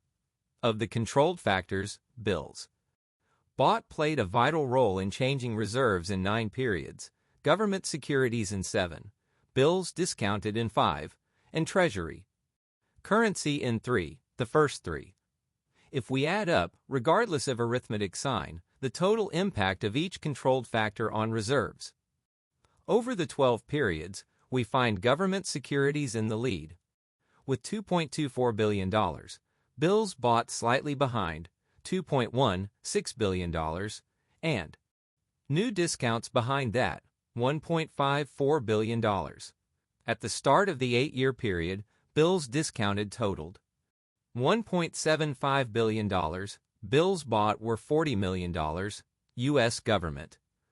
Securities held were $259 million, Treasury currency outstanding totaled $1.75 billion, monetary gold stock was $3 billion, and money in circulation was $4.62 billion. Tables 7 and 8 are organized as follows. Bills discounted, bills bought, government securities held by the Federal Reserve, and the inflationary factors 109, 12, December 1928, June 1929, 11, July 1928, December 1928, December 1927, July 1928, 9, July 1927, December 1927, 8, October 1926, July 1927, 7, November 1925, October 1926, 9, November 1924, November 1925, v. June 1924, November 1924, 4, October 1923, June 1924, 3, December 1922, October 1923, 2, July 1922, December 1922, I, June 1921, July 1921. Factors 110. America's Great Depression 12. December 1928, June 1929, 11. July 1928, December 1928, X. December 1927, July 1928, 9. July 1927, December 1927, 8. October 1926, July 1927, 7. November 1925, October 1926, v. November 1924, November 1925, v. June 1924, November 1924, 4. October 1923, June 1924, 3. December 1922, October 1923, 2. July 1922, December 1922, I. June 1921, July 1920. Factors. Other credit constitute Federal Reserve credit. Changes in Federal Reserve credit, except for net reductions in bills discounted, plus changes in Treasury currency, Treasury cash, Treasury deposits at the Federal Reserve, and unexpended capital funds of the Reserve constitute the controlled changes in member bank reserves. Changes in monetary gold stock, money in circulation, and other deposits at the Federal Reserve constitute the uncontrolled changes, and the resultant effect constitutes the changes in bank reserves. The arithmetic signs of the actual changes of factors of decrease are reversed to accord with their effects on reserves. Thus, a reduction of $165 million in money in circulation from 1921 to 1929 is listed in the table as a change of plus 165 on reserves. Any division into historical periods is to a degree arbitrary. Yet, the divisions of tables 7 and 8 were chosen because the author believes they accord best with the most significant subperiods of the 1920s, subperiods which differ too much to be adequately reflected in any overall assessment. The following are the unique characteristics of each of these subperiods. I. June 1921, July 1922. Dates are all end of the month. Bills discounted which had been falling since 1920, continued. A precipitate decline, from $1,751 million in June 1921 to a bottom of $397 million in August 1922. Total reserve credit also fell to reach a bottom in July 1922, as did money in circulation, which reached its bottom in July 1922. July was therefore chosen as the terminal month. 2. July 1922. December 1922. Total reserve credit climbed upward sharply, hitting a peak in December, as did total reserves. Bills discounted reached a peak in November. 3. December 1922. October 1923. Bills discounted continued to climb, reaching a peak in October. In the meanwhile, U.S. government securities fell sharply to reach a trough of $92 million in October, a trough for the whole period. 4. October 1923, June 1924. Bills bought fell abruptly, reach a trough in July. Total reserve credit reached a trough in June. The inflationary factors, 111. V. June 1924, November 1924. Bills discounted, which had been falling since October 1923, continued to fall, reaching bottom in November 1924. U.S. government securities climbed to a peak in the same month.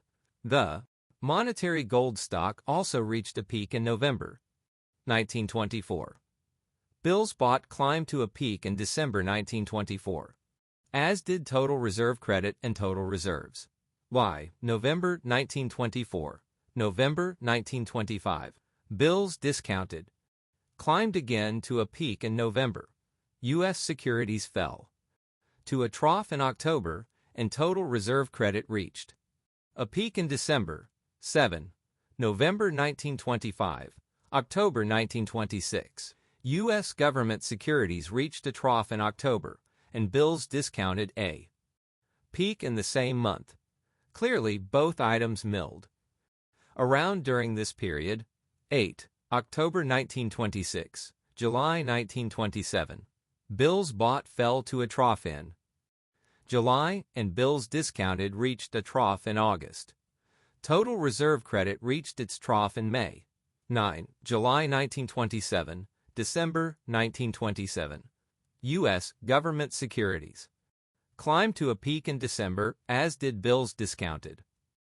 Total reserve credit and total reserves. X. December 1927, July 1928. Bills bought fell to a low in July, as did U.S. government securities. Total reserve credit and total reserves. Bills discounted climbed to a peak in August. 11. July 1928, December 1928. Bills bought reached a peak in December, as did total reserves, while bills discounted and reserve credit reached a peak in November. 12. December 1928, June 1929. Concludes the period under study. Using these subperiods and their changes, we may now analyze precisely the course of the monetary inflation in the 1920s. In period I, June 1921, July 1922, a superficial glance would lead one to believe that the main inflationary factor was the heavy gold inflow, and that the Federal Reserve simply did not offset this. 112. America's Great Depression. Influx sufficiently. A deeper analysis, however, shows that the banks paid off their loans at such a rapid rate that uncontrolled factors fell by $303 million. If the government had remained completely passive, therefore, member bank reserves would have declined by $303 million. Instead, the government actively pumped in $462 million of new reserves, yielding a net increase of $157 million. Subtraction differences come from rounding. The major channels of this increase were purchase of U.S. government securities, $278 million, Treasury currency, $115 million, and bills bought, $100 million. Period 2, July 1922, December 1922, saw a rapid acceleration of the inflation of reserves, increasing at an average rate of $12 million per month in period I. Reserves now increased at a rate of $35 million per month. Once again, uncontrolled factors declined by $295 million, but they were more than offset by increases in controlled reserves pumped into the economy. These consisted of bills discounted, $212 million, bills bought, $132 million, and Treasury currency, $93 million. Periods 3 and 4, December 1922, June 1924, saw the inflation come roughly to a halt. Reserves actually fell slightly, by $4 million per month, in period 3, December 1922, October 1923, and rose only slightly, by $6 million per month, in period 4. Simultaneously, bank deposits remained about level, member bank demand deposits staying at about $13.5 billion. Total deposits and total money supply, however, rose more in this period, with banks shifting to time deposits to permit increases. Demand deposits rose by $450 million from June 1923 to June 1924, but time deposits rose by $1.5 billion. Total money supply rose by $3 billion. The economy responded to the slowdown of inflation by entering upon a mild minor recession from May 1923 to July 1924. The slight fall in reserves during period 3 was brought about by selling U.S. government securities, minus $344 million, and reducing the amount of bills held, minus $67 million. This indeed was a positive decline, more than offsetting uncontrolled factors, which had increased by $132 million. The decline in reserves would have been even more effective if the Federal Reserve had not increased the inflationary factors, 113, its discounts, $266 million, and Treasury currency had not increased, $47 million. Period 4, October 1923, June 1924, however, began to repeat the pattern of period I and resume the march of inflation. Uncontrolled factors this time fell by $149 million, but they were more than offset by a controlled increase of $198 million, led by the heavy purchase of government securities, $339 million, the heaviest average monthly buying spree yet seen in the 1920s, $42.40 million. Period V was the most rapid reserve inflation to date, overreaching the previous peak of late 1922. Reserves increased by $39.8 million per month. Once again, the inflation was deliberate. Uncontrolled factors declining by $262 million, but offset by a deliberate increase of $461 million. The critical factors of inflation were bills bought, $277 million, and U.S. securities, $153 million. The pace of inflation was greatly slowed in the next 3 periods, but continued nevertheless. From December 31, 1924 to June 30, 1927, reserves increased by $750 million. Demand deposits, adjusted of all banks, rose by $1.1 billion, but time deposits rose by $4.3 billion during the same period, underscoring the bank's ability to induce customers to shift from demand to time deposits, while savings and loan shares and life insurance reserves rose by another $4.3 billion. In 1926, there was a decided slowing down of the rate of inflation of the money supply, and this led to another Mild economic recession during 1926 and 1927. In period VI, November 1924, November 1925, a tendency of uncontrolled reserves to decline was again more than offset by an increase in controlled reserves. These were bills discounted, $446 million, and bills bought, $45 million. Period 7, November 1925, October 1926, was the first time.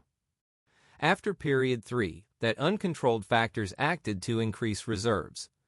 But, in contrast, this time, the Federal Reserve failed to offset these factors sufficiently, although the degree of inflation was very slight. Only $2.4 million per month. 114. America's Great Depression.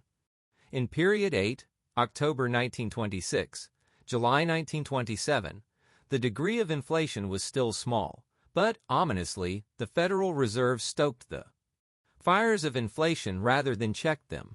Controlled factors increased, as did the uncontrolled. The culprits this time were the U.S. government securities, $91 million, and other credit, $30 million. Period 9, July 1927, December 1927, was another period of accelerated and heavy inflation, surpassing the previous peaks of latter 1922 and 1924. The per-monthly reserve increase in latter 1927 was $42.0 million. Once again, uncontrolled factors declined, but were more than offset by a very large increase in controlled reserves emanating from bills bought, $220 million, U.S. government securities, $225 million, and bills discounted, $140 million.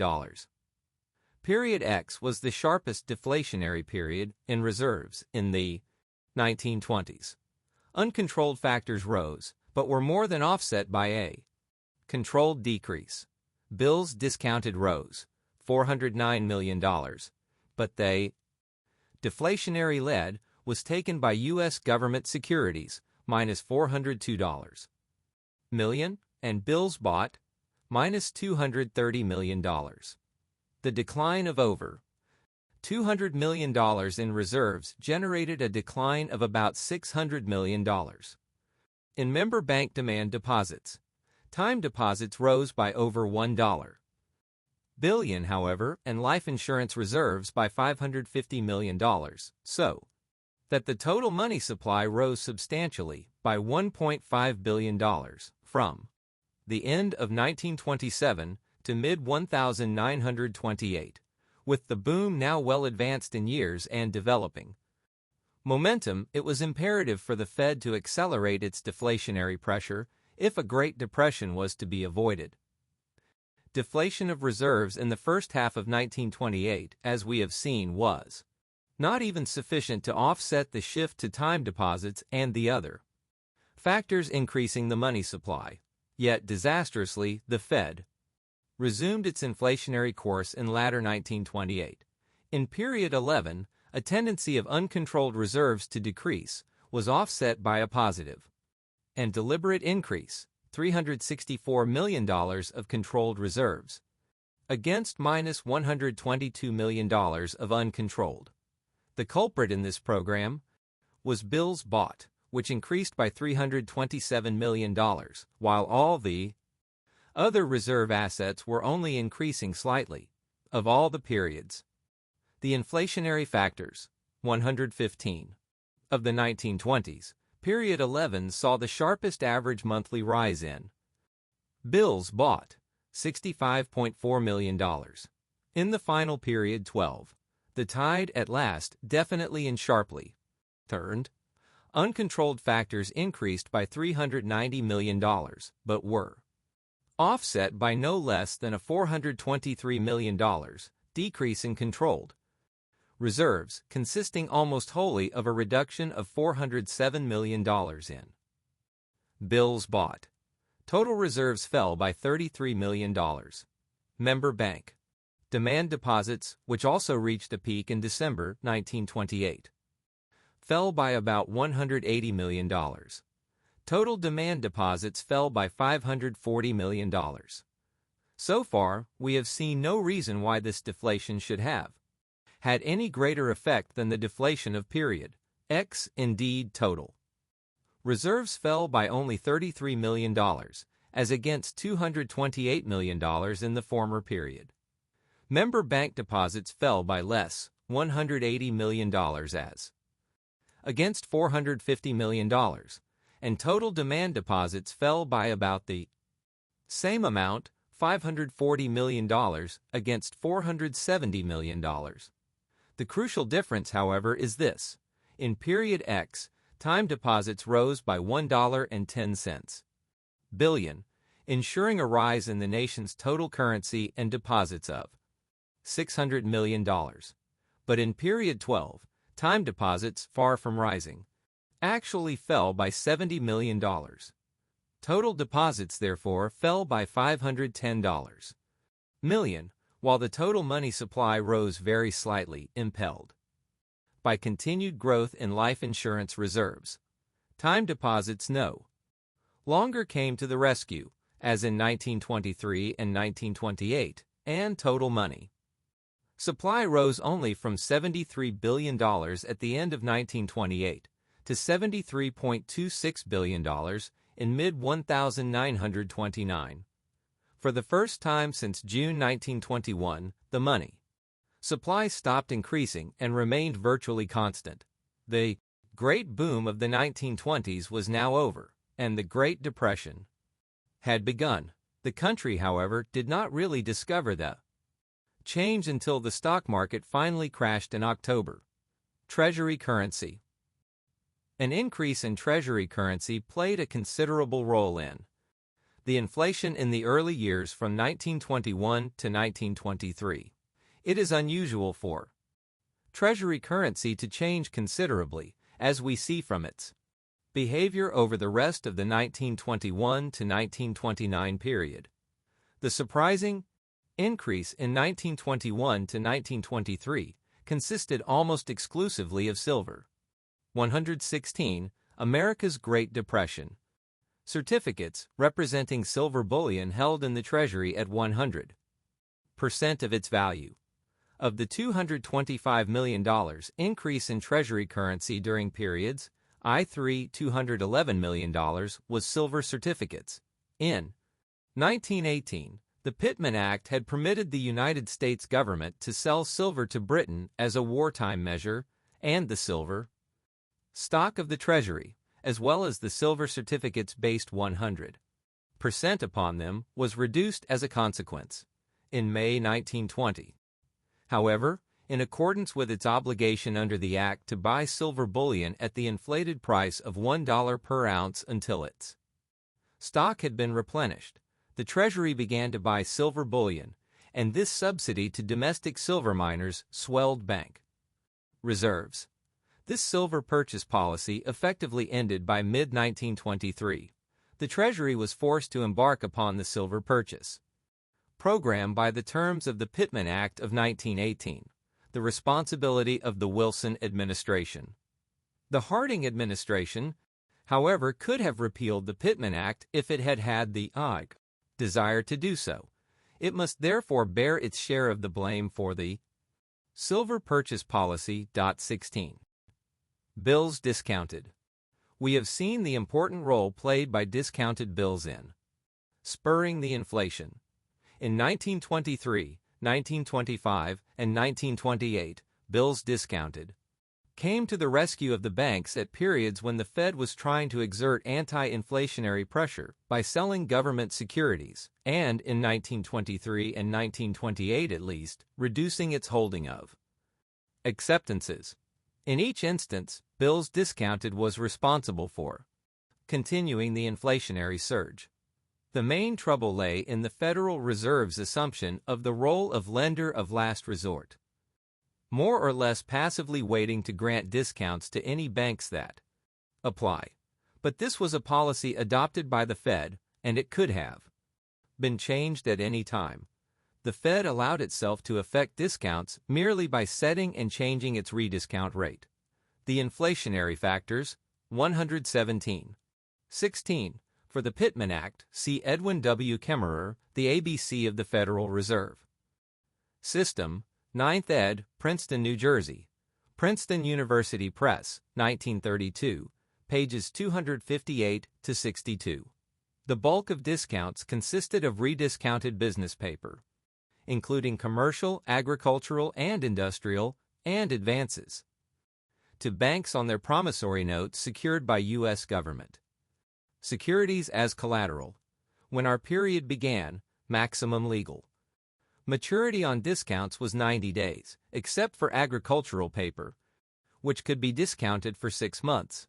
In March 1923, Congress extended the special privilege to agricultural paper to 9 months, and the Fed was also granted authority to rediscount agricultural paper held by the newly established Federal Intermediate Credit Banks.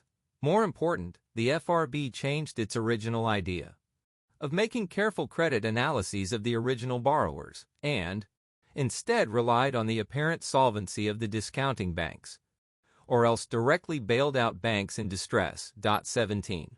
This relaxation permitted a greater quantitative level of rediscounts.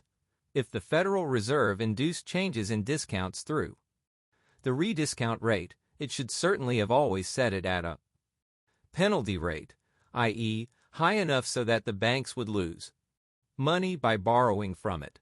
If a bank earns 5% on its loan or investment, for example, and the Reserve sets its rediscount rate above that, say at 8%, then a bank will only borrow in the direst emergency when it desperately needs reserves. On the other hand, the rediscount rate is set below the market, the bank can make a pleasant career out of borrowing, say at 4%, and relending the money at 5%. To discourage bank discounting, then, a permanent penalty rate above the market is essential. There was considerable opinion in the early 1920s that the FRB should maintain penalty rates in accord with British central banking tradition, but unfortunately the proponents only wanted rates above the lowest yielding loans, prime commercial paper. Such a penalty rate would have been rather ineffectual, since the banks could still profit by discounting and relending to their riskier borrowers. A truly effective penalty rate would keep the rediscount rate above the rates of all bank loans. 118. America's Great Depression. 17 H. Parker Willis, Conclusions, in H. Parker Willis et al. Report of an Inquiry into Contemporary Banking in the United States. Typewritten Ms. New York, 1925, Volume 7, pages 16 to 18. Opinions clashed within the government in the early years on proposals for a mild penalty rate above prime commercial paper. The three main centers of monetary power were the Treasury, the Federal Reserve Board, and the New York Federal Reserve Bank. The latter two institutions clashing over power and policy throughout our period. At first, the Federal Reserve leaders favored penalty rates, and the Treasury was opposed. Thus, the annual Federal Reserve Board report of 1920 promised establishment of the high rates. 18. By mid-1921, however, the Federal Reserve began to weaken, with Governor W.P.G. Harding, chairman of the Federal Reserve Board, shifting his views largely for political reasons. Benjamin Strong, very powerful governor of the Federal Reserve Bank of New York, also changed his mind at about the same time, and, as a result, penalty rates were doomed and were no longer an issue from that point on. Another problem of discount policy was whether the Federal Reserve should lend continuously to banks or only in emergencies. 19. While anti-inflationists must frown on either policy, certainly a policy of continuous lending is more inflationary, since it stokes the fires of monetary expansion continuously. The original theory of the Federal Reserve was to promote continuous credit, but for a while in the early 1920s, the Reserve shifted to favoring emergency credit only. Indeed, in an October 1922 conference, FRB authorities approved the proposal of New York Federal Reserve Bank official Pierre J. that the Federal Reserve should only supply seasonal and emergency credit and currency, and that even this should be restrained by the necessity of preventing credit inflation. By early 1924, however, the Federal Reserve abandoned this doctrine, and its annual report of 1923 supported the following disastrous policy. The Federal Reserve banks are the source to which the member banks turn when the demands of the business community have outrun their own unaided. The inflationary factors, 119. 18. C. Seymour E. Harris, 20 Years of Federal Reserve Policy, Cambridge, Mass., Harvard University Press, 1933, Volume 1, pages 3 to 10, 39 to 48. 19 Ibid, pp. 108 ff. Resources. The Federal Reserve supplies the needed additions to credit in times of business expansion and takes up the slack in times of business recession. 20. If the Federal Reserve is to extend credit during a boom and during a depression, it follows quite clearly that the Reserve's policy was frankly to promote continuous and permanent inflation. Finally, in early 1926, Pierre J. himself repudiated his own doctrine, and the emergency theory was now dead as a dodo. Not only did the FRB, throughout the 1920s, keep rediscount rates below the market and lend continuously, it also kept delaying much-needed raises in the rediscount rate. Thus, in 1923 and in 1925, the Fed sabotaged its own attempts to restrict credit by failing to raise the rediscount rate until too late, and it also failed to raise the rate sufficiently in 1928 and 1929.21.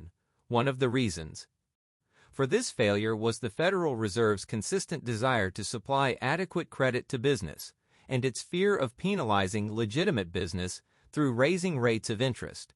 As soon as the Fed was established, in fact, Secretary of the Treasury William G.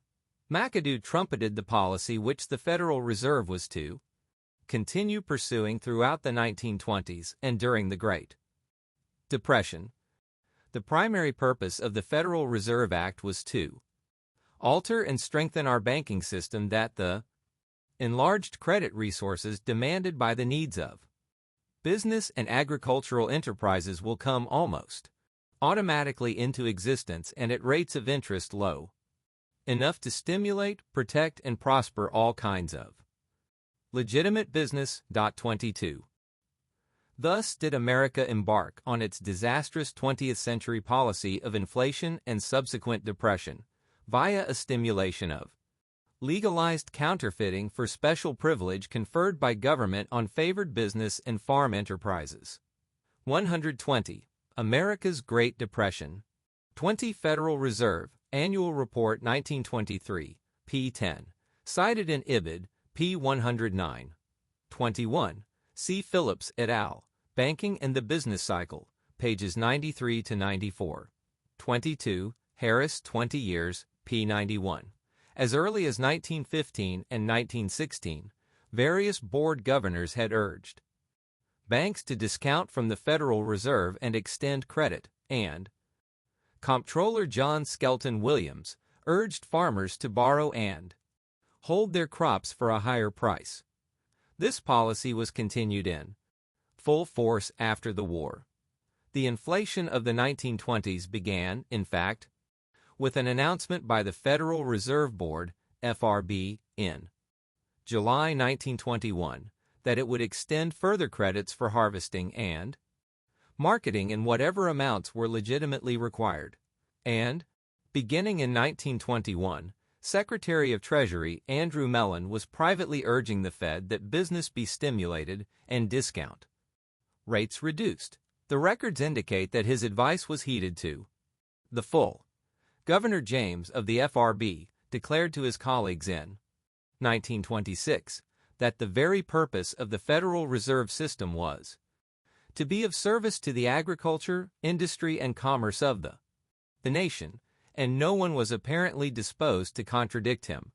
Also in 1926, Dr. Oliver M. W. Sprague, economist and influential advisor to the Federal Reserve System, prophesied no immediate advances in the rediscount rate, because business had naturally been assuming since 1921 that plenty of Federal Reserve credit would always be available.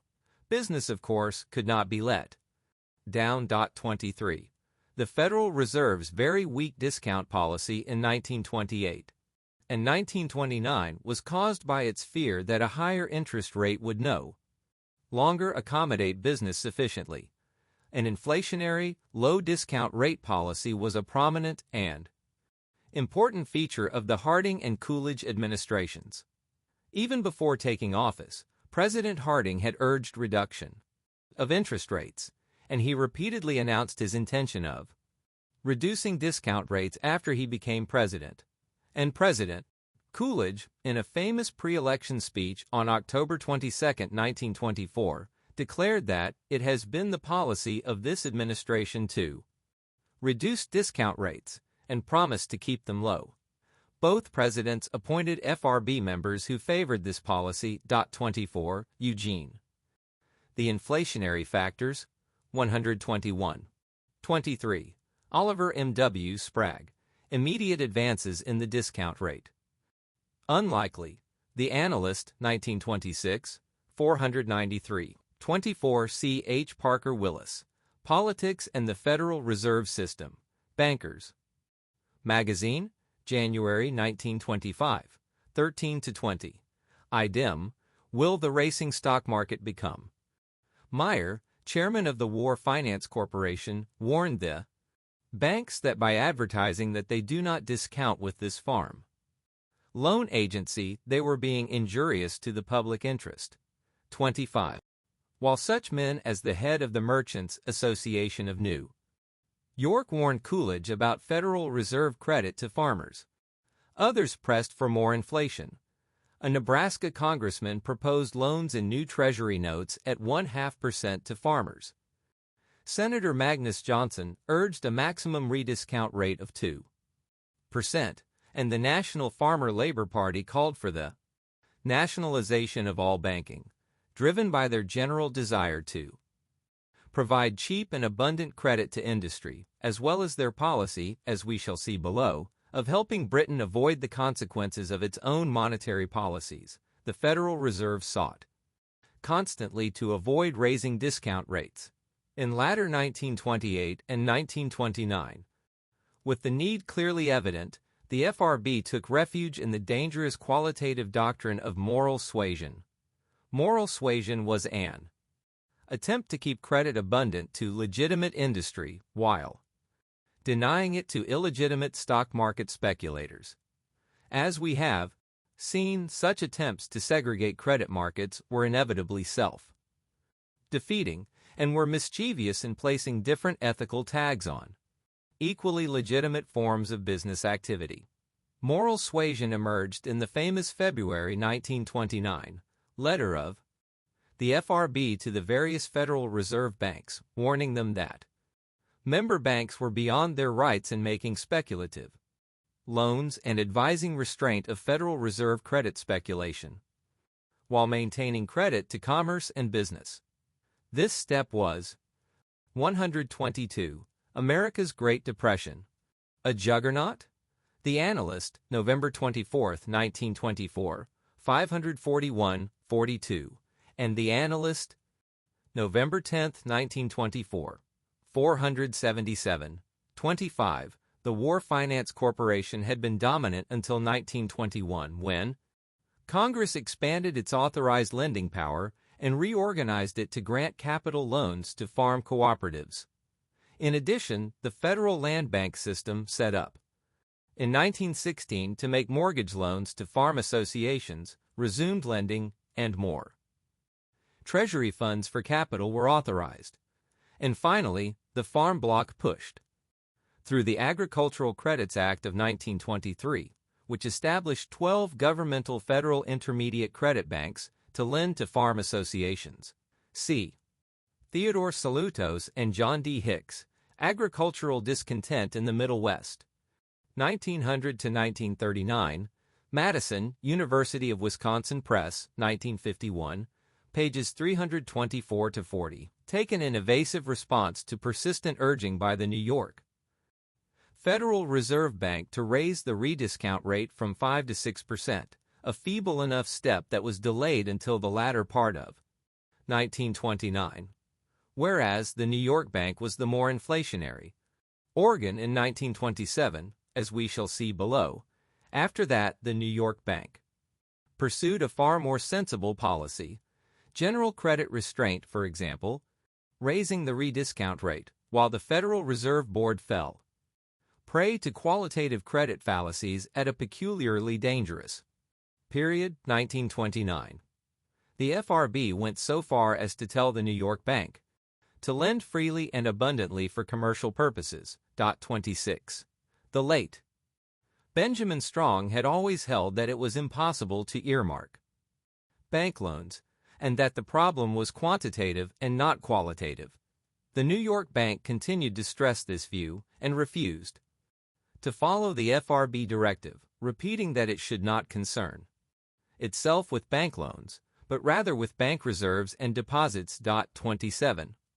The refusal of the New York Bank to follow the FRB directive of moral suasion finally drew a letter from the FRB on May 1, listing certain New York member banks that were borrowing continuously from the Federal Reserve and were also carrying too many stock loans, and requesting that the New York Bank deal with them accordingly.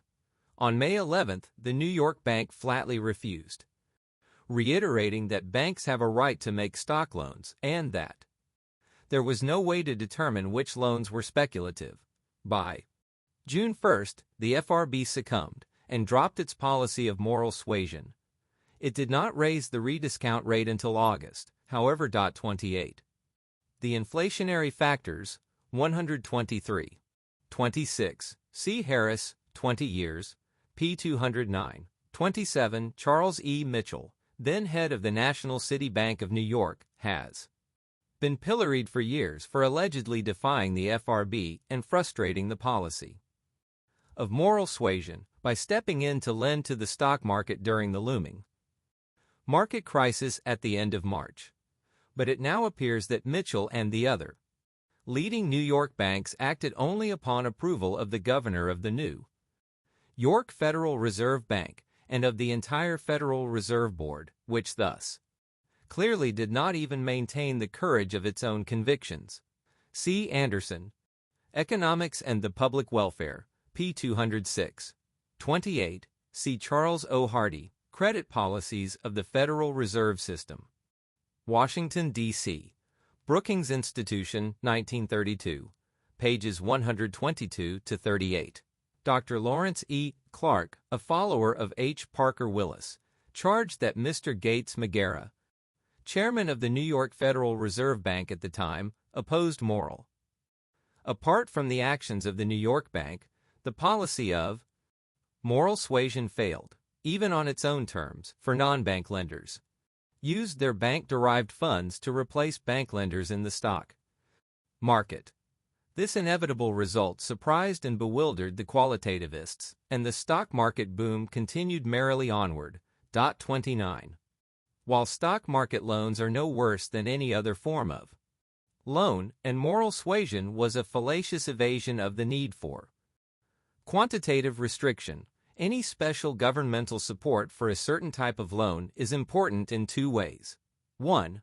Government encouragement of one type of loan is apt to swell the overall quantity of bank loans, and 2. It will certainly overstimulate the particular loan and add to its readjustment difficulties in the depression phase. We must therefore examine the important instances of particular governmental stimulation to the stock market in the 1920s. While not as important as the increase in reserves and the money supply, this special aid served to spur the quantitative increase, and also created particular distortions in the stock market which caused greater troubles in the Depression. One important aid to stock market inflation was the FRS policy of keeping call loan rates on bank loans to the stock market particularly low. Before the establishment of the Federal Reserve System, the call rate frequently rose far above 100%, but since its inception, the call rate never rose above 30%, and very rarely above 10%. 30. The call rates were controlled at these. 124.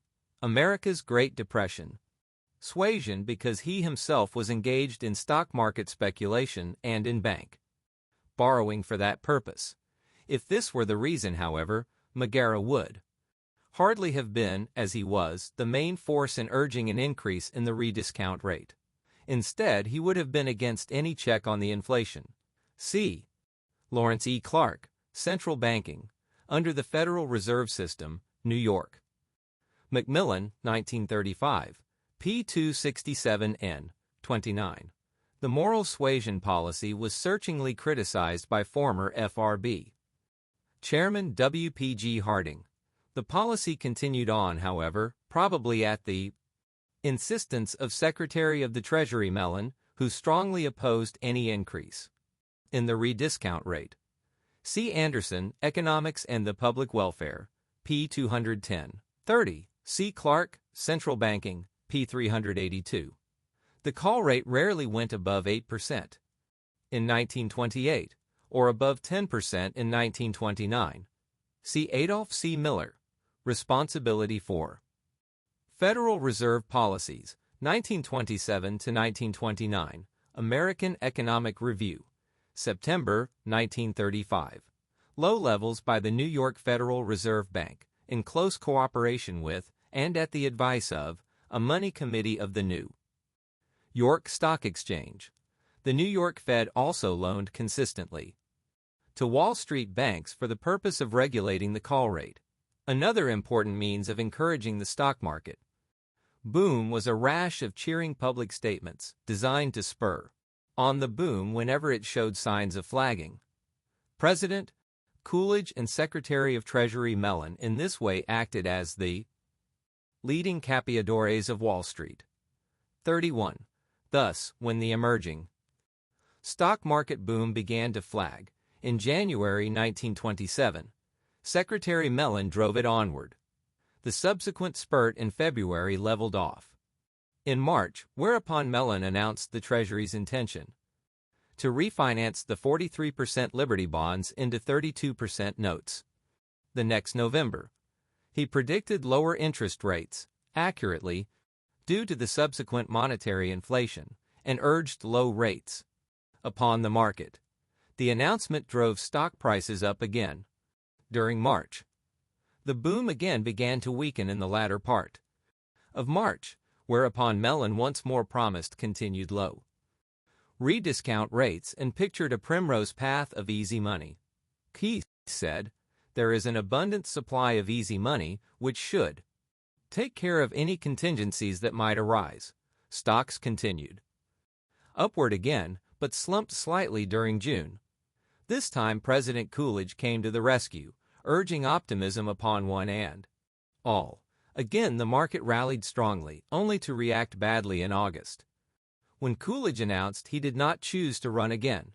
After a further rally and subsequent recession in October, Coolidge once more stepped into the breach with a highly optimistic statement. Further optimistic statements by Mellon and Coolidge trumpeting the new era of permanent prosperity repeatedly injected tonics into the market. The New York Times declared on November 16 that Washington was the source of most bullish news and noted the growing impression that Washington may be depended upon to furnish a fresh impetus for the stock market. The inflationary factors, 125. 31. Ralph W. Roby, The Capeadores of Wall Street, Atlantic Monthly. September 1928.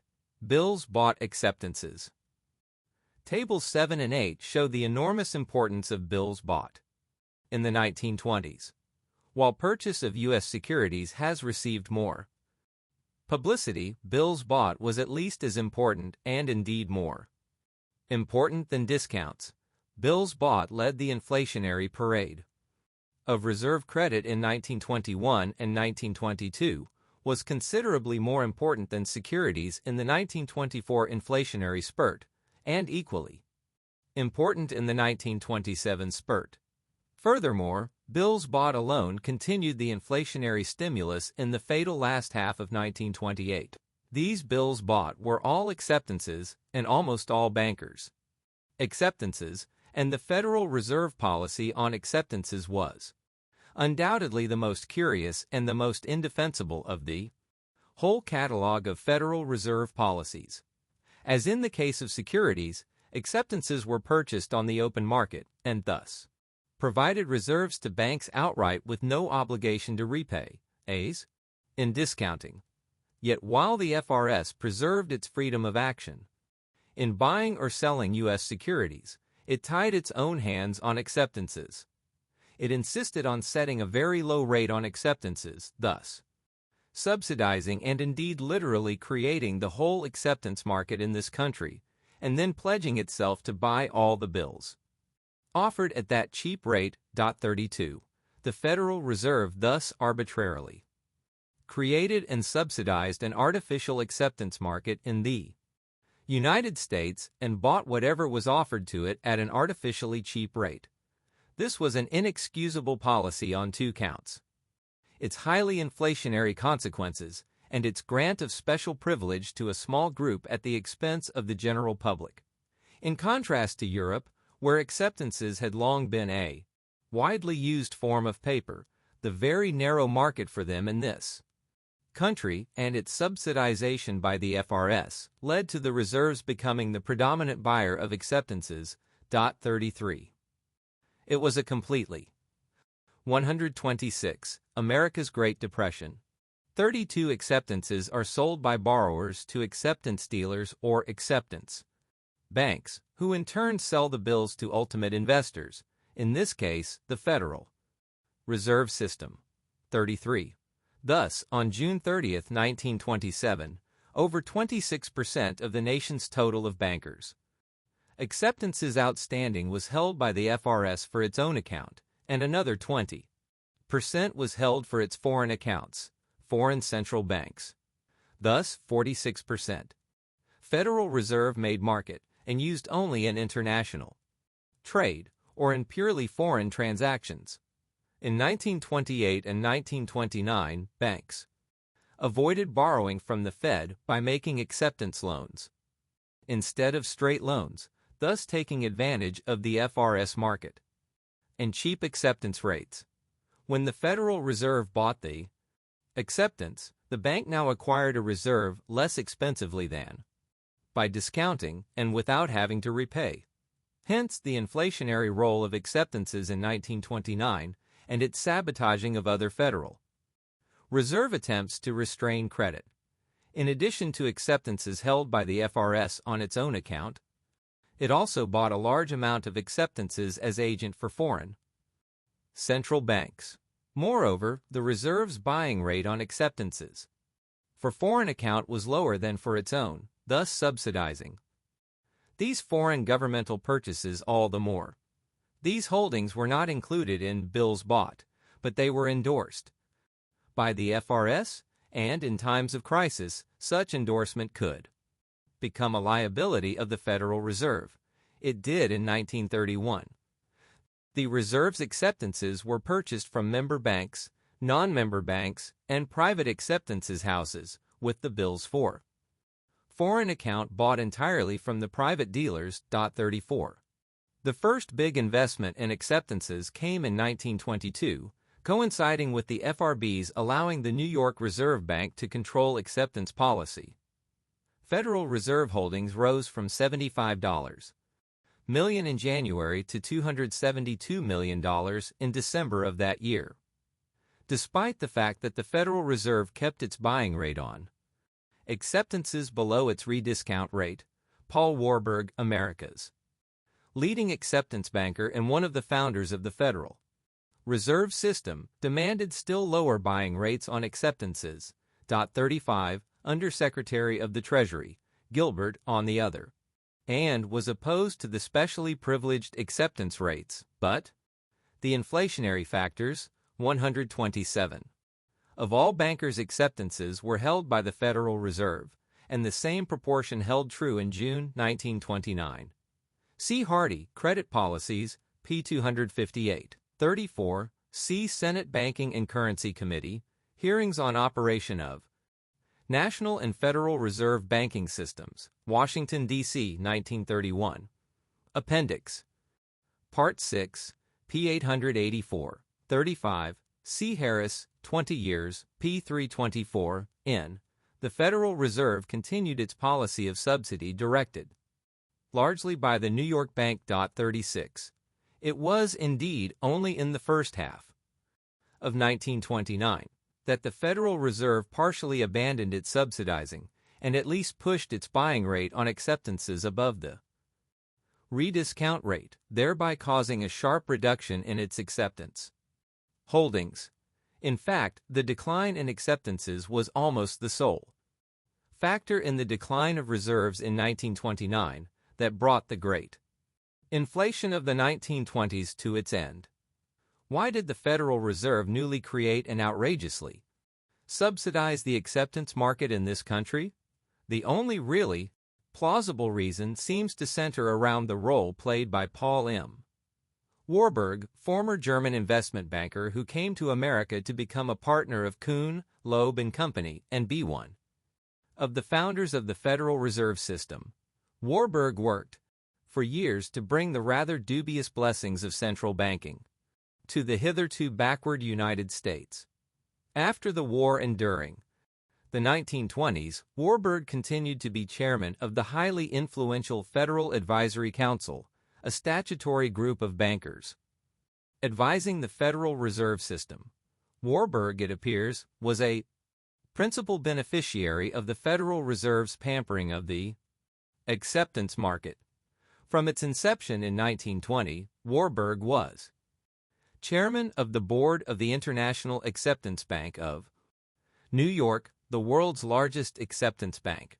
He also became a director of the important Westinghouse Acceptance Bank and of several other acceptance houses, and was the chief founder and chairman of the Executive Committee of the American Acceptance Council, a trade association organized in 1919.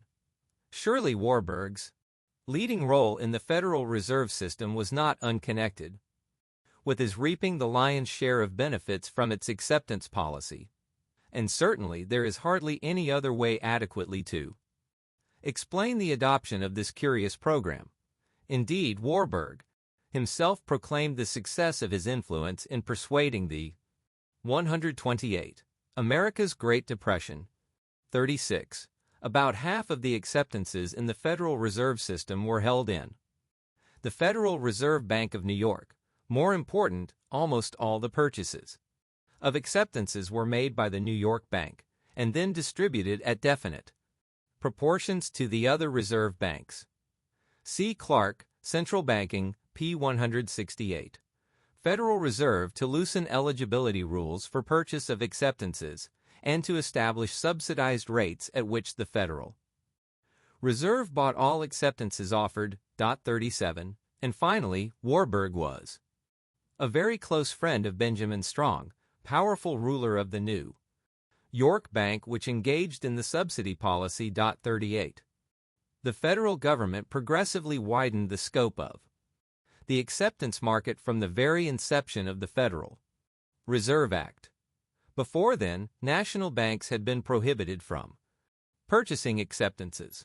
After the act, banks were permitted to buy foreign trade acceptances up to a limit of 50% of a bank's capital and surplus. Subsequent amendments raised the limit to 100% of capital and surplus, and then 150%, and allowed other types of acceptances, dollar exchange, and domestic acceptances.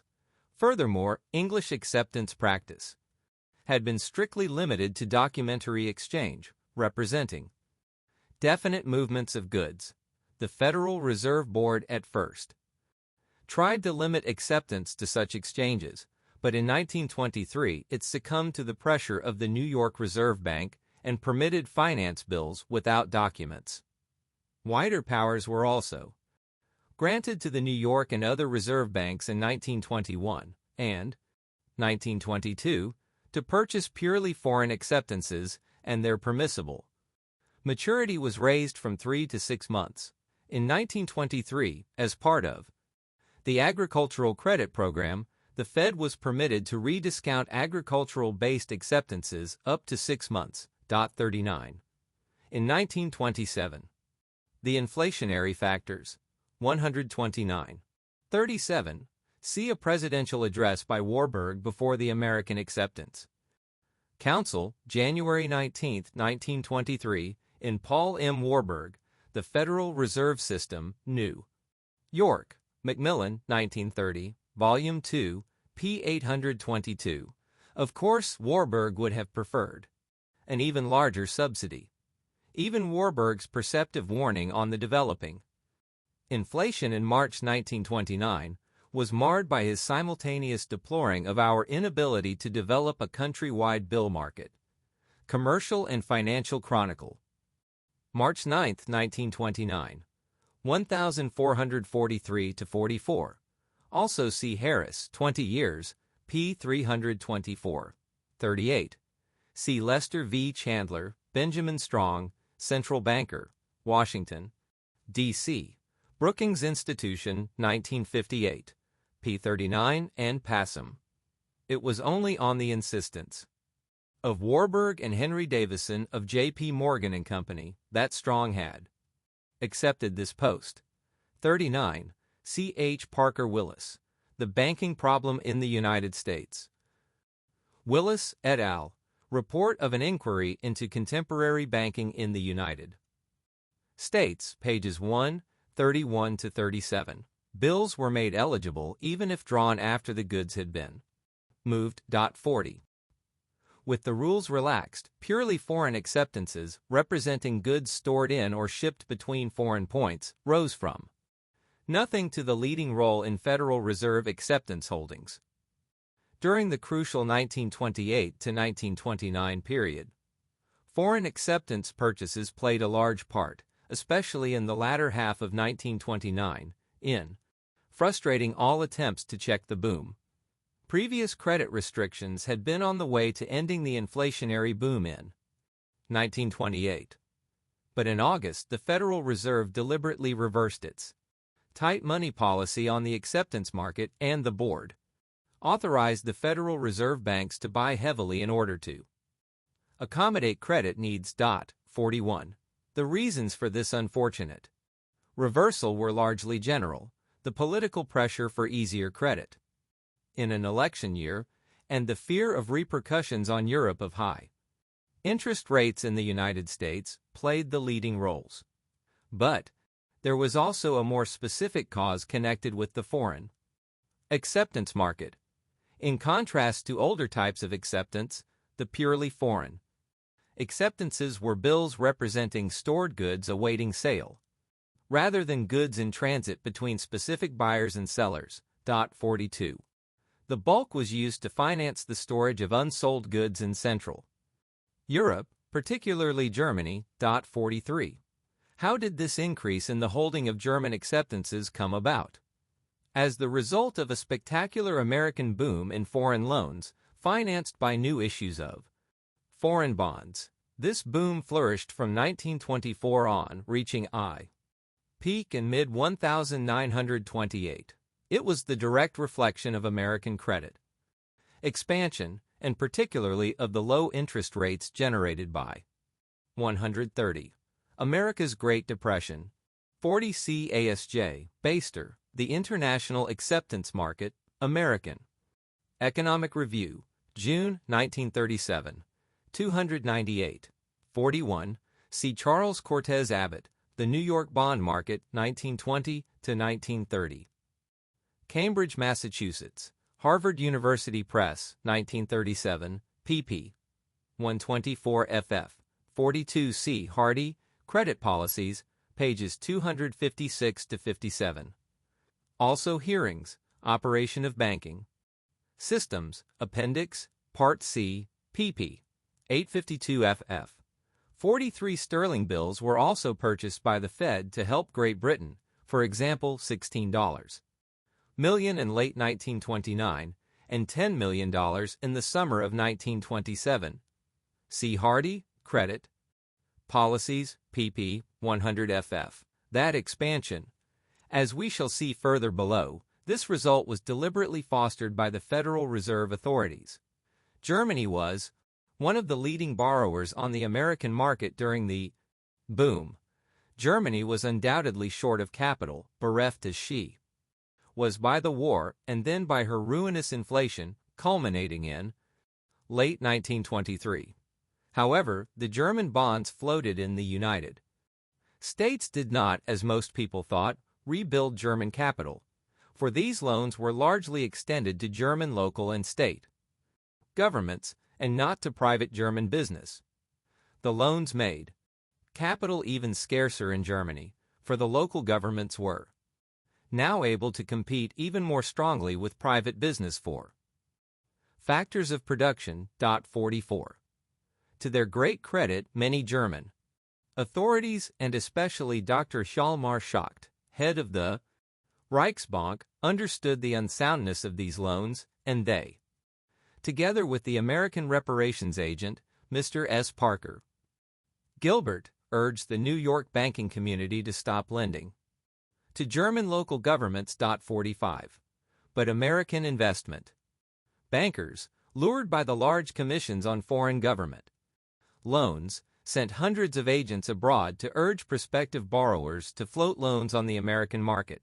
They centered their attention on Germany. 46.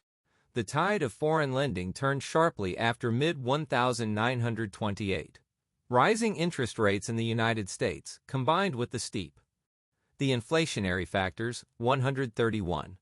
44.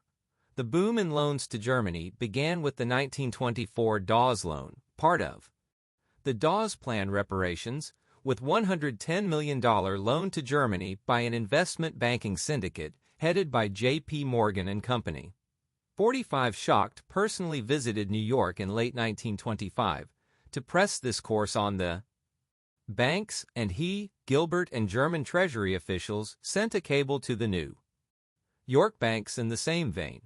The securities affiliate of the Chase National Bank did comply with these requests. C. Anderson, Economics and the Public Welfare. pp. 150 ff. See also Garrett, A Bubble That Broke the World. Boston, Little Brown, 1932, pages 23 to 24, and Lionel Robbins, The Great Depression, New York.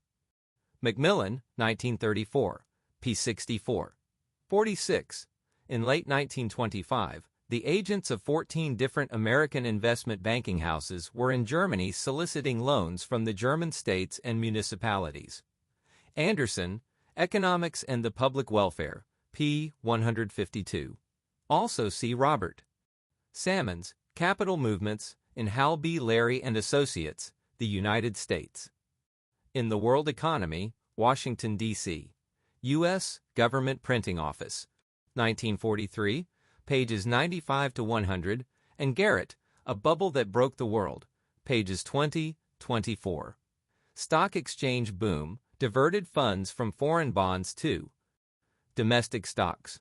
German economic difficulties aggravated the slump in foreign lending in late 1928 and 1929.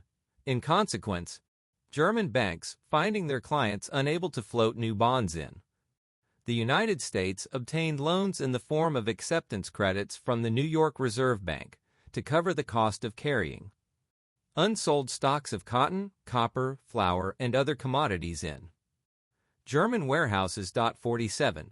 Those American banks that served as agents of foreign banks sold great quantities of foreign, largely German, acceptances to other American banks and to the FARS. 48. This explains the rise in reserve holdings of German acceptances. Other acceptances flourishing in 1928 and 1929 represented domestic cotton and wheat awaiting export and exchange bills. providing dollars to South America. In early 1929, there was also a rash of acceptances based on the import of sugar from Cuba, in anticipation of a heavier American tariff on sugar. 49. Not only did the Federal Reserve, in effect the New York Bank, subsidize the acceptance market, it also confined its subsidizing to a few large acceptance houses. It refused to buy any acceptances directly from business, insisting on buying them from acceptance dealers as intermediaries, thus deliberately subsidizing the dealers. Further, it only bought acceptances from the few dealers with a capital of $1 million and over. Another special privilege was the Federal Reserve's increasing purchase of acceptances under repurchase agreements. In this procedure, the New York Bank agreed to buy acceptances from a few large and recognized acceptance dealers who had the option to buy them back in 15 days at a currently fixed price. Repurchase agreements varied from 1/10 to almost 2/3 of acceptance holdings. 50. All.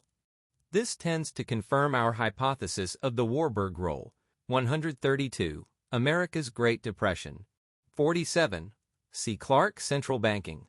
p. 333. As early as 1924, the FRB had suggested that American acceptance credits financed the export of cotton to Germany. 48. C. H. Parker Willis, The Theory and Practice of Central Banking, New York. Harper and Brothers, 1936, pages 210-12, 223. 49 Hearings, Operation of Banking Systems. pp. 852f. 50 Clark, Central Banking, pages 242-48, 376-78. Hardy, Credit Policies, p. 248.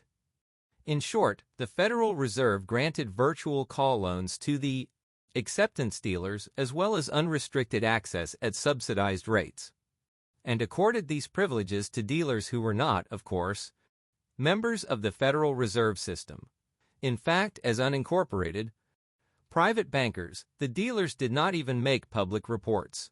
So, curiously jealous was the New York Bank of the secrecy of its favorites that it arrogantly refused to give a congressional investigating committee either a list of the acceptance dealers from whom it had bought bills or a breakdown of foreign acceptances by countries. The officials of the New York Bank were not cited for contempt by the committee. 51. U.S. government securities.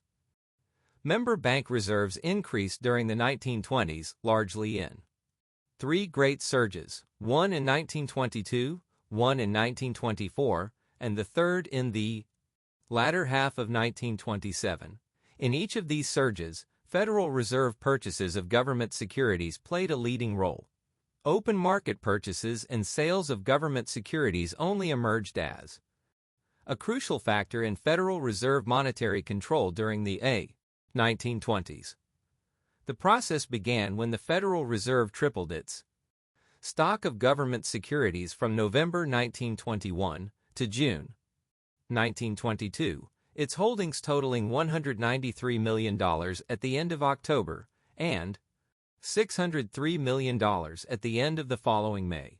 It did so not to make money easier and inflate the money supply, these relationships being little understood at the time, but simply in order to add to Federal Reserve earnings. The inflationary result of these purchases came as an unexpected consequence. 52. It was a lesson that was appreciatively learned and used from then on.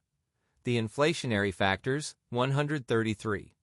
51 Hearings, Operation of Banking Systems, Appendix, Part 6, pages 847, 922-23. 52. Yet not wholly unexpected, for we find Governor Strong writing in April 1922 that one of his major reasons for open market purchases was to establish a level of interest rates which would facilitate foreign borrowing in this country and facilitate business improvement. Benjamin Strong to Undersecretary of the Treasury, S. Parker Gilbert, April 18, 1922. Chandler, Benjamin. Strong, Central Banker, pages 210 to 11. If the reserve authorities had been innocent of the consequences of their inflationary policy in 1922, they were not innocent of intent, for there is every evidence that the inflationary result was most welcome to the Federal Reserve. Inflation seemed justified as a means of promoting recovery from the 1920 to 1921 slump, to increase production and relieve unemployment. Governor Adolph Miller of the Federal Reserve Board, who staunchly opposed the later inflationary policies, defended the 1922 inflation in congressional hearings. Typical of Federal Reserve opinion at this time was the subsequent apologia of Professor Reed, who complacently wrote that bank credit was being productively employed and that goods were being prepared for the consumer at least as rapidly as his money income was expanding. 53. Open market policy was then well launched and played a major role in the 1924 and 1927 inflationary spurts, and therefore in the overall inflation of the 1920s. The individual reserve banks at first bought the securities on their own initiative, and this decentralized policy was resented by the Treasury.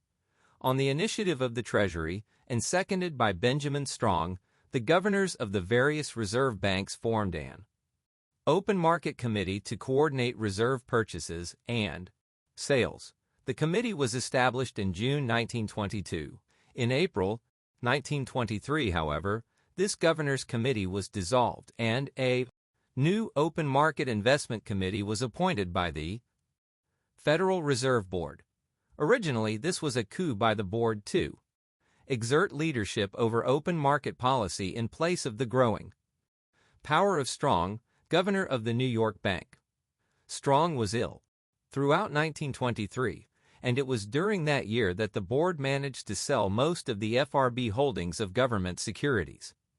Soon as he returned to work in November, however, Strong, as chairman of the Open Market Investment Committee, urged purchases of securities without hesitation, should there be even a threat of business recession.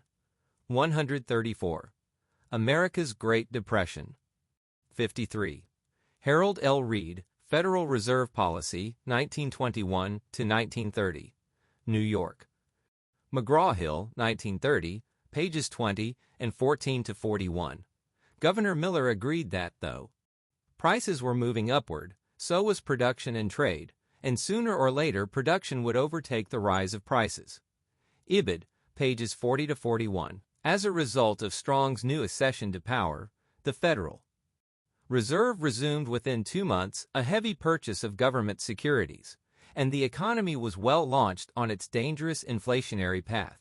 As Strong's admiring biographer puts it, this time the Federal Reserve knew what it was doing, and its purchases were not earnings but for broad policy purposes, i.e., for inflation. Ironically, Benjamin Strong had now emerged as more powerful than ever, and in fact from that time until his retirement, the FRS's open market policy was virtually controlled by Governor Strong. 54. One of Strong's first control devices was to establish a special system investment account, under which, as in the case of acceptances, reserve purchases of governments were made largely by the New York Bank, which then distributed them pro rata to those other reserve banks that wanted the securities. Another new and important feature of the 1920s was the maintenance of a large volume of floating short-term government debt. Before the war, almost all of the U.S. debt had been funded into long-term bonds. During the war, the Treasury issued a myriad of short-term bills, only partially funded at a later date. From 1922 on, $0.5 to $1 billion of short-term Treasury debt remained outstanding in the banks and had to be periodically refinanced. Member banks were encouraged to carry as much of these securities as possible. The Treasury kept deposits in the banks, and they could borrow from the Federal Reserve using the certificates as collateral. Federal open market purchases also helped make a market in government securities at low interest rates. As a result, banks held more government debt in 1928 than they had held during the war. Thus, the Federal Reserve, by employing various means to bolster the market for federal floating debt, added to the impetus for inflation. 55. The inflationary factors. 135. 54. C. Chandler, Benjamin Strong, Central Banker, pages 222 to 33, especially p. 233. Also, C. Hardy, Credit Policies, pages 38 to 40. Anderson, Economics and the Public Welfare, pages 82 to 85, 144 to 47. 55. C. H. Parker Willis, What Caused the Panic of 1929? North American Review, 1930, 178, and Hardy, Credit Policies, p. 287. Tax exemption on income from government bonds also spurred the bank's purchases. See Esther Rogoff. Taus, Central Banking Functions of the United States Treasury, 1789 to 1941. New York, Columbia University Press, 1943. pp. 182 ff. 5. The development of the inflation. We have seen how the leading factors in the changing of reserves played their roles during the boom of the 1920s. Treasury currency played a considerable part in the early years due to the silver purchase policy inherited from the Wilson administration. Bills discounted were deliberately spurred throughout the period by the Federal Reserve's violation of central banking tradition in keeping rediscount rates below the market. Acceptances were subsidized outrageously, with the Federal Reserve deliberately keeping acceptance rates very low and buying all the acceptances offered at this cheap rate by the few leading acceptance houses. Open market purchase of government securities began as a means of adding to the earning assets of the Federal Reserve banks, but was quickly continued as a means of promoting monetary expansion. We may now turn from the anatomy of the inflation of the 1920s to a genetic discussion of the actual course of the boom, including an investigation of some of the reasons for the inflationary policy. Foreign lending. The first inflationary spurt in late 1921 and early 1922, the beginning of the boom, was led, as we can see in Table 7, by Federal Reserve purchases of government securities. Premeditated or not, the effect was welcome. Inflation was promoted by a desire to speed recovery from the 1920 to 1921 recession. In July 1921, the 137 Federal Reserve announced that it would extend further credits for harvesting and agricultural marketing, up to whatever amounts were legitimately required. Soon, Secretary Mellon was privately proposing that business be further stimulated by cheap money. 1. Another motive for inflation was one we shall see recurring as a constant and crucial factor in the 1920s, a desire to help foreign governments and American exporters, particularly farmers. Process worked as follows. Inflation and cheap credit in the United States stimulated the floating of foreign loans in the U.S., one of Benjamin Strong's major motives for open market purchases in 1921 to 1922 was to stimulate foreign lending. Inflation also helped to check the inflow of gold from Europe and abroad, an inflow caused by the fiat money inflation policies of foreign countries, which drove away gold by raising prices and lowering interest rates. Artificial stimulation of foreign lending in the U.S. also helped increase or sustain foreign demand for American farm exports. The first great boom in foreign borrowing therefore coincided with the Federal Reserve inflation of latter 1921 and early 1922. The fall in bond yields during this period stimulated a surge in foreign lending. U.S. government yields falling from 5.27% in June 1921 to 4.24% in June 1922. Corporate bonds fell from 7.27% to 5.92% in the same period. Foreign bond flotations, about $100 million per quarter year during 1920, doubled to about $200 million per quarter in the latter part of 1921. This boom was helped by a deluge of statements from official, industrial, and banking sources setting forth the economic necessity to the United States of foreign lending. 2. The 1921 to 1922 inflation, in sum, was promoted in order to relieve the recession, stimulate production and business activity, and aid the farmers and the foreign loan market. 138. America's Great Depression. 1. Seymour E. Harris, 20 Years of Federal Reserve Policy, Cambridge, Massachusetts. Harvard University Press, 1933, Volume 1, p. 94. 2. Robert L. Sammons, Capital Movements, in Hal B. Larry and Associates. The United States in the World Economy, Washington, D.C., Government Printing Office, 1943, p. 94. In the spring of 1923, the Federal Reserve substituted credit restraint for its previous expansion, but the restraint was considerably weakened by an increase in reserve discounts, spurred by the rediscount rate being set below the market. Nevertheless, a mild recession ensued, continuing until the middle of 1924. Bond yields rose slightly and foreign lending slumped considerably, falling below a rate of $100 million per quarter during 1923. Particularly depressed were American agricultural exports to Europe. Certainly part of this slump was caused by the Fordney-Macomber tariff of September 1922, which turned sharply away from the fairly low democratic tariff and toward a steeply protectionist policy. 3. Increased protection against European manufactured goods delivered a blow to European industry and also served to keep European demand for American exports below what it would have been without governmental interference, to supply foreign countries with the dollars needed to purchase American exports. The United States government decided, not sensibly, to lower tariffs, but instead to promote cheap money at home, thus stimulating foreign borrowing and checking the gold inflow from abroad.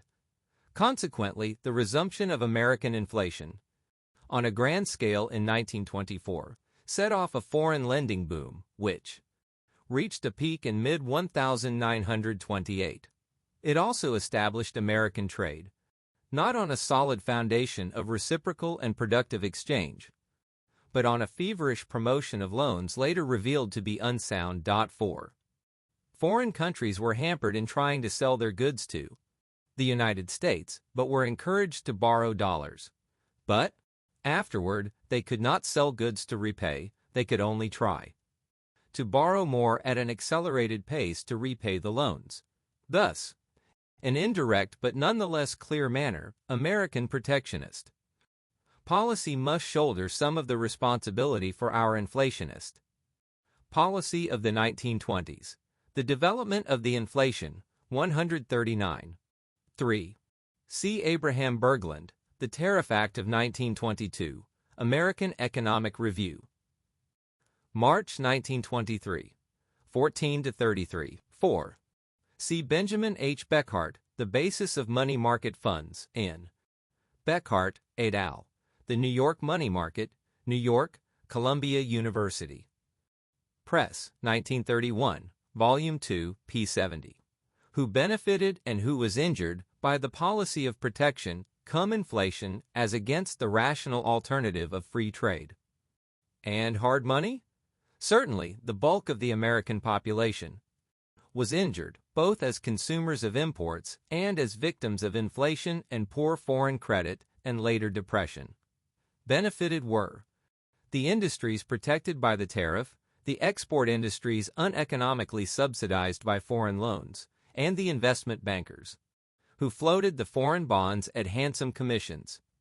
Certainly, Professor F. W. Fetter's indictment of America's foreign economic policy in the 1920s was not overdrawn. Producers in those lines in which foreigners were competing with us were taken care of by high tariffs. Promises of still higher tariffs from the Tariff Commission if needed, and those interested in foreign trade were told how the Department of Commerce was going to open up huge foreign markets.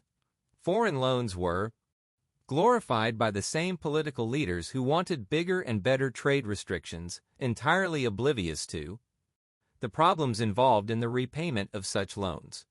A tremendous volume of foreign loans made possible exports far in excess of imports, and Secretary Mellon and other defenders of this tariff policy pointed the finger of ridicule at those who had prophesied that the Fordney-MC Cumber Act would have an injurious effect upon our foreign trade. 5.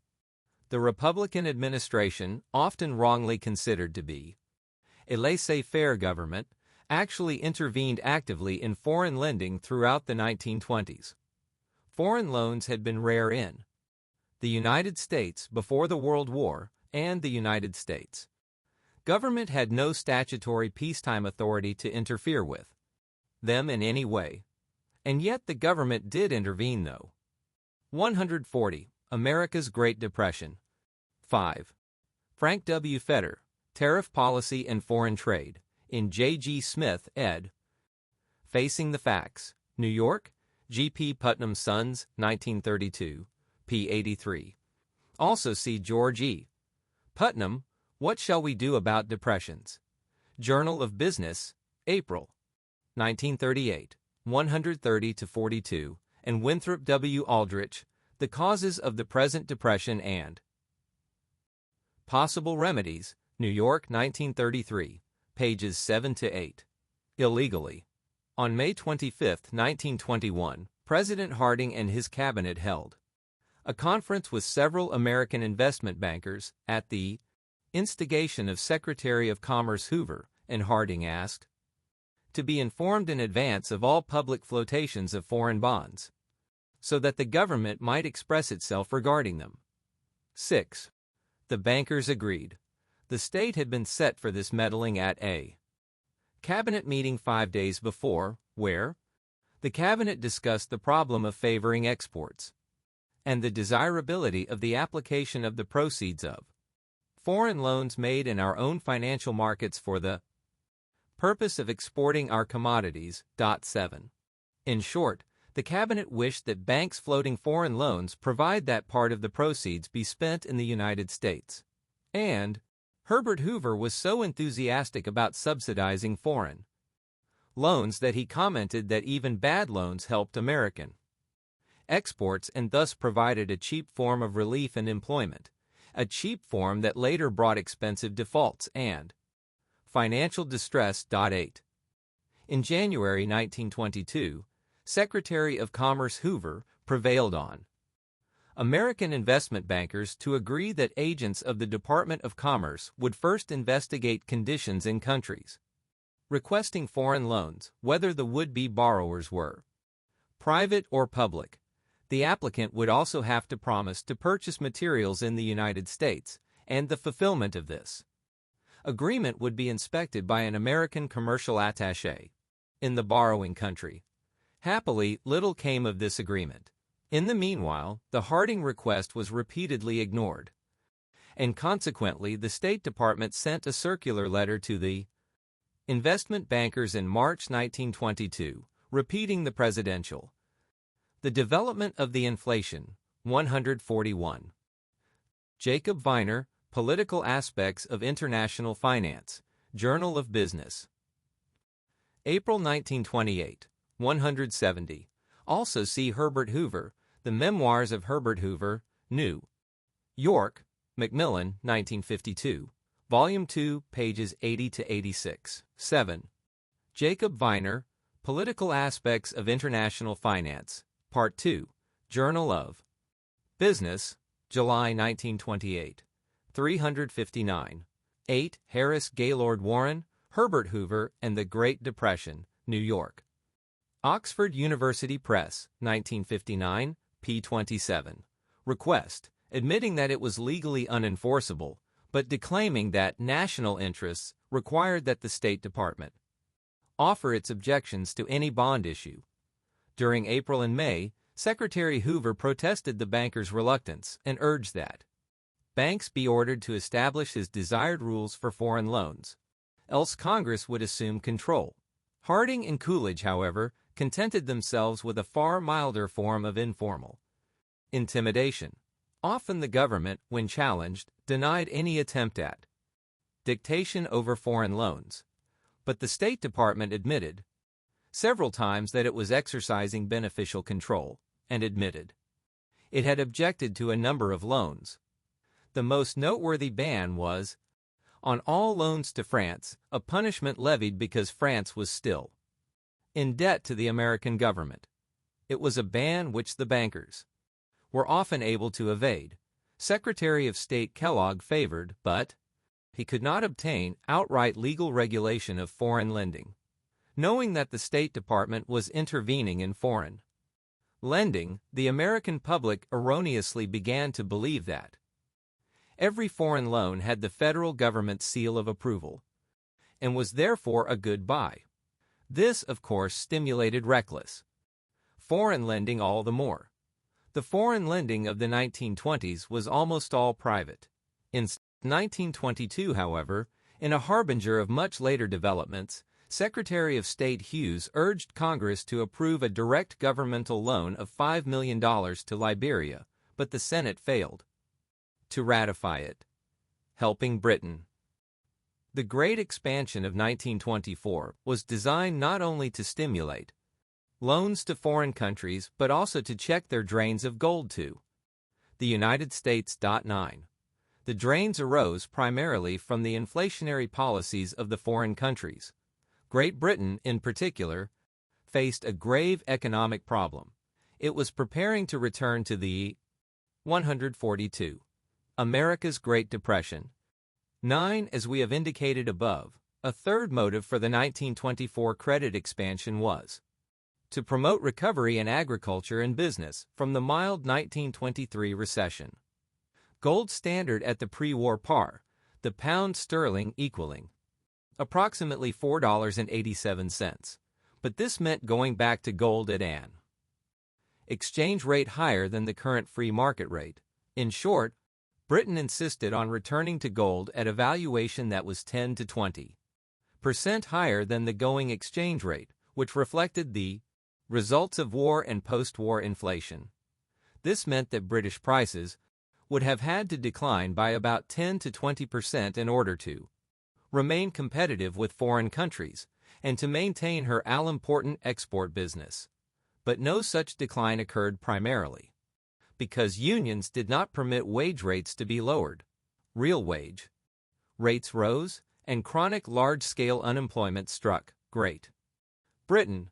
Credit was not allowed to contract, as was needed to bring about deflation, as unemployment would have grown even more menacing, and unemployment caused partly by the post-war establishment of government unemployment insurance, which permitted trade unions to hold out against any wage cuts.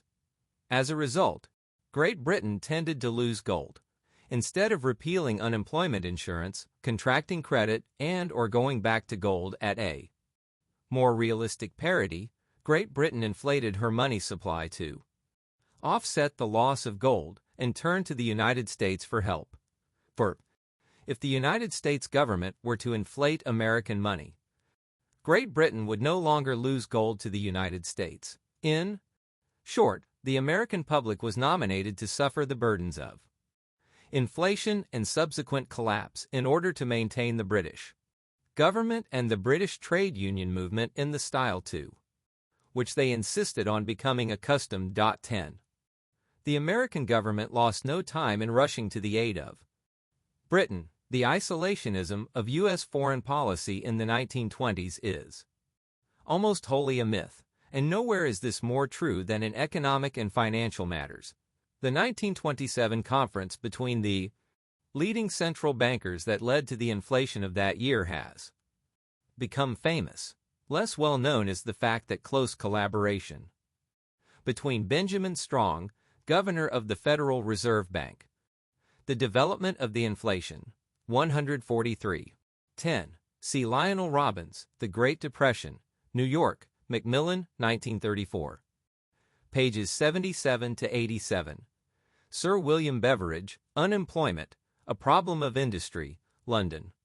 Macmillan, 1930, Chapter 16, and Frederick Benham, British Monetary Policy. London, P.S. King & Son, 1932, of New York, and Montague Norman, head of the Bank of England. Began much earlier. On Norman's appointment as governor during the war, Strong hastened to promise him his services. In 1920, Norman began taking annual trips to America to visit Strong, and Strong took periodic trips to visit Europe. All of these consultations were kept highly secret and were always camouflaged as visiting with friends, taking a vacation, and courtesy visits.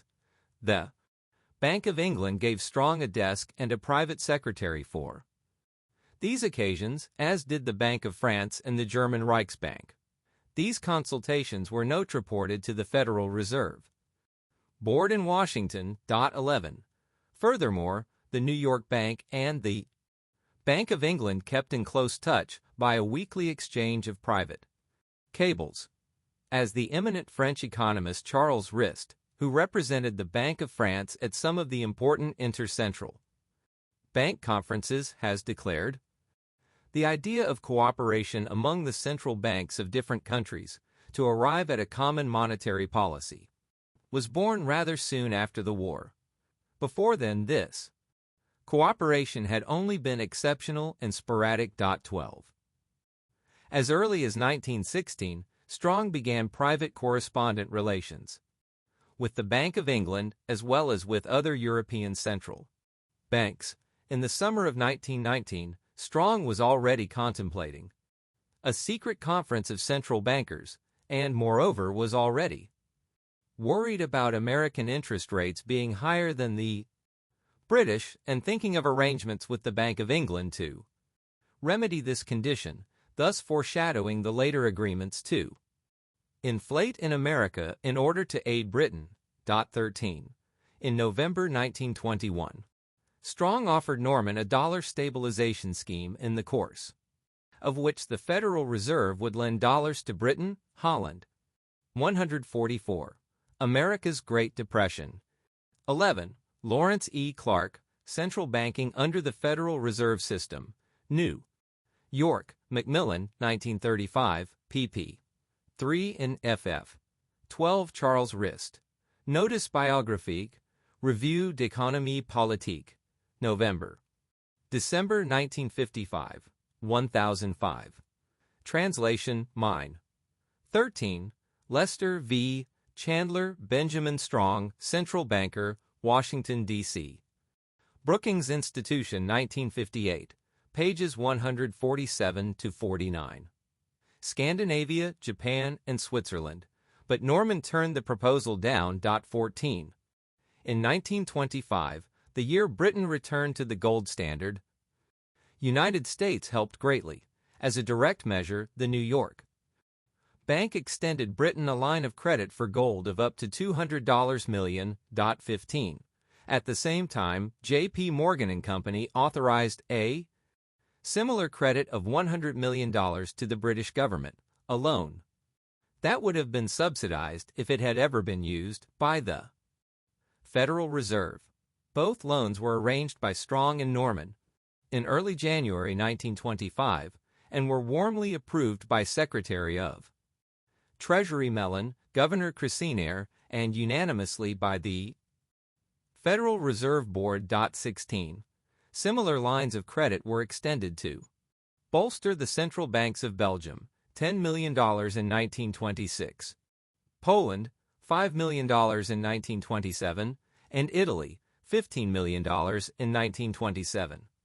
More insidious and damaging was aiding Britain by inflating in the U.S. The 1924 expansion in America was much more than coincidence with preparation for Britain's return to gold. For the pound sterling had fallen to $4.44 in mid-1922, and by mid-1924 was in even worse shape at $4.34. At that point, matters took a decisive turn. American prices began to rise due to the American inflation.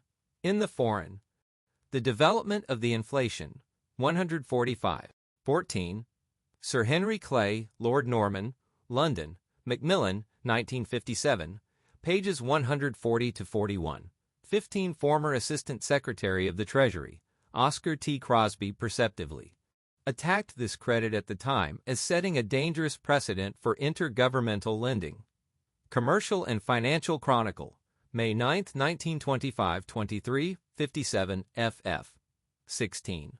The Morgan credit was apparently instigated by Strong. C. Chandler, Benjamin Strong, Central Banker, pp. 284 ff. 308 ff. 312 ff. Relations between the New York Fed and the House of Morgan were very close throughout this period. Strong had worked closely with the Morgan interests before assuming his post at the Federal Reserve. It is therefore significant that J.P. Morgan and Company have been the fiscal agents in this country of foreign governments and have had close working agreements with the Federal Reserve Bank of New York. Clark, Central Banking under the Federal Reserve System, p. 329. In particular, the Morgans were agents of the Bank of England. Also see Wrist, Notice, Biographic. To their credit, however, Morgans refused to go along with a strong Norman scheme to lend money to the Belgian government in order to prop up the Belgian exchange rate at an overvalued level, and thus subsidize inflationary Belgian policies. Exchange markets. A return to gold at the old parity was anticipated. The sterling-dollar exchange appreciated from $4.34 to $4.78. In the spring of 1925, therefore, it was thought that the adjustment between sterling and gold prices was sufficiently close to warrant a resumption of gold payments at the old parity. 17. That this result was brought about deliberately through credit expansion in America is clear from a letter from Strong to Mellon in the spring of 1924, outlining the necessity of raising American price levels relative to Great Britain's and of lowering American interest rates to enable Britain to return to gold. For higher American price levels would divert foreign trade balances from the United States to England, while lower interest rates would similarly divert capital balances. Lower interest rates, being a more immediate outcome of credit expansion, received more attention. Strong concluded this letter as follows: the burden of this readjustment must fall more largely upon us than upon them, Great Britain. It will be difficult politically and socially for the British government and the Bank of England to face a price liquidation in England, in face of the fact that their trade is poor, and they have over 1 million unemployed people receive government aid. 18. It is clear that by late 1924, the foreign exchange market saw that the United States was inflating in order to help Britain, and anticipating success, raised the pound nearly up to its pre-war par, on appreciation caused by governmental action rather than by the fundamental economic realities. The Federal Reserve certainly kept its part of the rather one-sided bargain, whereas throughout 1922 and 1923, the interest rate on bills in New York had been above the rate in London. The Federal Reserve managed to push these rates below those of London by mid-1924. As a result, gold inflow into the United States, of which about 40% had 146. America's Great Depression. 17. Robbins, The Great Depression, p. 80. 18. Strong to Mellon, May 27, 1924. Quoted in Chandler, Benjamin Strong, Central Banker, pages 283-84, 293 ff. Been coming from Great Britain was checked for a time. 19. As we have seen, U.S. lending abroad was also greatly stimulated, thus providing Europe with longer-term funds. Inflationary measures to aid foreign governments also spurred farm exports, since foreign countries could now expand their purchases of American farm products. Farm prices rose in the latter half of 1924, and the value of farm exports increased by over 20% from 1923 to 1924 to 1924 to 1925. Yet, despite all the aid, we cannot say that the farmers particularly benefited from the foreign economic policies of the 1920s as a whole, since the protective tariff injured foreign demand for American products. Instead of being grateful to the United States for its monetary policy, Europe carped continually during the 1920s because America wasn't inflating enough. Even in the intimate Norman-Strong partnership, it is clear that, in the early years especially, Norman was continually trying to prod Strong into a more inflationary stance. In the 1919 to 1920 era, before the joint inflationary policy had begun, Norman's Treasury colleague Basil Blackett urged Strong to let American prices rise a little more, and this in the middle of a post-war boom in America. Later, the British urged looser credit conditions in the U.S., but Strong was rather reluctant during this early period. In February 1922, Norman hailed the easy credit in America during the previous few months and urged a further inflationary fall in interest rates to match the burgeoning credit expansion in Britain. At that time, Strong refused to inflate further, and Norman continued to pepper Strong during 1922 and 1923 with expressions of his displeasure at the American failure to expand credit. But in 1924, helped by the siren song of Britain's return to the gold standard and by a mild recession at home, Strong capitulated, so much so that by October Norman was jauntily telling Strong, "You must continue with easy money and foreign loans, and we must hold on tight until we know what the policy of this." The development of the inflation, 147. 19. See Benjamin H. Beckhart, Federal Reserve Policy and the Money Market. 1923 to 1931. In the New York Money Market, Volume 4, p. 45. Country is to be. 20. And yet Norman was not fully satisfied with his American servitor. Privately, he joined the general European opinion in criticizing the United States for violating the alleged rules of the gold standard game by not inflating in multiple proportion to the gold flowing into its coffers. 21. This standard argument, however, completely misconceives the role and function of the gold standard and governmental responsibility under it. The gold standard is not some sort of game to be played among several countries according to some mythical rules. Gold is simply the monetary medium, and the duty of government is to leave the people free to do with the gold as they see. It is therefore its corollary duty not to inflate the money supply beyond the gold stock, or to stimulate and encourage such inflation. If the money supply is already inflated, it is at least its responsibility not to inflate further. Whether money should be deflated back to the gold level is a more difficult question which we need not discuss here. If gold flows into a country, the government should welcome the opportunity to raise the gold deposit ratio and thereby reduce the counterfeit proportion in the nation's supply of money. Countries lose gold. Since the drain is voluntary, it cannot be a true loss as a consequence of inflationary policies by their governments. These policies induce heavy domestic spending abroad, necessarily with gold, and discourage the nation's export trade. If European countries disliked losing gold to the United States, their governments should have contracted and not inflated their money supply. Certainly it is absurd, though convenient, to pin the blame for the consequences of a government's unsound Policies upon the relatively sounder policies of another government. The nobility of the American aim to help Europe return to the gold standard becomes even more questionable when we realize that Europe never did return to a full gold standard. Instead, adopted a gold bullion standard, which prohibited gold coinage. 148. America's Great Depression. 20 Norman to Strong, October 16, 1924. Cited in Chandler, Benjamin Strong, Central Banker, p. 302. 21.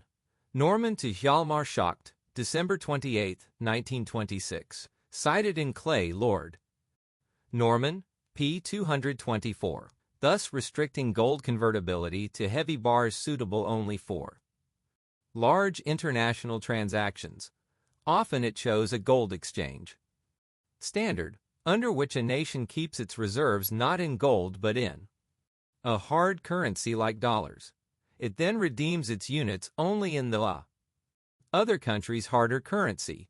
Clearly, this system permits an international pyramiding of inflation on the world's given stock of gold. In both the gold bullion and the gold exchange standards, the currency is virtually fiat, since the people are de facto prohibited from using gold as their medium of exchange. The use of the term gold standard by foreign governments in the 1920s then was more of a deception than anything else. It was an attempt to draw to the government the prestige of being on the gold standard, while actually failing to abide by the limitations and requirements of that standard.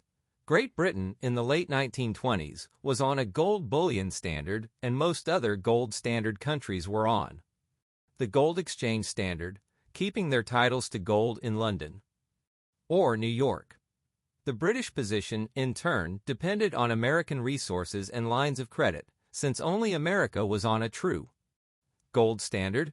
Thus, the close international central bank collaboration of the 1920s created a false era of seemingly sound prosperity, masking a dangerous worldwide inflation.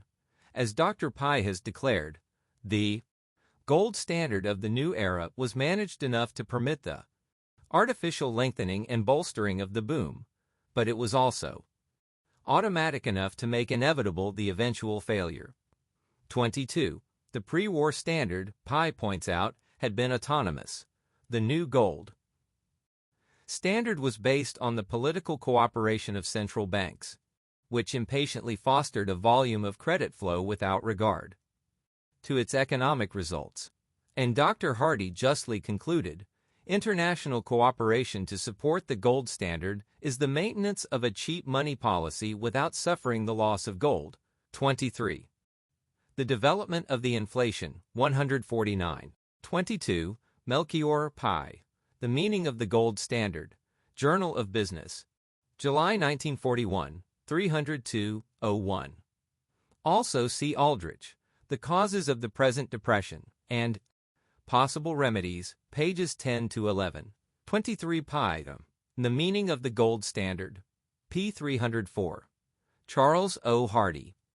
Credit Policies of the Federal Reserve System, Washington, D.C., Brookings Institution, 1932, pages 113 to 17.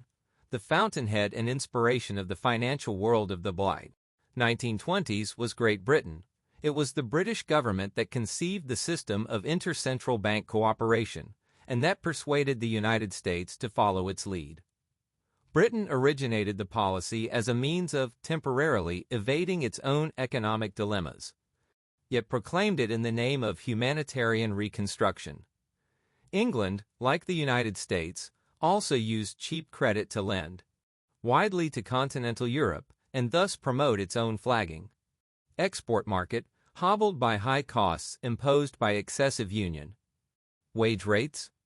In addition, Great Britain persuaded other European countries to adopt the gold exchange standard instead of the full gold standard in order to promote its own economic imperialism, i.e., to spur British exports to the continent by inducing other countries to return to gold at overvalued exchange rates. If other countries overvalued their currencies vis-a-vis sterling, then British exports would be bolstered. Britain showed little concern that exports from the continent would be correspondingly hampered. The abortive and inflationary gold exchange standard permitted countries to return to gold, at least nominally, earlier and at a higher exchange rate than they otherwise would have essayed. 24.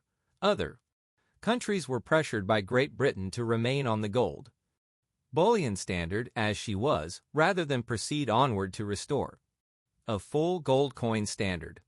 To cooperate in international inflation, it was necessary to keep gold from domestic circulation and to hoard it instead in central bank vaults.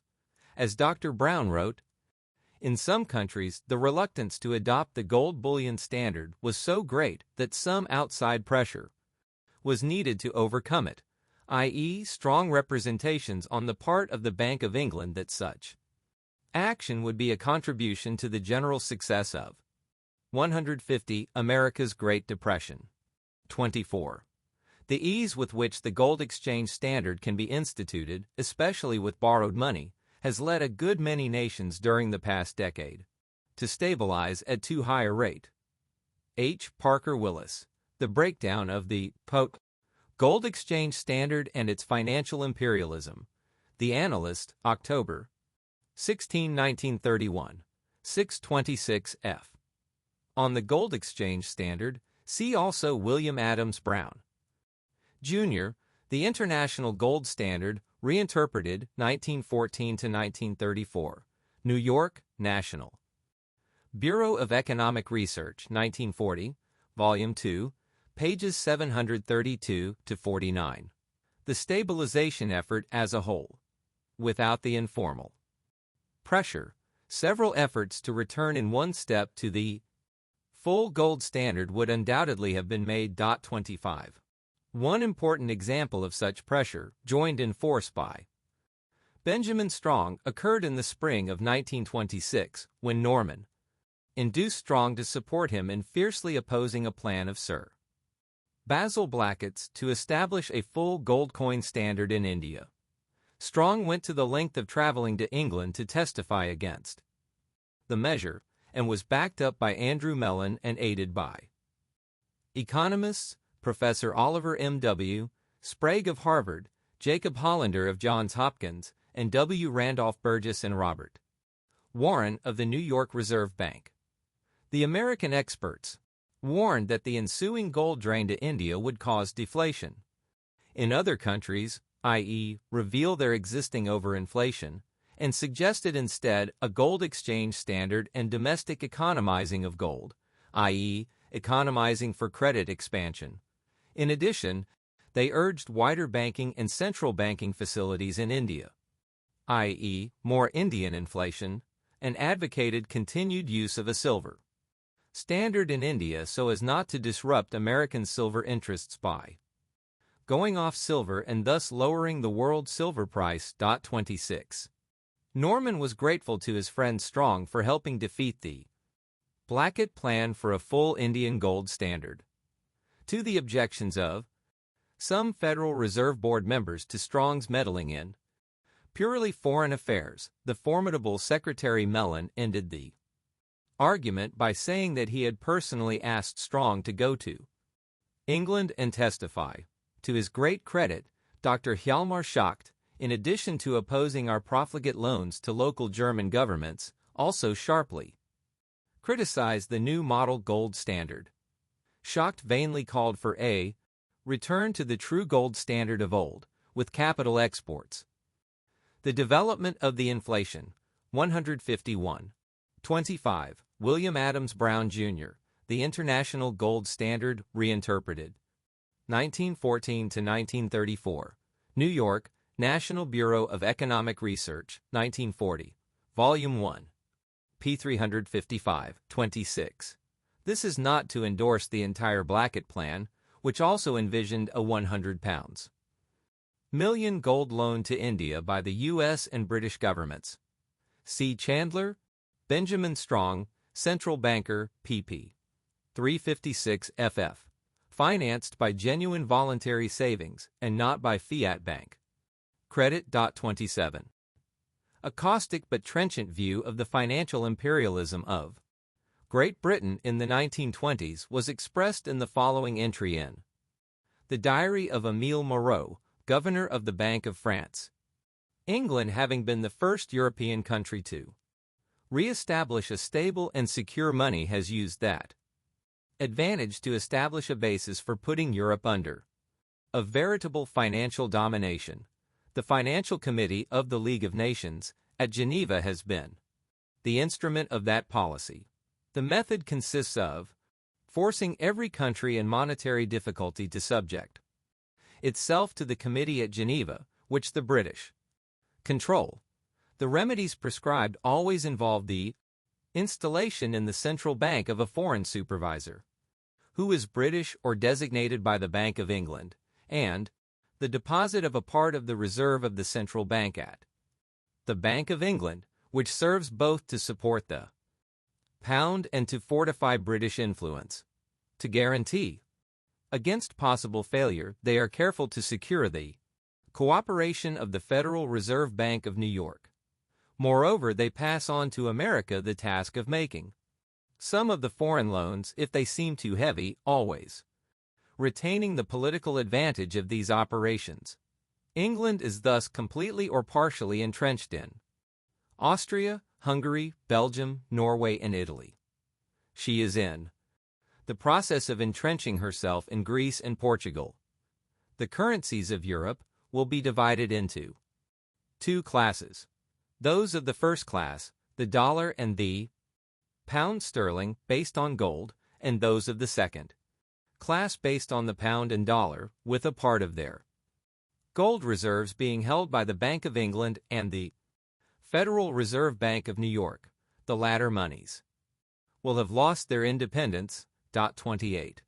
152. America's Great Depression. 27. C. Beckhart, The Basis of Money Market Funds, p. 61. 28. Entry of February 6, 1928. Chandler, Benjamin Strong, Central Banker. Pages 379 to 80.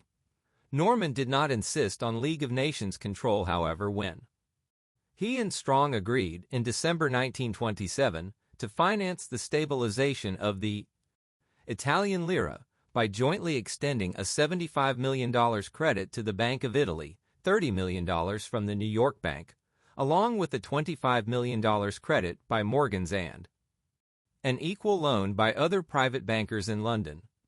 The Federal Reserve Board, as well as Secretary Mellon, approved of these subsidies. Ibid. p. 388. The motives for the American inflation of 1924, then, were to aid Great Britain, the farmers, and, in passing, the investment bankers, and finally, to help re-elect the administration in the 1924 elections. President Coolidge's famous assurance to the country about low discount rates typified the political end in view. And certainly the inflation was spurred by the existence of a mild recession in 1923 to 1924, during which time the economy was trying to adjust to the previous inflation of 1922. At first, the 1924 expansion accomplished what it had intended. Gold inflow into the United States was replaced by a gold drain. American prices rose, foreign lending was stimulated, interest rates were lowered, and President Coolidge was triumphantly re-elected. Soon, however, with the exception of the last named, the effects of the expansion dissipated, and prices in America began to fall once more. Gold flowed in heavily again, etc. American farm product prices, which had risen from an index of 100 in 1924 to 110 the year later, dropped back again to 100 in 1926. Exports for farm and food products, which had reached a peak during 1925, also fell sharply in the following year. In sum, the American economy entered into another mild recession in the fall of 1926, continuing on into 1927. Britain was in particularly bad straits, addicted to cheap credit, yet suffering chronic unemployment and continual drains of gold. But Great Britain insisted on continuing its policy of cheap money and credit expansion, an insistence of the British government rather than its private bankers. 29. Britain's immediate problems stemmed directly from her insistence on continuing cheap money. The Bank of England had lowered its discount rate from 5% to 42% in April 1927, in a vain attempt to stimulate British industry. 30. This further weakened the pound sterling, and Britain lost $11 million in gold during the development of the inflation. 153. 29. See Benjamin M. Anderson, Economics and the Public Welfare. New York, D. Van Nostrand, 1949. p. 167. 30. During the fall of 1925, Norman had similarly reduced bank rate. At that time, Strong had been critical, and was also led by the American boom to raise discount rates at home. By December, Britain's bank rate was raised again to its previous level, the next 2 months, and the Bank of France, in a strong creditor position, tried to redeem its sterling in gold. 31. Instead of tightening credit and raising interest rates sharply to meet this gold drain, as canons of sound monetary policy dictated, Great Britain turned to its old partner in inflation, the Federal Reserve System. The stage was clearly set once more, according to the logic of the American and British money managers, for another great dose of credit expansion in the United States.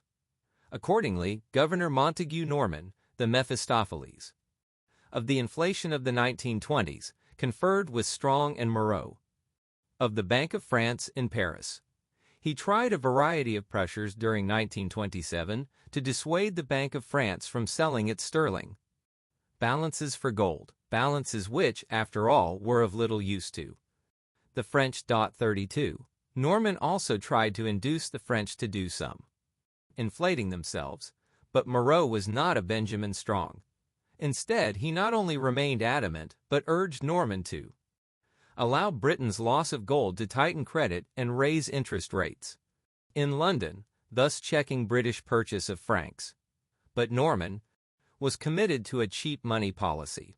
Strong, on the contrary, leaped to Britain's aid.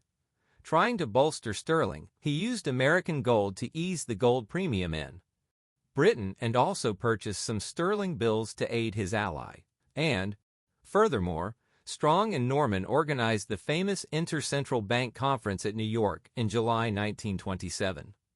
The conference was held in camera and included Norman, Strong, and representatives from the Bank of France and the German Reichsbank, Deputy Governor Charles Rist, and Dr. Schacht respectively.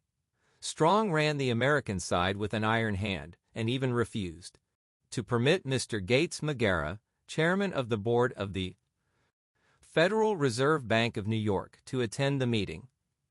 Federal Reserve Board in Washington was left in the dark and was 154. America's Great Depression. 31. Much of its sterling balances were accumulated as the result of a heavy British credit expansion in 1926. 32. The Bank of France had acquired these balances in a struggle to stabilize the franc at too low a rate, but without yet declaring gold convertibility. The latter step was finally taken in June 1928, allowed only a brief courtesy call from the distinguished guests. The conference was held at the Long Island estates of Undersecretary of the Treasury Ogden Mills and of Mrs. Ruth Pratt of the wealthy Standard Oil family. Norman and Strong tried mightily to induce Rist and Schacht to go along with a general four-country inflation, but the latter, too, vigorously declined. Schacht continued his determined opposition to inflation and artificially cheap money, and expressed his alarm at the inflationary trend. Rist demurred also, and both Rist and Schacht left for home. Rist agreed, however, to buy gold from New York instead of London, thus easing the pressure on England to redeem its obligations. The New York Reserve Bank, in turn, agreed to supply France with gold at a subsidized rate, as cheap as the cost of buying it from England, despite the higher transport costs. Remaining to weld their inflationary pact, Norman and Strong agreed to embark on a mighty inflationary push in the United States, lowering interest rates and expanding credit. An agreement which Rist maintains was concluded before the four-power conference had even begun. Strong had gaily told Rist that he was going to give a little coup de whiskey to the stock market. Co. 33, Strong, also agreed to buy $60 million more of sterling from the Bank of England. The British press was delighted with this fruit of the fast Norman-Strong friendship and flattered Strong fulsomely. As early as mid-1926, the influential London journal, The Banker, had said of Strong that no better friend of England existed, had praised the energy and skillfulness that he has given to the service of England, and had exulted that his name should be associated with that of Mr. Walter Hines, Page, as a friend of England in her greatest need. 34. The development of the inflation. 155. 33 Rist. Notice Biographique, pp. 1006 ff. 34. C. Clark, Central Banking, under the Federal Reserve System, p. 315. Paul Warburg's tribute to Strong was even more lavish. Warburg heralded Strong as the pathfinder and pioneer in welding the central banks together into an intimate group. He concluded that the members of the American Acceptance Council, in response to the agreement, the Federal Reserve promptly launched a great burst of inflation and cheap credit in the latter half of 1927. Table H shows that the rate of increase of bank reserves was the greatest of the 1920s, largely because of open market purchases of government securities and of bankers' acceptances. Rediscount rates were also lowered. The Federal Reserve Bank of Chicago, not under the domination of the Bank of England, balked vigorously at lowering its rate, but was forced to do so in September by the Federal Reserve Board. The Chicago Tribune called angrily for Strong's resignation and charged that discount rates were being lowered in the interests of Great Britain. Regional reserve banks were told by Strong that the new burst of cheap money was designed to help the farmers rather than England, and this was the reason proclaimed by the first bank to lower its discount rate, not New York but Kansas City. The Kansas City Bank had been picked by Strong as the stalking horse of the new policy, in order to give as American a flavor as possible to the entire proceeding. Governor Bailey of the Kansas City Bank had no inkling of the aid to Britain motive behind the new policy, and Strong took no pains to enlighten him. 35. Perhaps the sharpest critic of the inflationary policies within the Coolidge administration was Secretary Hoover, who privately did his best to check the inflation from 1924 on, even going so far as to denounce Strong as a mental annex to Europe. Hoover was overruled by Strong, Coolidge, and Mellon, with Mellon denouncing Hoover's alarmism and interference. Mellon was Strong's staunchest supporter in the administration throughout. 156. America's Great Depression would cherish his memory. Paul M. Warburg, The Federal Reserve System, New York, Macmillan, 1930, Volume 2, p. 870. In the autumn of 1926, a leading banker admitted that bad consequences would follow the cheap money policy, but said that cannot be helped. It is the price we must pay for helping Europe. H. Parker Willis, The Failure of the Federal Reserve, North American Review, 1929, 553, 35. C. Anderson, Economics and the Public Welfare, pages 182-83.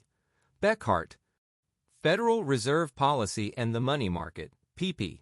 67 ff, and Clark Central Banking under the Federal Reserve System, p. 314. The entire period. Unfortunately for later events, Hoover, like Most of Strong's academic critics attacked only stock market credit expansion rather than expansion per se. The reasons for Strong's devious and secret methods, as well as the motives for his inflationary policies, have been no better described than in a private memorandum by one of Strong's staff. In the spring of 1928, Strong firmly rejected the idea of an open, formal conference of world central banks, and in the words of his assistant, he, Strong, was obliged to consider the viewpoint of the American public, which had decided to keep the country out of the League of Nations to avoid interferences by other nations in its domestic affairs, and which would be just as opposed to having the heads of its central banking system attend some conference or organization of the world banks of issue. To illustrate how dangerous the position might become in the future as a result of the decisions reached at the present time, how inflamed public or political opinion might easily become when the results of past decisions become evident, Governor Strong cited the outcry against the speculative excesses now being indulged in on the New York market. He said that very few people indeed realized that we were now paying the penalty for the decision, which was reached early in 1924 to help the rest of the world back to a sound financial and monetary basis. 36. In short, in our supposed democracy, if the people were allowed to know what had been transacted in their name and what penalties they were subsequently being forced to pay, they would rise up in their wrath. Better to keep the people in ignorance. This, of course, is the familiar attitude of the bureaucrat in power. But what of the fundamental question it raises for democracy itself? How can the people decide upon issues or judge their presumed representatives if the latter insist on keeping vital information from them? Strong himself, furthermore, did not realize how heavy a penalty the American public would be forced to pay in 1929. The development of the inflation, 157. 36.0. Ernest Moore to Sir Arthur Salter, May 25, 1928. Quoted in Chandler. Benjamin Strong, central banker, pages 280 to 81. Died before the crisis came. If the public had at last been let in on the truth of Strong's actions and their consequences, perhaps, during the Depression, they would have become inflamed against inflationary government intervention rather than against the capitalist system. After generating the 1927 inflation, the New York Federal Reserve Bank, for the next 2 years, bought heavily in prime commercial bills of foreign countries, bills endorsed by foreign central banks. The purpose was to bolster foreign currencies and to prevent an inflow of gold to the United States. The New York Bank frankly described its policy as follows. We sought to support exchanges by our purchases and thereby not only prevent the withdrawal of further amounts of gold from Europe, but also by improving the position of the foreign exchanges to enhance or stabilize Europe's power to buy our exports. Those decisions were taken by the New York Reserve Bank alone, and the foreign bills were then distributed pro rata to the other reserve banks. 37. While the New York Reserve Bank was the main generator of inflation and cheap credit, the Treasury also did its part. As early as March 1927, Secretary Mellon assured everyone that an abundant supply of easy money was available, and in January 1928, the Treasury announced that it would refund a 43% Liberty bond issue, falling due in September, into 32% notes. 38. Again, the inflationary policy was temporarily successful in achieving its goals. Sterling was strengthened, the American gold inflow was sharply reversed, and gold flowed outward. Farm product prices rose from 99 in 1927 to 106 the following year. Farm and food exports spurted upward, and foreign loans were stimulated to 158. America's Great Depression. 37. Clark, Central Banking under the Federal Reserve System, p. 198.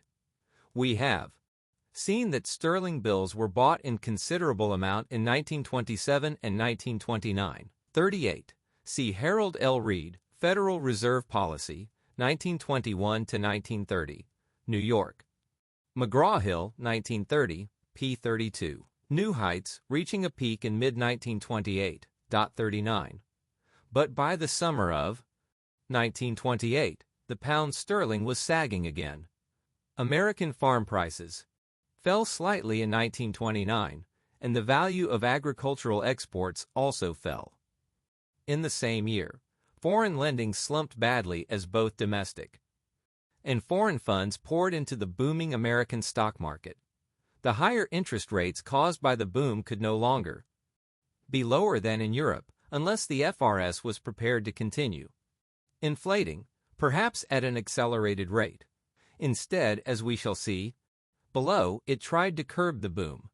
As a result, funds were attracted to the United States, and by mid-1928, gold began to flow in again from abroad. And by this time, England was back in its familiar mess, but now more aggravated than before. The crisis approaches.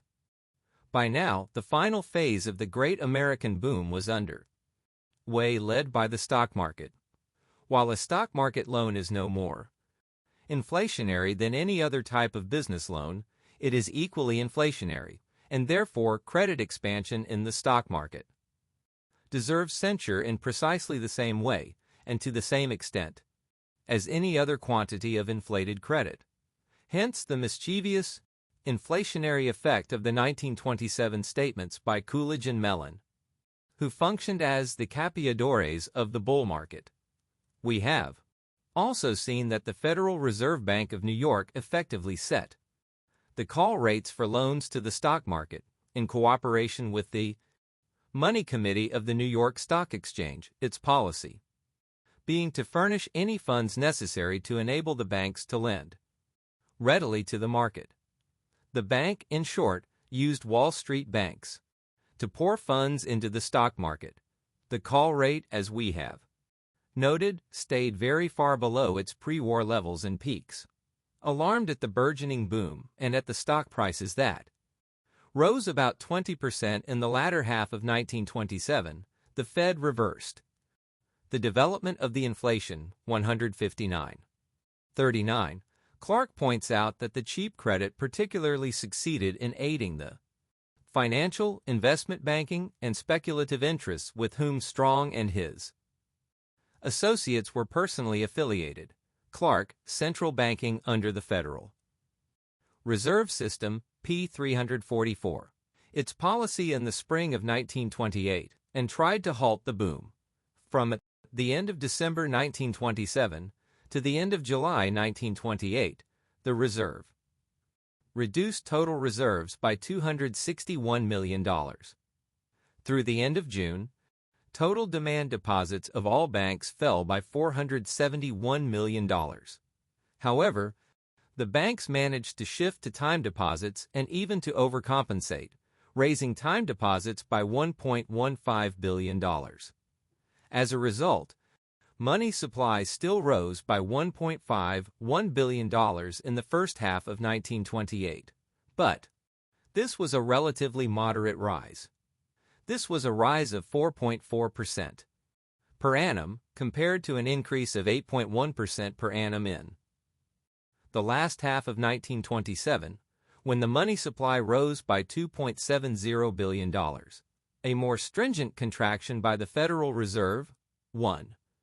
Enforced, for example, by a penalty discount rate on reserve loans to banks, would have ended the boom and led to a far milder depression than the one we finally attained. In fact, only in May did the contraction of reserves take hold, for until then the reduction in Federal Reserve credit was only barely sufficient to overcome the seasonal return of money from circulation.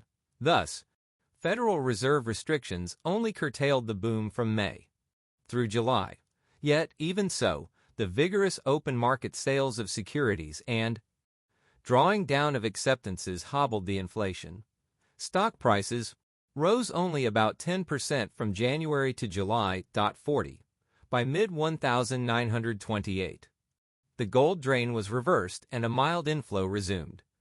If the Federal Reserve had merely done nothing in the last half of 1928, reserves would have moderately contracted due to the normal seasonal increase in money in circulation. At this point, true tragedy struck. On the point of conquering the boom, the FRS found itself hoisted by its own acceptance policy. Knowing that the Fed had pledged itself to buy all acceptances offered, the market increased its output of acceptances, and the Fed bought over $300 million of acceptances in the last half of 1928, thus feeding the boom once more. Reserves increased by 160. America's Great Depression. 40. Anderson, Economics and the Public Welfare, is surely wrong when he infers that the stock market had by this time run away, and that the authorities could do little further. More vigor would have ended the boom then and there. $122 million, and the money supply increased by almost $1.9 billion to reach its virtual peak at the end of December 1928. At this time, total money supply had reached $73 billion, higher than at any time since the inflation had begun.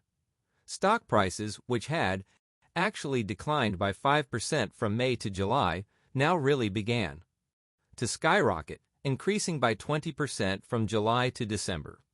In the face of this appalling development, the Federal Reserve did nothing to neutralize its acceptance purchases, whereas it had boldly raised rediscount rates from 32% at the beginning of 1928 to 5% in July. It stubbornly refused to raise the rediscount rate any further, and the rate remained constant until the end of the boom. As a result, discounts to banks increased slightly rather than declined. Furthermore, the Federal Reserve did not sell any of its more than $200 million stock of government securities. Instead, it bought a little on net balance in the latter half of 1928. Why was Federal Reserve policy so supine in the latter part of 1928? One reason was that Europe, as we have noted, had found the benefits from the 1927 inflation dissipated, and European opinion now clamored against any tighter money in the U.S.41. The easing in late 1928 prevented gold inflows into the U.S. from getting very large.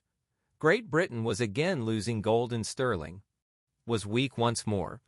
The United States bowed once again to its overriding wish to see Europe avoid the inevitable consequences of its own inflationary policies. Governor Strong, ill since early 1928, had lost control of Federal Reserve policy. But while some disciples of Strong have maintained that he would have fought for tighter measures in the latter half of the year, recent researches indicate that he felt even the modest restrictive measures pursued in 1928 to be too severe. This finding, of course, is far more consistent with Strong's previous record. 42. The development of the inflation. 161. 41. C. Harris, 20 Years of Federal Reserve Policy, Volume 2, pp. For 36 ff. Charles Cortez Abbott, The New York Bond Market, 1920 to 1930. Cambridge, Massachusetts. Harvard University Press, 1937, pages 117 to 30. 42. See Strong to Walter W. Stewart, August 3, 1928. Chandler, Benjamin. Strong, Central Banker, pages 459 to 65. For a contrary view, see Carl Snyder. Capitalism, the Creator. New York, Macmillan, 1940. Pages 227 to 28. Dr. Stewart, we. Another reason for the weak Federal Reserve policy was political pressure for easy money. Inflation is always politically more popular than recession, and this, let us not forget, was a presidential election year. Furthermore, the Federal Reserve had already begun to adopt the dangerously fallacious qualitativist view that stock credit could be curbed at the same time that acceptance. Credit was being stimulated. 43. The inflation of the 1920s was actually over by the end of 1928. The total money supply on December 31, 1928, was $73 billion. On June 29, 1929, it was $73.26 billion, a rise of only 0.7% per annum. Thus, the monetary inflation was virtually completed by the end of 1928. From that time onward, the money supply remained level, rising only negligibly, and therefore, from that time onward, a depression to adjust the economy was inevitable, since few Americans were familiar with the Austrian theory of the trade cycle. Few realized what was going to happen. A great economy does not react instantaneously to change. Time, therefore, had to elapse before the end of inflation could reveal the widespread malinvestments in the economy, before the capital goods industries showed themselves to be overextended, etc. The turning point occurred about July, and it was in July that the Great Depression began. The stock market had been the most buoyant of all the markets, this in conformity with the theory that the boom generates particular overexpansion in the capital goods industries. For the stock market is the market in the prices of titles to capital. 44. Writing on the wave of optimism generated by the boom and credit expansion, the stock market took several months after July to awaken to 162. America's Great Depression, might note, had shifted easily from being head of the Division of Research of the Federal Reserve System to a post of economic advisor to the Bank of England. Few years later, from which he had written to strong warning of too tight restriction on American bank credit. 43. See Review of Economic Statistics, p. 13. 44. Real estate is the other large market in titles to capital. On the real estate boom of the 1920s, see Homer Hoyt, The Effect of Cyclical Fluctuations Upon Real Estate Finance, Journal of Finance, April 1947, 57. The realities of the downturn in business activity. But the awakening was inevitable, and in October the stock market crash made everyone realized that depression had truly arrived. The proper monetary policy, even after a depression is underway, is to deflate or at the least to refrain from further inflation. Since the stock market continued to boom until October, proper moderating policy would have been positive deflation. But President Coolidge continued to perform his capeador role until the very end. A few days before leaving office in March, he called American prosperity absolutely sound and stocks cheap at current prices. 45. The new President Hoover was unfortunately one of the staunch supporters of the sudden try at moral suasion in the first half of 1929, which failed inevitably and disastrously. Both Hoover and Governor Roy Young of the Federal Reserve Board wanted to deny bank credit to the stock market while yet keeping it abundant to legitimate commerce and industry. Soon as Hoover assumed office, he began the methods of informal intimidation of private business which he had tried to pursue as Secretary of Commerce. 46. He called a meeting of leading editors and publishers to warn them about high stock prices. He sent Henry M. Robinson, a Los Angeles banker, as emissary to try to restrain the stock loans of New York banks.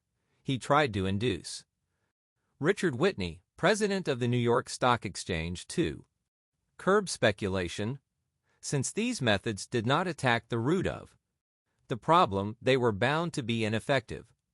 Other prominent critics of the stock market during 1928 and 1929 were Drive Adolph C. Miller of the Federal Reserve Board, Senator Carter Glass, D. Virginia, and several of the progressive Republican senators. Thus, in January 1928, Senator La Follette attacked evil Wall Street speculation and the increase in brokers' loans. Senator Norbeck counseled a moral suasion policy a year The development of the inflation, 163. 45. Significantly, the leading bull speculator of the era, William C. Durant, who failed ignominiously in the crash, hailed Coolidge and Mellon as the leading spirits of the cheap money program. Commercial and Financial Chronicle, April 20, 1929, 2557 ff. 46. Hoover, The Memoirs of Herbert Hoover, Volume 2, pp. 16 ff. Before it was adopted, and Federal Reserve Board member Charles S. Hamlin persuaded Representative Dickinson of Iowa to introduce a bill to graduate bank reserve requirements in proportion to the speculative stock loans in the bank's portfolios. Senator Glass proposed a 5% tax on sales of stock held less than 60 days, which, contrary to Glass's expectations, would have driven stock prices upward by discouraging stockholders from selling until 2 months had elapsed. 47. As it was, the federal tax law, since 1921, had imposed a specially high tax rate on capital gains from those stocks and bonds held less than 2 years. This induced buyers to hold on to their stocks and not sell them after purchase, since the tax was on realized rather than accrued capital gains. The tax was a factor in driving up stock prices further during the boom. 48. Why did the Federal Reserve adopt the moral suasion policy when it had not been used for years preceding 1929? One of the principal reasons was the death of Governor Strong toward the end of 1928. Strong's disciples at the New York Bank, recognizing the crucial importance of the quantity of money, fought for a higher discount rate during 1929. The Federal Reserve Board in Washington, and also President Hoover on the other hand, considered credit rather in qualitative than in quantitative terms. But Professor Beckhart adds another possible point, that the moral suasion policy, which managed to stave off a tighter credit policy, was adopted under the influence of none other than Montague Norman. 49. Finally, by June, moral suasion was abandoned, but discount rates were not raised, and as a result, the stock market boom continued to rage, even as the economy generally was quietly but inexorably turning downward. Secretary Mellon trumpeted once again about our unbroken and unbreakable prosperity. In 164. America's Great Depression. 47. See Joseph Stagg Lawrence, Wall Street and Washington, Princeton, New Jersey. Princeton University Press, 1929, pp. 7 ff. and Passam. 48. C. Irving Fisher, The Stock Market Crash, and After, New York. Macmillan, 1930, pp. 37 ff. 49. The policy of moral suasion was inaugurated following a visit to this country of Mr. Montague Norman.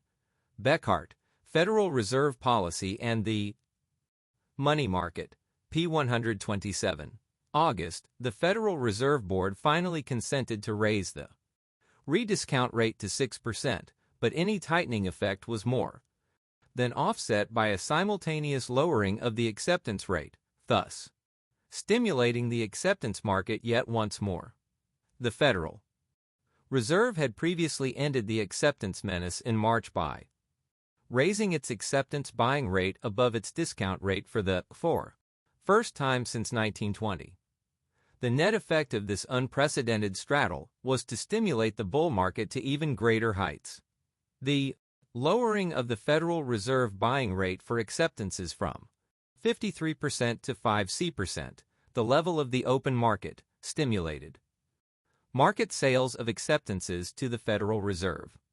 If not for the acceptance purchases, total reserves would have fallen from the end of June to October 23, the day before the stock market crash, by $267 million.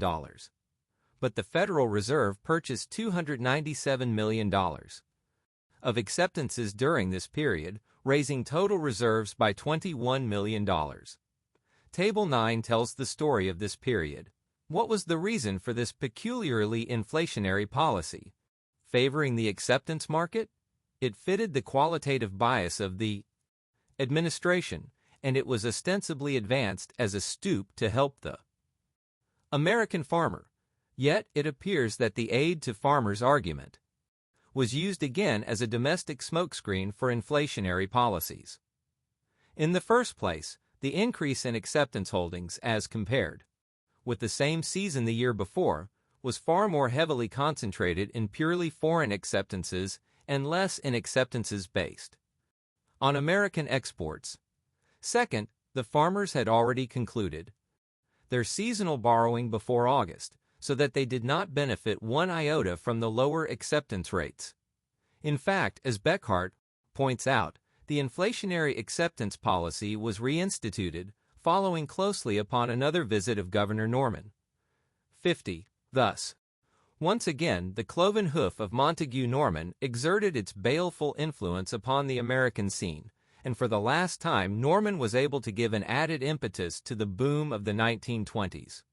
Great Britain was also entering upon a depression, and yet its inflationary policies had resulted in a serious outflow of gold in June and July. Norman was then able to get a line of credit of $250 million. The development of the inflation, 165. 50 IBID, pp. 142 ff. Table 9. Factors determining bank reserves. July to October 1929. In millions of dollars. July 29th, October 23rd. Net change. Federal Reserve credit, 1,400,1374 minus 26. Bills discounted 1,037, 796, minus 241. Bills bought 82, 379, 297. U.S. Govs. 216, 136 minus 80. All other 65, 63 minus 2. Treasury currency 2019, 2016 minus 3. Treasury cash 204, 209 minus 5. Treasury deposits 36, 1620. Unexpected capital funds 374, 393 minus 19. Monetary gold stock 4037, 409, 962. Money in circulation 4459, 4465 minus 6. Other deposits 28280. Controlled reserves 206. Uncontrolled reserves minus 185. Member bank reserves 2356, 2378, 22. From a New York banking consortium, but the outflow continued. Through September, much of it to the United States. Continuing. To help England, the New York Federal Reserve Bank bought heavily in sterling bills from August through October. The new subsidization of the acceptance market then permitted further aid to Britain through purchase of sterling bills. Federal Reserve policy during the last half of 1928 and 1929 was, in brief, marked by a desire to keep credit abundant in favored markets, such as acceptances, and to tighten credit in other fields, such as the stock market, for example, by moral suasion. We have seen that such a policy can only fail, and an excellent epitaph on these efforts has been penned by a Wilfred May. Once the credit system had become infected with cheap money, it was impossible to cut down particular outlets of this credit without cutting down all credit, because it 166. America's Great Depression is impossible to keep different kinds of money separated in watertight compartments. It was impossible to make money scarce for stock market purposes while simultaneously keeping it cheap for commercial use. When reserve credit was created, there was no possible way that its employment could be directed into specific uses. Once it had flowed through the commercial banks into the general credit stream. 51. And so ended the great inflationary boom of the 1920s.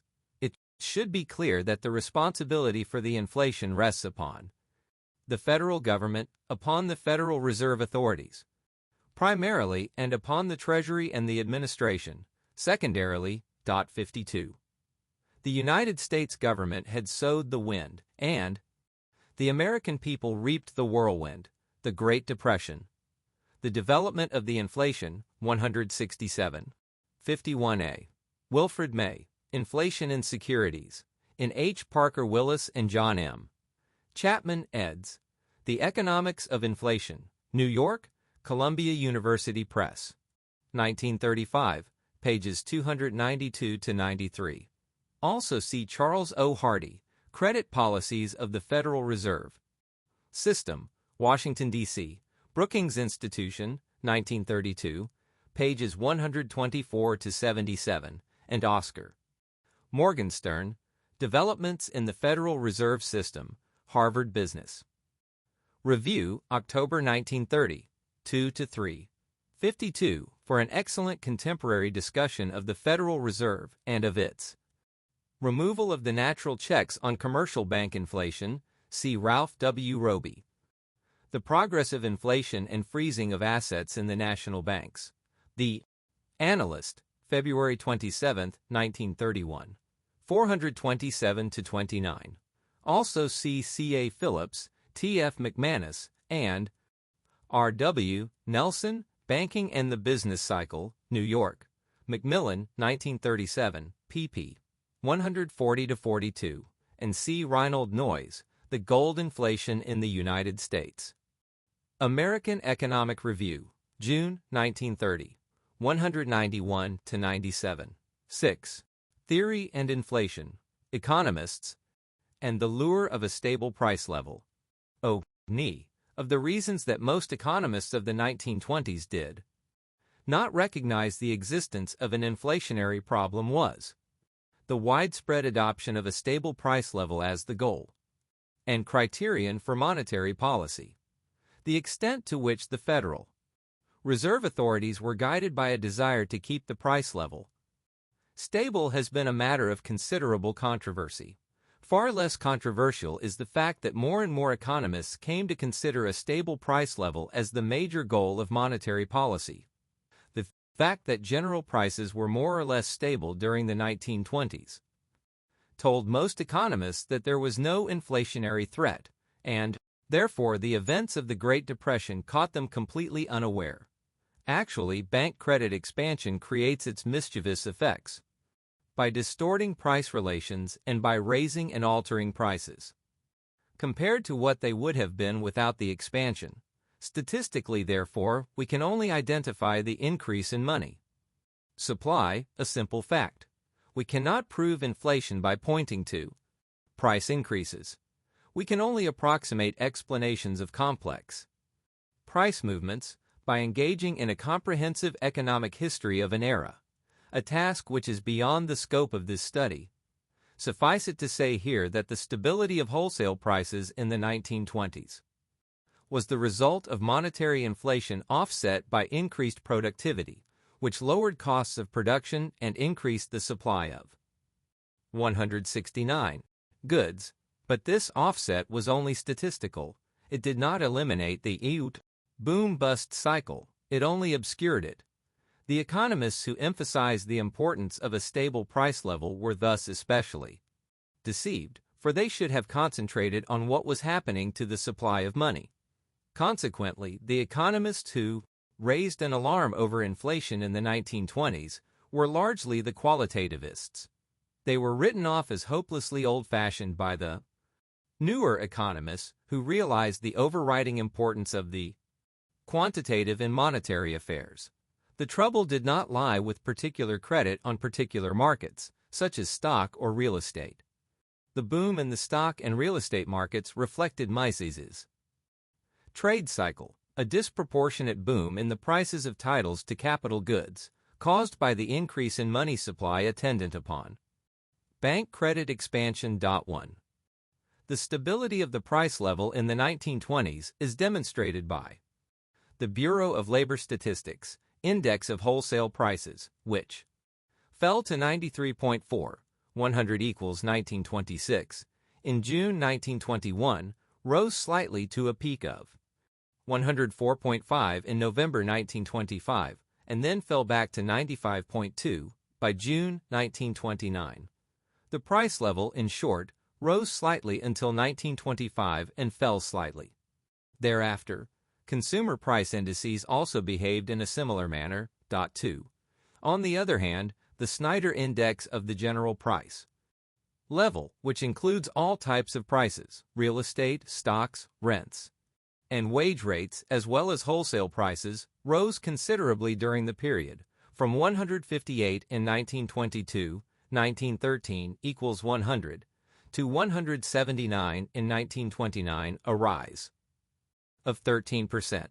Stability was therefore achieved only in consumer and wholesale prices, but these were and still are the fields considered especially important by most economic writers. 170. America's Great Depression. 1. The qualitative aspect of credit is important to the extent that bank loans must be to business, and not to government or to consumers, to put the trade cycle mechanism into motion. 2. The National Industrial Conference Board, NICB, Consumer Price Index rose from 102.3, 1923, equals 100, in 1921 to 104.3, in 1926, then fell to 100.1 in 1929. Bureau of Labor Statistics, BLS, Consumer Good Index fell from 127.7, 1935 to 1939, equals 100 in 1921 to 122.5 in 1929. Historical Statistics of the U.S., 1789 to 1945. Washington, D.C., U.S. Department of Commerce, 1949, pages 226 to 36, 344. Within the overall aggregate of wholesale prices, foods and farm products rose over the period, while metals, fuel, chemicals, and home furnishings fell considerably.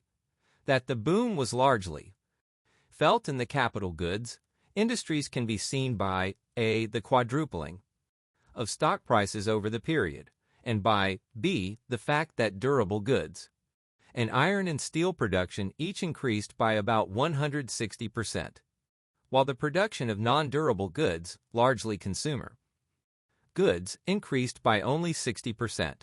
In fact, production of such consumer items as manufactured foods and textile products increased by only 48% and 36% respectively, from 1921 to 1929. Another illustration of Mises's theory was that wages were bid up far more in the capital goods industries. Overbidding of wage rates and other costs is a distinctive feature of Mises's analysis of capital goods industries in the boom. Average hourly earnings, according to the Conference Board Index, rose in selected manufacturing industries from 52 cents in July 1921 to 59 cents in 1929, a 12% increase. Among this group, wage rates in consumer goods industries, such as boots and shoes, remained constant. They rose 6% in furniture, less than 3% in meat packing, and 8% in hardware manufacturing. On the other hand, in such capital goods industries as machines and machine tools, wage rates rose by 12%, and by 19% in lumber, 22% in chemicals, and 25% in iron and steel. Federal Reserve credit expansion then, whether so intended or not, managed to keep the price level stable in the face of an increased productivity that would, in a free and unhampered market, have led to falling prices and a spread of increased living standards to everyone in the population. The inflation distorted the production structure and led to the ensuing Depression adjustment period. It also prevented the whole populace from enjoying the fruits of progress and lower prices, and ensured that only those enjoying higher monetary wages and incomes could benefit from the increased productivity. There is much evidence for the charge of Phillips, McManus, and Nelson that the end result of what was probably the greatest price-level stabilization experiment in history proved to be, simply, theory and inflation. Economists and the lure of a stable price. Level 171. The Greatest Depression. 3. Benjamin Strong was apparently converted to a stable price level philosophy during 1922. On January 11, 1925, Strong privately wrote that it was my belief, and I thought it was shared by all others in the Federal Reserve System, that our whole policy in the future as in the past would be directed toward the stability of prices so far as it was possible for us to influence prices. 4.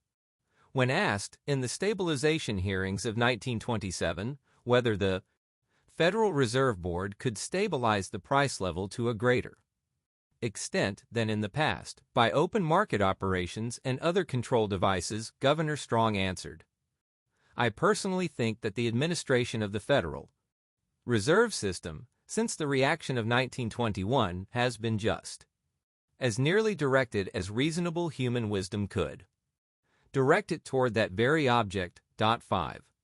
It appears that Governor Strong had a major hand in early 1928 in drafting the bill by Representative James G. Strong of Kansas, no relation, to compel the Federal Reserve System to promote a stable price level. 6. Governor Strong was ill by this time and out of control of the system, but he wrote the final draft of the bill, along with Representative Strong.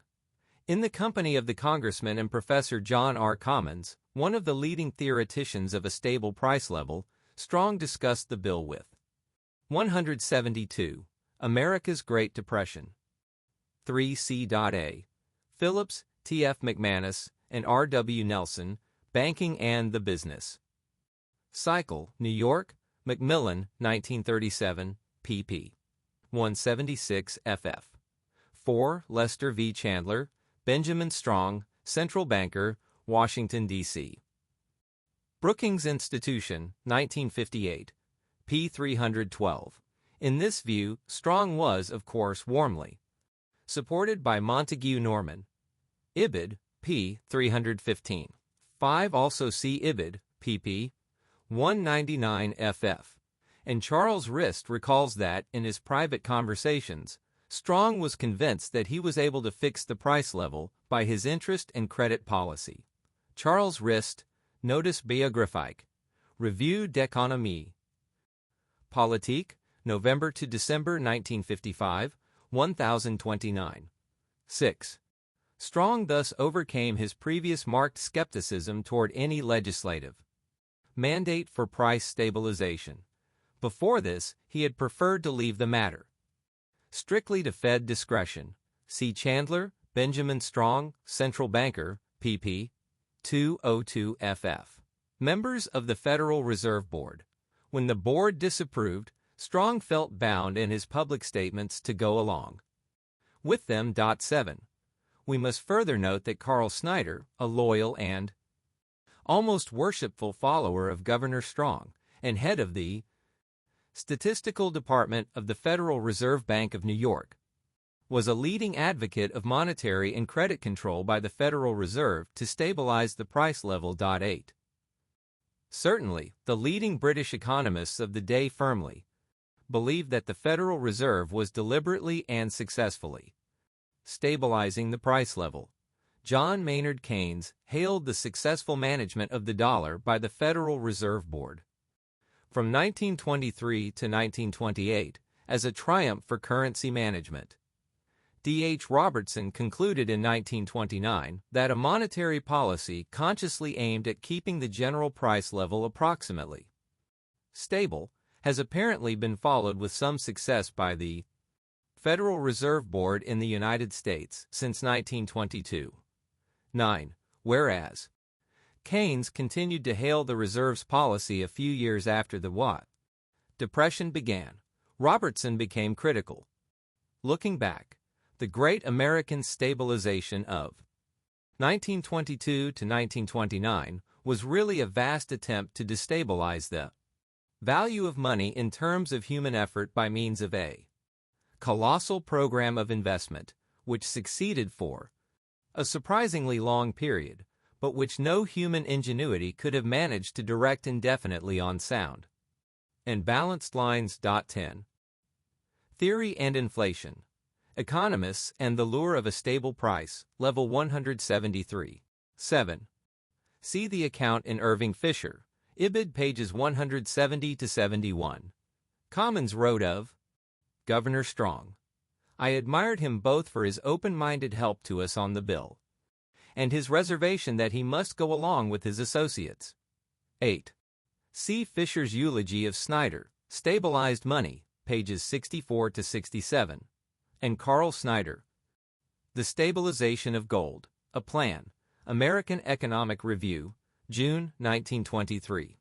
276 to 85. Idem, Capitalism the Creator, New York, Macmillan, 1940, pages 226 to 28. 9d.h. Robertson, The Trade Cycle, Encyclopedia Britannica, 14th ed. 1929, Volume 22, p. 354. 10d.h. Robertson, How Do We Want Gold to Behave? In the International. Gold Problem, London, Humphrey Milford, 1932, p. 45, quoted in Phillips et al. Banking and the Business Cycle, pages 186 to 87. The siren song of a stable price level had lured leading politicians, to say nothing of economists, as early as 1911. It was then that Professor Irving Fisher launched his career as head of the stable money movement in the United States. He quickly gained the adherence of leading statesmen and economists to a plan for an international commission to study the money and price problem. Supporters included President William Howard Taft, Secretary of War Henry Stimson, Secretary of Treasury Franklin McVeigh, Governor Woodrow Wilson, Gifford Pinchot, 7 senators, and economists Alfred Marshall, Francis Edgeworth, and John Maynard Keynes in England. President Taft sent a special message to Congress in February 1912, urging an appropriation for such an international conference. The message was written by Fisher, in collaboration with Assistant Secretary of State Huntington Wilson, a convert to stable money. The Senate passed the bill, but it died in the House. Woodrow Wilson expressed interest in the plan, but dropped the idea in the press of other matters. In the spring of 1918, a committee on the purchasing power of money of the American Economic Association endorsed the principle of stabilization, though encountering banker opposition to his stable money doctrine, led notably by a Barton Hepburn of the Chase National Bank. Fisher began organizing the Stable Money League at the end of 1920 and established the league at the end of May 1921, at the beginning of our inflationary era. Newton D. Baker, Secretary of War under Wilson, and Professor James Harvey Rogers of Cornell were two of the early organizers. Other prominent politicians and economists who played leading roles in the Stable Money League were Professor Jeremiah W.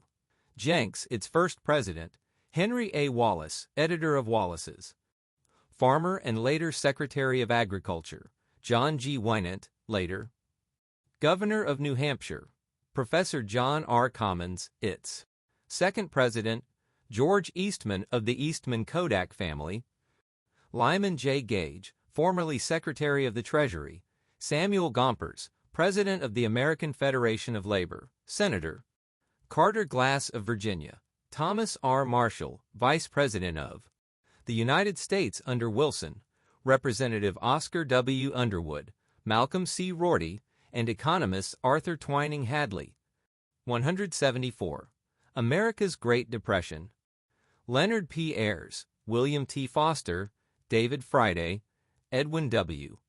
Kemmerer, Wesley C. Mitchell, Warren M. Persons, H. Parker, Willis, Allen A. Young, and Carl Snyder.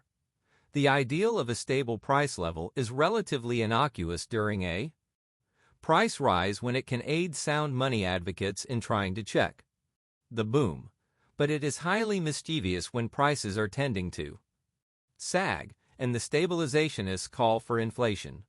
And yet, stabilization is always a more popular rallying cry when prices are falling. The Stable Money League was founded in 1920 to 1921 when prices were falling during a depression.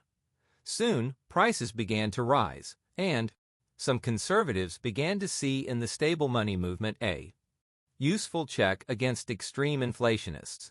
As a result, the League changed its name to the National Monetary Association in 1923, and its officers continued as before, with Professor Commons as president. By 1925, the price level had reached its peak and begun to sag, and consequently the conservatives abandoned their support of the organization, which again changed its name to the Stable Money Association. Successive presidents of the new association were H. Parker Willis, John E. Rovinsky, Executive Vice President of the Bank of America, Professor Kemmerer, and Uncle Frederick W. Delano. Other eminent leaders in the Stable Money Association were Professor Wilford I. King, President, Nicholas Murray Butler of Columbia University, John W. Davis, Democratic candidate for president in 1924, Charles G. Dawes, Director of the Bureau of the Budget under Harding and Vice President under Coolidge, William Green, President of the American Federation of Labor, Charles Evans Hughes, Secretary of State. Until 1925, Otto H. Kahn, investment banker, Frank O. Loden, former Republican governor of Illinois, Elihu Root, former Secretary of State and Senator, James H. Rand, Jr., Norman Thomas, of the Socialist Party, Paul M. Warburg, and Owen D. Young. Enlisting from abroad came Charles Rist of the Bank of France, Edward Benez of Czechoslovakia, Max Lazard of France, Emile Moreau of the Bank of France, Louis Rothschild of Austria, and Sir Arthur Balfour, Sir Henry Strakosch, Lord Melchet, and Sir Josiah Stamp of Great Britain. Serving as honorary vice presidents of the association were the presidents of the following organizations: Theory and Inflation, Economists and the Lure of a Stable Price, Level 175. American Association for Labor Legislation, American Bar Association, American Farm Bureau Federation, American Farm Economic Association, American Statistical Association, Brotherhood of Railroad Trainmen, National Association of Creditmen, National Consumers League, National Education Association, American Council on Education, United Mine Workers of America, the National Grange, the Chicago Association of Commerce, the Merchants Association of New York, and Bankers Associations in 43 states, and the District of Columbia, executive director and operating head of the association with such formidable backing was Norman Lombard, brought in by Fisher in 1926. The association spread its gospel far and wide, was helped by the publicity given to Thomas Edison and Henry Ford's proposal for a commodity dollar in 1922 and 1923. Other prominent stabilizationists in this period were Professors George F. Warren and Frank Pearson of Cornell, Royal Meeker, Hudson B. Hastings, Alvin Hansen, and Lionel D. Eady. In Europe, in addition to the above-mentioned, advocates of stable money included Professor Arthur C. Pigou, Ralph G. Hawtrey, J. R. Bellerby, R. A. Liefeld, G. M. Lewis, Sir Arthur Salter, Knut Wicksell, Gustav Castle, Arthur Kitson, Sir Frederick Soddy, F. W. Pethick Lawrence, Reginald McKenna, Sir Basil Blackett, and John Maynard Keynes. Keynes was particularly influential in his propaganda for a managed currency and a stabilized price level, as set forth in his A Tract on Monetary Reform, published in 1923. Ralph Hawtrey proved to be one of the evil geniuses of the 1920s, an influential economist in a land where economists have shaped policy far more influentially than in the United States. Hawtrey, Director of Financial Studies at the British Treasury, advocated international credit control by central banks to achieve a stable price level as early as 1913. In 1919, Hartree was one of the first to call for the adoption of a gold exchange standard by European countries, tying it in with international central bank cooperation. Hartree was one of the prime European trumpeters of the prowess of Governor Benjamin Strong. Writing in 1932, at a time when Robertson had come to realize the evils of stabilization, Hartree declared, "The American Experiment in Stabilization." 176. America's Great Depression, from 1922 to 1928, showed that an early treatment could check a tendency either to inflation or to depression. The American experiment was a great advance upon the practice of the 19th century, when the trade cycle was accepted passively. 11. When Governor Strong died, Hartree called the event a disaster for the world. 12. Finally, Hartree was the main inspiration for the stabilization resolutions of the Genoa Conference of 1922. It was inevitable that this host of fashionable opinion should be translated into legislative pressure, if not legislative action. Rep. T. Allen Goldsborough of Maryland introduced a bill to stabilize the purchasing power of money in May 1922, essentially Professor Fisher's proposal, fed to Goldsborough by former Vice President Marshall. Witnesses for the bill were Professors Fisher, Rogers, King, and Kemmerer, but the bill was not reported out of committee. In early 1924, Goldsborough tried again, and Rep. O.B. Burtness of North Dakota introduced another stabilization bill. Neither was reported out of committee.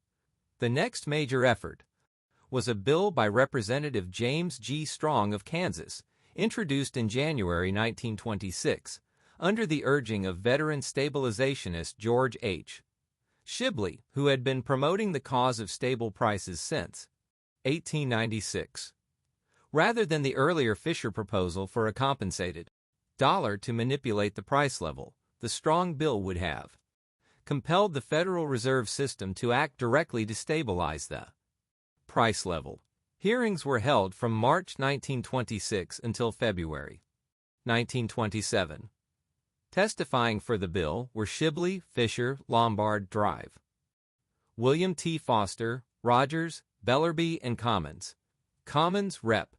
Strong, and Governor Strong then rewrote the bill as indicated. Theory and Inflation. Economists and the Lure of a Stable Price, Level 177. 11. Ralph O. Hartree, The Art of Central Banking, London, Longmans, Green, 1932, p. 300. 12. Leading stabilizationist, Norman Lombard also hailed Strong's alleged achievement. By applying the principles expounded in this book, Strong maintained in the United States a fairly stable price level and a consequent condition of widespread economic well-being from 1922 to 1928. Norman Lombard, Monetary Statesmanship, New York, Harper's, 1934, p. 32n. On the influence of stable price ideas on Federal Reserve policy, see also David A. Friedman, Study of Price Theories Behind Federal Reserve Credit Policy. 1921-29, unpublished M.A. thesis, Columbia University, 1938. Above, and hearings were held on the second Strong bill in the spring of 1928. The high point of testimony for the second Strong bill was that of Sweden's Professor Gustav Cassel, whose eminence packed the congressional hearing room. Cassel had been promoting stabilization since 1903. The advice of this sage was that the government employ neither qualitative nor quantitative measures to check the boom, since these would lower the general price level. In a series of American lectures, Cassel also urged lower Fed Reserve ratios as well as worldwide central bank cooperation to stabilize the price level. The Strong bill met the fate of its predecessors and never left the committee, but the pressure exerted at the various hearings for These bills, as well as the weight of opinion and the views of Governor Strong, served to push the Federal Reserve authorities into trying to manipulate credit for purposes of price stabilization. International pressure strengthened the drive for a stable price level. Official action began with the Genoa Conference in the spring of 1922. This conference was called by the League of Nations at the initiative of Premier Lloyd George, who, in turn, was inspired by the dominant figure of Montague Norman. The Financial Commission of the conference adopted a set of resolutions which, as Fisher puts it, have for years served as the potent armory for the advocates of stable money all over the world. 13. The resolutions urged international central bank collaboration to stabilize the world price level and also suggested a gold exchange standard. On the Financial Commission were such stabilizationist stalwarts as Sir Basil Blackett, Professor Castle, Dr. Vissering, and Sir Henry Strachos. 14. The League of Nations indeed was quickly taken over by the stabilizationists. The Financial Committee of the League was largely inspired and run by Governor Montague Norman, working through two close associates, Sir Otto. 178. America's Great Depression. 13. Fisher, Stabilized Money. p. 282.